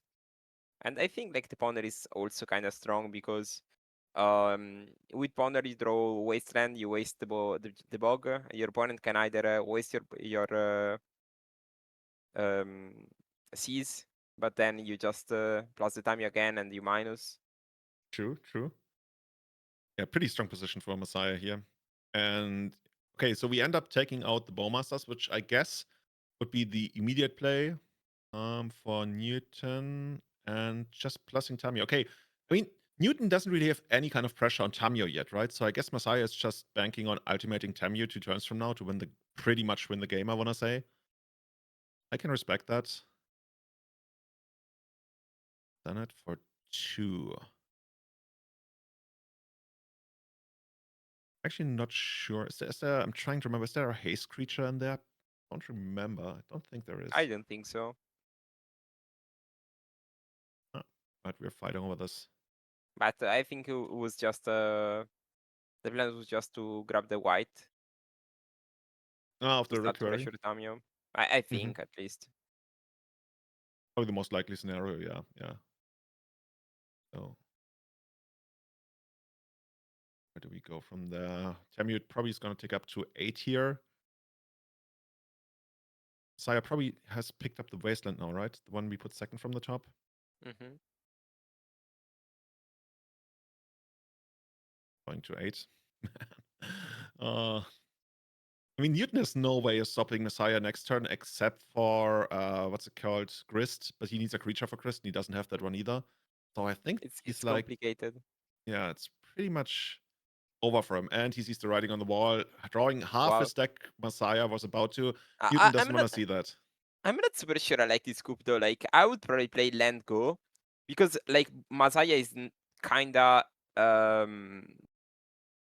like you can either draw half of your deck and die to Bowmaster or keep Mhm. plusing. So I'm not sure that Okay. So you're saying know. Newton should actually represent Bowmasters to at least give I think Messiah so. the. Yeah. I like that. Like because like well maybe Masaya goes for it, but maybe you have a chance of time walking and it's not like you're playing on your opponent making a bad play. I think it's a reasonable play to just plus. I like that, right? Because Messiah was in such a great position. He doesn't want to like randomly die to a Bowmasters Mhm. that he could have probably played around. Wow. Okay. So would you have ultimated Tamio there? Really hard decision, I guess. Honestly, you could just like not do it and like ride your advantage. I don't think so, to be honest. Yeah. I don't think so. Mostly because you're already down a game. So losing randomly to my opponent attacking Master, because we know that there was just one unknown card Mm-hmm. from. So I don't know. I wouldn't personally. Okay, I can see that. So from there, I think are we going on a 5-minute break? I thought this match is tied right now, isn't it? Yes. Okay, so I guess I misremembered. Anyway, so we are here for the final round, final game of this match between Masaya Hoshino on Blue Black Reanimator against Newton Rocker on Cradle Control in round 7 of 8 of the Swiss portion of the Legacy main event here at Impact Returns in beautiful Naron, Galicia, Spain. We got Newton on the play. Let's see what Newton brought to the table. He's got a story to tell. Once upon a time. I love this card. It's so insane. Like You're a modern player, right? yes.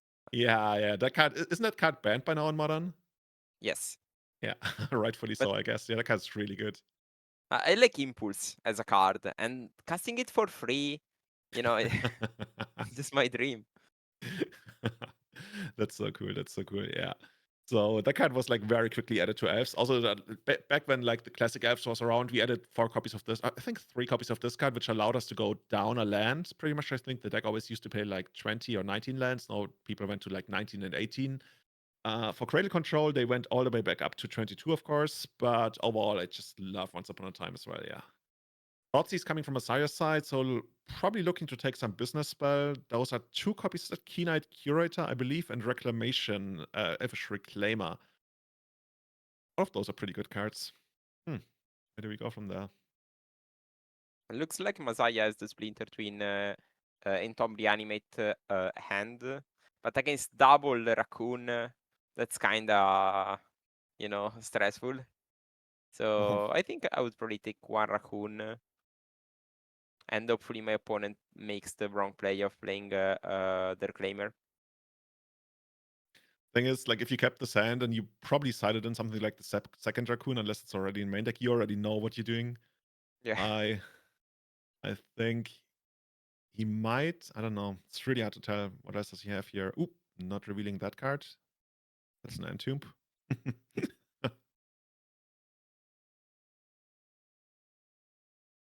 Yeah, it would be easier if Newton didn't have the turn 1 acceleration spell, because then you could just go for it next turn. Of course. But I'm not even sure this end is keepable without that. That's true. We're going to take out the Reclaimer. I guess, yeah, the Keynight Curator, not really all that great in multiples.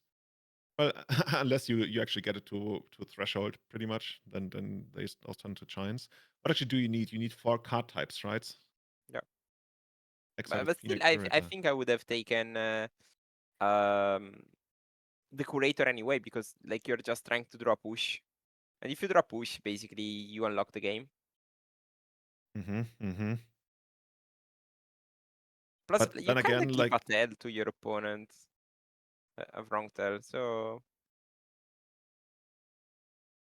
thing is, like, once Reclaimer becomes online, it's also gonna, like, it's also another card that you have to beat.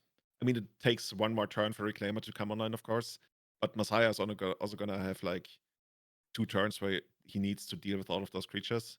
And I think until the rest of the game, Newton is not gonna tap out of green mana again, or any kind of mana, really. Let's see. Gonna get another basic land. I respect the decision. Yeah, very much. Also, he gets to attack for 4 with this guy. When is this happening? Like, this the end of Messiah's turn? I thought we just played the... Oh, yeah, it was the end of Messiah's turn. Okay, that makes a lot of Yes. sense then. So, just another attack for 4, I would guess. It's such a cool card. You know, we used to play Scavenging Ooze in Legacy quite a lot until, like, it wasn't really good anymore.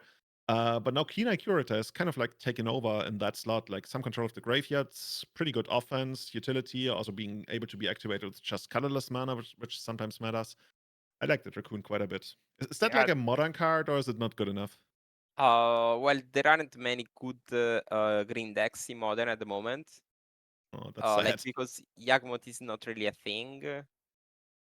But yeah, I tried the card at some point and it was quite insane. Like each time I go green in cube, for example, I take it, and like people don't see it coming. Like it's a 3/3 that sometimes just a 7/7 with trample and kind of big. Yeah, that's cool. Adding the trample is also like such a big deal. I remember when we had like these big giant scavenging oozes and they could never really do anything because they would just get jump blocked by, you know, young pyromancer tokens and stuff.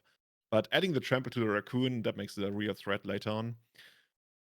Yeah, Messiah doesn't like the raccoon as much as we do, I would guess. But maybe there's some kind of removal spell in there. I think he drew a Grizzlebrand even, not sure. Even more exalted angel action going on Newton's side of the board. Now ready to attack for 5 a turn. Maybe even more once we unlock the full potential of the raccoon. I was going to ask chat which deck they want to see succeed here, but I think I already know. Oh, that's Bitter Triumph. How does it work again? Remind me. So you either pay 3 life or discard a card from your hand. Destroy target creature or planeswalker. Ah, okay. So we found a way to deal with both of the raccoons. And actually, no, only the first one. Second one might be coming down. But now it's quite clear for Messiah, right? Unless Newton drew an endurance, he can just go straight for it. And are you gonna go get a Traxa, or are you looking at the Archon of Cruelty? I think probably Atraxa is still better because your opponent doesn't play any Cradle and you draw more cards. You're probably looking for an interaction here. It looks like Messiah disagree. He wants the Archon. We're gonna take out one of the Hyrax over there. Does Newton go down to 18? That should be lower, right? 15, yeah. So that's 2 swings of the Archon. It's gonna get 1 more turn, actually 2 more turns to try and stop the Archon. There's not too much in his deck, I believe, that he can use. We talked about Tailor Gates of Madara, but that really doesn't solve the problem.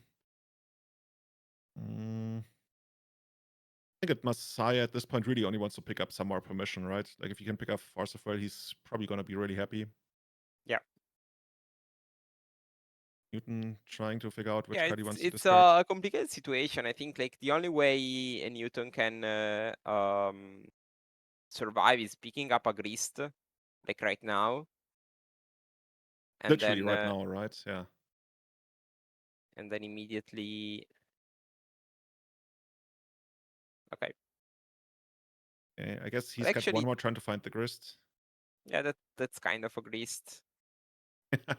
Then kind of. then like his Grist, like it's you end up with a Grist and 2 Forest. So not the best.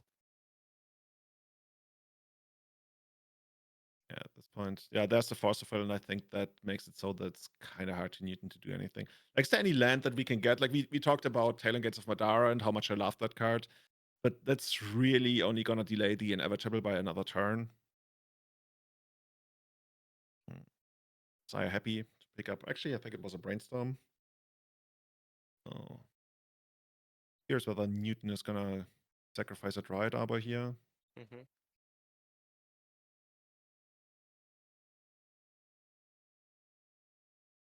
Yeah. That one goes straight to the graveyard. And Messiah picks up the Force from what I think was the Archon, I guess.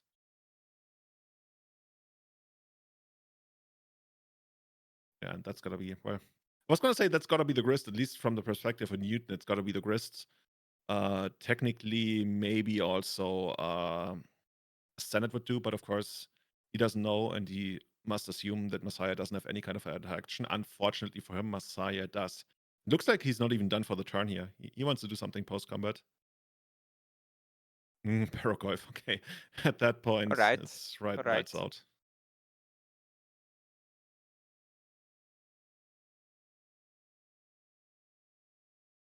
So what's that one card you took from the top that might get you back into the game? I don't think there really is anything in Legacy right now that can actually help you here.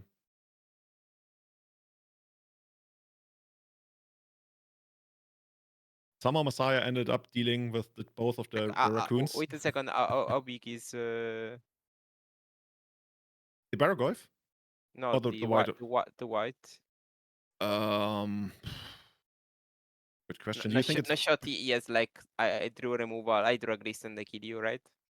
okay? That would be something.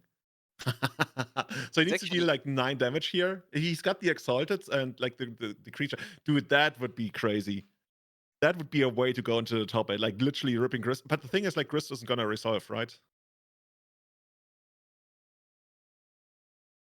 Okay, looks like he's going in for the damage. Thing is, he can grow it by sacrificing a creature if he wants to. He gets a Talon Gate. Yeah.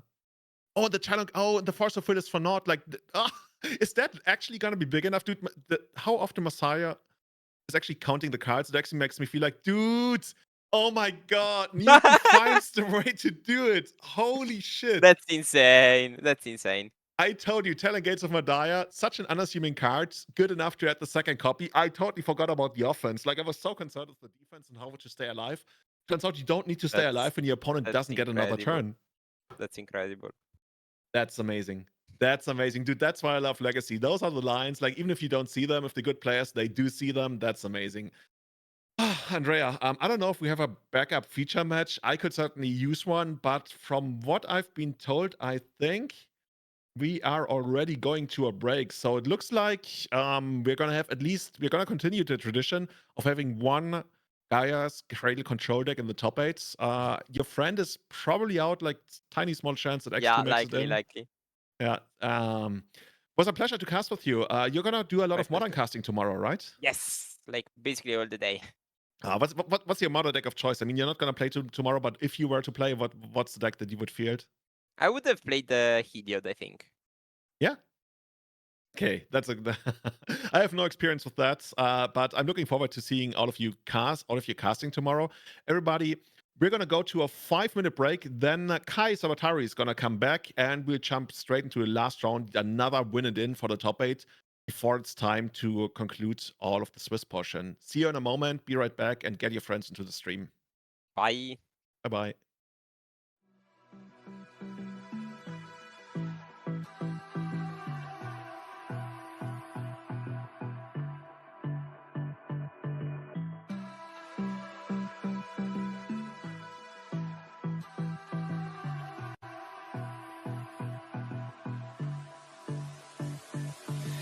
I don't know what you want. Let's have a bit of fun till I downfall. My love, if you feel like I do right now, don't say you're on the run to the other side. My love.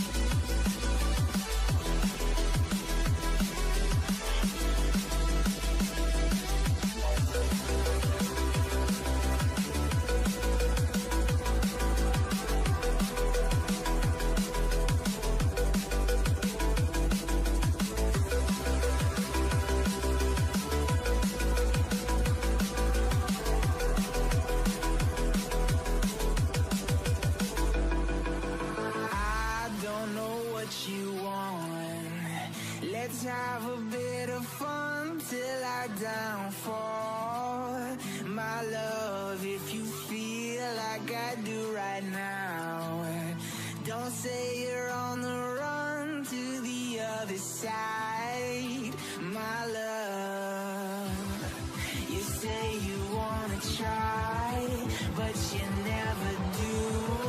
Sugar, there's a reason why we lose.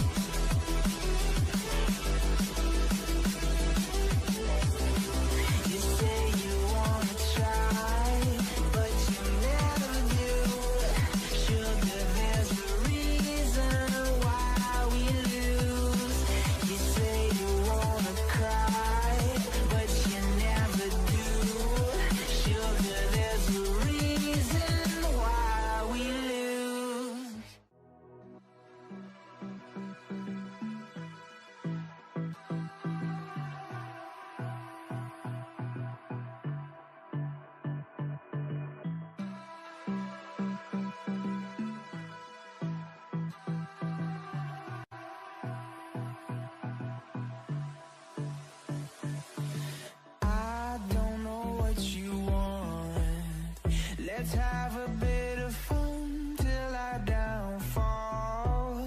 My love, if you feel like I do right now, don't say you're on the run to the other side. My love.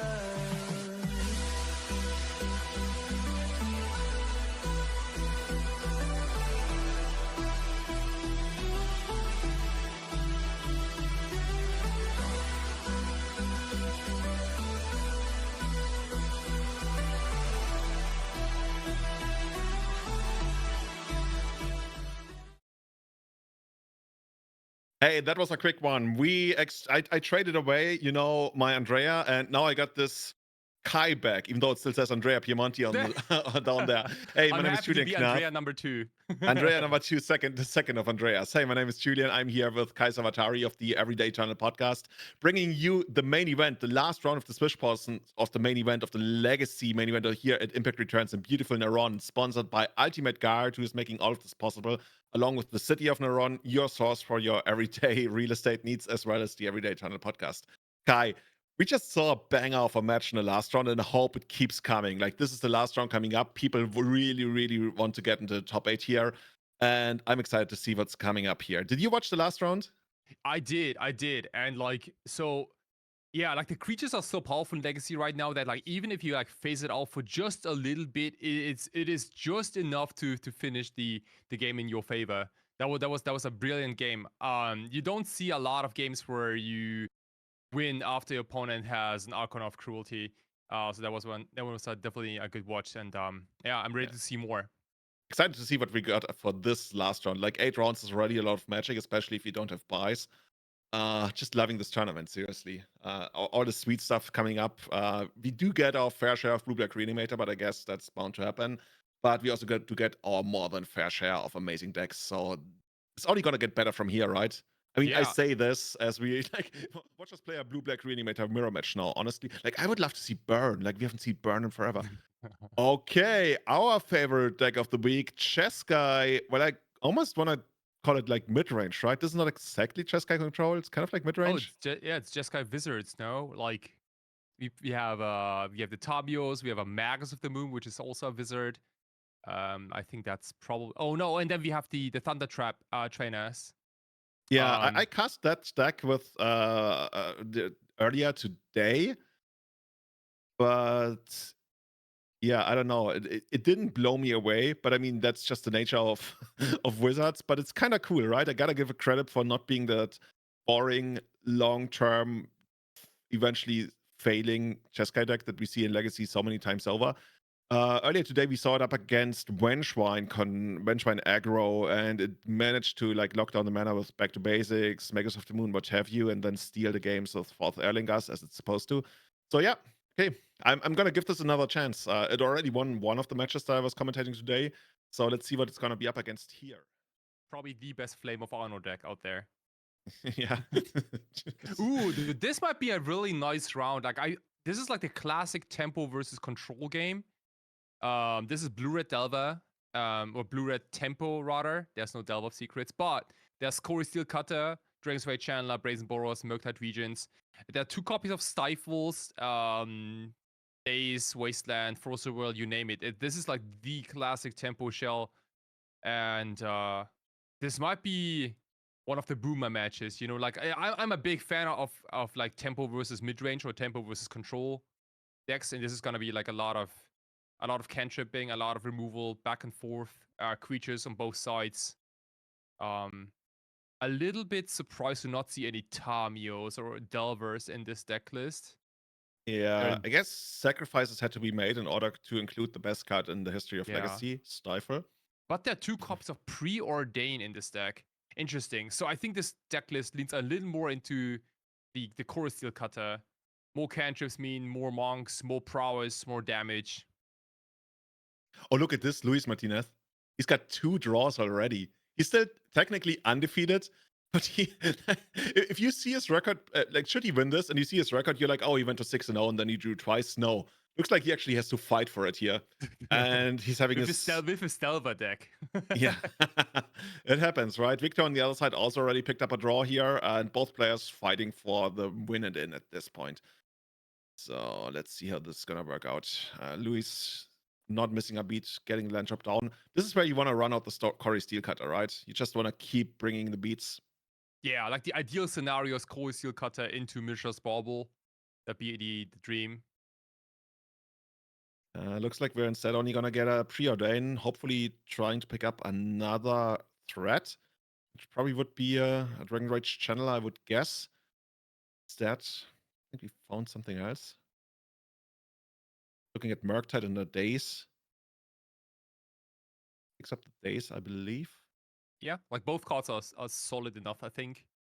Like Díez, obviously, like it's like still the early turn, so it has a lot of text still. He is a Thunder Trap trainer. I'm impressed by Luis not picking that one up and reading it. And Victor's very happy about that trade, right? Yeah. Wait, I get a 2-for-1 for my 2-mana spell. That's sweet. Like, who needs, I don't know, any kind of fancy magic when you can just, like, pay 2 mana to get a card? Technically, like, Knights of Spell without losing life. Okay, Victor just sitting there. No Wasteland action for Luis available. Yeah, there is a reason, right? Like why you wanna get rid of the Thunder Trap trainer or like any wizard like as soon as possible. That's Flame of Honor, because like Flame of Honor is like this weird instant. It says like choose one. It has like a couple of modes, and if you control a wizard as you cast this spell, you may choose 2 instead. So like you can't destroy a wizard in response to Flame of Honor. Like you have to destroy it before Flame of Honor even goes on the stack. Well, that's such a unique wording, but I guess it all makes sense, right? Otherwise, you would like need to pick which one of the 2 modal abilities does not get to happen. Yeah. So that's kind of cool.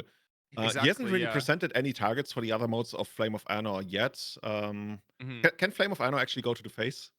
So it deals 5 damage to target creature only. Destroy target artifact or target player draws 2 cards. Okay, it doesn't go to Planeswalkers. It doesn't go to player. You know what's interesting here? You know what? You see what Luis could have done here? Since Victor had not cracked his fetch land before casting the 3-mana spell, Luis could have actually wastelanded the fetch land, and then as Victor goes to crack the fetch land, you Díez the Planeswalker. Oh yeah, that's a really cool play. That's one play I saw so many years ago, and I've been conscious of it ever since. Instead, Luis just forces Victor to crack the fetch land. He finds another basic land, and there's nothing else to be done about. That's even like that play. Like I like that a lot, especially now that there are so many basics. Like if you want to get some use out of your wasteland, then it's probably that situation. I mean, basically he went down a card to tap down one of Victor's lands. Whereas the other play, you would have also been down a card, but at least you would have the Teferi off the table, which of course now can minus and get even more card advantage. So yeah, I think that would have been a really sweet play. Unfortunately, we didn't really see that here. But if you're watching at home, if you ever end up in these situations, be wary of that your wasteland can actually be just another Díez. Unfortunately, picking up a second copy of that against the deck that's like all basics almost. Jay's probably gonna tick up here again. As Lewis is not really present. That's so brutal for Lewis because he's got the Murktide Regent. But when there's like a Teferi on board, like what are you gonna do? Like run out your Murktide Regent and get it bounced? Doesn't really sound too exciting. Yeah. Stifle? Oh, you could stifle the activation. Oh no, you can't because Teferi is an unfair magic card.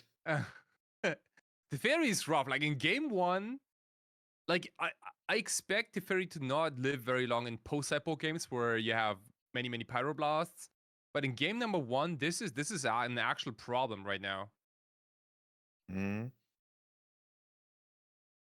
Also, had we not gotten rid of the what's it called again? The mage. I guess Teferi could have bounced. Yeah, Teferi could have bounced that one. That would have also been sweet. Here comes the Murktide Regent. And Lewis very consciously like using his wastelands for mana, knowing that the Murktide is probably gonna get bounced anyways, so he doesn't really want to deplete his graveyard right now.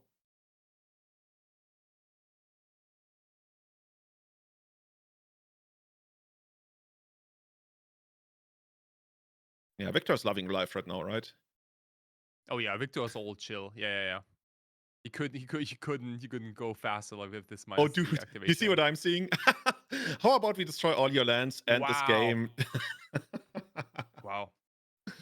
Back to basics. Still a good magic card all those many years later. I was gonna say, like, how is Lewis even gonna come back from this? I think it involves something like 2 copies of Corey's Steelcutter and then trying to, make tokens all along. But that was not really happening here. So what are we looking at here? Probably gonna bring in some Hydroblasts. I could also see some Pyroblasts, of course, and I think that's, I guess, Wrath of the Sky is too slow. I don't hate it, but yeah, I like the blast. I also like the Wrath of the Skies, right? Like against Corey Steelcutter, that's not a bad card to bring in. It gets rid of the cutter itself and also all monks. Because I imagine that the blue-red Delver deck wants to go wide. Like Corey Steelcutter is a kind of like a sticky threat against control decks especially, so kind of like true Nemesis back then. So kind of like the Wraths a lot. Yeah, but Jeskai came prepared, right? Jeskai has 4 copies of Flame of Anor, which is like one way to deal with the story. Can you tell me, like, flavor-wise, what exactly is the Flame of Anor in, I believe, Lord of the Rings, right? Isn't that like the fireball that Gandalf can shoot? Yeah, I think it's like the one spell Gandalf casts against Balrog. And did he control a wizard? Movie. I mean, Gandalf is the wizard. No, he's like the best wizard ever. He's the quintessential wizard. Dude, he's the dude, yeah. He's the dude wizard. Okay, that's a creature type, Okay, let's see on the other side of the board here. Blue rats. Well, tempo. I still struggle not to call it Delver. Like how we still call Affinity decks Affinity, even though a lot of them don't run Affinity creatures anymore. Anyway, blasts are probably coming in, and then really nothing else. Yeah, don't think so. Like you could make an argument for Force Negation, but I'm honestly not too excited about Force Negation. I think you probably bring in the blasts, cut a little bit on the wastelands, and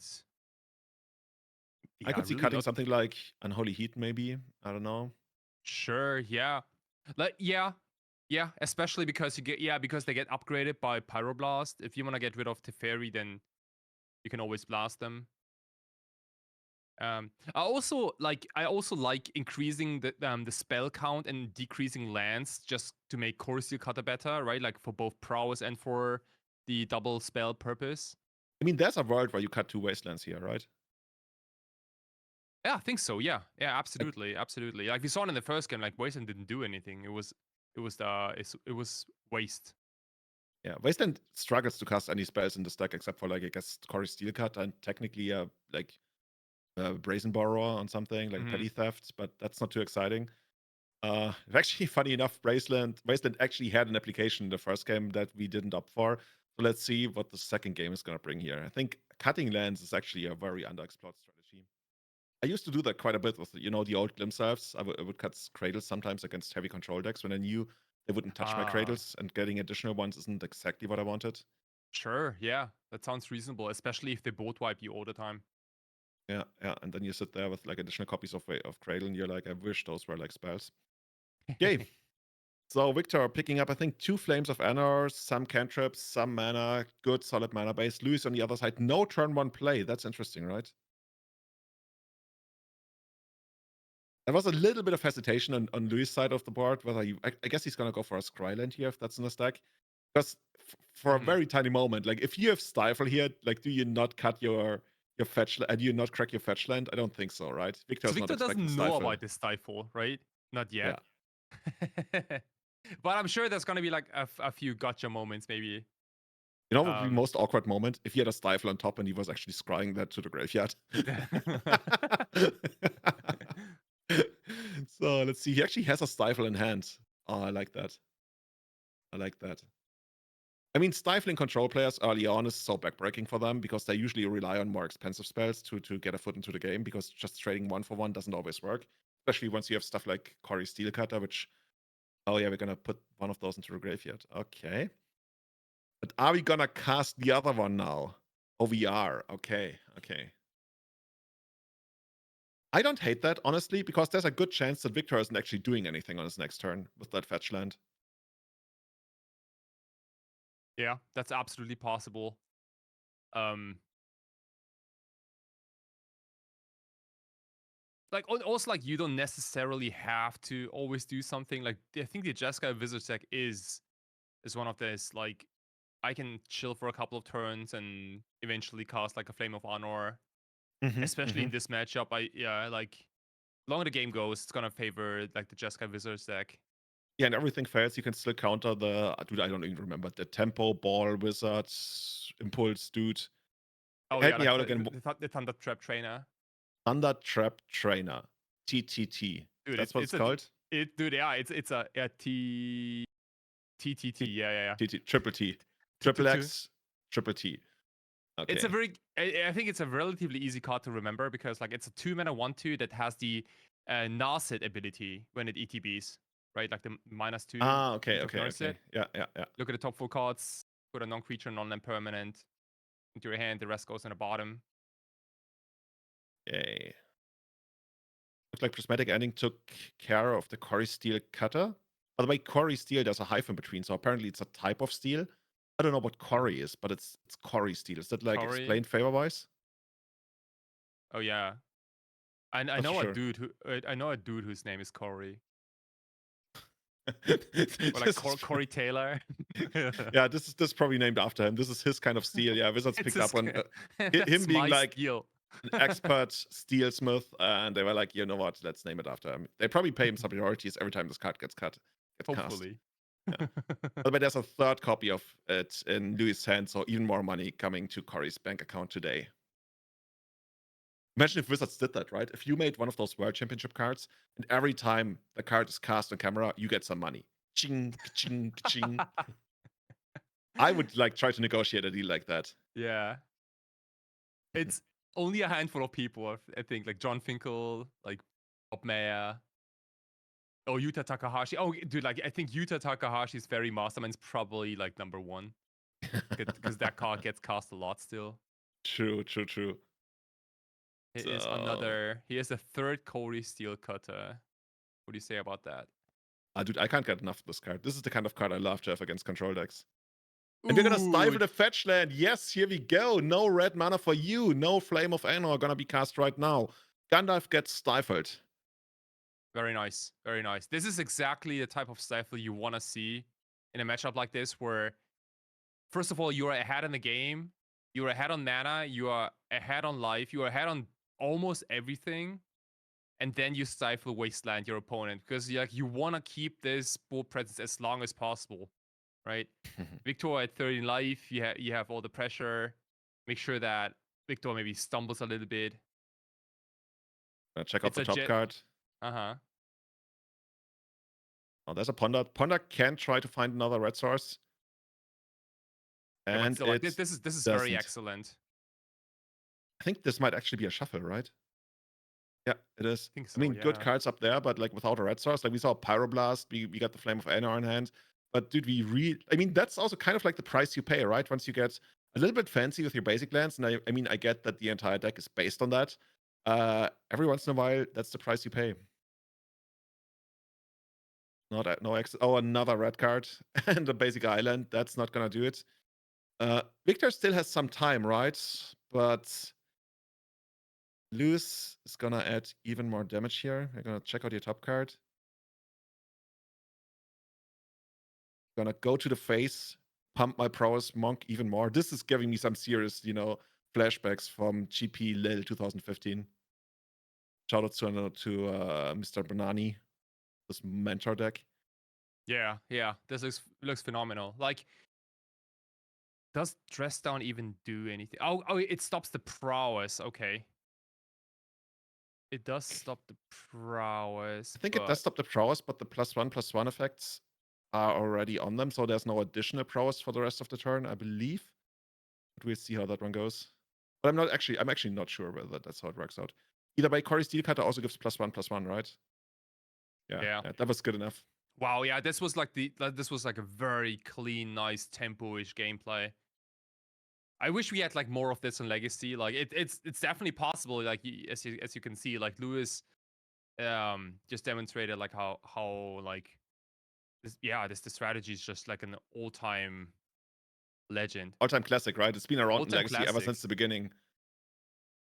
Basically, this has been a strategy ever since the beginning of Magic, right? This is why we used to call these decks fish. We call them Delver, we call them Tempo in a way. I mean, technically, fish was more about like small, like disruptive creatures, but the whole concept of like, getting a bunch of creatures out that are kind of disruptive and then finishing the game and not going into this like big end game strategy, just being, going under. That's the whole fish thing, which then evolved into Temper and everything. And we thought this one played out very cleanly. And also turns out, as you mentioned, right? Stifle is good, but Stifle is even better when you're already ahead on the board, right? So kind of like the same thing with Wasteland, with Díez. Like if you actually get an active tempo advantage out of it, except for like and not just like a neutral one, that's a pretty big deal.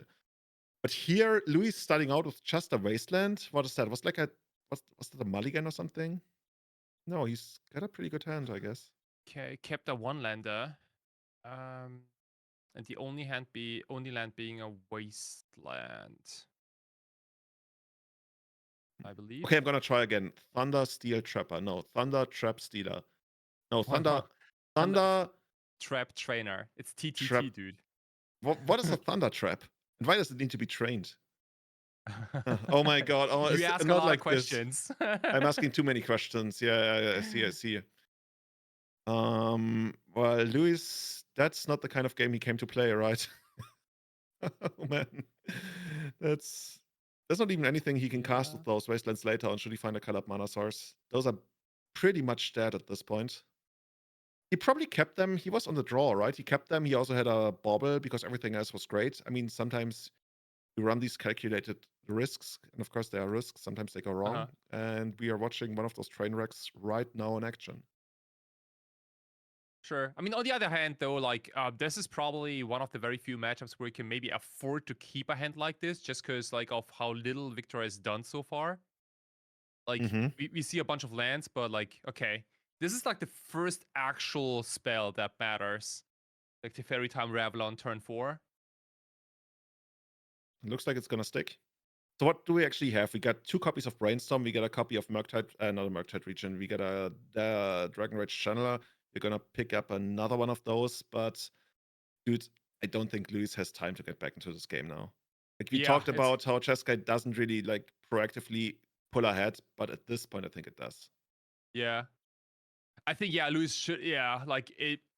Man, it's like the draws are a little unfortunate. Like if there was like a land maybe in the first like 3 turns that could have been okay, but like this is so unfortunate. Yeah. Eventually Teferi's gonna minus pick up the Thunder Trap Trainer. Hey, I'm really proud of myself there. And get even more card advantage. Meanwhile, Victor's like, can't really afford dual lands, but if he's gonna take those in this event, he certainly can. Ooh, Meanwhile, okay. This a is second wizard. This is a Thunder Trap trainer with Offspring. Yeah. For 4 mana, you get to make a copy of this creature, except it's a 1/1, and the first one even whiffed. So, oh, look at that. There is a Fourth Flicker inning, guys. Dingus. And the best Did I have part is, there's Teferi Time Raveler.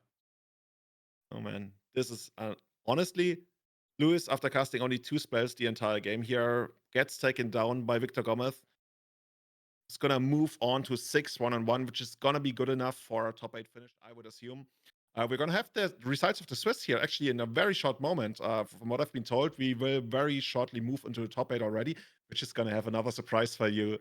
Dude, I can't wait to see the bracket here, because if you were watching yesterday, there was an amazing deck, Jaime, who took down the Spanish Legacy Championships playing combo elves, literally Glimpse elves. There's literally 4 copies of Glimpse of Nature in that deck.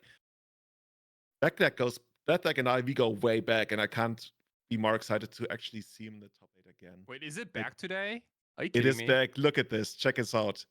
Down no there. way, 7th dude. place after What? Swiss. This is sick. Oh my goodness. Dude, we all gotta buy like Glimpse of Nature now. Yeah, you better put your place it already. Or I mean, ideally never sold it, right? That's how you do it. But let's look Yeah. at the other players in the top 8. So in first place after Swiss, you got Ivan Ibanez on Lance, going up against Ricardo Sanchez on Nadu. In 4th place, we got Gabi Lorera on Blue-Black Reanimator up against Victor Gómez on Jeskai Wizards, whom we just saw. Bottom part of the bracket, you got Damian Karawick on Blue-Black Reanimator up against our hero, Jaime Vazquez on Glimpse Elves, as well as Ernesto Silva on... Okay, check this matchup out. Ernesto Silva, Oops All Spells, against our German compatriot, Jan Schmidt on Dual Control. Jan, and I keep going back to this, I can't believe I remember this, he actually won GP Prague, and I wanted to say 2007, I think I looked it up in between, it might have actually been 2009. But yeah, apparently he's back in Magic, and he's rocking Dual Control, which we saw earlier today, pulling off an insane win. What do you want to watch here? This is so cool. I'm interested in the Reanimator versus Glimpse, but also for the meme purposes, like the Oops All Spells versus Jewel Shops combo. That could be like a very fun watch too. I'm curious what it's gonna be. So we'll probably jump quickly into the match. Chat, let us know. Who are you cheering for? Whom do you want to see win this event? What's your favorite deck and out of the selection? Because this is pretty cool, right? We only got two blue-black Reanimator decks, and then 6 other exciting decks. I mean, I'm biased. I want to see Jaime do the double victory, take down Spanish Legacy Championships as well as the main event here of Glimpse Elves, put it certainly back onto the map. Yeah, Chat likes Glimpse Elves. Yeah, that'd be sick. I'm a little surprised to not see the Cradle Control deck in the top 8, like the one we saw earlier. Maybe they finished like 9th or 10th on Breakers. That's possible. Like it was a 180 something players event today, so I can imagine that there were like maybe some unfortunate tiebreakers. There could be tiebreakers, but it could also be a thing where you get paired down and the opponent doesn't want to play, doesn't want to draw, of course. So you have to play, and then he might have lost. Oh, that's possible too. Yeah. Dude, yeah. Chat is pretty Chat already knows what they want. Glimpse Elves, Glimpse Elves, Glimpse Elves. It's 100% Glimpse. Chapchak wants to see Jewels. I can respect that as well. That was an exciting deck to see. So curious what production is gonna give us, but I'm biased. See where this is gonna take us. Mighty Penguin is gonna be pulling for lands since there's no Maverick deck here. Fair, very fair. Lands also hasn't had like a big victory in quite a while, I want to say. Dual Control. So this is gonna be Jan Schmidt and Dual Control going up against Ernesto Silva, one of the last undefeated players in the tournament on Oops All Spells, going up all the way to 6-0. Dude, they're exchanging deck lists, and Ernesto's like, what? Honestly, this could be quite rough for Dual Control, right? Why do we call it Control, by the way? Dual Combo. Yeah, I think we had this deck on camera earlier, and I believe in the main deck there's only 4 Force of Wills. I think Ernesto can beat that. I think that's the only disruption. There are 4 copies of Sink into Stupor, but that's a 3 mana bounce spell, like counter spell. like remand kind of thing. Mm-hmm. That's it. It's not a lot. It's not a lot, and there's also like more importantly, there's no graveyard hate in the main deck, I believe. That's gonna be rough then. Yeah. So And- I have no experience with True Control. Like, can a kill on like turn? I guess technically turn 2 with the use of Show and Tell, but I don't really think that's happening. Yeah, it's gonna be rough. It's gonna be rough. Like I think the fastest you can do is like soul land into Show and Tell, put in a jewel into play, draw 3 cards, copy it, and then go from there. And eventually get the Paradox Engine. Yeah. It's also kind of funny, right? If you go for a Show and Tell and you pass the turn, then Ernesto might just win the game without even casting a spell. Right? Because you can just like get his Undercity Informer into play, then use it, then win the game from there. Oh, that's rough too. Yeah, you have to cast Show and Tell and not pass the turn after that. Oof. Okay. So Jan is the higher seed, I believe. So he should be allowed to play first here. Here's what Jan is probably like, you have to mulligan for a Forceful, right? Or maybe like a really explosive second turn. On the other side, Ernesto, Pact of Negation in hand, Checker Lantern. He's got the combo enabler, so all he really needs is mana, and then he's probably gonna be golden. Okay, there's a Jack-o'-lantern in the hand. I believe that's not a card you want to see in your opening hand.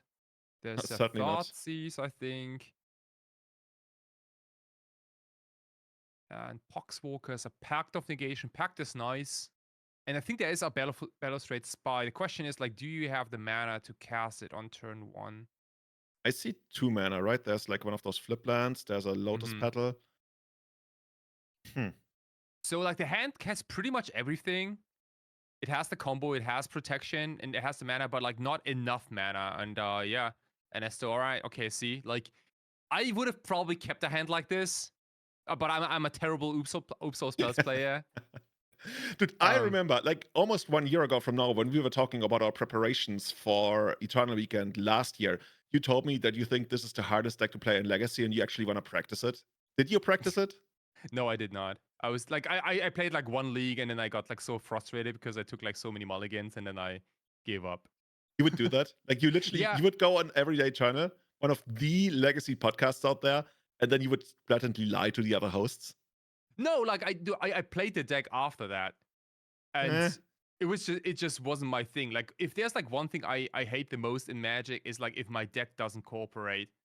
If I lose a match and not because of any decisions, but of like just my deck not doing the thing, you know? Yeah.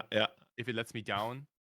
I'm gonna let you off on that one. Okay. Yeah. Like and that's like also like why I was never a big fan of the card Ad Nauseam in Ad Nauseam Tendrils, because like sometimes I had like insanely bad flips and I feel like there's just nothing I could do about it. I mean, of course I could pause or like I could end Ad Nauseam after 1 card, but you know what I mean? After 1 card, sure. You know what I mean, right? Yeah. Yeah. The worst cantrip in the world, 5 mana. And you have to reveal what you draw and you even lose life. By the way, honestly, these mulligan decisions might take longer than the entire match.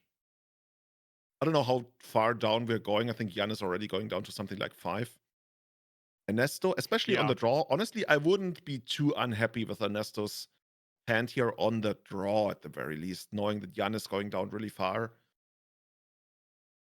But also I have so little experience against the Jewel combo deck in Legacy.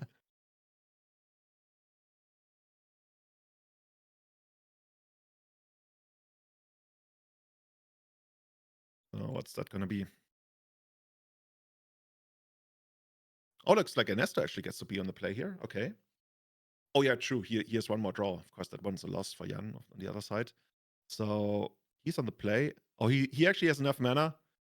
Oh, the Undercity Informer was there as well. And he gets to activate it right away. Thank you for playing, Jan. That's a turn 1 win. That's a turn 1 win. Do you have the Force of Will? Doesn't look like it. Okay.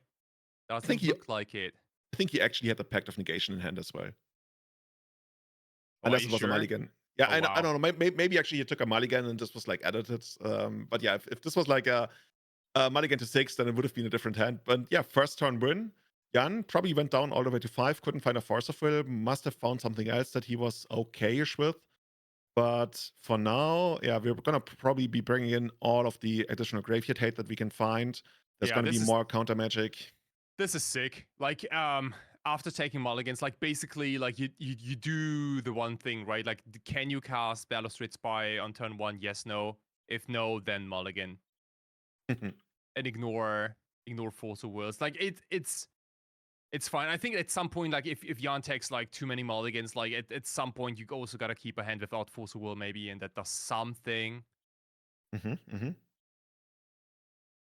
But I think post sideboard it gets a little more interesting. I remember Jan had the full playset of Black Leyline. I think there were also the tax dude, Loathsome Golem as a 4-off. That Yeah, might yeah. be interesting if it's not too late. And I think there was the playset of Force of Negation too. Like Jan's sideboard was pretty quad laser ish. I think it was like only like 4-offs, and then there was like a 1-off Chaos Defiler. Yeah, yeah, that makes sense. By the way, I'm looking back at Jens' results as of recent, and he actually has played tool shops quite a bit at his local store. Like he placed Oh, nice. second, he placed first. He tried a little bit of Demon Tempo, probably didn't like it. He only finished third and fourth, so he went back to his old trusted tool decks. And Yeah, very cool. Lodestone Golem, that one's gonna come in. Force of Negation, Leyland of the Wild. He's actually got quite a bit to fight here. Let's see how that one's gonna work out. One of the mulligan decisions are once again gonna be the longest part of the whole affair. Like Yeah. if you cut it down in the end, it's gonna be like 90% shuffling and mulligans, 10% of gameplay. We really picked the best match to watch, didn't we?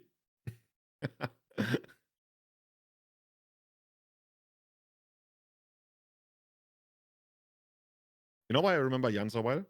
2007, I want to say. I really wanted to qualify for the German nationals. And there was Lorwyn block constructed or something. And there were like a couple of really good decks like Fairies, Travelark, Merfolk, some kind of like Project X combo deck. And we practiced so much in Passau, the city I studied, and we practiced over weeks. And at some point, I played against Jan. I was like 2-0 or 3-0, and Jan had just won a GP. And I managed to beat Jan, and I was like a total nobody, right? And everybody's like, "Oh, cool! Yeah, now you beat Jan. Now you're like 4-0. Oh, you can actually make it to a top 8 and then go to German championships." And then they announced the Legacy side event, and it was like, "I'm gonna drop Legacy side event. I hear, yeah, I'm gonna play my Enchantress." They were like, "What? You're dropping?" Like, "Yeah, I came here to play Legacy, honestly." And I felt like Dude, that's kind the of spirit. That's the spirit. Yeah, but I went 2 and 3, and I couldn't even play the last round because the train was leaving. So my friend picked for me because we did like card picks from the standings, and that way, that's the story how I got Grandmother Sengia as a card. That's why I remember Jan. He played Una, Queen of the Fair, like some kind of control deck. It's been 18 years ever since. Nice. Dude, Yeah, time is solid flying. 6-drop. Yeah. Yeah. Oh, you know that from a EDH, I guess, right? No, I think I actually like when I started playing Legacy, there was this guy in my play group and who had an actual like normal Reanimator deck back then, and like Jingitaxius was Grizzlebrand was in the deck, and then there was also Ona in the deck. Or maybe it was in combination with Volt Gorger Dragon. Dude, I don't remember, but like Yeah, that was a deck because you would make infinite mana, and then eventually Una, Queen of the Fae, would mill out the opponent, right? Because she had that kind of like mill ability, if I remember correctly. Right. I was so new to Legacy. I didn't really know what was going on. But like my friend explained it to me, I still didn't understand it. But like I acted as if I understood everything. I said, okay, so I guess that's GG. Yeah. Okay, cool. Okay. So I scooped to that card a lot, not knowing what it really does. That's how you do it, right? Yeah. You're too scared to ask. You don't want to seem like the newbie. You don't want to like bother people. Opponent says you lost, so you just take the L. Yeah. Okay. Here we go. Here is Leyland of the Void, the least expected card in the entire world here. Again, getting down. Yeah, very nice. Very nice.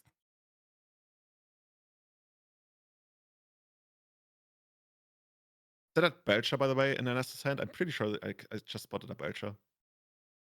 Yeah, I think Ernesto plays the pool plays out of Belchers and I think a couple of LEDs. I think like 3 LEDs or so. And I believe they probably always go in as a package. Makes a lot of sense. And also, like, yeah, and like Goblin Charbelcher secretly is insanely good versus the card Show and Tell. So Jan has to be careful not to cast a random Show and Tell when the code I believe I've seen that in one of those SCG Classic clips where one of the players actually show and tells a big creature and the other one puts Belcher and kills him. Oof. Oh, Jan, you got to fight over this, right? Yeah. Okay, here's a Goblin Charbelcher attempt. One Not goes to the today, graveyard. says Jan.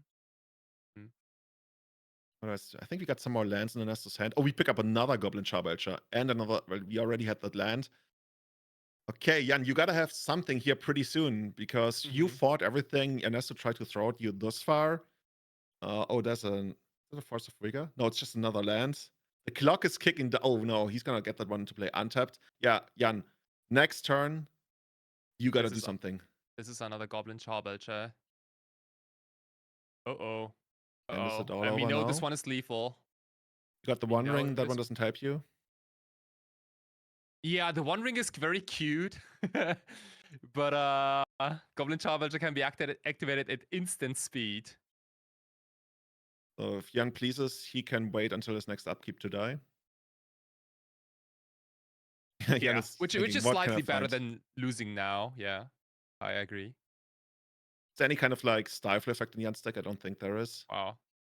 But like, Julian, isn't this insane to you? Like, so you have the Leyline of the Void, you already force a Goblin Charbelcher, and you still lose to this deck. Like the MDFC lands, I don't think we have ever talked about them like enough. But like these are like the actual backbone of the deck, right? Like Pretty if much. Ernesto was only using like Spirit Guides and Lotus Petals and like quote unquote bad magic cards to make the deck work, then it's a different it's a different category, I think. But like all these Actually, lands, yeah, it very much is like it really elevated Upsal spells from the kind of meme deck it started out as to like the tier 1 deck that is kind of or close to tier 1 deck it is right now. But actually, Jan still has a player available, right? Because one of his MDFC lands that we just talked about is Sink into Stupor. And I totally forgot about, but that card can actually bounce something. So for 3 mana, he can bounce the Charbelcher, which is gonna give him another turn. all right. But he's thinking about whether he wants to do that, I guess, or whether there's any other line available to him. Like the only other line I can see is like running out the ring and drawing a card, and then somehow that does something for him. Like let's say he gets to his next upkeep, Ernesto's gonna shoot him, then he can draw with ring and then redraw with ring using School at Water's Edge. There's just like no effect in there that actually helps him out. There's no stifle effects, I believe. What else could he find?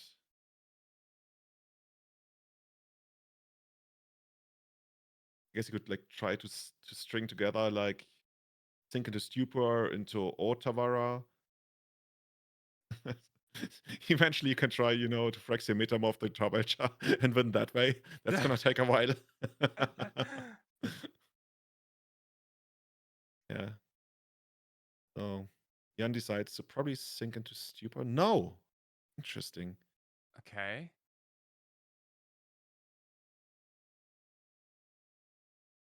Interesting. Hey, Justin, thank you so much for the raids. I am actually level 1 raiding us with a party of 91 people. Hello and welcome. This is the quarterfinals of the Impact Returns Legacy main event. I'm Julian Knab. This is Kaiser Vatari. And we are watching the second game of a pretty unusual matchup here. Dual combo against Upsal Spells. We got a lot more amazing matchups lined up for the rest of the top 8. Spoiler alert, there's also gonna be straight up combo elves in there, which already won yesterday's Spanish Legacy National Championship. So, Jan runs out the ring, and as we predicted, right, Ernesto's gonna try to kill him on the upkeep. I'm curious what Jan was trying to find there with the ring. Yeah, me too.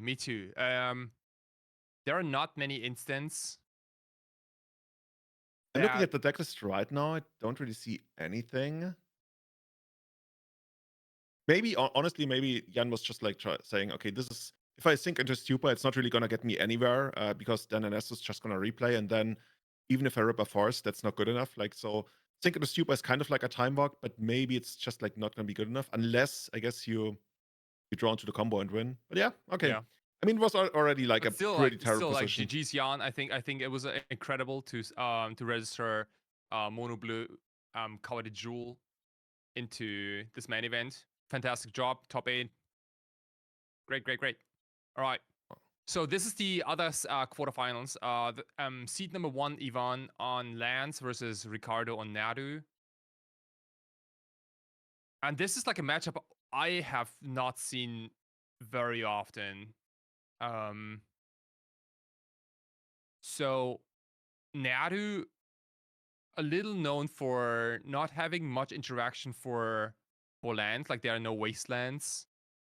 The Nadu combo is nice and all, but is it enough to stop Merit Lage? Yeah. Oh, dude, Ivan actually has such a dream of a start, right? Not only does he have Mox Diamond and have Exploration, he also has Life from the Loam up here. He's just loving life. Like, the only thing Ricardo could have here technically is like, Force of Negation, if he actually has it in the main deck in the first place, which we're not too sure about. That's like one way he could try and stop Ivan because of the Life from the Loam resolves, and we just get to dump all of our lands here. Like, there's something like at least one Saga. If he wants to, he can even run out the Needle. He already knows what he's going to be up against. Like, you probably name Nomads and Core, right? If you do drop the Needle, I would guess. Yeah, I'd like that. Unless Ricardo just lets it happen and then we wasteland him. That'd be very funny too. Yeah. I think you're probably supposed to fetch land, yeah. Yeah. So if you had to name like either Shuko or Nomads and Core, which one would you choose? I think I would name Nomads and Core. The thing is, like, Ricardo hasn't played anything on the first turn yet, so he doesn't really have either one of those. But I mean, Shuko you can find off something like Saga if you do play it. I think Nadu does not play Saga, does it? Sometimes it does, sometimes it doesn't. I think the Cephalid version definitely does. Okay. Ricardo's deck, I'm not so sure. But I feel like the Lantic probably wants to name Nomads and Core, because like Shuko, you can always Boseiju maybe, if it really comes because down to because that. it's a sorcery, right? Sorcery speed activation. Oh no, the yeah, equipment. but also because it's an artifact. I don't think you can Boseiju the Nomads and Core. Yeah, but also if you could, it wouldn't matter because it can activate it at instant speed, right? But I mean, that's a that good too, point. Yeah, Yeah. too. So if Ricardo like randomly runs out Shuko here ahead of time, then we can try and take care of it. That's true. There's also these weird lines, right? Eventually, if you get some kind of like land destruction, you could wasteland here on Boseiju and then pick it up again. But we already see Iban already has one of those in hand. And Ooh, he's gonna take with this. the, oh wow, with the triggered ability of Saga on the stack. That's filthy. Yeah, good timing. Yeah, that the land that doesn't get to produce mana. I think that's the only land that doesn't get to produce mana, even though it's untapped. Well, there are a couple of those, I guess, in Legacy, but we don't really play them. Have you ever heard of Halls of Mist? Dude, nah. That's one of the restricted list cards I wanted to break. I think it's either Halls of Mist or Hall of Mist. I'm gonna put that in the chat. Yeah, here it is. Halls of Mist. Check this one out. Do you have chat open? It's a land. It has cumulative upkeep 1. Creatures that attack during their controller's last turn can't attack. So I've always thought maybe, one day this is gonna become a legacy staple, but yeah, who knows. So looks like Neil actually did name Nomads and Core. Meanwhile, we get back our Life from the Loam, get the Sagas to 2, threatening tons of damage coming Ricardo's way. While Ricardo is really only just sitting there scrying that Savannah that he scryed away. Guess we can do that. Loam gonna get us some more.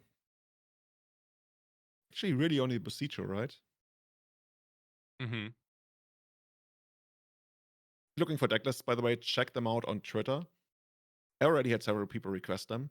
So these impact returns guys, they do a lot of work. We've seen it on the ground 2 years in a row. There's just like so many work hours going into putting on this tournament. And of course, our sponsors, Ultimate Guard, first of all, foremost of all, helping us out here. Also, the City of Naron and the Everyday Eternal podcast. Check them out for your gaming utilities, real estate, and podcasting needs.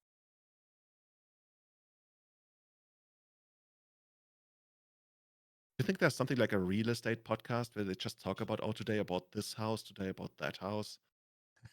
I wouldn't listen to that podcast. I guess it kind of depends on the hosts, right? If the hosts are funny, then maybe. If they buy funny houses, maybe, the people who pay like meme decks, maybe they buy meme houses. That'd be interesting. Yeah, like a podcast about like houses, but like they only take like very like obscure like buildings. Like for example, hey, so you can buy this castle, for example. Yeah, I bought an old McDonald's and I turned it into like a torture chamber or something. I don't know. Okay, so we got Nadu on the other side of the board. Right now, the best thing it can do is just like turn sideways, deal a bit of damage. But of course, that's quickly going to be outraced by the construct tokens. If we even make those, we only see one construct token here. 1, 2, 3, 4, 5-ish soon. Honestly, it's kind of unfair. Like, Ivan technically gets to draw like at least 3 cards a turn with Life from the Loam. And he's really only like, honestly, looking for a Wasteland. Like, Wasteland would be pretty good here. Sending Ricardo back to the Stone Age.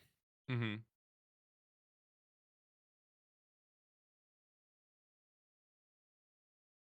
Okay, we're gonna make another token, I guess. There you go. So what's that gonna be? Honestly, at some point, you just were gonna get something like, I don't know, like a Soul Guide Lantern if it's in there, or just, oh, there's a Cage in the main deck. Oh, yeah, I believe we saw Iban earlier today. Ibanez. Love the name. All right, yeah. So here's a Cage. Nice. There's a Cage, and there's a expedition map. And honestly, maybe we don't need to shuffle. I've been talking about this so many times, right? when you shuffle for your saga and then you search your library right away after. But maybe Ivan has different plans. I would totally get a Wasteland here. Yeah, maybe what do you cut do? off the white mana. Oh yeah, you got a couple of options. I thought you maybe cracked the map to go find a Dark Depths, maybe. The thing is, I think Dark Depth, it's probably not required, right? Because we're already attacking with a big construct, and then next turn the 2 constructs there's a good chance that those are going to be lethal. So I'd rather constrict Ricardo's ability to do anything here. Okay. So you mean like looping Boseijus is like has more value, maybe? No, just wastelanding, like getting wasteland off the expedition map, and then wastelanding Ricardo and wastelanding him again. Oh That's yeah, that's what I'm looking for. That's great too. Cause you're already winning. Yeah, maybe like making a 2020 is just like too much. Yeah. Either way, I don't think Ricardo has a path back into this game, unless that a Ponder. Yeah, I believe so. I guess if you find the Shuko, that's one way, but then Iban, how much mana does he have available? I think he has the Bosichu lined up because he's got the Mox Diamond as well as this. How do you call these guys again? The Eldrazi spawn tokens? Yeah, that's the one. Yeah, the spawns. I think he picked up. I almost want to call it a Shadow Spear. I think it's something else. It's not a Cosmoglyph. Anybody in chat, have you guys heard about Cosmoglyph? And do you think it's going to be the next big thing in Legacy? Cosmoglyphs, Balls of the Vault, my deck away, win the game, something like that. That's the only thing that really upsets me today is that we haven't seen any Cosmoglyphs on camera today. And you gotta make it happen. Yeah, unfortunately, yeah, it won't happen. Oh man, dude. Be the change you want to see in the world. So, we're gonna cast. Oh, finally we get Narcomoeba on the battlefield. Now the game has finally changed. Yeah, Ricardo is ready to turn around Ivan's the game. favor. Like,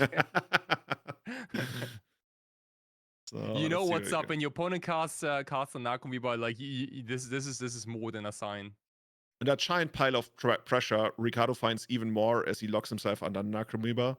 I mean, it's gonna block one of those construct tokens unless Ivan finds a removal spell for it, which I'm not really sure. Dude, can you imagine, like, there was a time when we still played Punishing Fire on lands? Like, that's so long ago. Yeah. Okay. So we did find the Dark Depth. I love that like the entire combo is now old frame. He turns it back to hand, changes his mind, maybe wants to do something else.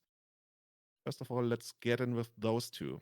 Nakramiba making a noble sacrifice. Best life gain spell in the game right now.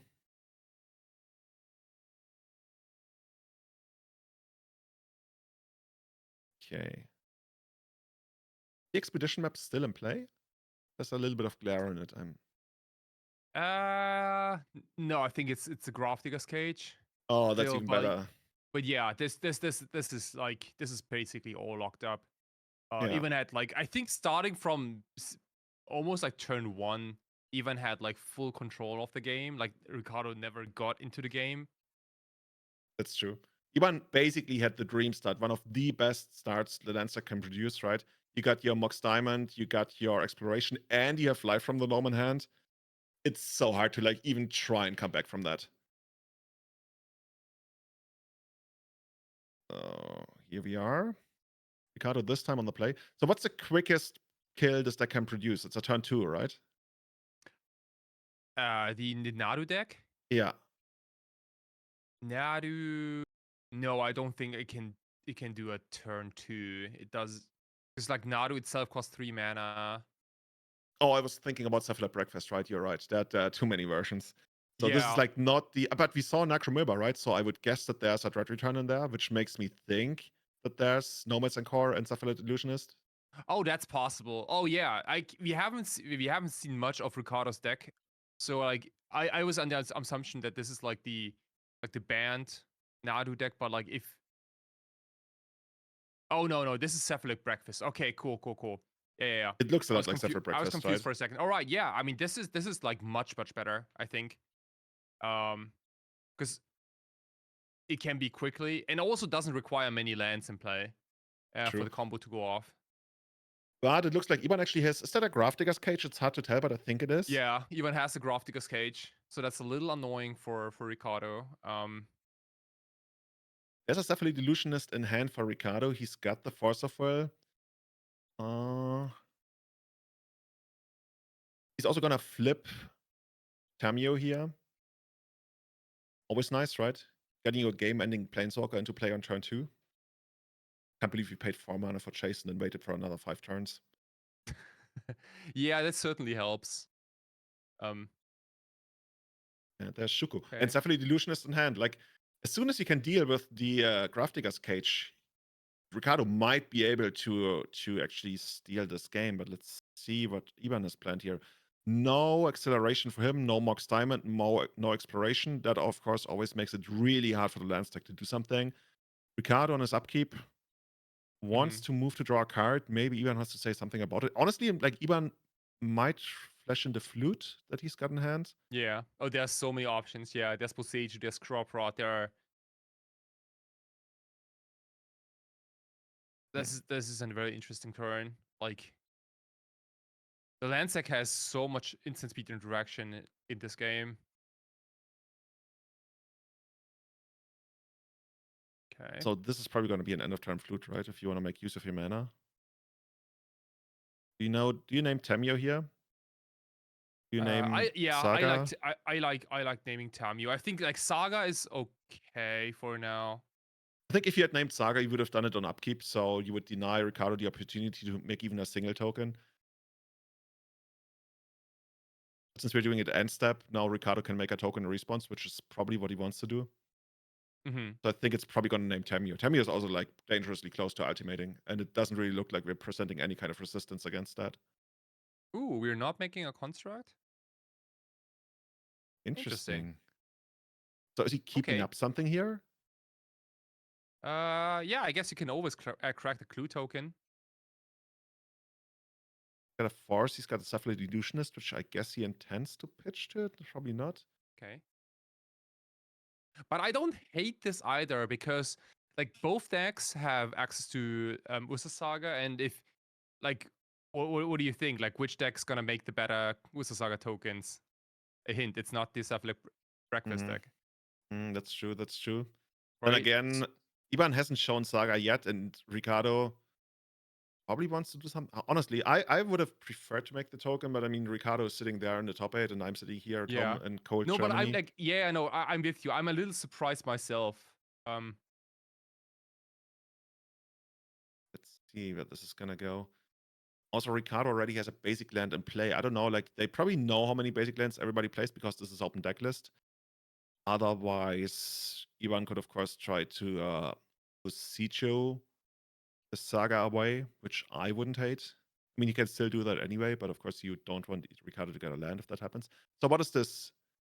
Is this STP, Swords to Plowshares? That would be something. Oh, dude, yeah, because we got the Yavimaya. So Ivan can actually make the token at the end of turn here, right? So you float the mana of the Saga. You use the Yavimaya to sacrifice the Saga. You get Dark Depth, which can, of course, make mana. That's sweet. That's sweet, yeah. It's that instance of where you get to like 3 mana Dark Depth activations. Usually you need like 4 lands to pull off the combo, but because of Yavimaya, Dark Depth makes mana. And he names Swords to Plowshares just so it delays Ricardo another turn unless he can find a land. Actually, he needs 2 mana sources, right? Because the Saga is gonna go away here. Oh, that's tricky.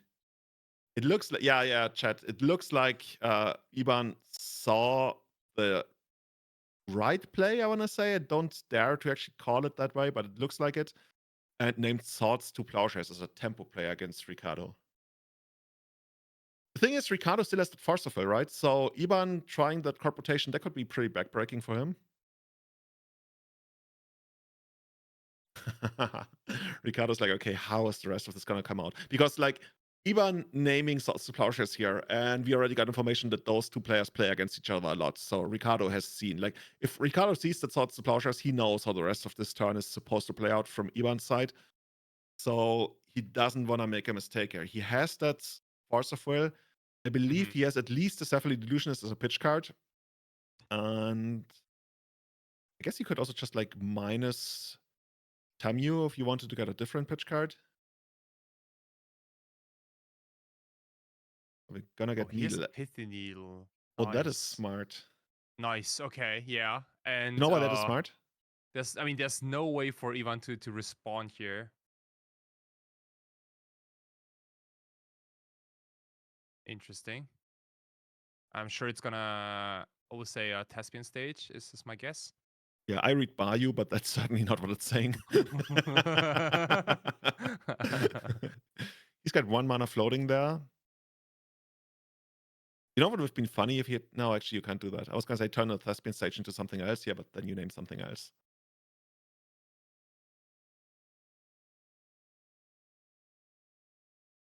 You know what Ivan could have actually done? Now that I think about it, maybe that's stupid. Chat is going to tell me for sure. Let's say you, in response to the ability going off, you turn the Thespian stage into something else. Then Ricardo actually has to name that other card, right?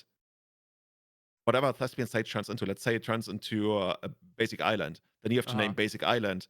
And then later on, if Iban goes crop rotation, you can find another Thespian stage or something. But I mean, that's neither here nor there because that's not how it played out.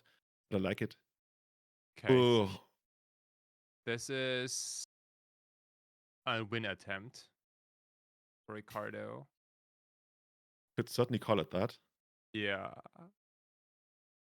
It's not the one he was looking for, probably, because of like how easy it is to disrupt. Help me out again. How did he get rid of the cage? Prismatic ending, I believe. Yeah. And where's the prismatic ending?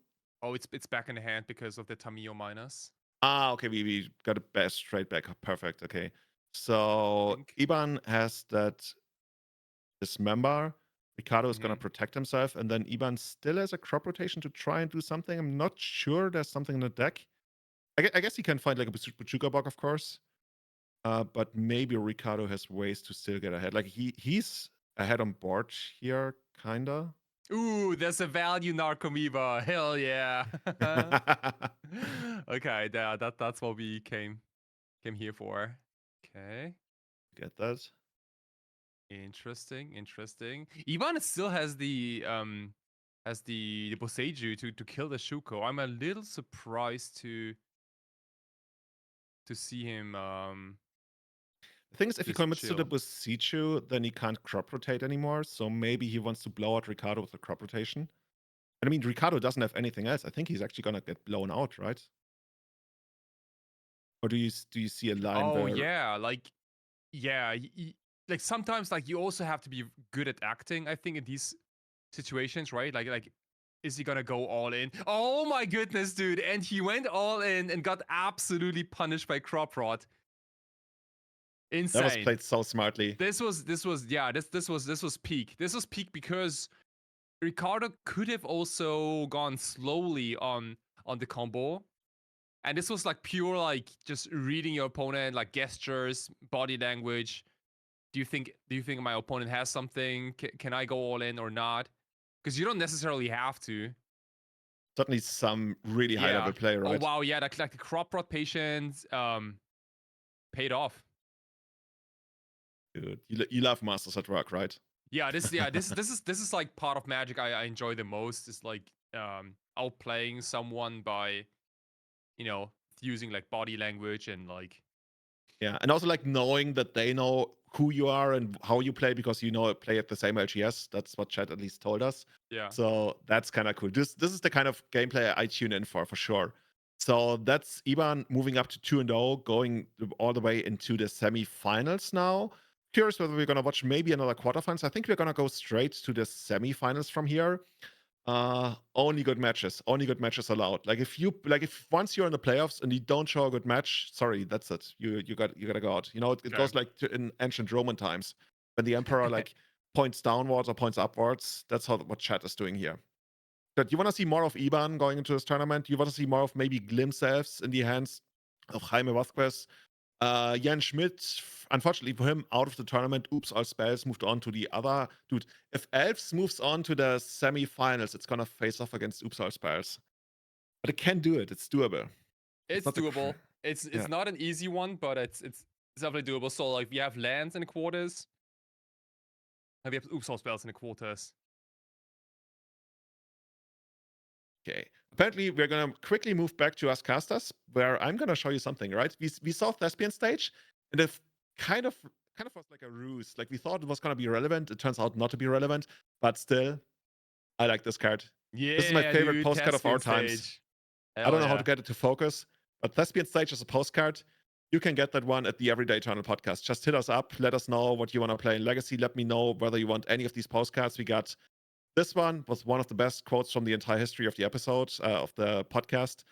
And we got Caracas. So we're going to go on a very small break. Stay tuned. Get all of your friends in here. Thank you so much to all the people putting this on. The entire city of Neuron is working. No, they're sponsoring this, but I bet all of them are watching right now.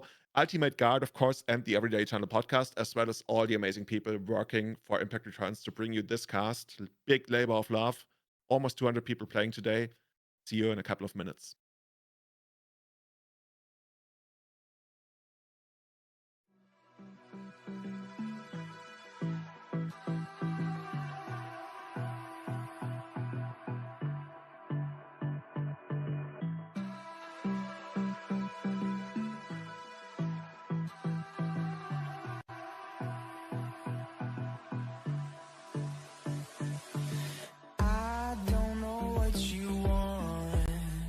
Let's have a bit of fun till I downfall. My love, if you feel like I do right now, don't say you're on the run to the other side, my love.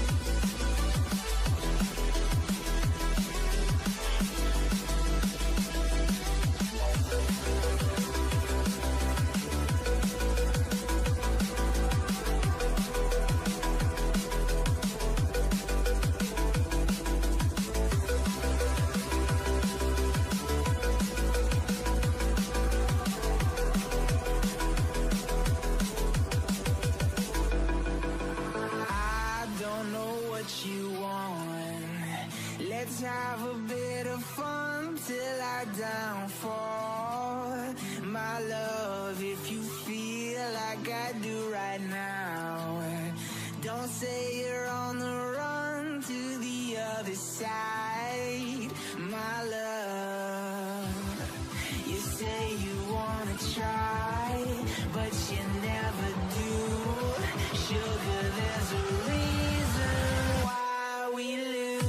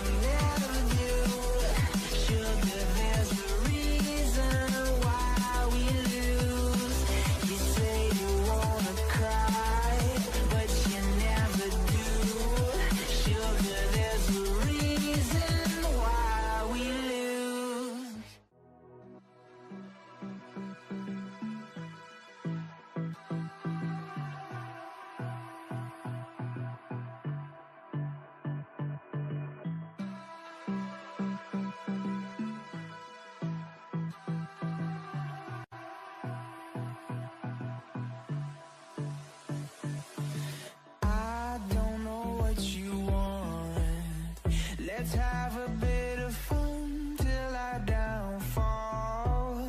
My love, if you feel like I do right now, don't say you're on the run to the other side. My love.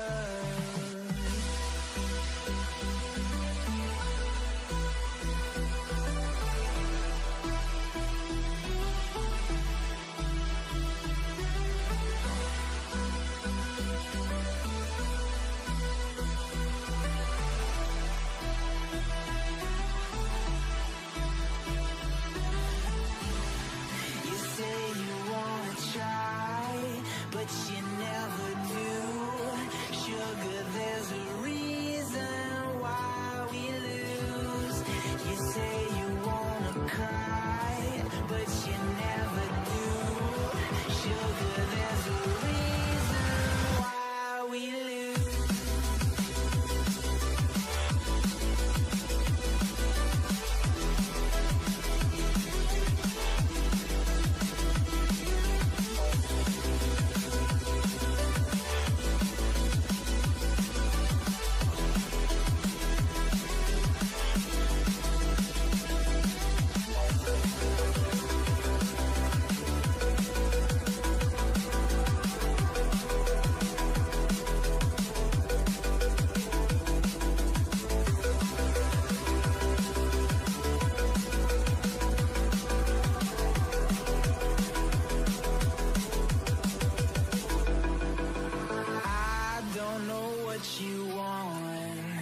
Let's have a bit of fun till I downfall. My love, if you feel like I do right now, don't say you're on the run to the other side. My love, you say you wanna try, but you never do. Sugar, there's a reason why we lose.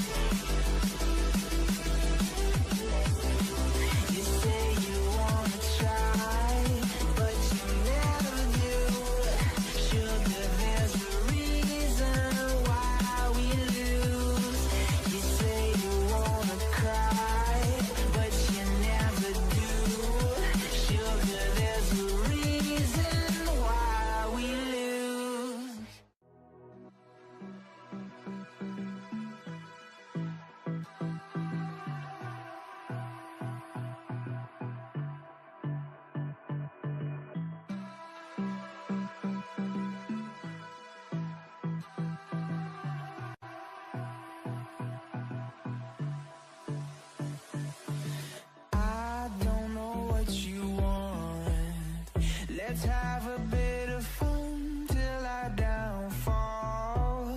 My love, if you feel like I do right now, don't say you're on the run to the other side, my love.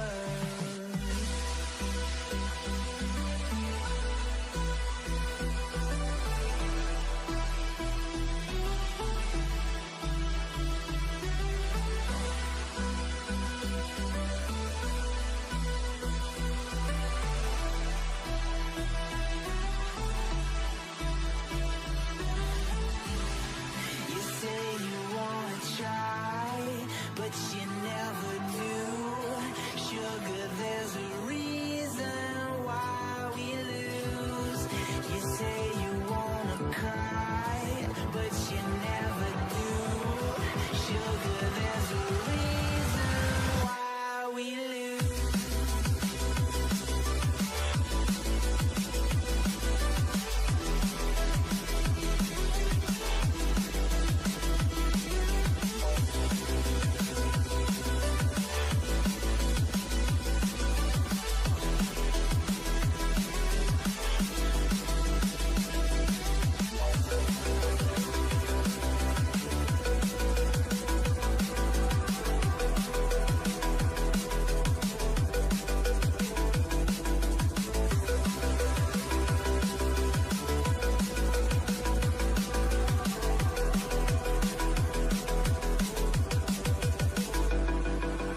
I don't know what you want.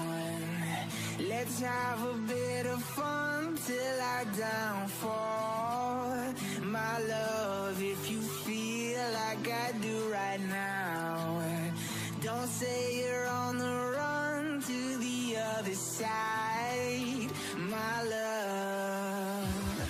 You say you wanna try, but you never do. Sugar, there's a reason why we lose.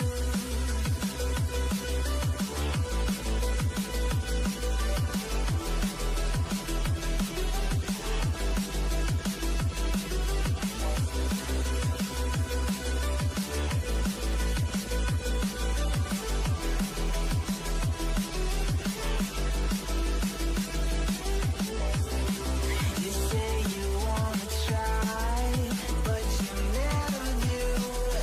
Sugar, there's a reason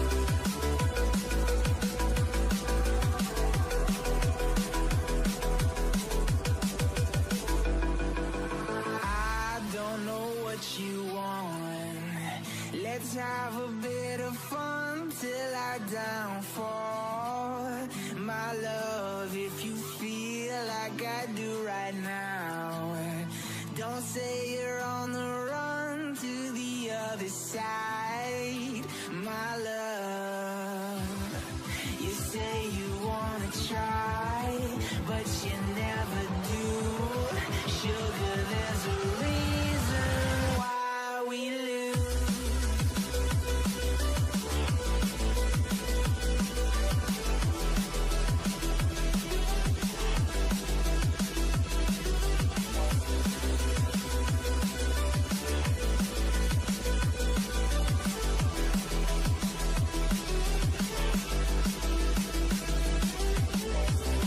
You say you wanna try, but you never do.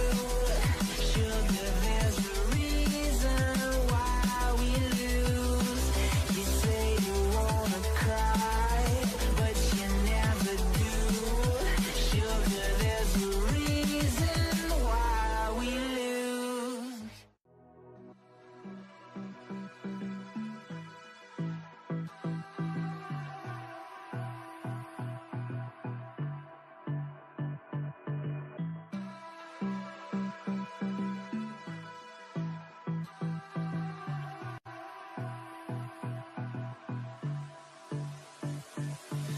I don't know what you want.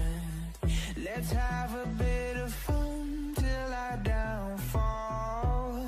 My love, if you feel like I do right now, don't say you're on the run to the other side. My love.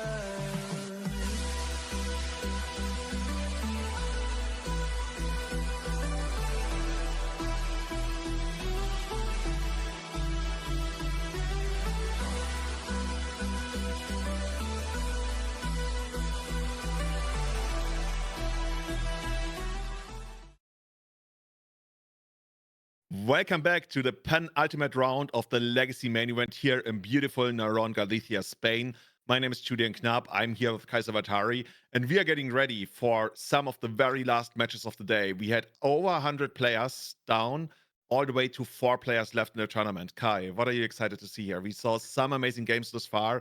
I hope it's going to continue like that from here. Yeah, absolutely. It's been a long day. It's been a long day. 8 rounds of Swiss, top 8. We finished the quarters. We know that Lance is in the semifinals. We know that Oops Ausbelz is in the finals. I don't know about the other 2 decks, but I'm sure we're gonna see some crazy matches. I'm very excited to see Lance. I did not expect Lance to be in the top 4 of this tournament, but like here we are.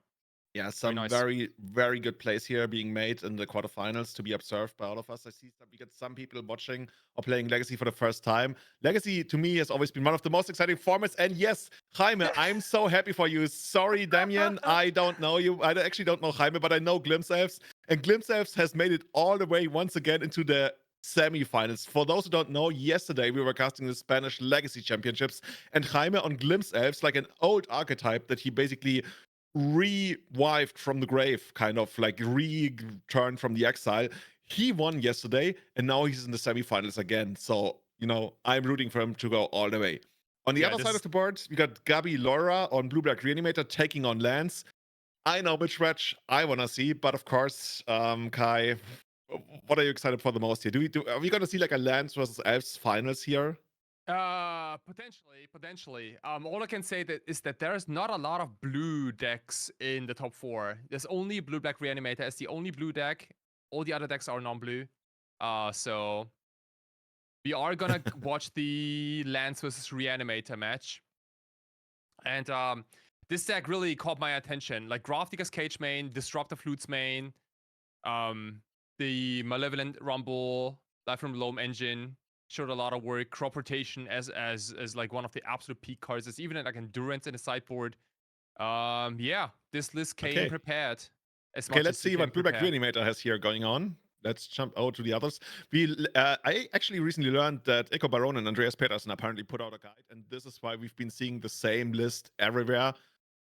And this one is actually slightly different. Okay, some minor changes. I think Fatal Push in the main deck. We'll see how this one is going to play out as we go along. Go for the Throat. At this point, I guess it's a Legacy Classic. I still remember when it was a new card. But let's jump straight into the match.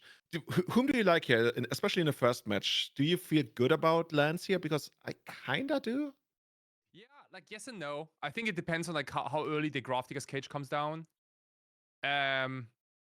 But generally, like I think that the absolute key cards from the lands player are Crop Rotation, Bojuka Bog, the Disruptor Flute maybe, and then Ursa's Saga, which can then also grab the Grafdigger's Cage. I think those cards are absolute key. Or maybe like a very quick 2020. That's also an option. Yeah, true. I was looking up the players here, so it looks like Gabi's actually kind of like a Pauper specialist. Already has like 3 top 8s and Pauper just this year. And also CEDH. What's code? Coldy? No. Oh god, I'm not even gonna try to pronounce the card. Voice Servers Codex. I don't know, man. You're the CDH man for me. But like playing Legacy today, Gabi knows what's up, right? Exploration, not under my watch. We talked about this earlier, right? When lands can get the explosive starts, that's what it really needs. And Gabi's saying, this is probably the best card you can have on the first turn, and maybe even in the entire game. I'm not gonna let you have that. Yeah, exploration is the.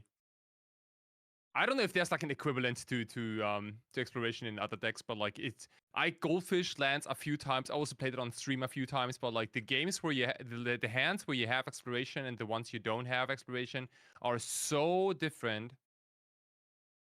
Yeah, it's almost a card like LED. Like all the decks that play LED. Like when you have LED and when the games where you don't have LED, they are so different. It's kind of the same with exploration, I think. And definitely worth forcing. Hey, what else does Gabi have here? I think there's some kind of reanimation. I'm not sure. Okay, passing over to Iban. Iban just drops another land. Got crop rotation. Of course, crop rotation, one way to stop any kind of reanimator shenanigans. The fair game plan, traditionally not as great against land stacks, especially in the first game when you can't really interact with the graveyard all that much. You got Tamio down. I guess ultimating Tamio now that something like Punishing Fire isn't a thing anymore really in Legacy is one ways for Gabi to victory, I would guess. Yeah, totally. We got Thespian Stage out there. We got the crop rotation, when you have 2 crop rotations, you can still make it on 2 on 3 lands to get the combo, but that's not what's happening here. We're just gonna get the Lava Spur Boots out. Lava Spur Boots is also kind of annoying in a way because all of a sudden Gabi is not gonna get another turn once like Iban presents the combo. Usually there's like this extra turn where you wait, and then at the end of turn of the opponent you go for the combo and then you kill. Iban could all of a sudden like kill out of nowhere, and that's scary for Gabi. Yeah, like a part of me doesn't want to accept that Merit Lage can wear boots. I don't know. It's a little obscure to me, like how this is actually a thing. So it's basically we're calling the flavor judge over. You're saying like, you show me how you fit in these boots, and then you get to have haste. Yeah, and then we're gonna eventually talk about like potential like blowouts. But like, yeah, I guess like what's better than the Merit Lage is a Merit Lage with haste. Yeah, give it a couple more years, and then Modern Horizons 7 is gonna come along, and it's gonna be even hexproof or something. It is a clue token. There Brazen Borrow on Gabi's hand, because that's one way, right, to try and at least fight Merit Lage if it comes down. Yeah, I can spot a couple of reanimates. I think there's like a basic swarm somewhere. Missing a few pieces, it seems. Oh, we do have crop rotation ×2. Gabi drawing a card, trying to find a counter spell of sorts. Can't find anything. Okay. This isn't bad either. Yeah, I mean, Gabi's dead on board right now, I would say. Because there's a second crop rotation we talked about, and that one can get Dark Depth. And then we're just going to make the token. Oh, but we would be missing 1 mana to equip, but now that we actually naturally drew it, okay, never mind. Nice. We get there. Oh my goodness, dude. Like, the lands like outraced the Reanimator deck. Are you serious? What is happening? It happens, right? No, who needs exploration when you could just like naturally get there the easy way? Ooh, and it's probably not getting easier for Blue-Black Reanimator after sideboarding. There's gonna be an Endurance. There's gonna be Fabe, Fairy Macabre, I would say. Actually, not that many cards. But overall, I don't know. I've always kind of liked lands in this matchup in this position here, especially in this configuration where we also have like the main deck cage and everything. Yeah. Yeah, Excited taking to out the see. first game is huge. Yeah, Disruptive Flutes might also have some text here and there. But maybe not all that much. I think the big problem for this deck is that the fair game for Blue-Black Reanimator is really not all that great against lands. I guess Murktide Regent can help, but even that doesn't excite me, honestly. Yeah, I totally agree. What I do like is the Force Negations. Brazen Borrower seems kind of good too, especially versus Marit Lage. Explosives is a card dude, that's a 3 off Engineered Explosives. I'm interested in those two. Mm-hmm. This is a very interesting sideboard. There were even like Inquisition of Kozileks in the sideboard. Yeah, it looks like Gabi put this deck together to maybe try and fight some of the more prevalent cards in Legacy right now, because this certainly is not the list that I feel like 80% of players have just copied from Echo Baron here today. But this is like a customized list, right? This is a list that had even more thought going into it. Mm-hmm. So we're gonna go here, turn 1 Thoughtseize. Probably looking to take something like an Exploration, maybe a Mox Diamond. What is there on Iban's side? Oh, Respawns Once Upon a Time. Yes. Probably trying to find a land that, of course, can't be taken away. Okay. This is not a bad Once Upon a Time. Endurance was among the cards. I think there was a forest somewhere. I mean, if you pick up the Endurance and double up on Graveyard Hate because we already have the Grafdigger's Cage, I wouldn't hate that. Instead, Iban decides, I just want the basic forest. So pick your poison. Yeah. Grafdigger's Cage, Expedition Map, and the one Rumble, right? Malevolent Rumble or something? Malevolent Rumble, yeah. How deep does it dig? Like 5 cards? Oh, 4 cards. You mill 4 cards and then put a permanent card into your hand. Not into play? Oh no, into your hand. But you get an Eldrazi spawn into play. That's the one that comes into play, yeah. I would have loved to put the permanent into play, just like randomly find Emrakul, bam, got it. So let's see. We ended up taking the Grafdigger's Cage, of course. I think the Reanimator trend probably one way to go here. Especially since we don't have Barrow-Goyfs, there's really no good way to put proper like pressure on Iban damage-wise. So maybe we just try to rush Iban. Got the Scryland, of course. Slows us down a bit. Putting Tamiyo into the graveyard. No Reanimate for the Tamiyo here. But Murktide at least in hand. So Murktide, one of the few ways you can finish a game quickly, of course.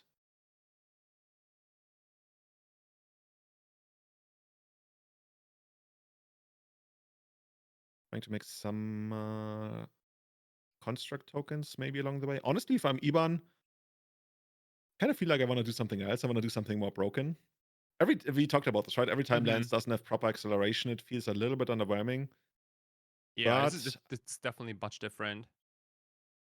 I guess that's some way of acceleration by putting the Eldrazi spawn into play. What are we gonna get here? We can take the Fairy Macabre. Yeah, okay. Sure. Yeah, safety first. Safety first. Yeah, especially since Gabi took away the Grafdigger's Cage, right? We feel like, okay, maybe there's something going on, some kind of graveyard shenanigans. Yeah. Yeah, very nice. Yeah, like I didn't even think of this, right? Like, if you play Malevolent Rumble, like you better make all your graveyard hate permanent cards. Like unlike Surgical, like you can pick up Fairy Macabre. That's true. Yeah. Jiri's dead. I guess like most Lands players have probably already known about this, but like you know, it's like there's like little bits and pieces and little texts that always surprise me. Is that card, the two of that we see there? What is that in Gabi's hand? Oh, it's 2 reanimates. It's the, Okay. I think it's the Warhammer version of the card, I think. Okay, are we gonna go and reanimate a Ferrymark Cup here? We I mean, could. I mean, that's a chump blocker for Merit Lage. That's true. But We could also reanimate our Tamio here if you wanted to. I don't hate that, especially since like 2 reanimates are probably not gonna do us any good. But let's see what I was gonna say Tamio, what Gabi is gonna be up to here. This might be time for a Murktide Regent. Okay, we still have to shuffle the deck. Sure. That's happening. Okay, cool.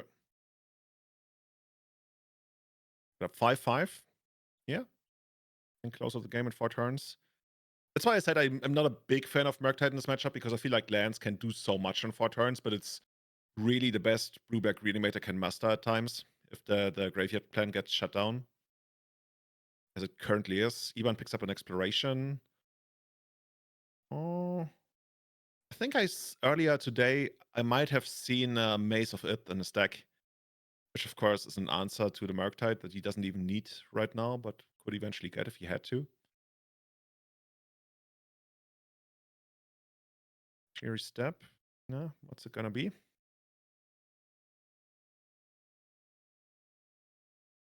Gonna give protection from blue, probably. Green, white, black. What Very have cute. you? Very cute. Not missing the trigger. And passing back to Gabi. But Gabi does have Entomb Reanimate. So if we can get rid of that Ferrymark Cup in hand, there's a path to victory. But maybe not victory, but deep into this game. Because right now, even though Gabi got the big dragon, I don't know what it is, but I kind of feel like drawing to Ivan's side of the board. I kind of prefer that one more. I don't know why it is. Is that just me? Do you like Gabi's board more? I'm not so sure. I think it's kind of even. Like the Murktide is a 4-turn clock. I'm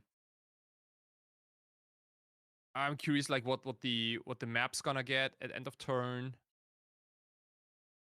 I mean, could get a Maze, right? Of course, Maze is annoying when the opponent finds a Wasteland. Yeah. But then again, we can also find a Pithing Needle to turn that one off. So, because of the Saga going off next turn. Okay, looks like we're passing the turn. Here's an end of turn disrupting a flute. Yeah, I guess just making use of your mana. What do you name here? That's a good question. I honestly don't know. Like Reanimate, Force of Will?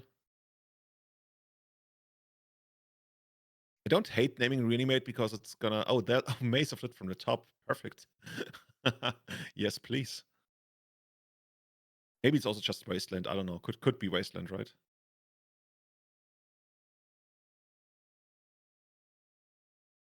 I got that sweet Construct token. I think, was there a Shadow Spear in the sideboard? Man, I hope. Yeah, that'd be a nice pickup for of Saga. Now we're gonna find the needle. I wish I knew what the flute was naming, but I guess maybe we can conclude from the way Gabi's gonna play the rest of the game. Shadow. No Shadow Spear, but Lava Spur Boots. One of those cards that actually surprised me. I saw people put that into Paint and I was like, that's too cute, but then I played with it. And it's not even like for the Painter stuff, it's really just to give the second construct haste. So all of a sudden you're attacking with 2 constructs out of nowhere. It's actually a really annoying card to play against. But be good to get the Pithing Needle. So we get Needle. So if you could turn 2 either activated abilities or maybe... Okay, what's that? Oh god, that's so hard to read. Yeah. You know what people should do? They should start drawing the card they want to name. They get extra time for that. I mean, that probably wouldn't help people watching my games because my drawing skills are worse than anything you've ever seen. But yeah, but maybe your drawing skills are still better than someone's writing skills. Dude, you haven't seen my writing skills yet. Those are even worse. So I guess we go back to drawing then. Okay, Gabi picks up another Underground Sea, another black-bordered Underground Sea. I'm not even sure we have seen any white-bordered Underground Seas these days. I'm just surprised they're not signed. I feel like Rob Alexander's the one, right? Yeah. Rob Alexander signs any dual lands he ever gets close to. we had this joke, right? When you're like in a building with Rob Alexander and you're anywhere close to him, like he comes over and just signs your duels without even asking. It's pretty rare to find like a Rob Alexander duel that's not signed. Oh, that's funny. Yeah. Yeah, I've seen so many already. Like I don't know, like who knows? Like maybe there are more signed dual lands than non-signed ones. Yeah. What's that Reanimate target? There must actually be. Yeah, I was gonna say Ferrymark Cup. I mean, it adds to the. Well, it creates damage, I guess, in a way. It doesn't add to the damage. Wow.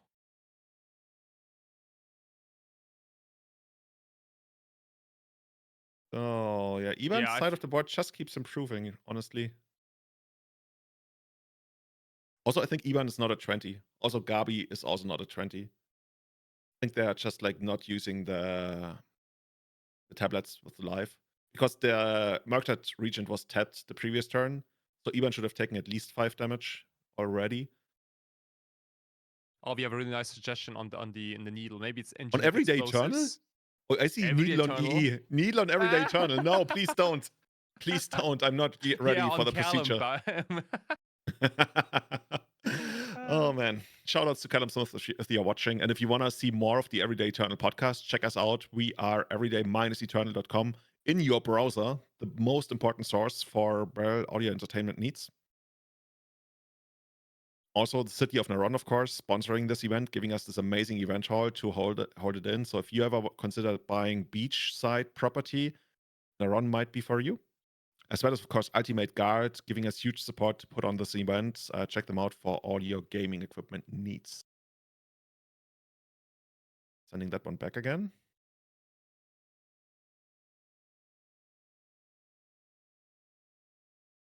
Would be kind of funny if Ivan was actually Ivan losing to his own Fairy Macabre. That would be quite something. Yeah, that'd be kind of embarrassing, actually. Okay, it actually looks to be engineered explosives. Yeah, you're right. Pithing Needle engineered explosives. Open deck lists, 3 copies of engineered explosives in Gabi's sideboard. Yeah, that makes a lot of sense. Mhm. And what do we see on the flute? I'm still trying to figure this out. I think it might be Reanimate. No, I'm trying to, I'm probably deceiving myself. I don't know. Spirit Monk? No, that's not it. We will see. Wasteland. That makes a lot of sense. Another flute. We are slowly but surely trying to disable all of Gabi's tech. I mean, that's the whole point of lands, right? This is akin to the classic way of playing lands. I feel these days lands is a lot more offensive and combo heavy, whereas previous iteration of lands, like lands goes back all the way to 2005, 2006, and back then it was like a fast bond for Treetop Village for Mishra's Factory deck. Like lands used to start out as a really aggressive deck in Legacy. Then it's like over time, like around 2009, 10, 11, it turned into this like heavy control deck. And yeah, eventually can't say came back to its roots because it still has a lot of control elements, but the OG lands deck from like 2006-ish, that was actually very aggressive. It literally just wanted to drop a bunch of man lands into play and then go to town. What's that crop rotation gonna get? Dark Depth. Not looking too hot for Gabi right there. Yeah. And now this Pithin now this Disruptor Flute on Wasteland looks insanely great. Like with you can't do anything against the Dark Depths. The Maze of It is kind of safe. It looks like even has pretty much every angle covered here. Yeah, the one card you do respect is Brazen Borrower, I guess. I wonder if the second flute is naming Brazen or Petty Theft rather, but even then, that's still okay. Mm-hmm. Construct not big enough to attack past Murktide, I guess. Oh, that's a desperation attack, right? You're sacrificing your Tamio, kinda, just to get the clue. I guess you might, draw the clue before blockers. Or before damage, at least. Acquisition not gonna do it. I think that might be Iban moving on to the finals.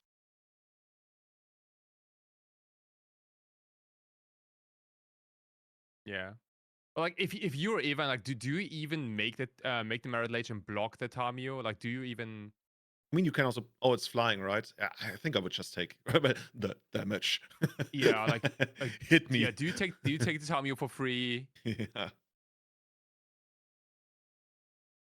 Inquisition of Kozilek. Gonna get the exploration.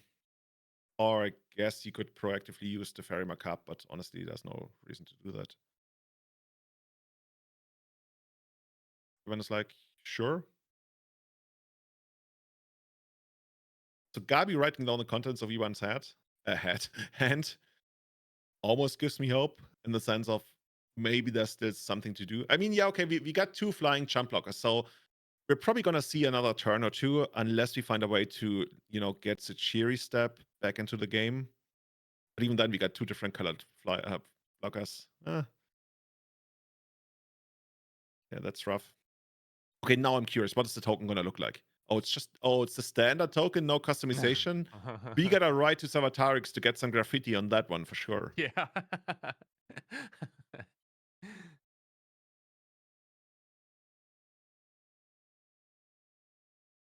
Oh, we're gonna go from here. Rump. Please block me. I think Wizards actually made a mistake not putting trample on Merit Lodge. Then again, I've always wondered, how does a flying creature trample? Like, what that's a actually good question. happens That's flavor-wise when a flying creature tramples? like a griffin maybe could fly and trample at the same time. But doesn't that flavor-wise the damage of trample happen because you get smashed into the ground as the thing is running over you, whereas if it's flying over you, it can, like, I don't know. It tramples on you while flying.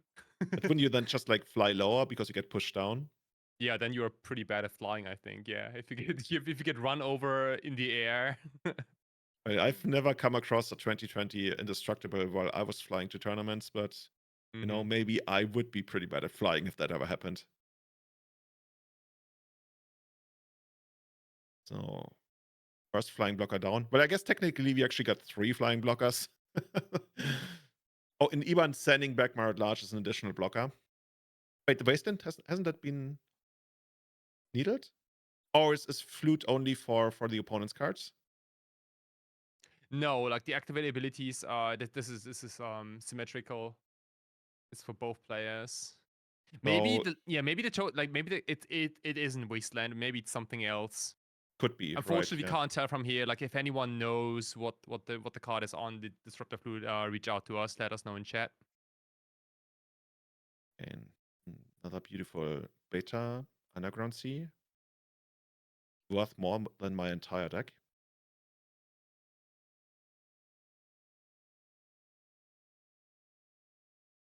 And I mean, you're pretty much like looking for something like, I don't know, Petty Theft, but even that is just to stay alive, and then we will probably still lose to what Ivan might be able to produce later on. Then again, like, Ivan's kind of strapped on mana, right? He doesn't really have the best mana in the world here.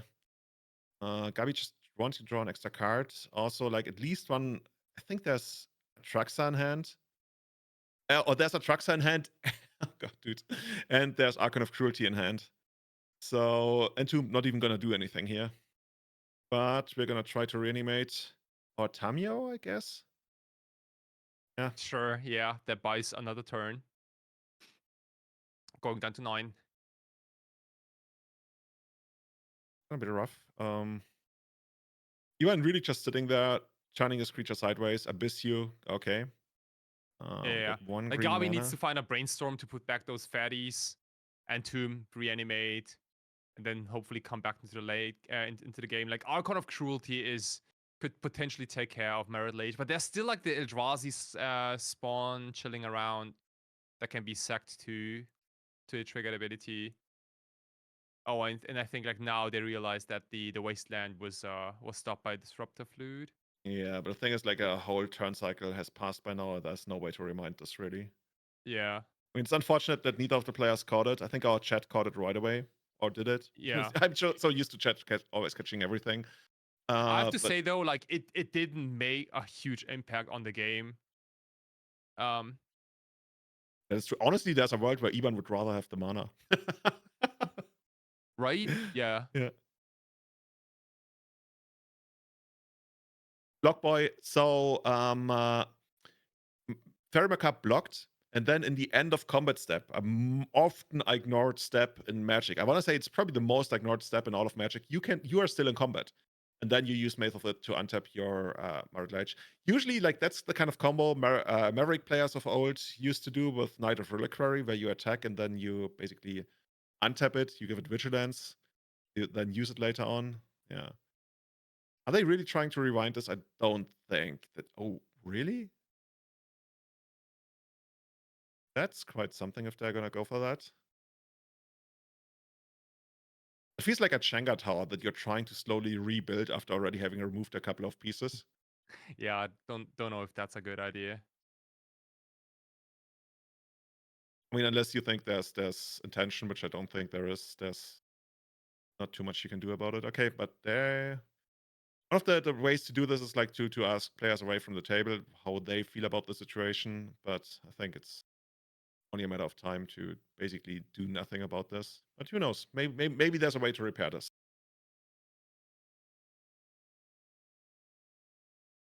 Doesn't the left side of the board kind of look like an EDH game to you? Oh, just because there's so many Almost. permanents. So many different permanents. Yeah. I mean, flute is. We see 2 flutes, so that doesn't really count. But other than that, So, like, okay. So, in the meanwhile, before this game continues, like, do we want to like make a top 5 of the top 5 of the cards we've seen this weekend? Like, kind of similar to what Okay. we also did like at Grand Prix back then. Because I would put Disruptive Flute in the top 5 of this tournament. This thing is, card, like, I'm not a fan of the card, but continue. no, because like, but it did so much. Like, it did so much in so many different rounds. Like we saw it in Stompy decks. I don't think we saw it in the Painter deck, but like, you know, like all these non-blue decks tend to use this card to disrupt Reanimator or the opposing strategies. It's a very Yeah. versatile card. But we've also seen a And- couple of games where like it literally did nothing, where people drew it and then they died with like 2 disruptor flutes that just like had no impact on the game. So I agree with you. I think it's one of the protagonists, and I think that's what. I mean, that's why it's not the best card, right? But it's gotta be up there. Like, just counting this weekend. Okay, you know which card I would put up really highly? What would you put? Tamiyo. I think Tamiyo has been doing so much. We've seen Tamiyo basically every other round, flipping into the Planeswalker on turn 2 and then putting a lot of pressure on the opponent. So I would certainly put Tamiyo there as one of my not breakout, but standout cards of the tournament. Yeah, I agree. Tamiyo was pretty insane. It doesn't look like much, but like once you flip her Tamiyo, then things get out of control very quickly. Totally agree. What else is there? I want to name something from the Elf deck. Kinda. Because like Eladamri? Eladamri. Okay, let's name Eladamri. You know, that one was really cool. Yesterday it did so many things. So Eladamri is there, and then maybe we're gonna pick up 2 more cards that we want to add. Maybe you got something on mind. I don't really have right now. Like we had a lot of nice Gaia's Cradle moments too. I think the Glimpse Elf stack, but also the Goblin stack with the 2 of Gaia's Cradle was very also nice to see. The call shot on natural order from the top to win the game. Oh yeah, that too. Yeah. Yeah. No, absolutely. That was very nice too. Okay. So where do we go from here? We get another card. Okay. And not looking too hot for Gabi right now. Honestly, like if we find a way to just like petty theft, what are we even gonna name here at this point? Oh, we're gonna name the flip side of Tamiyo. Okay, yeah, that's fair. You know, if they ever print a card that's just called Clue Token, like a proper Magic card, then you could name that. You know what's funny? Something that like let's waste some random trivia on our listeners here as we wait for something to happen in this game. You know what Mishra's Factory turns into? What is the card once it turns into a creature? What is it? Creature type. Mishra's Factory? Yeah, what does it turn into? Like Assembly Worker? Exactly. And at some point, Wizards actually printed a card called Assembly Worker. So all of a sudden, you could Pithing Needle Assembly Worker. So an animated Mishra's Factory could no longer tap other Mishra's Factories. That's so random, dude. It's so random because the card Assembly Worker is like unplayable basically in any format, but exists. So yeah, if you know, you know.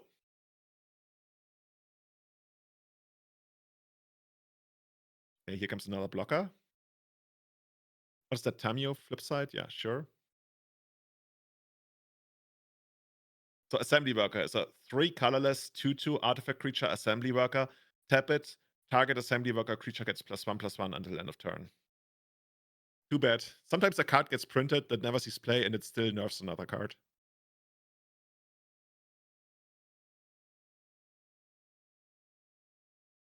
So how many creatures has Married Large actually eaten by now? I want to say like 4. Man, if there was like only a way to give this like unblockable, Cheery step, right? yeah, because I think like Married Large is probably like a little bit exhausted by now. Like, also, don't forget we still have that construct token. How big is that? 1, 2, 3, 4. It's a 5/5, right? Honestly, yeah. like, shouldn't that construct token always attack here? Because yeah, it's gonna attack, right? It's gonna deal 5 damage because the dragon does have to block the Married Lage. Mm-hmm. So you're definitely gonna take, I wanna say like 5 damage because I think that Eldrazi Spawners token, of course, is not an artifact. Yeah, this is just a terrible position. Gabi has been fighting to stay in the game for something like 5 turns now. Yeah. It's just I staying think like alive doesn't do it. like the only comeback is probably like a brainstorm to put the fatties back, draw an animate dead, get something going. But this is rough. Oh, look at all these. Can't do anything. And that Ibanez on lands, moving on to the finals of the Legacy main event here at Impact Returns in beautiful Naron, Galicia. Very nice. I can't wait to see the other semifinals, Kai. Seriously. Okay. It's going to be lands against, is it Upsal spells? It was Upsal spells versus dude against your deck. Glimpse against elves. I keep calling it lands. Yeah, glimpse elves. Dude, let's get into this. Probably taking another look at the deck list. Yeah, actually, we talked about this yesterday because we were wondering how many Elfish Visionaries are still in there because that card feels a lot weaker than it used to be. And you were also right about Eladamri. There's 3 copies of the Lord of Leaves himself. Now he's a Corvector, whatever that is. And I want to see this deck go all the way to the finals. I can't lie. But at least the first game is gonna be. Yeah, I wanted to say call it rough, but honestly, the first game is near impossible. Now this that I is look near at this. impossible. Like, this main deck is not made to do anything against Upsal spells. There's nothing in this deck that. So, as crazy as it sounds, this is the fastest deck in the format right now. Upsal spells with a transformational sideboard into Goblin Charbelcher LED. Against an elf stack that has no choice but to raise the Upsal spell stack. And we will just see in a few moments if this is going to be possible. So the way to go is to be on the play, which I believe Jaime is not, and then have the turn 2 kill because you know how Glimpse Elves, they have a turn 2 kill, right? And it happens like every once in a while. It's not that often, but it can happen. Do you know that I once had a turn 1 kill with Elves?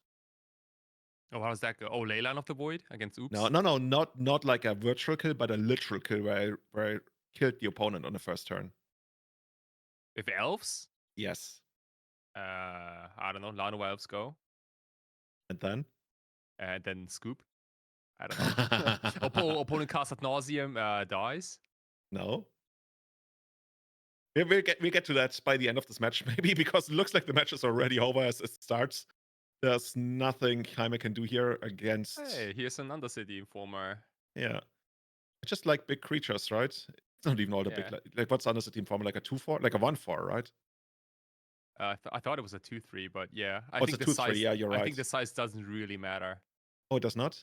I was told otherwise. Anyway. Let's see. Yeah, that one. And then, like, the best bet for Jaime is that Ernesto somehow drew all the Narcomoebas and just couldn't get there. He's like, just show me. Gonna figure out. I mean, you already saw the deck list, so there's probably no surprises there anymore. Nope, no Elfish Spirit Guide was thrown off. There was a straight up Glimpse combo Elves list, like a super straight up list, nothing special in it. But I still managed to kill the opponent on the first turn. But that's quite the riddle. If maybe you will guess, but it's actually quite hard to figure out. No, Jaime, I think doesn't play Medic Endurances.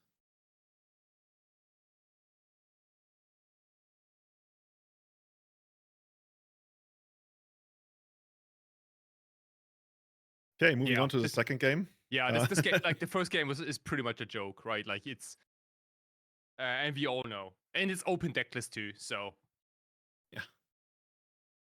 Probably bunch of cards coming in for Heimer. Did we see ley lines? don't think so. But we saw the endurance. I hope there's also like something like a collector oof maybe to slow things down. The collective is going to be really important, right? Otherwise, the Belcher is going to be a big problem there. Oh yeah. But Once Upon a Time is such a good card in this deck. It allows you to find a combo piece or just like extra mana. Okay, here's a Borga Trawler.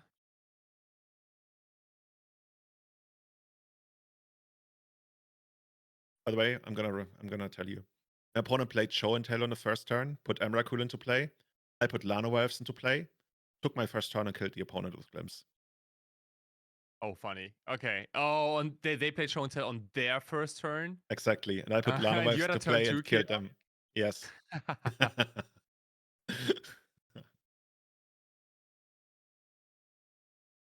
Ooh, that's not what you... Actually, I was going to say that's not what you want to see because that's such a weak start. But of course, that in turn tells me that Keimer has some interaction, right? He probably, hopefully, has two pieces of interaction. A lot of times, one piece isn't really doing it. Especially since there's two Cable Therapies in the Nestor's hand. Okay, you hope that you have like an Endurance and a Green Sun Senate. Oh, he names Glimpse. Interesting. I mean, Okay. that's not bad because he doesn't want to kill Keimer here, right? And he already knows he's got the second Cable Therapy next turn or for whenever he needs it. So him naming Glimpse there, if I'm Jaime, at that point, I know that he has another Cable Therapy. Because he's like, okay, please don't kill me with the Glimpse. And then I can still take care of your Endurance when I need to. Also, honestly, I would have played that as a Morph.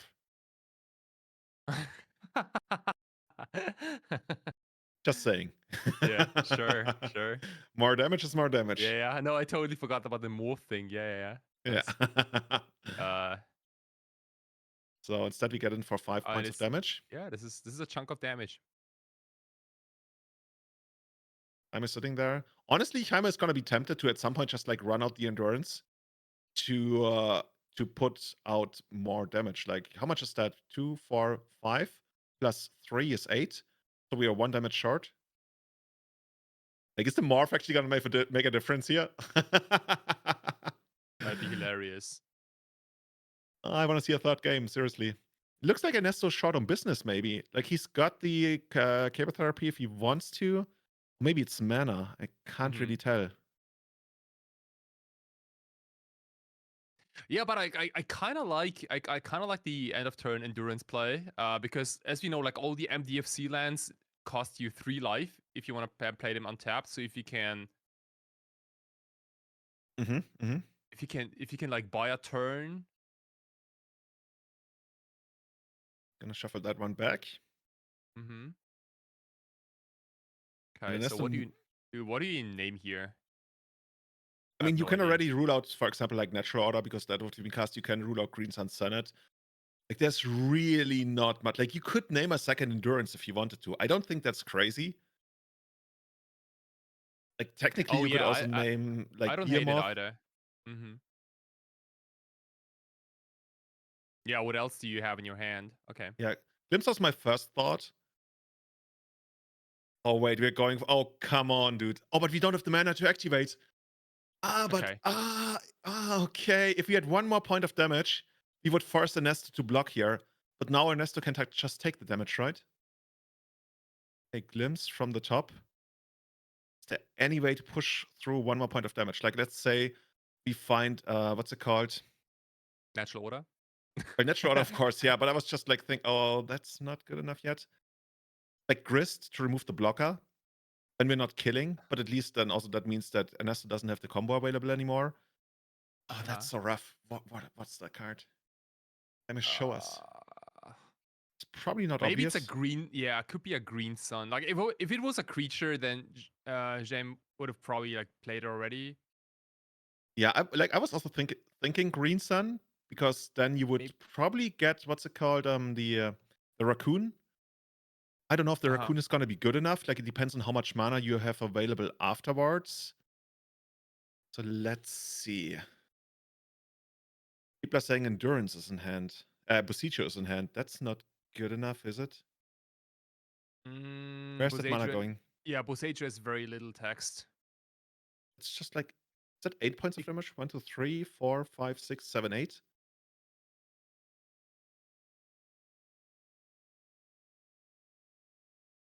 Oh yeah, it wouldn't have been lethal anyways, right? Because I was like, okay, then you block the big endurance. Now you can just like block one of the smaller ones. So the morph actually didn't end up mattering, I wanna say, but now Ernesto is Jaime has like 2. Okay, so Jaime has 2 mana available, but if you bounce the Dryad Arbor, that's a green card. You can pitch that to endurance, but he doesn't have endurance. Okay. It Okay. looks like Ernesto's gonna move on to the finals. Yeah, this is a check. So Boseiju can technically challenge channeled, I think, but like it doesn't interact with the Oops All Spells deck. So what if Jaime had used the Bosichu to take out one of the lands of Ernesto? Would that helped? Would that have No, not helped? really, because then Ernesto doesn't play the Thoughtseize and because he knows the coast is clear. That's true. That's true. Yeah. Oh man. So close. Like, dude, like you're the Elves deck and you have your opponent on 1 life. But I think we can probably honestly, actually going back, I think it made a difference. By the way, okay, yeah, I'm pretty sure it actually made a difference. I think to we not can morph it. agree though, like this Elves deck was not prepared to beat on the Oops All Spells decks. You know, like whenever you make a deck in Legacy or like in any format, like you have good matchups, you have bad matchups, and then you have matchups you kind of almost ignore just because of like how bad they are already in game 1. Like we saw it in the first game, right? There was not a single card that was targeting graveyards. That's So true. That's true. yeah, so you already know that this deck basically gave up on the matchup, and that's fine, right? Like, it made it to the top 8 of 180 plus player tournament, and I kind of like the philosophy where you just ignore 1 or 2 archetypes. It's a little risky because Oops All Spells is like way up there on the tier list, and like basically everyone has some cards in the deck to respect it. Yeah, I mean that's still like quite a respectable result, right? You become the Spanish Legacy champion, you move all the way into the semifinals with a deck a lot of people thought was like dead in the water, really. And yeah, Jaime showed the world otherwise. Also, like, we're moving on to a finals that's gonna be lands against Oops All Spells. Is this my life now? Seriously? Legacy, the format that never fails to surprise in many different ways. A lot of people would probably say this is a walk in the park for Oops All Spells, but I'm actually not so sure about that one because when you think about it, Lands has quite a few ways to interact. You also got the Graph Diggers in the main cage, the Graph Diggers in the main cage. I'm gonna refer to my main deck as the main cage from now on going forward. Nice. Cool. So I don't know if you're actually ready to already jump straight into the finals or whether there's gonna be a short break before it. I think we're gonna go into the finals right away, right? Yeah. If chat wants to see the finals already, then I mean, are you ready? I'm ready. I'm always ready. Let's go for it right away. Here in the finals, is the chat Impact ready? returns. Chat, pick your favorites. Do you want to see Oops All Spells as the winner of the rain event, or do you want Iban or Ibanez on lands to actually take down this event? Brought to you by our sponsors, of course, Ultimate Guard, City of Neuron, and the Everyday Channel podcast. I think they recently released an episode, right? Wasn't it? Yeah, I think they did. Yeah, you can definitely check it out on Spotify. Can they also leave a review on Spotify and Apple Podcasts? I believe so. Dude, I don't know. I mean, that'd be crazy, but I think you can, yeah. I've heard nobody has actually left a review in quite a while. So maybe it's time, dudes. It's time, dude. Yeah. Also, like, go to honestly, leave a good review for the City of Neuron if you've been here, if you've been enjoying the coverage, because the City of Neuron is also sponsoring this event. And if you ever considered moving to the beach, one of the most beautiful beaches I've ever seen in Spain, just move up here, buy a house, and all of a sudden you can participate in all the Impact Returns Legacy events without even having to rent a hotel room. Ultimate Guard, of course, if you need any of your equipment, any Legacy Magic utilities, you can get them from their website as well, of course. There it is. I don't know, man. I don't know what to say. People always tell me check our Lantern makes some crazy plays available for this deck. I've yet to see them.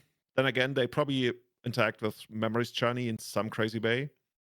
Honestly, that would be something, right? Maybe we can see some kind of like Legacy Journey pies. We haven't seen those yet. Yeah, I'm a little nervous. I'm not gonna lie about this finals. This might be a quick one, but also like Ivan came prepared. Like there's Craftiger's Cage in the main. There are Disruptive Flutes. There is crop rotation, and like endurance in the sideboard. So let's see. Let's say like this matchup, like Oops Soul Spells is heavily favored. Probably is, right? But that being said, I'm not even so sure, right? Because let's say Iban, he is 7-1. Yeah, so he's gonna be on the play, and he knows what he's up against, so he really knows what he needs. And for example, the Pact of Negation in Estus hand, that one cannot really fight over something like Grafdigger's Cage. So if Grafdigger's Cage ever comes down, I think there might be, no, there's certainly no, what's it called again, Bosicho in the deck of Ernesto. That would be quite the fair. And we got that charm on Grafdigger's Cage. And how do you beat that? Seriously, how do you beat that? Other than like random beatdown, which is probably not what's gonna happen here. In the main deck. I don't know. You could. Neither do I. You could. Okay, so I mean, there are a couple of things. Battle Straits by beatdown. I think there's one way. Like if you have Oracle in hand, and then you get rid of your entire deck and you just play Oracle. Yeah, I guess that's one way. Yeah. Or maybe you have Memory's Journey in hand, and then you mill your entire library, and then cast Memory's Journey from your hand, targeting Thassa's Oracle. Put it on the top, and then that's another way to do it. But like, you gotta be creative. That's why we're here for. We certainly didn't come here for just like a stomp in the park. Oh god, Troller Beats. Chat is certainly getting creative here. Oh. Good point about Double Wasteland making it hard to cast Thassa from hand. So I guess we actually do need Check a Lantern at some point to filter mana into the double blue that we need for that. Oh, there's Dark Ritual. Okay. Oh, and he's targeting Iban. Interesting. He wants to mill Iban. Is that actually going to help us? I mean, we got a flyer, right? Is this like a 3/4? I'm so bad at remembering the size of these creatures. I thought it was like a 3/4. Balustrade Spy. I didn't even know this guy had keywords. Yeah, it is a flyer. It is a 2/3 flyer. Yeah, it says, there's your game plan. Target player reveals cards from top of their library until they reveal a land card, then puts those cards into the graveyard. Interesting. I don't know how good it is to mill a life from the lone player. But the thing is, you probably have to target someone, right? And you don't want to target yourself here. Yeah. So yeah, maybe you don't have a choice. Yeah. Otherwise, it would be suicide. Oh, and we can make the token already? No, we're just taking the damage, making the token end of turn. There's probably nothing Ernesto can do about it. And the first game is already in the books. Iban moving one game closer. He's now got match and championship point coming up. And it's probably not getting... I was going to say it's probably not getting easier for Ernesto. Maybe it is. Maybe the Charbadger plan is going to be a lot harder for Iban to handle. Like, he's got the flutes. Oh, he's going to go all the way up to 4 flutes. Mm-hmm. That's a big one. Theorema Corpse, Endurance is going to come in. I wouldn't even be surprised to see... Yeah. Oh, Pith Needle too. Like, Haywire Might and Force of Vigor aren't crazy either. But he's got so many ways to fight against the Belcher. Yeah, and look at all these cards like you want to actively take out, right? Like Mace, Tabernacle, the Boots. I don't know what else. You can trim on Sagas, because like it doesn't really matter how you kill your opponent. Just make sure that you win eventually. You can probably trim on Dark Depths and Thespian Stage 2 a little bit. And just don't prioritize your game plan, but make sure that you have the Oops All Spell decks in check.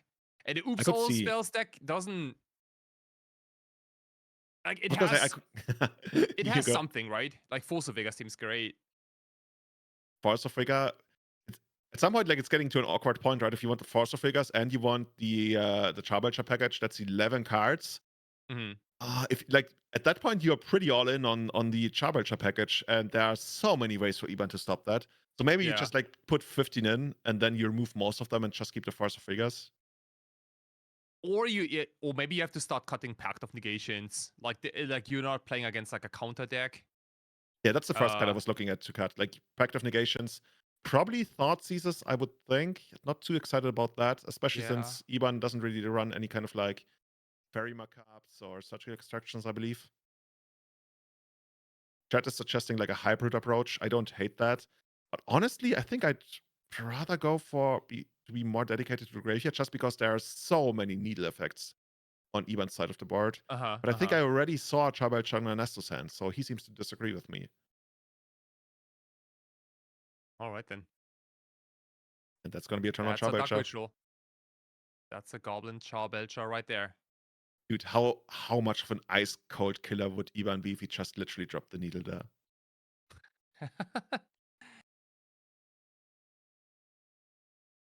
Not seeing it right now. I mean, he can try to control Ernesto's mana. Ernesto lost a lot of cards to enable the Charbelcher. Dude, wait, what is this? Okay. That's an Lance insane back. opening. Sure, that's one way to stop Charbelcher for now. Interesting. He also got the exploration, so he can actually go really Yeah. crazy if he wants to. He's also got the expedition map. Wow. You know, expedition map can eventually find Saga, which is going to turn into a needle at some point. I mean, I think there's a game plan. Oh, the needle straight. Oh, but it gets milled, of course. Okay. I thought he was like randomly just like drawing 3 cards during his draw stuff. Like, yeah, let me just like shortcut this. I'm gonna get a bunch of cards. Wow, this is so tense. They're like the Charbelcher's already on the battlefield, but no mana to activate it. And like, so any Dark Ritual, any LED is lethal. But it's gotta be right now, right? As Chat points out, we can also just find Busichu, and Busichu takes out Charbelcher. Dude, Iban doesn't care about the turn 1 Charbelcher. He's got all of these amazing cards. Also, did you notice like we allow proxies, but we've been seeing barely any proxies at all. But I think it's good, right? 10 proxies makes Legacy all that much more accessible. Just wanna shout that out. I always love that when organizers do that. So if you're looking to play a tournament, consider the main event of Impact Returns next year. So we have another land that makes mana. We can actually go for the play. I think there's another one. There's Dark Depth that doesn't add mana. I think there's oh yeah, there's the Wasteland. So we could crack the expedition map and Busichu. And that also can't be stopped by, well, I guess Pact of Negation isn't a thing anymore. That would be quite the suicide.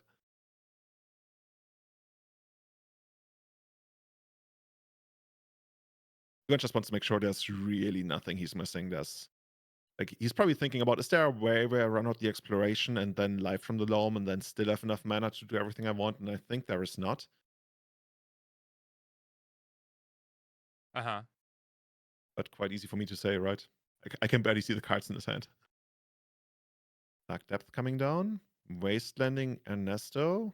That's step number 1.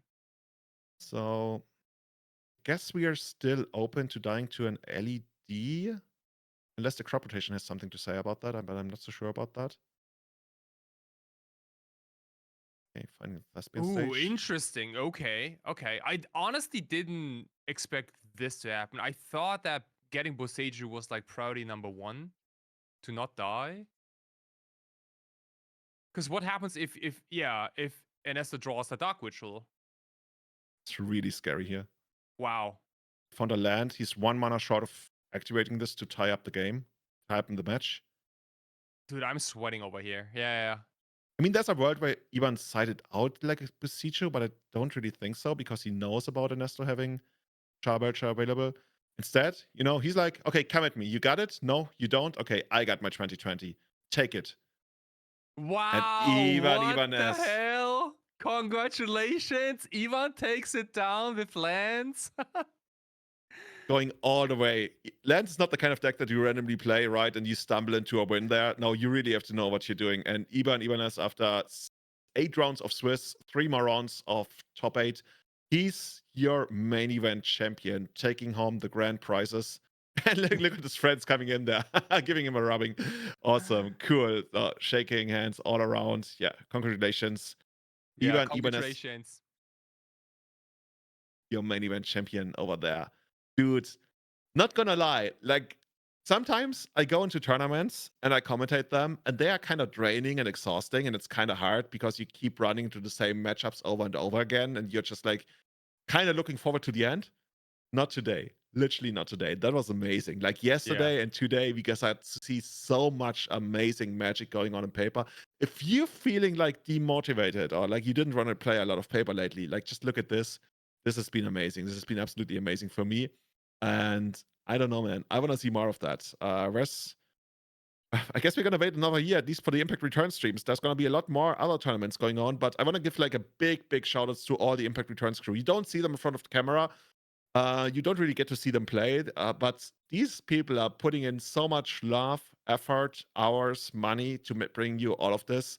So yeah, I think the biggest thing I want you to take away from this is that Impact Returns is an amazing event.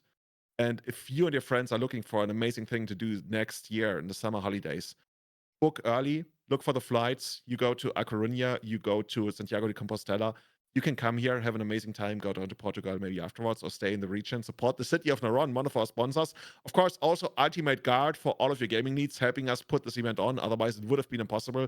As well as, of course, these guys. We are 2/3 of the Everyday Eternal podcast, your legacy podcast. Don't want to say of choice. Maybe it's going to become one of those. We'd be certainly happy to see that happen. But for now, thank you so much, everybody. That was amazing. And Kai, what do you think about? How are you feeling about all of this? Dude, it's been a long day. I had a blast seeing so many different decks like Elves, Lands, Charbelcher, I don't know, Moon Stompy. I think Rodrigo Togores had a cool run too. I think he finished like 12th or 13th, I think, with a 6-2 record. That was kind of cool to see too. And yeah, overall, a lot of good energy on stream.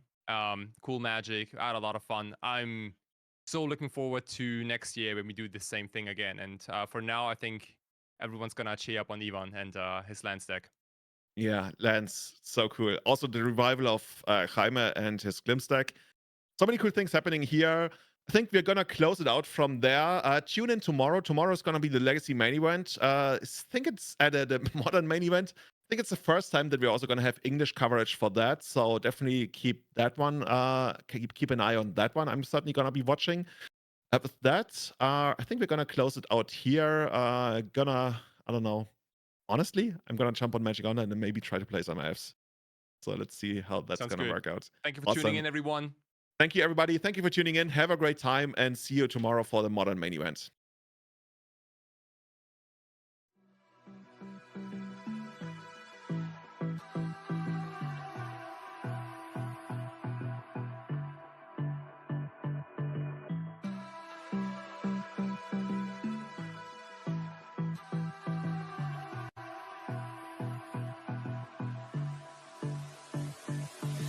I don't know what you want. Let's have a bit of fun till I downfall.